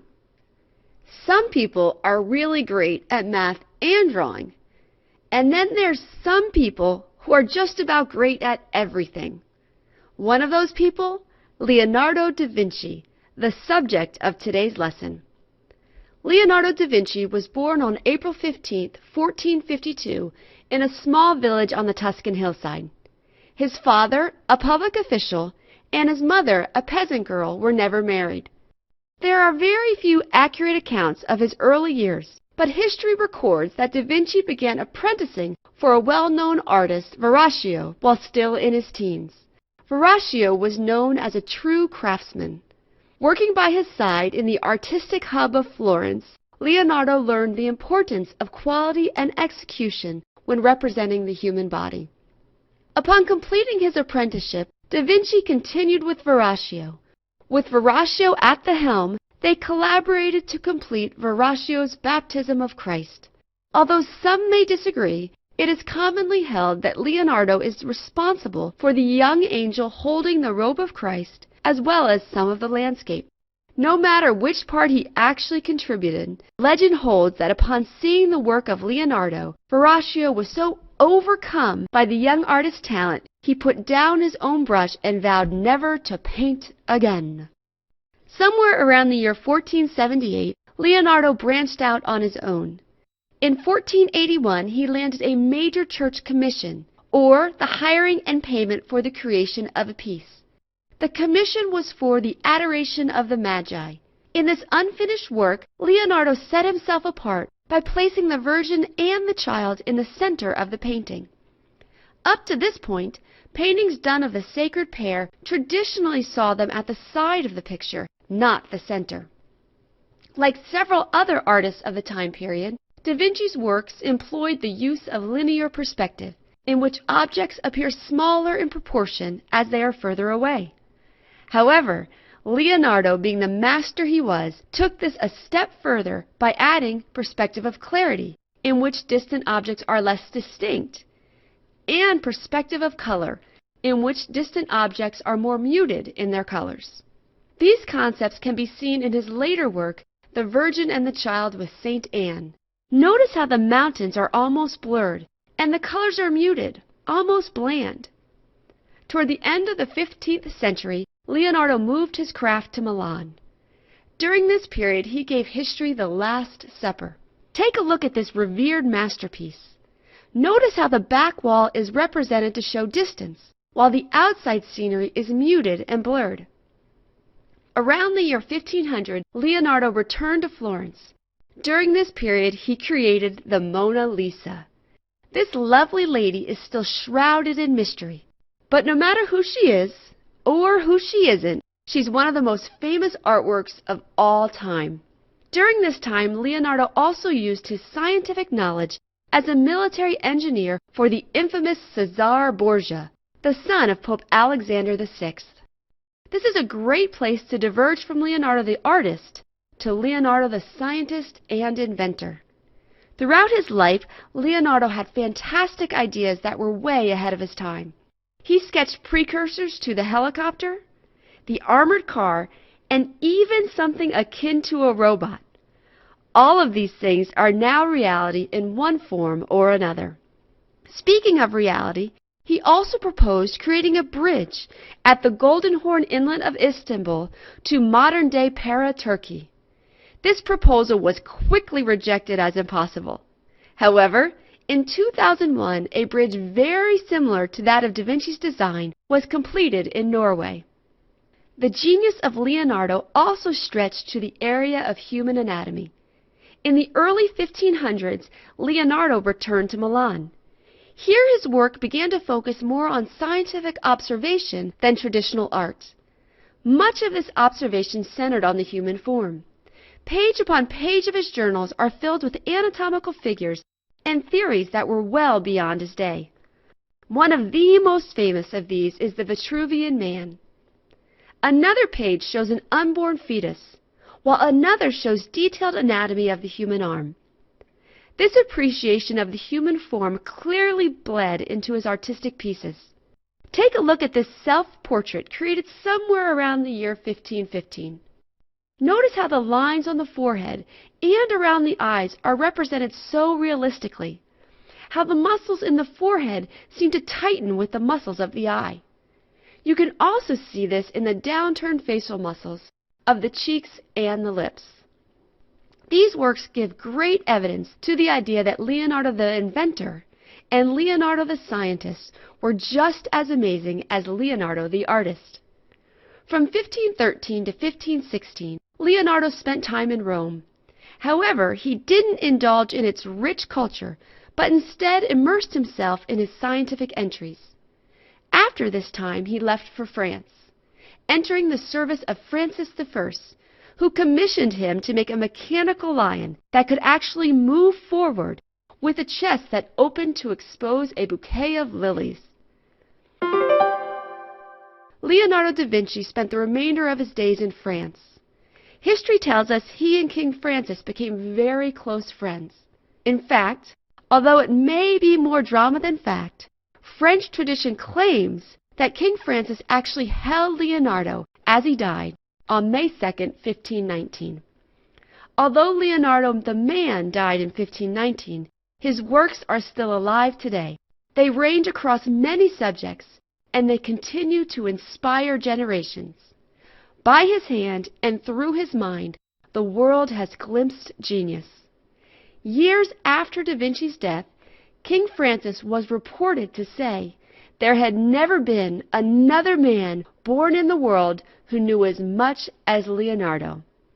Although this statement may be more hearsay than fact, I dare say many people would still completely agree. It has been said that things you should never discuss with people are religion and politics. Well, today we are going to talk about religion and politics. And art. Definitely art. You see, throughout much of European history, all three of these concepts were basically inseparable. To talk about art was to talk about politics and religion, and sometimes those talks could get pretty heated. For a great example of this, let's head back to the 16th century. See this guy? That's a German monk named Martin Luther. The year is 1517. And Luther is nailing a list of complaints against the Catholic Church to the church door.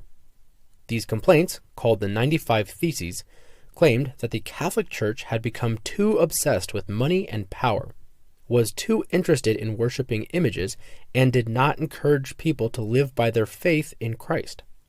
This was the beginning of a division within the Christian Church known as the Protestant Reformation. This religious division had some serious impacts on politics across Europe, and of course, this meant some major changes in the arts. So, here we are in the early 16th century. At this time, the majority of art across Europe is highly religious. It focuses on religious subjects and is displayed publicly in places like churches for congregations to view collectively. However, this sort of mentality is exactly what Martin Luther is protesting. The Protestants, as they come to be called, believe in a more personal, intimate relationship with God, emphasizing individual faith.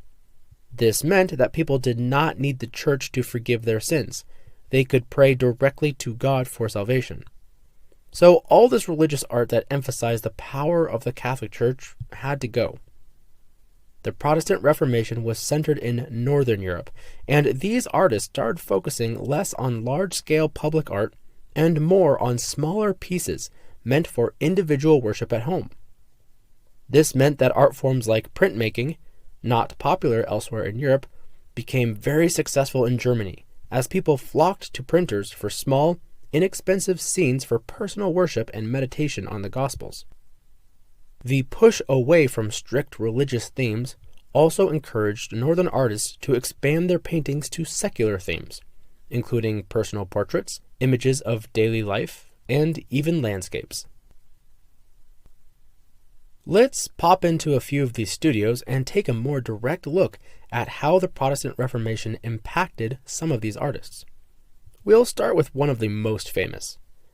Albrecht Dürer was an artist of the early 16th century from Nuremberg. He was sort of the Da Vinci of Northern Europe, always experimenting, deeply interested in combining art and science, and slightly reclusive. He was the first to really elevate printmaking to a high art form, and around 1520 became attached to Luther's ideas about the church. Here's what that looks like in terms of art. This is his Four Apostles, painted around 1526. It shows the apostles Peter, John, Mark, and Paul in a dimly lit, intimate scene. The colors and lighting are characteristic of the more introspective Northern style, but what's really interesting are the placement of the figures. St. Peter, founder of the Catholic Church after the death of Christ, is generally a central figure in religious painting. Here he's in the background, behind John the Evangelist, the apostle who most describes Christ in the Bible in terms of human, relatable characteristics and personal relationships. Just like that, this seemingly simple painting takes on a strong Protestant message. Albrecht Dürer was the foremost painter of the Northern Renaissance, but he was far from the only one. Oh look, by sheer coincidence, we've got two artists working in the same studio and on similar paintings. How convenient. The man on the left is Albrecht Altdorfer, working on his 1529 painting, Battle of Issus. Next to him is Peter Bruegel the Elder, painting his 1565, The Hunters in the Snow. With these two paintings, we can see something else that became common in the Northern Renaissance after the Protestant Reformation. Neither of these are religious scenes at all. Altdorfer's painting is of Alexander the Great. Bruegel's is of a small Netherland town in winter. The focus of both paintings, however, is really the landscape. While pure landscape painting was not yet in vogue, Northern artists seeking new, secular themes developed a strong appreciation for landscapes, and paintings like these became ways to show off their new interests. It may not seem like it's a painting about religion or politics, but simply by changing the meaning of art, the implication is there. In 1517, the German monk Martin Luther managed to start a period of religious protest against the Catholic Church called the Protestant Reformation. Luther's views about the Christian faith were largely adopted by the artists of Northern Europe, who embraced smaller, more intimate paintings that either dealt with personal religious faith or entirely secular themes. The leading artist of this movement was Albrecht Dürer, a Nuremberg artist and printmaker whose subtle paintings symbolically represented the importance of personal faith over church traditions. Other artists focused more on secular themes, such as Albrecht Altdorfer and Peter Bruegel the Elder, who painted complex scenes often focused on the landscape more than the action contained within. The Protestant Reformation was a moment that challenged the political and religious authority of the Catholic Church, and, as we've seen, challenged Catholic supremacy over the arts as well.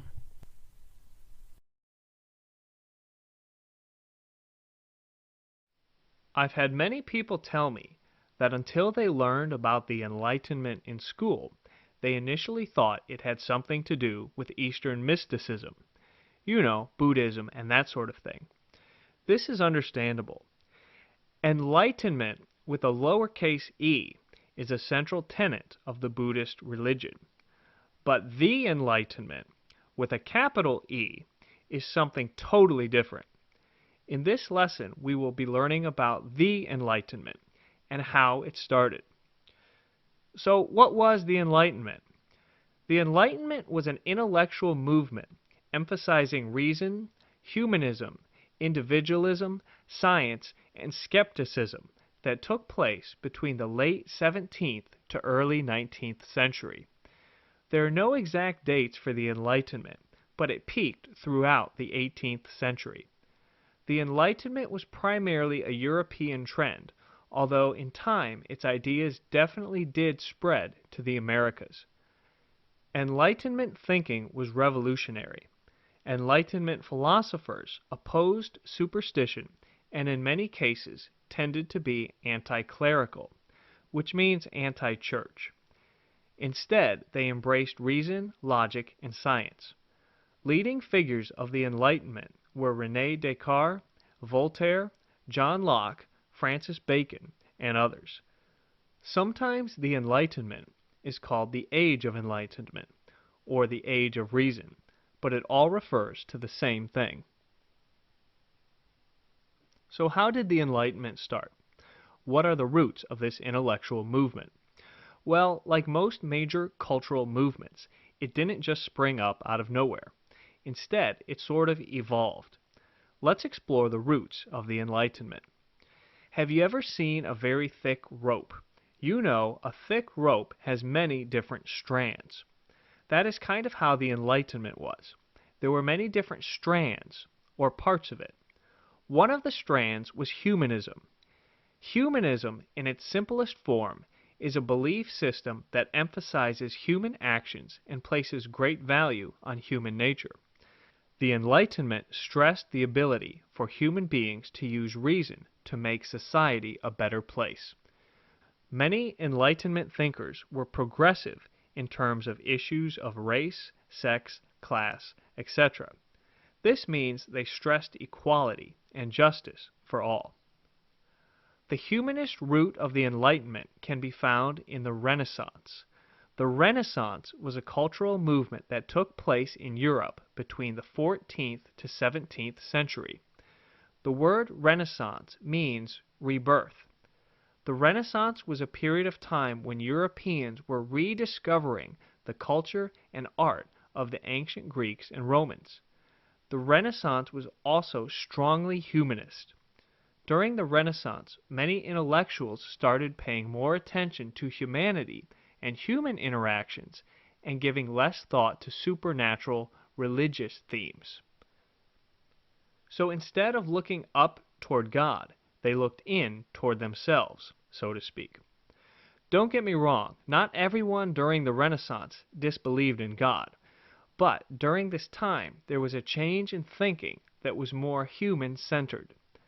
The bottom line here is that the humanism of the Renaissance had a strong impact on the Enlightenment. The Renaissance helped set the stage for the Enlightenment. Another key strand of the Enlightenment was this reliance on science and logic that we keep talking about. The scientific revolution helped lead directly to the Enlightenment. The scientific revolution is a term used to describe the explosion of modern science that took place throughout the 16th and 17th centuries.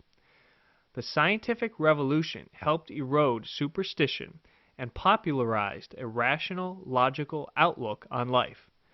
Isaac Newton, Johann Kepler, Galileo, and Francis Bacon were key figures of the scientific revolution. Another key strand of the Enlightenment had to do with political and social issues. The Enlightenment tended to support democratic values. Many Enlightenment philosophers were critical of authoritarian governments and institutions. Some historians have argued that the Protestant Reformation helped bring about the Enlightenment.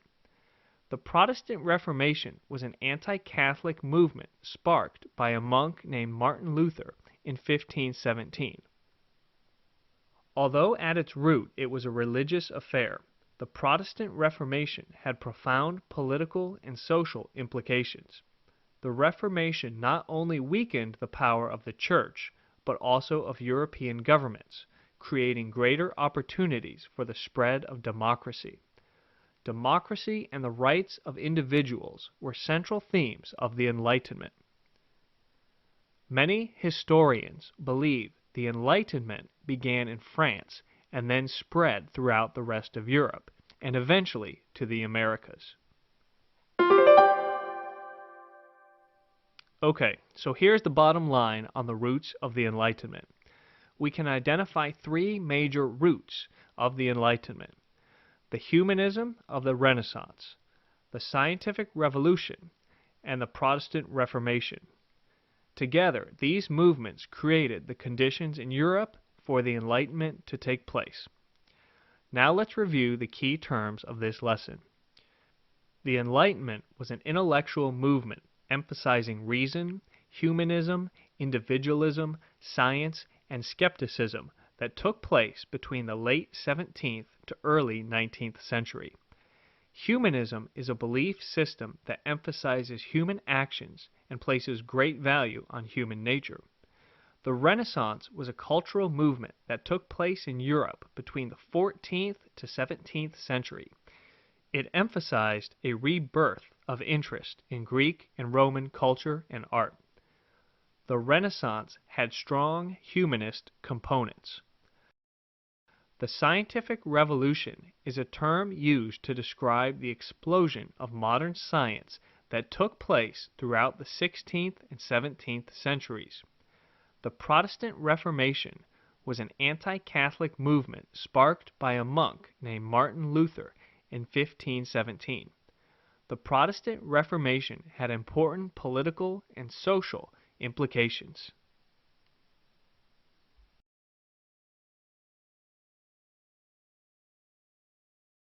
What is the Enlightenment? This question has produced numerous and varied answers in the nearly 2.5 centuries since the German philosopher Immanuel Kant first posed it in 1784.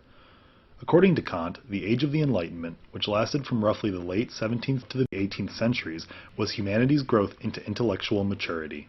Kant and others claimed that through scientific inquiry and an emphasis on reasoned discussion, mankind was finally able to think for itself rather than appealing to the authority of the Church, Greek philosophers, or other sources of supposedly revealed truth. This maturity, as Kant termed it, fostered the growth of all sorts of radical ideas. Very few scientific and artistic disciplines were left untouched by the Enlightenment thinkers and their new ideas. Politics, philosophy, epistemology, art, industry, the sciences, all were affected by the ideas from this movement. The Enlightenment was propagated largely by several developments during late medieval and early modern Europe. Many of the ideas and philosophical theories that gained popularity during the Enlightenment emerged from attempts to answer the philosophical questions posed by the scientific achievement and discovery of the previous century. Several primary church teachings about the nature of the universe and man's place in it were fundamentally questioned by discoveries from this period. These included the Copernican model of the universe, Newtonian physics, and religious deism.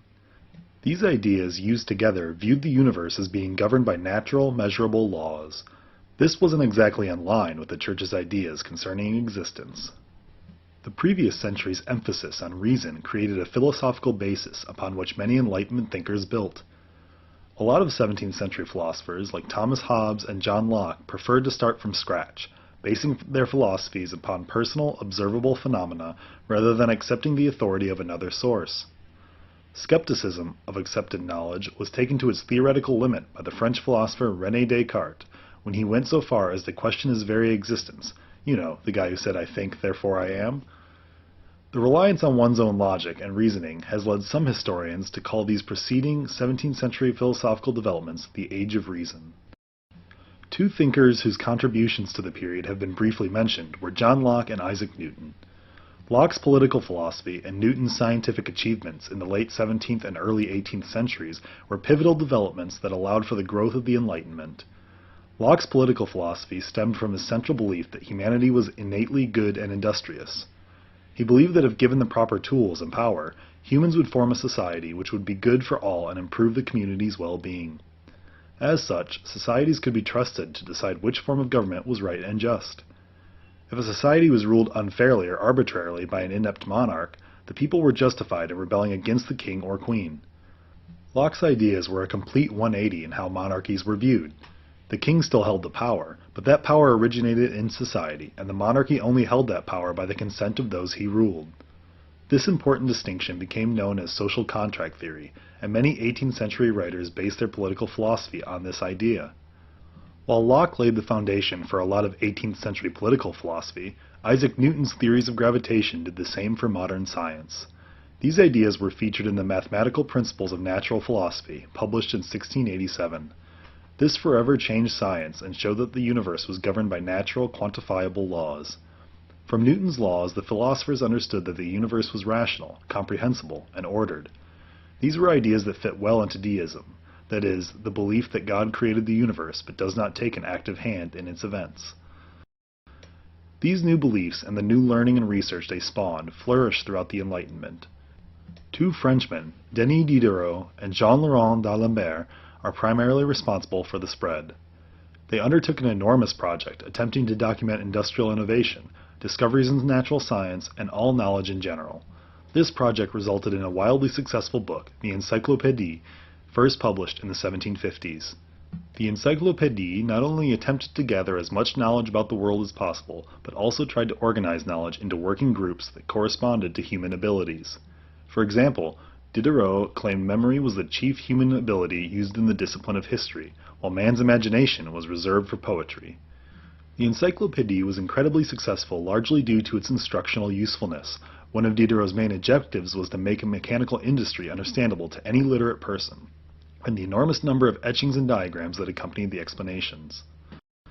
The understanding of the natural world fostered by Diderot and d'Alembert was equaled in the political sphere by the works of Jean-Louis de Secondat, the Baron de Montesquieu. Montesquieu's 1748 work, The Spirit of Laws, sought not only to recognize and explain the existing laws and governments of Western Europe, but also understand the very basis for law's existence. Montesquieu's abhorrence of despotism and governmental corruption caused him to create the philosophical justification for a common feature of modern Western government, the separation of powers and the checks and balances system.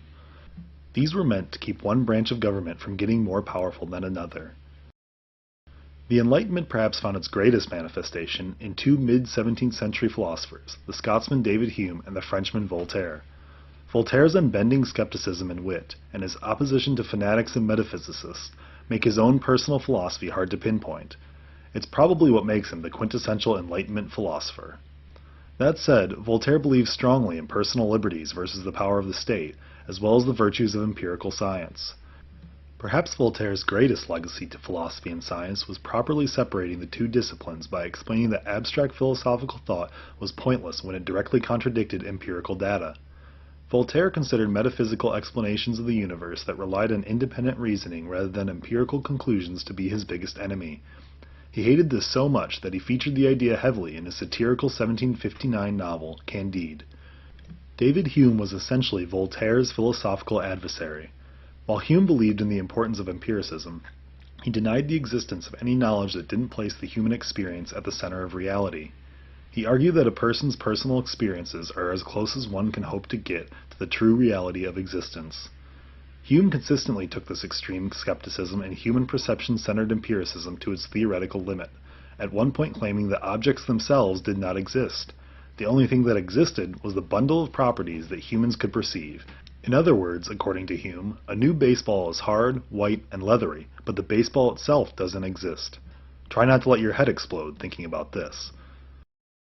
The philosophical and political ideas discussed during the Enlightenment didn't have much direct impact upon society when they were first presented. However, ideas concerning personal freedom, social contract theory, and the rule of dictatorship culminated in two major events in the late 18th century.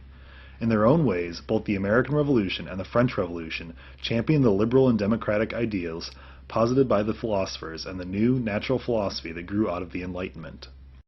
The men discussed in this lesson represent just a small but influential portion of the movement known as the Enlightenment. Other thinkers such as Adam Smith, Jean-Jacques Rousseau, Moses Mendelssohn, and many, many more contributed to the period's explosion in learning about the natural world, humanity, and the very basis of knowledge itself. Many of these thinkers and their ideas, from Locke to Voltaire, remain important parts of Western society and its ideals and philosophy today. I wish that whenever I had a great idea, there was actually a light bulb that appeared over my head. I always picture philosophers this way, with little light bulbs flashing over their heads. This is especially true of one series of philosophers who had so many great ideas that the light bulbs must have been constantly shining. Maybe that's why they called themselves enlightened. The Enlightenment was a philosophical movement from roughly 1650 to roughly 1780 that stressed reason and individualism over the values of tradition. This period was defined by a prominent intellectual culture supported by the spread of printing technology. The thinkers of the Enlightenment gathered in coffee houses and other public places to debate and discuss their theories about government, science, and morality. One of the first major political thinkers of the Enlightenment was René Descartes, a French philosopher in the 17th century. Like many enlightened thinkers, he was an accomplished mathematician and scientist, relying on scientific experiments to produce accurate data about the world. In philosophy, Descartes helped establish the idea of rationalism, which is the idea that truths are found through logic and intellectual reasoning. Descartes laid several foundational principles through his books Discourse on the Method and Principles of Philosophy. But perhaps his most famous is this: I think, therefore I am. This is one of the founding principles of Western philosophy that means, in essence, that the ability to question our existence proves that both thought and existence are real. Existence is the most basic truth upon which all other truths can be built. Another major thinker of this time was John Locke, an English philosopher of the 17th century. Locke was much more focused on political philosophy, especially the nature of the relationship between the government and the people. Locke examined the social contract, an Enlightenment theory that individuals create government by agreeing to give up some freedoms in exchange for the protection of other freedoms. Locke argued that people were born inherently equal and independent, but that they formed society in order to create impartial governments that could resolve conflicts in a civil, non-biased way. To Locke, the government existed to protect the rights of the people, and the government was only legitimate because the people trusted it to protect their freedoms. In the 18th century, the French philosopher François-Marie Arouet rose to prominence under the pen name Voltaire. Voltaire became one of the most versatile writers of his day, composing works of history, fiction, poetry, and satire. He used his pen to advocate for the individual rights that enlightened thinkers promoted. Most notably, these included the freedom of religion and freedom of speech. Another 18th century philosopher was the German writer Immanuel Kant.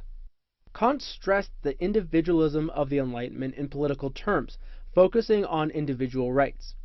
To Kant, the way to create lasting peace was to restructure government as constitutional republics, where elected officials govern over a nation within the legal powers given by a constitution. To Kant, this system protected the rights of the people above all else and secured global, lasting peace. In keeping with those values of individual rights, the Scottish philosopher Adam Smith brought economics into enlightened philosophy. Smith was a major proponent of free markets and laissez-faire economics. which means to leave, or more to the point, very little government regulation. In essence, the government keeps its hands off. Smith also proposed the idea that the efforts of individuals to help themselves often end up helping society, referred to as the idea of the invisible hand. Both of these policies display his belief that the government needed to give the people more freedom and less regulation. The Enlightenment was a philosophical movement from roughly 1650 to roughly 1780 that stressed reason and individualism over the values of tradition. Enlightened philosophers generally focused on the individual nature of people in society. Several prominent philosophers and their ideas emerged during this time, including those of René Descartes, John Locke, Voltaire, Immanuel Kant, and Adam Smith. With every light bulb that went off over their heads, these enlightened thinkers set the foundations for many of our modern beliefs about morals, politics, and society.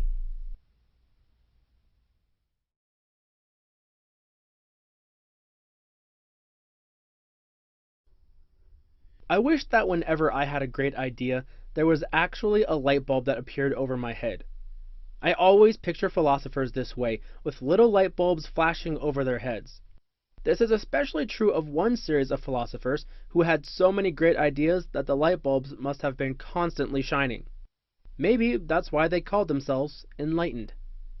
The Enlightenment was a philosophical movement from roughly 1650 to roughly 1780 that stressed reason and individualism over the values of tradition. This period was defined by a prominent intellectual culture supported by the spread of printing technology.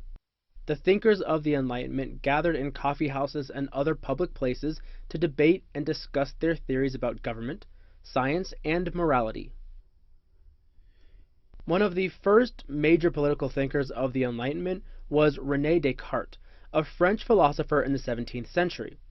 Like many enlightened thinkers, he was an accomplished mathematician and scientist, relying on scientific experiments to produce accurate data about the world. In philosophy, Descartes helped establish the idea of rationalism, which is the idea that truths are found through logic and intellectual reasoning.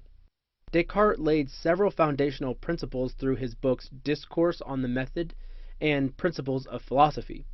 But perhaps his most famous is this: I think, therefore I am. This is one of the founding principles of Western philosophy that means, in essence, that the ability to question our existence proves that both thought and existence are real. Existence is the most basic truth, upon which all other truths can be built. Another major thinker of this time was John Locke, an English philosopher of the 17th century. Locke was much more focused on political philosophy, especially the nature of the relationship between the government and the people. Locke examined the social contract, an Enlightenment theory that individuals create government by agreeing to give up some freedoms in exchange for the protection of other freedoms. Locke argued that people were born inherently equal and independent, but that they formed society in order to create impartial governments that could resolve conflicts in a civil, non-biased way. To Locke, the government existed to protect the rights of the people, and the government was only legitimate because the people trusted it to protect their freedoms. In the 18th century, the French philosopher François-Marie Arouet rose to prominence under the pen name Voltaire. Voltaire became one of the most versatile writers of his day, composing works of history, fiction, poetry, and satire. He used his pen to advocate for the individual rights that enlightened thinkers promoted. Most notably, these included the freedom of religion and freedom of speech. Another 18th century philosopher was the German writer Immanuel Kant. Kant stressed the individualism of the Enlightenment in political terms, focusing on individual rights. To Kant, the way to create lasting peace was to restructure government as constitutional republics, where elected officials govern over a nation within the legal powers given by a constitution. To Kant, this system protected the rights of the people above all else and secured global, lasting peace. In keeping with those values of individual rights, the Scottish philosopher Adam Smith brought economics into enlightened philosophy. Smith was a major proponent of free markets and laissez-faire economics, which means to leave, or more to the point, very little government regulation. In essence, the government keeps its hands off. Smith also proposed the idea that the efforts of individuals to help themselves often end up helping society, referred to as the idea of the invisible hand. Both of these policies display his belief that the government needed to give the people more freedom and less regulation. The Enlightenment was a philosophical movement from roughly 1650 to roughly 1780 that stressed reason and individualism over the values of tradition. Enlightened philosophers generally focused on the individual nature of people in society. Several prominent philosophers and their ideas emerged during this time, including those of René Descartes, John Locke, Voltaire, Immanuel Kant, and Adam Smith. With every light bulb that went off over their heads, these enlightened thinkers set the foundations for many of our modern beliefs about morals, politics, and society.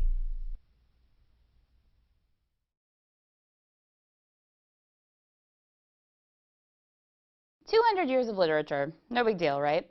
As you might have guessed, during the 17th and 18th centuries, a whole lot happened in the world of English Lit.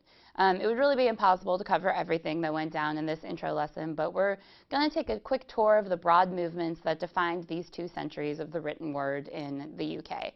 And if you, like me, struggle with what 17th century means as far as like what the years actually were, 17th century, 1600s, 18th century, 1700s. I mix those up all the time. Let's just put that out there right now.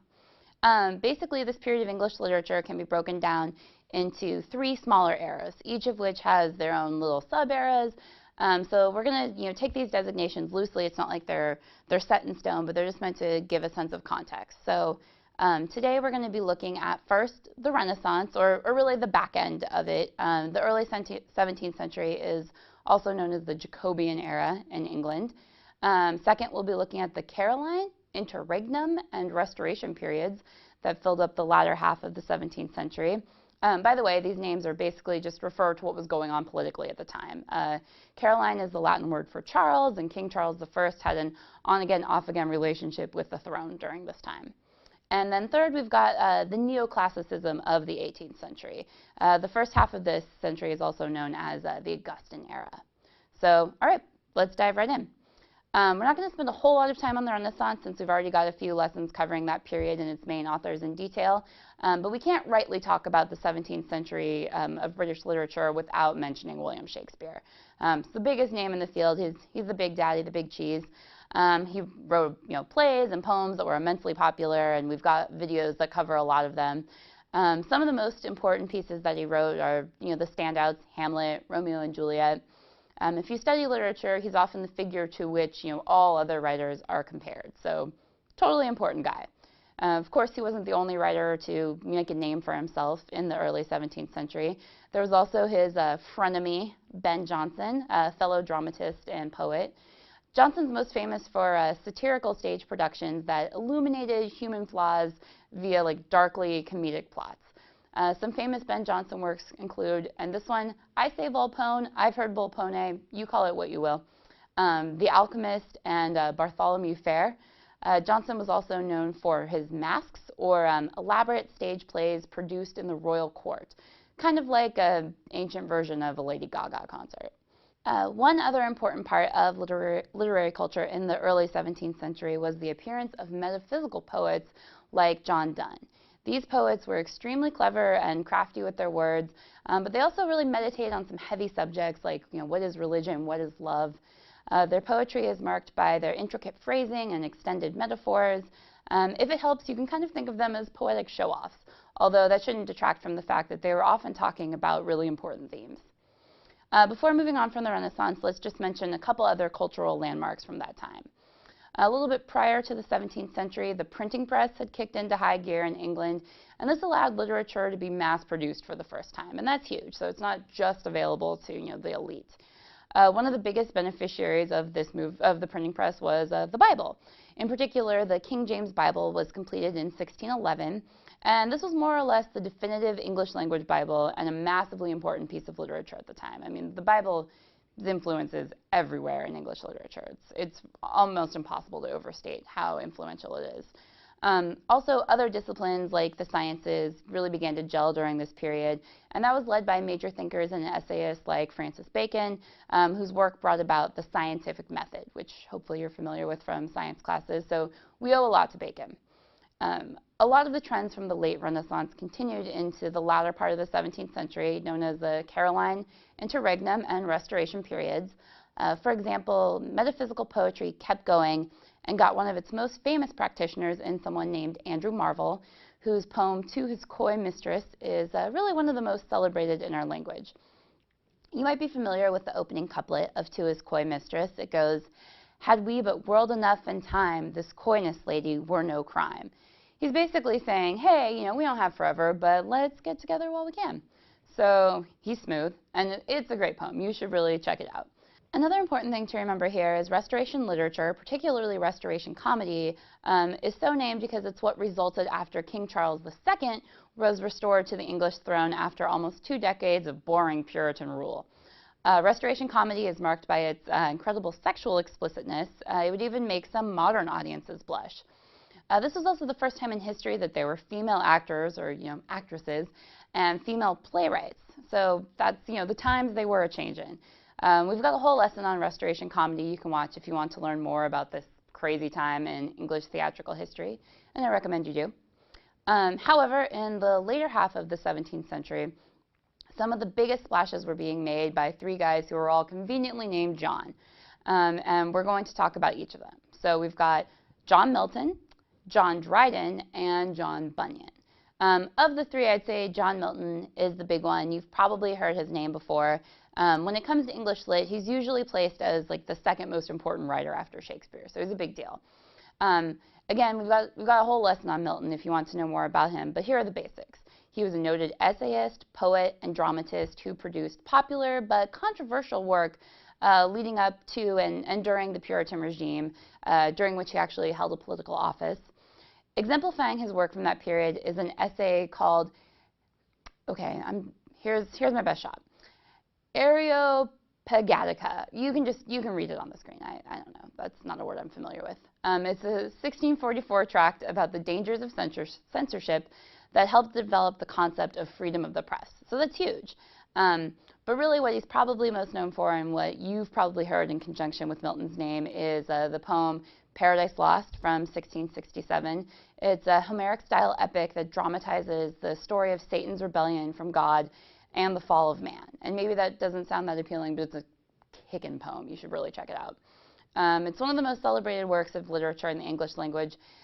So it's long. It's over 10,000 lines long, but it's really worth the investment of time. It's fascinating and also another huge influence in literature. But let's not neglect the other Johns. As important as John Milton was to long-form poetry, John Dryden was also the most celebrated poet of his age, to the point that some literary circles have referred to Restoration England as the Age of Dryden. While you may or may not have heard of his individual works, he racked up a couple of accomplishments that are really hard to ignore. First, he was the first guy to formally hold the position of England's poet laureate, so good on him. Second, he established the heroic couplet as the dominant form of English verse. For an example of the heroic couplet, take these 2 lines from Mac Flecknoe, his celebrated satire. All human things are subject to decay. When fate summons, monarchs must obey.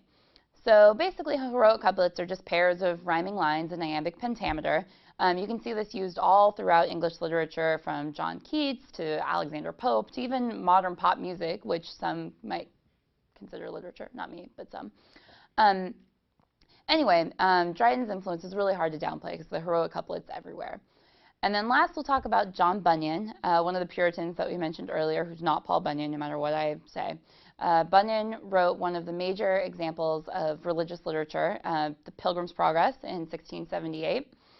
This is a lengthy allegory in which the lead character, conveniently named Christian, tries to make his way through the world while fending off characters like Beelzebub, Lord Hategood, and Atheist. This may not be the most subtle piece of work ever written, but it was incredibly popular and has never gone out of print since its release. It's also one of the most prototypical examples of the early novel. It's over 100,000 words and split into 2 parts with no chapter breaks, so it's not quite the literary form we know yet, but that will come quickly. We have a video on Pilgrim's Progress if you want to learn about it in more detail. One of the most defining features of 18th century British literature was the rise of the novel. During this time, authors like Daniel Defoe, who wrote Robinson Crusoe, and Jonathan Swift, who wrote Gulliver's Travels, began to write in lengthy, chapter-divided form that today we consider really the standard for consuming literature. Obviously, though, the standardization wasn't always the case. So what happened? Well, in addition to writers like Bunyan, Defoe, and Swift paving the way, and all three had serious successes with their works, the Licensing Act of 1737 encouraged more controversial thinkers who would typically write plays to fire up the masses to instead turn to novels. This was a huge act of censorship that neutered drama for some time in England, but it ended up working out okay for people who enjoy reading novels like myself. Besides novels, poetry was still growing strong in the 18th century. One of the major figures working in the form was one of my favorites, Alexander Pope, a noted satirist and classicist who produced popular works like The Rape of the Lock and The Dunciad, mock epics that scrutinized what he saw as the failings of his time by casting them in a very serious, heroic light, a la Milton or Homer. Really funny guy. His stuff is great. Check out Pope. One other important literary figure of the time is Samuel Johnson, a celebrated essayist, poet, and critic who helped define and push the boundaries of English literature with his work, like an influential annotated edition of Shakespeare's plays, and most importantly, one of the first major dictionaries simply titled A Dictionary of the English Language. Why? Who needs something fancier? In fact, until the famed Oxford English Dictionary was published in 1895, Johnson's was really the preferred dictionary of choice among writers and scholars. So that's a really impressive contribution. A few other aspects of 18th century literary culture began to look quite a bit like our own. Also, in the mid-1700s, writer John Newbery made children's literature a popular thing, or a real thing that people took seriously. You may be familiar with the Children's Literature Award, now named after him, the Newbery Medal.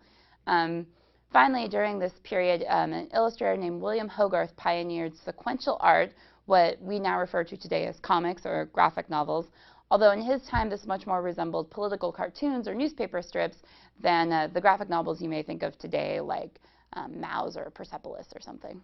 So that's 200 years of literature condensed down into just a few minutes. Of course, there's a whole lot I wasn't able to cover, and there are a lot of lessons to help fill in the gaps, but let's just do a basic recap. We divided these 200 years into 3 major periods. The Renaissance, which really started during the 16th century and took up roughly the first third of the 17th, depending on who you're talking to. During this period, writers like Shakespeare and Ben Jonson and John Donne really left their marks, particularly in the world of theater and poetry. Next came the Caroline, Interregnum, and Restoration eras. Those took up roughly the remainder of the 17th century and saw important work from the 3 Johns, Milton, Dryden, and Bunyan.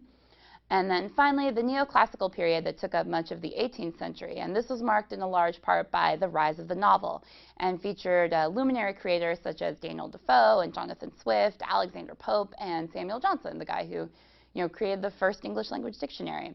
And that, my friends, is 200 years of literature in a nutshell. All right, so it's time for the nonfiction classes again, because we are entering the exciting world of nonfiction. And when you hear the term power couple, right, who comes to mind? It might be Jay-Z and Beyonce, might be Bill and Hillary Clinton, might be Jim and Pam. I don't know. Maybe Mary Wollstonecraft and William Godwin. Maybe. I can picture your faces right now. You're all going like, oh, I don't know. You're also probably laughing at the glasses a little bit.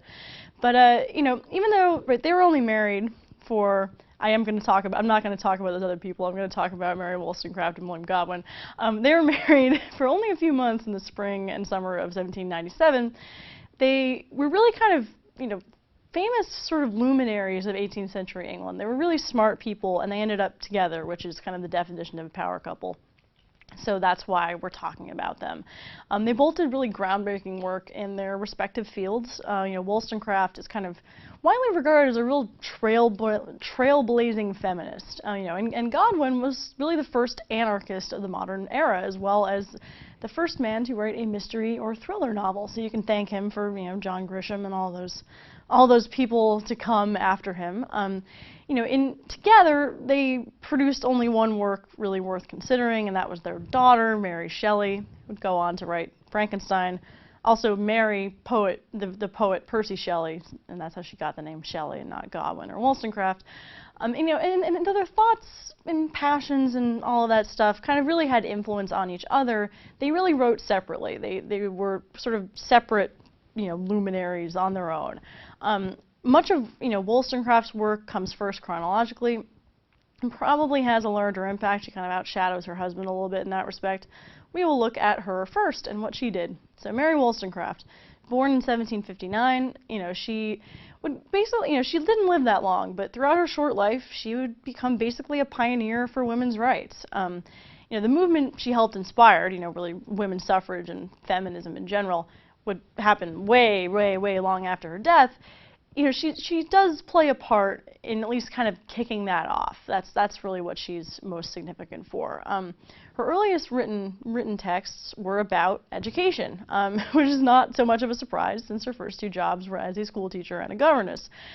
She had a particular interest in educating women and sort of helping to free them from kind of degraded status in society. And in doing this through learning is really what she thought was the path to this. And her earliest work is the Female Reader is basically an edited anthology of literary passages. And then her own sort of original work, Thoughts on Education of Daughters. These are both works that really express this, that really get at the idea that if we want to help women out, we should really educate them, and we should help in any way we can to make that happen. She's arguing basically that children of both sexes need education. And, in crucial areas, self-discipline, honesty, and especially reason. Reason is really important to her. And, this is actually picked up, this strain of sort of the importance of female education is actually picked up much later in the early 20th century by Virginia Woolf, who's a modernist writer and a feminist, when that movement was really getting going. And, in her Room of One's Own, which is kind of a famous feminist tract, she picks right up on this idea that women need to be educated. She posits this fictional Shakespeare's sister who, could have been a genius too, but didn't get to go to school. So this idea really has long-lasting kind of resonances. Emphasis on education, makes sense. One of the key traits connecting Wollstonecraft and Godwin and all those other major thinkers is this emphasis of rationality over emotion, which is something that you probably have to learn in school. It's not necessarily natural. And, in Education of Daughters, Wollstonecraft's later, aspects of her later work can be found. It's not exactly an out-and-out defense of women, and it's not exactly an attack of sort of the total patriarchy system that her other texts would be. But she really basically says that women need to be educated because then they're in a position to just contribute better to society. Even if that's as wives and mothers, they're in a better position to contribute if they've gone to school. Her next kind of famous work, 1790, she writes this thing called The Vindication of the Rights of Man. And this is in response, so in 1790, the Bastille has been stormed in the French Revolution in France.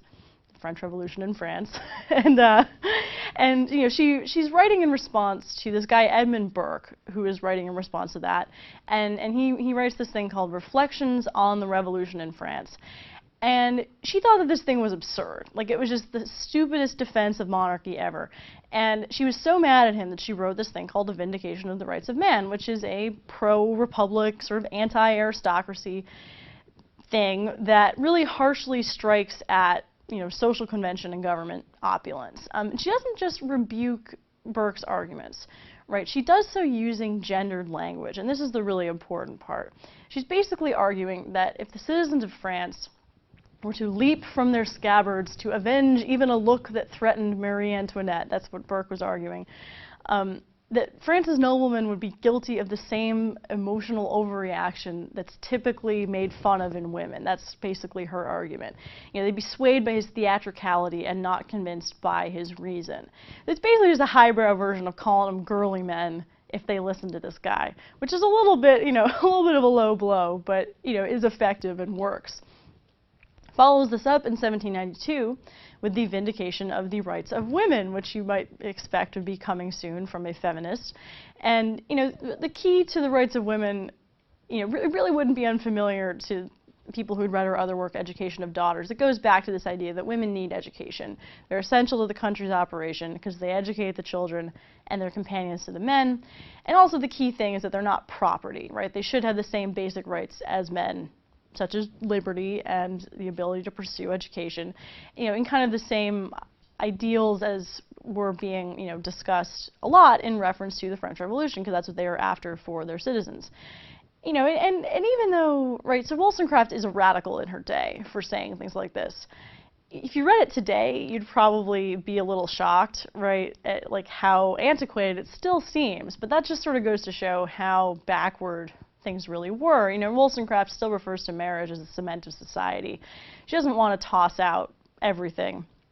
You know, she harshly critiques subjects, you know, who give in, you know, both men and women, right, who give in too quickly to sensibility or wild emotions, right? She's very into reason and things like that. And, you know, she doesn't outright say, this is kind of the thing that might seem most familiar to modern feminists, she doesn't outright say that men and women are equal. She just says that they all should have the same fundamental rights. And, you know, there are bits where she says what men can do and what women can't. You know, physical attributes is a lot of what she mentions.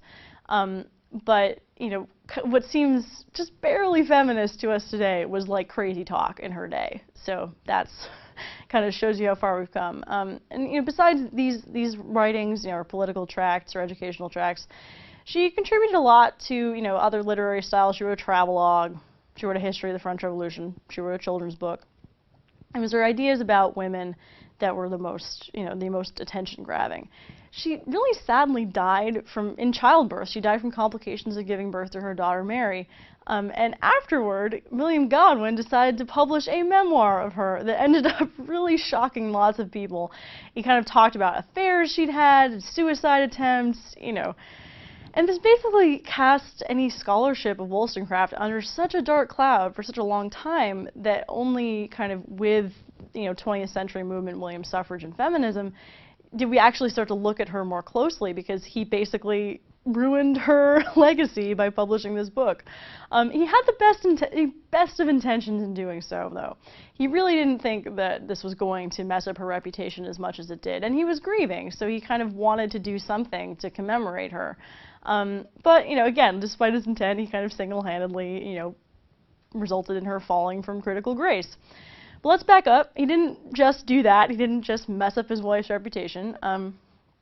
He, you know, we mentioned before, he could really be called the first modern anarchist. You know, and he's just a person, you know, anarchists are basically just people who don't like the government and they think it should go away. We think of anarchists today as kind of crazy people, right, who want to live in these desert compounds defended by security companies and they're nuts. Or you might, if you're me, you might think of Ferris Bueller's kind of nonsensical statement, they could be fascist anarchists for all I care. It still wouldn't change the fact that I don't own a car. But, you know, like Wollstonecraft's feminism, Godwin's anarchy was extreme at the time, but looking pretty tame by our standards. Just a little background on him. He's born in Weisbeck, England, not Germany, in 1756. He's one of 13 children. Oh my God, that's a lot of kids. He was trained as a minister at Hoxford Academy, and Godwin always had an eye sort of towards reform and writing, and in 1782 he moved to London, and he wrote several novels and essays, you know, most of which have been ignored or lost to history, probably because they weren't that good. And, you know, kind of in the same way that the French Revolution was really important for Mary Wollstonecraft's, like, breakthrough writing, do the same for Godwin in 1793. He's, you know, upset about what he considers kind of harmful social structures like monarchy and even marriage. He's not that into that. He writes an enquiry concerning political justice and its influence on general virtue and happiness. They really knew how to do titles back then. our titles these days, short, to the point, no. Just cram everything in there. And it was basically a verbal attack on institutions that he saw as useless. So that's where the anarchy comes in. He's just like, why do we need these things? We can just be on our own. He basically thought that any kind of social institution, government, or any kind of regulation, was basically a restraint on the progress of mankind. He said that government, by its very nature, counteracts the improvement of the original mind.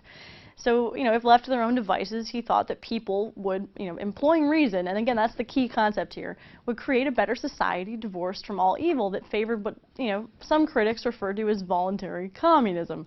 And Godwin's ideas might not really be sustainable on a grand scale, and he even admits that, government has a role in the short term, right? Because honestly, if the key thing is that people are going to behave rationally, I think we can admit that that's probably not a realistic assumption about most people, especially, people we see in our daily lives. But, the ideas like Godwin's, it earns him the honor again of being this sort of first anarchist of the modern era, right? Although it's important to say that he's a gradualist anarchist, meaning that he thinks that change should come eventually, and, through kind of calm discussion. He's not a revolutionary. He's not going to tear down the wall or whatever. Besides his political text, he also, wrote, again, what's sort of considered the first mystery thriller novel in 1794 called Things as They Are, or The Adventures of Caleb Williams, also a great title. And this is a fictional companion to his political work, to The Enquiry, that attacked aristocracy.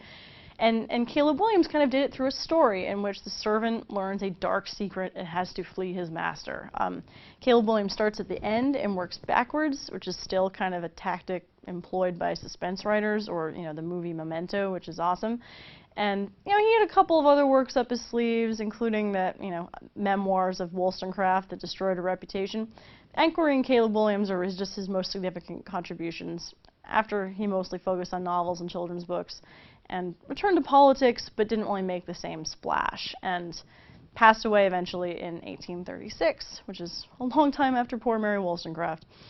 And so that's just to sum them up, kind of celebrity power couple of the thinking world. They both produced kind of significant works in their respective areas. Unfortunately, their actual relationship didn't last all that long because she died in childbirth. Wollstonecraft was a real pioneering feminist. Godwin was sort of a first anarchist, and he was also lent his hand to developing the mystery genre of the novel.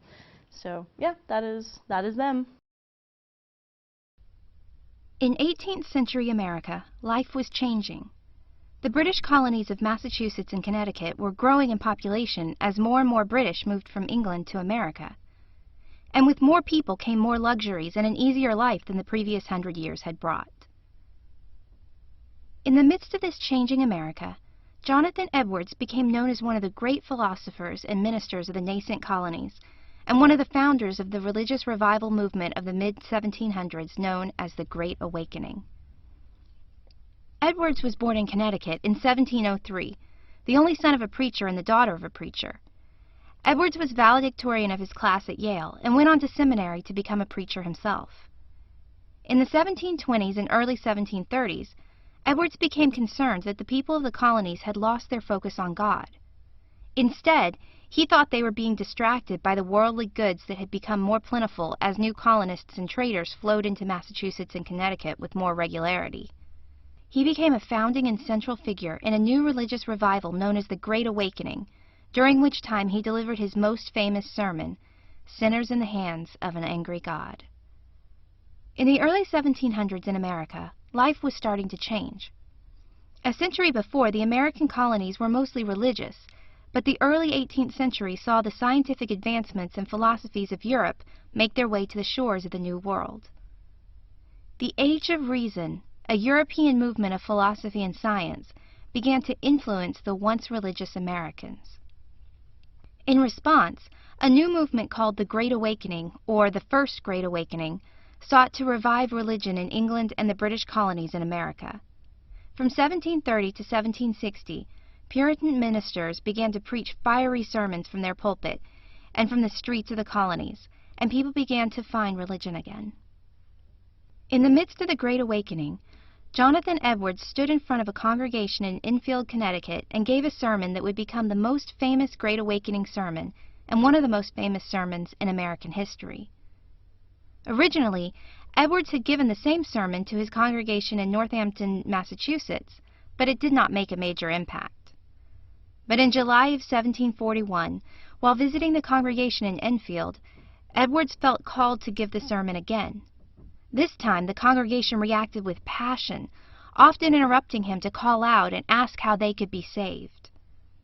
The sermon, titled Sinners in the Hands of an Angry God, described the fire and brimstone waiting for sinners in hell. Edwards begins with the Bible verse Deuteronomy 32:35. Their foot shall slide in due time. Edwards begins by relating this verse to the Puritan belief in predestination, or the idea that God controls the world and the humans in it.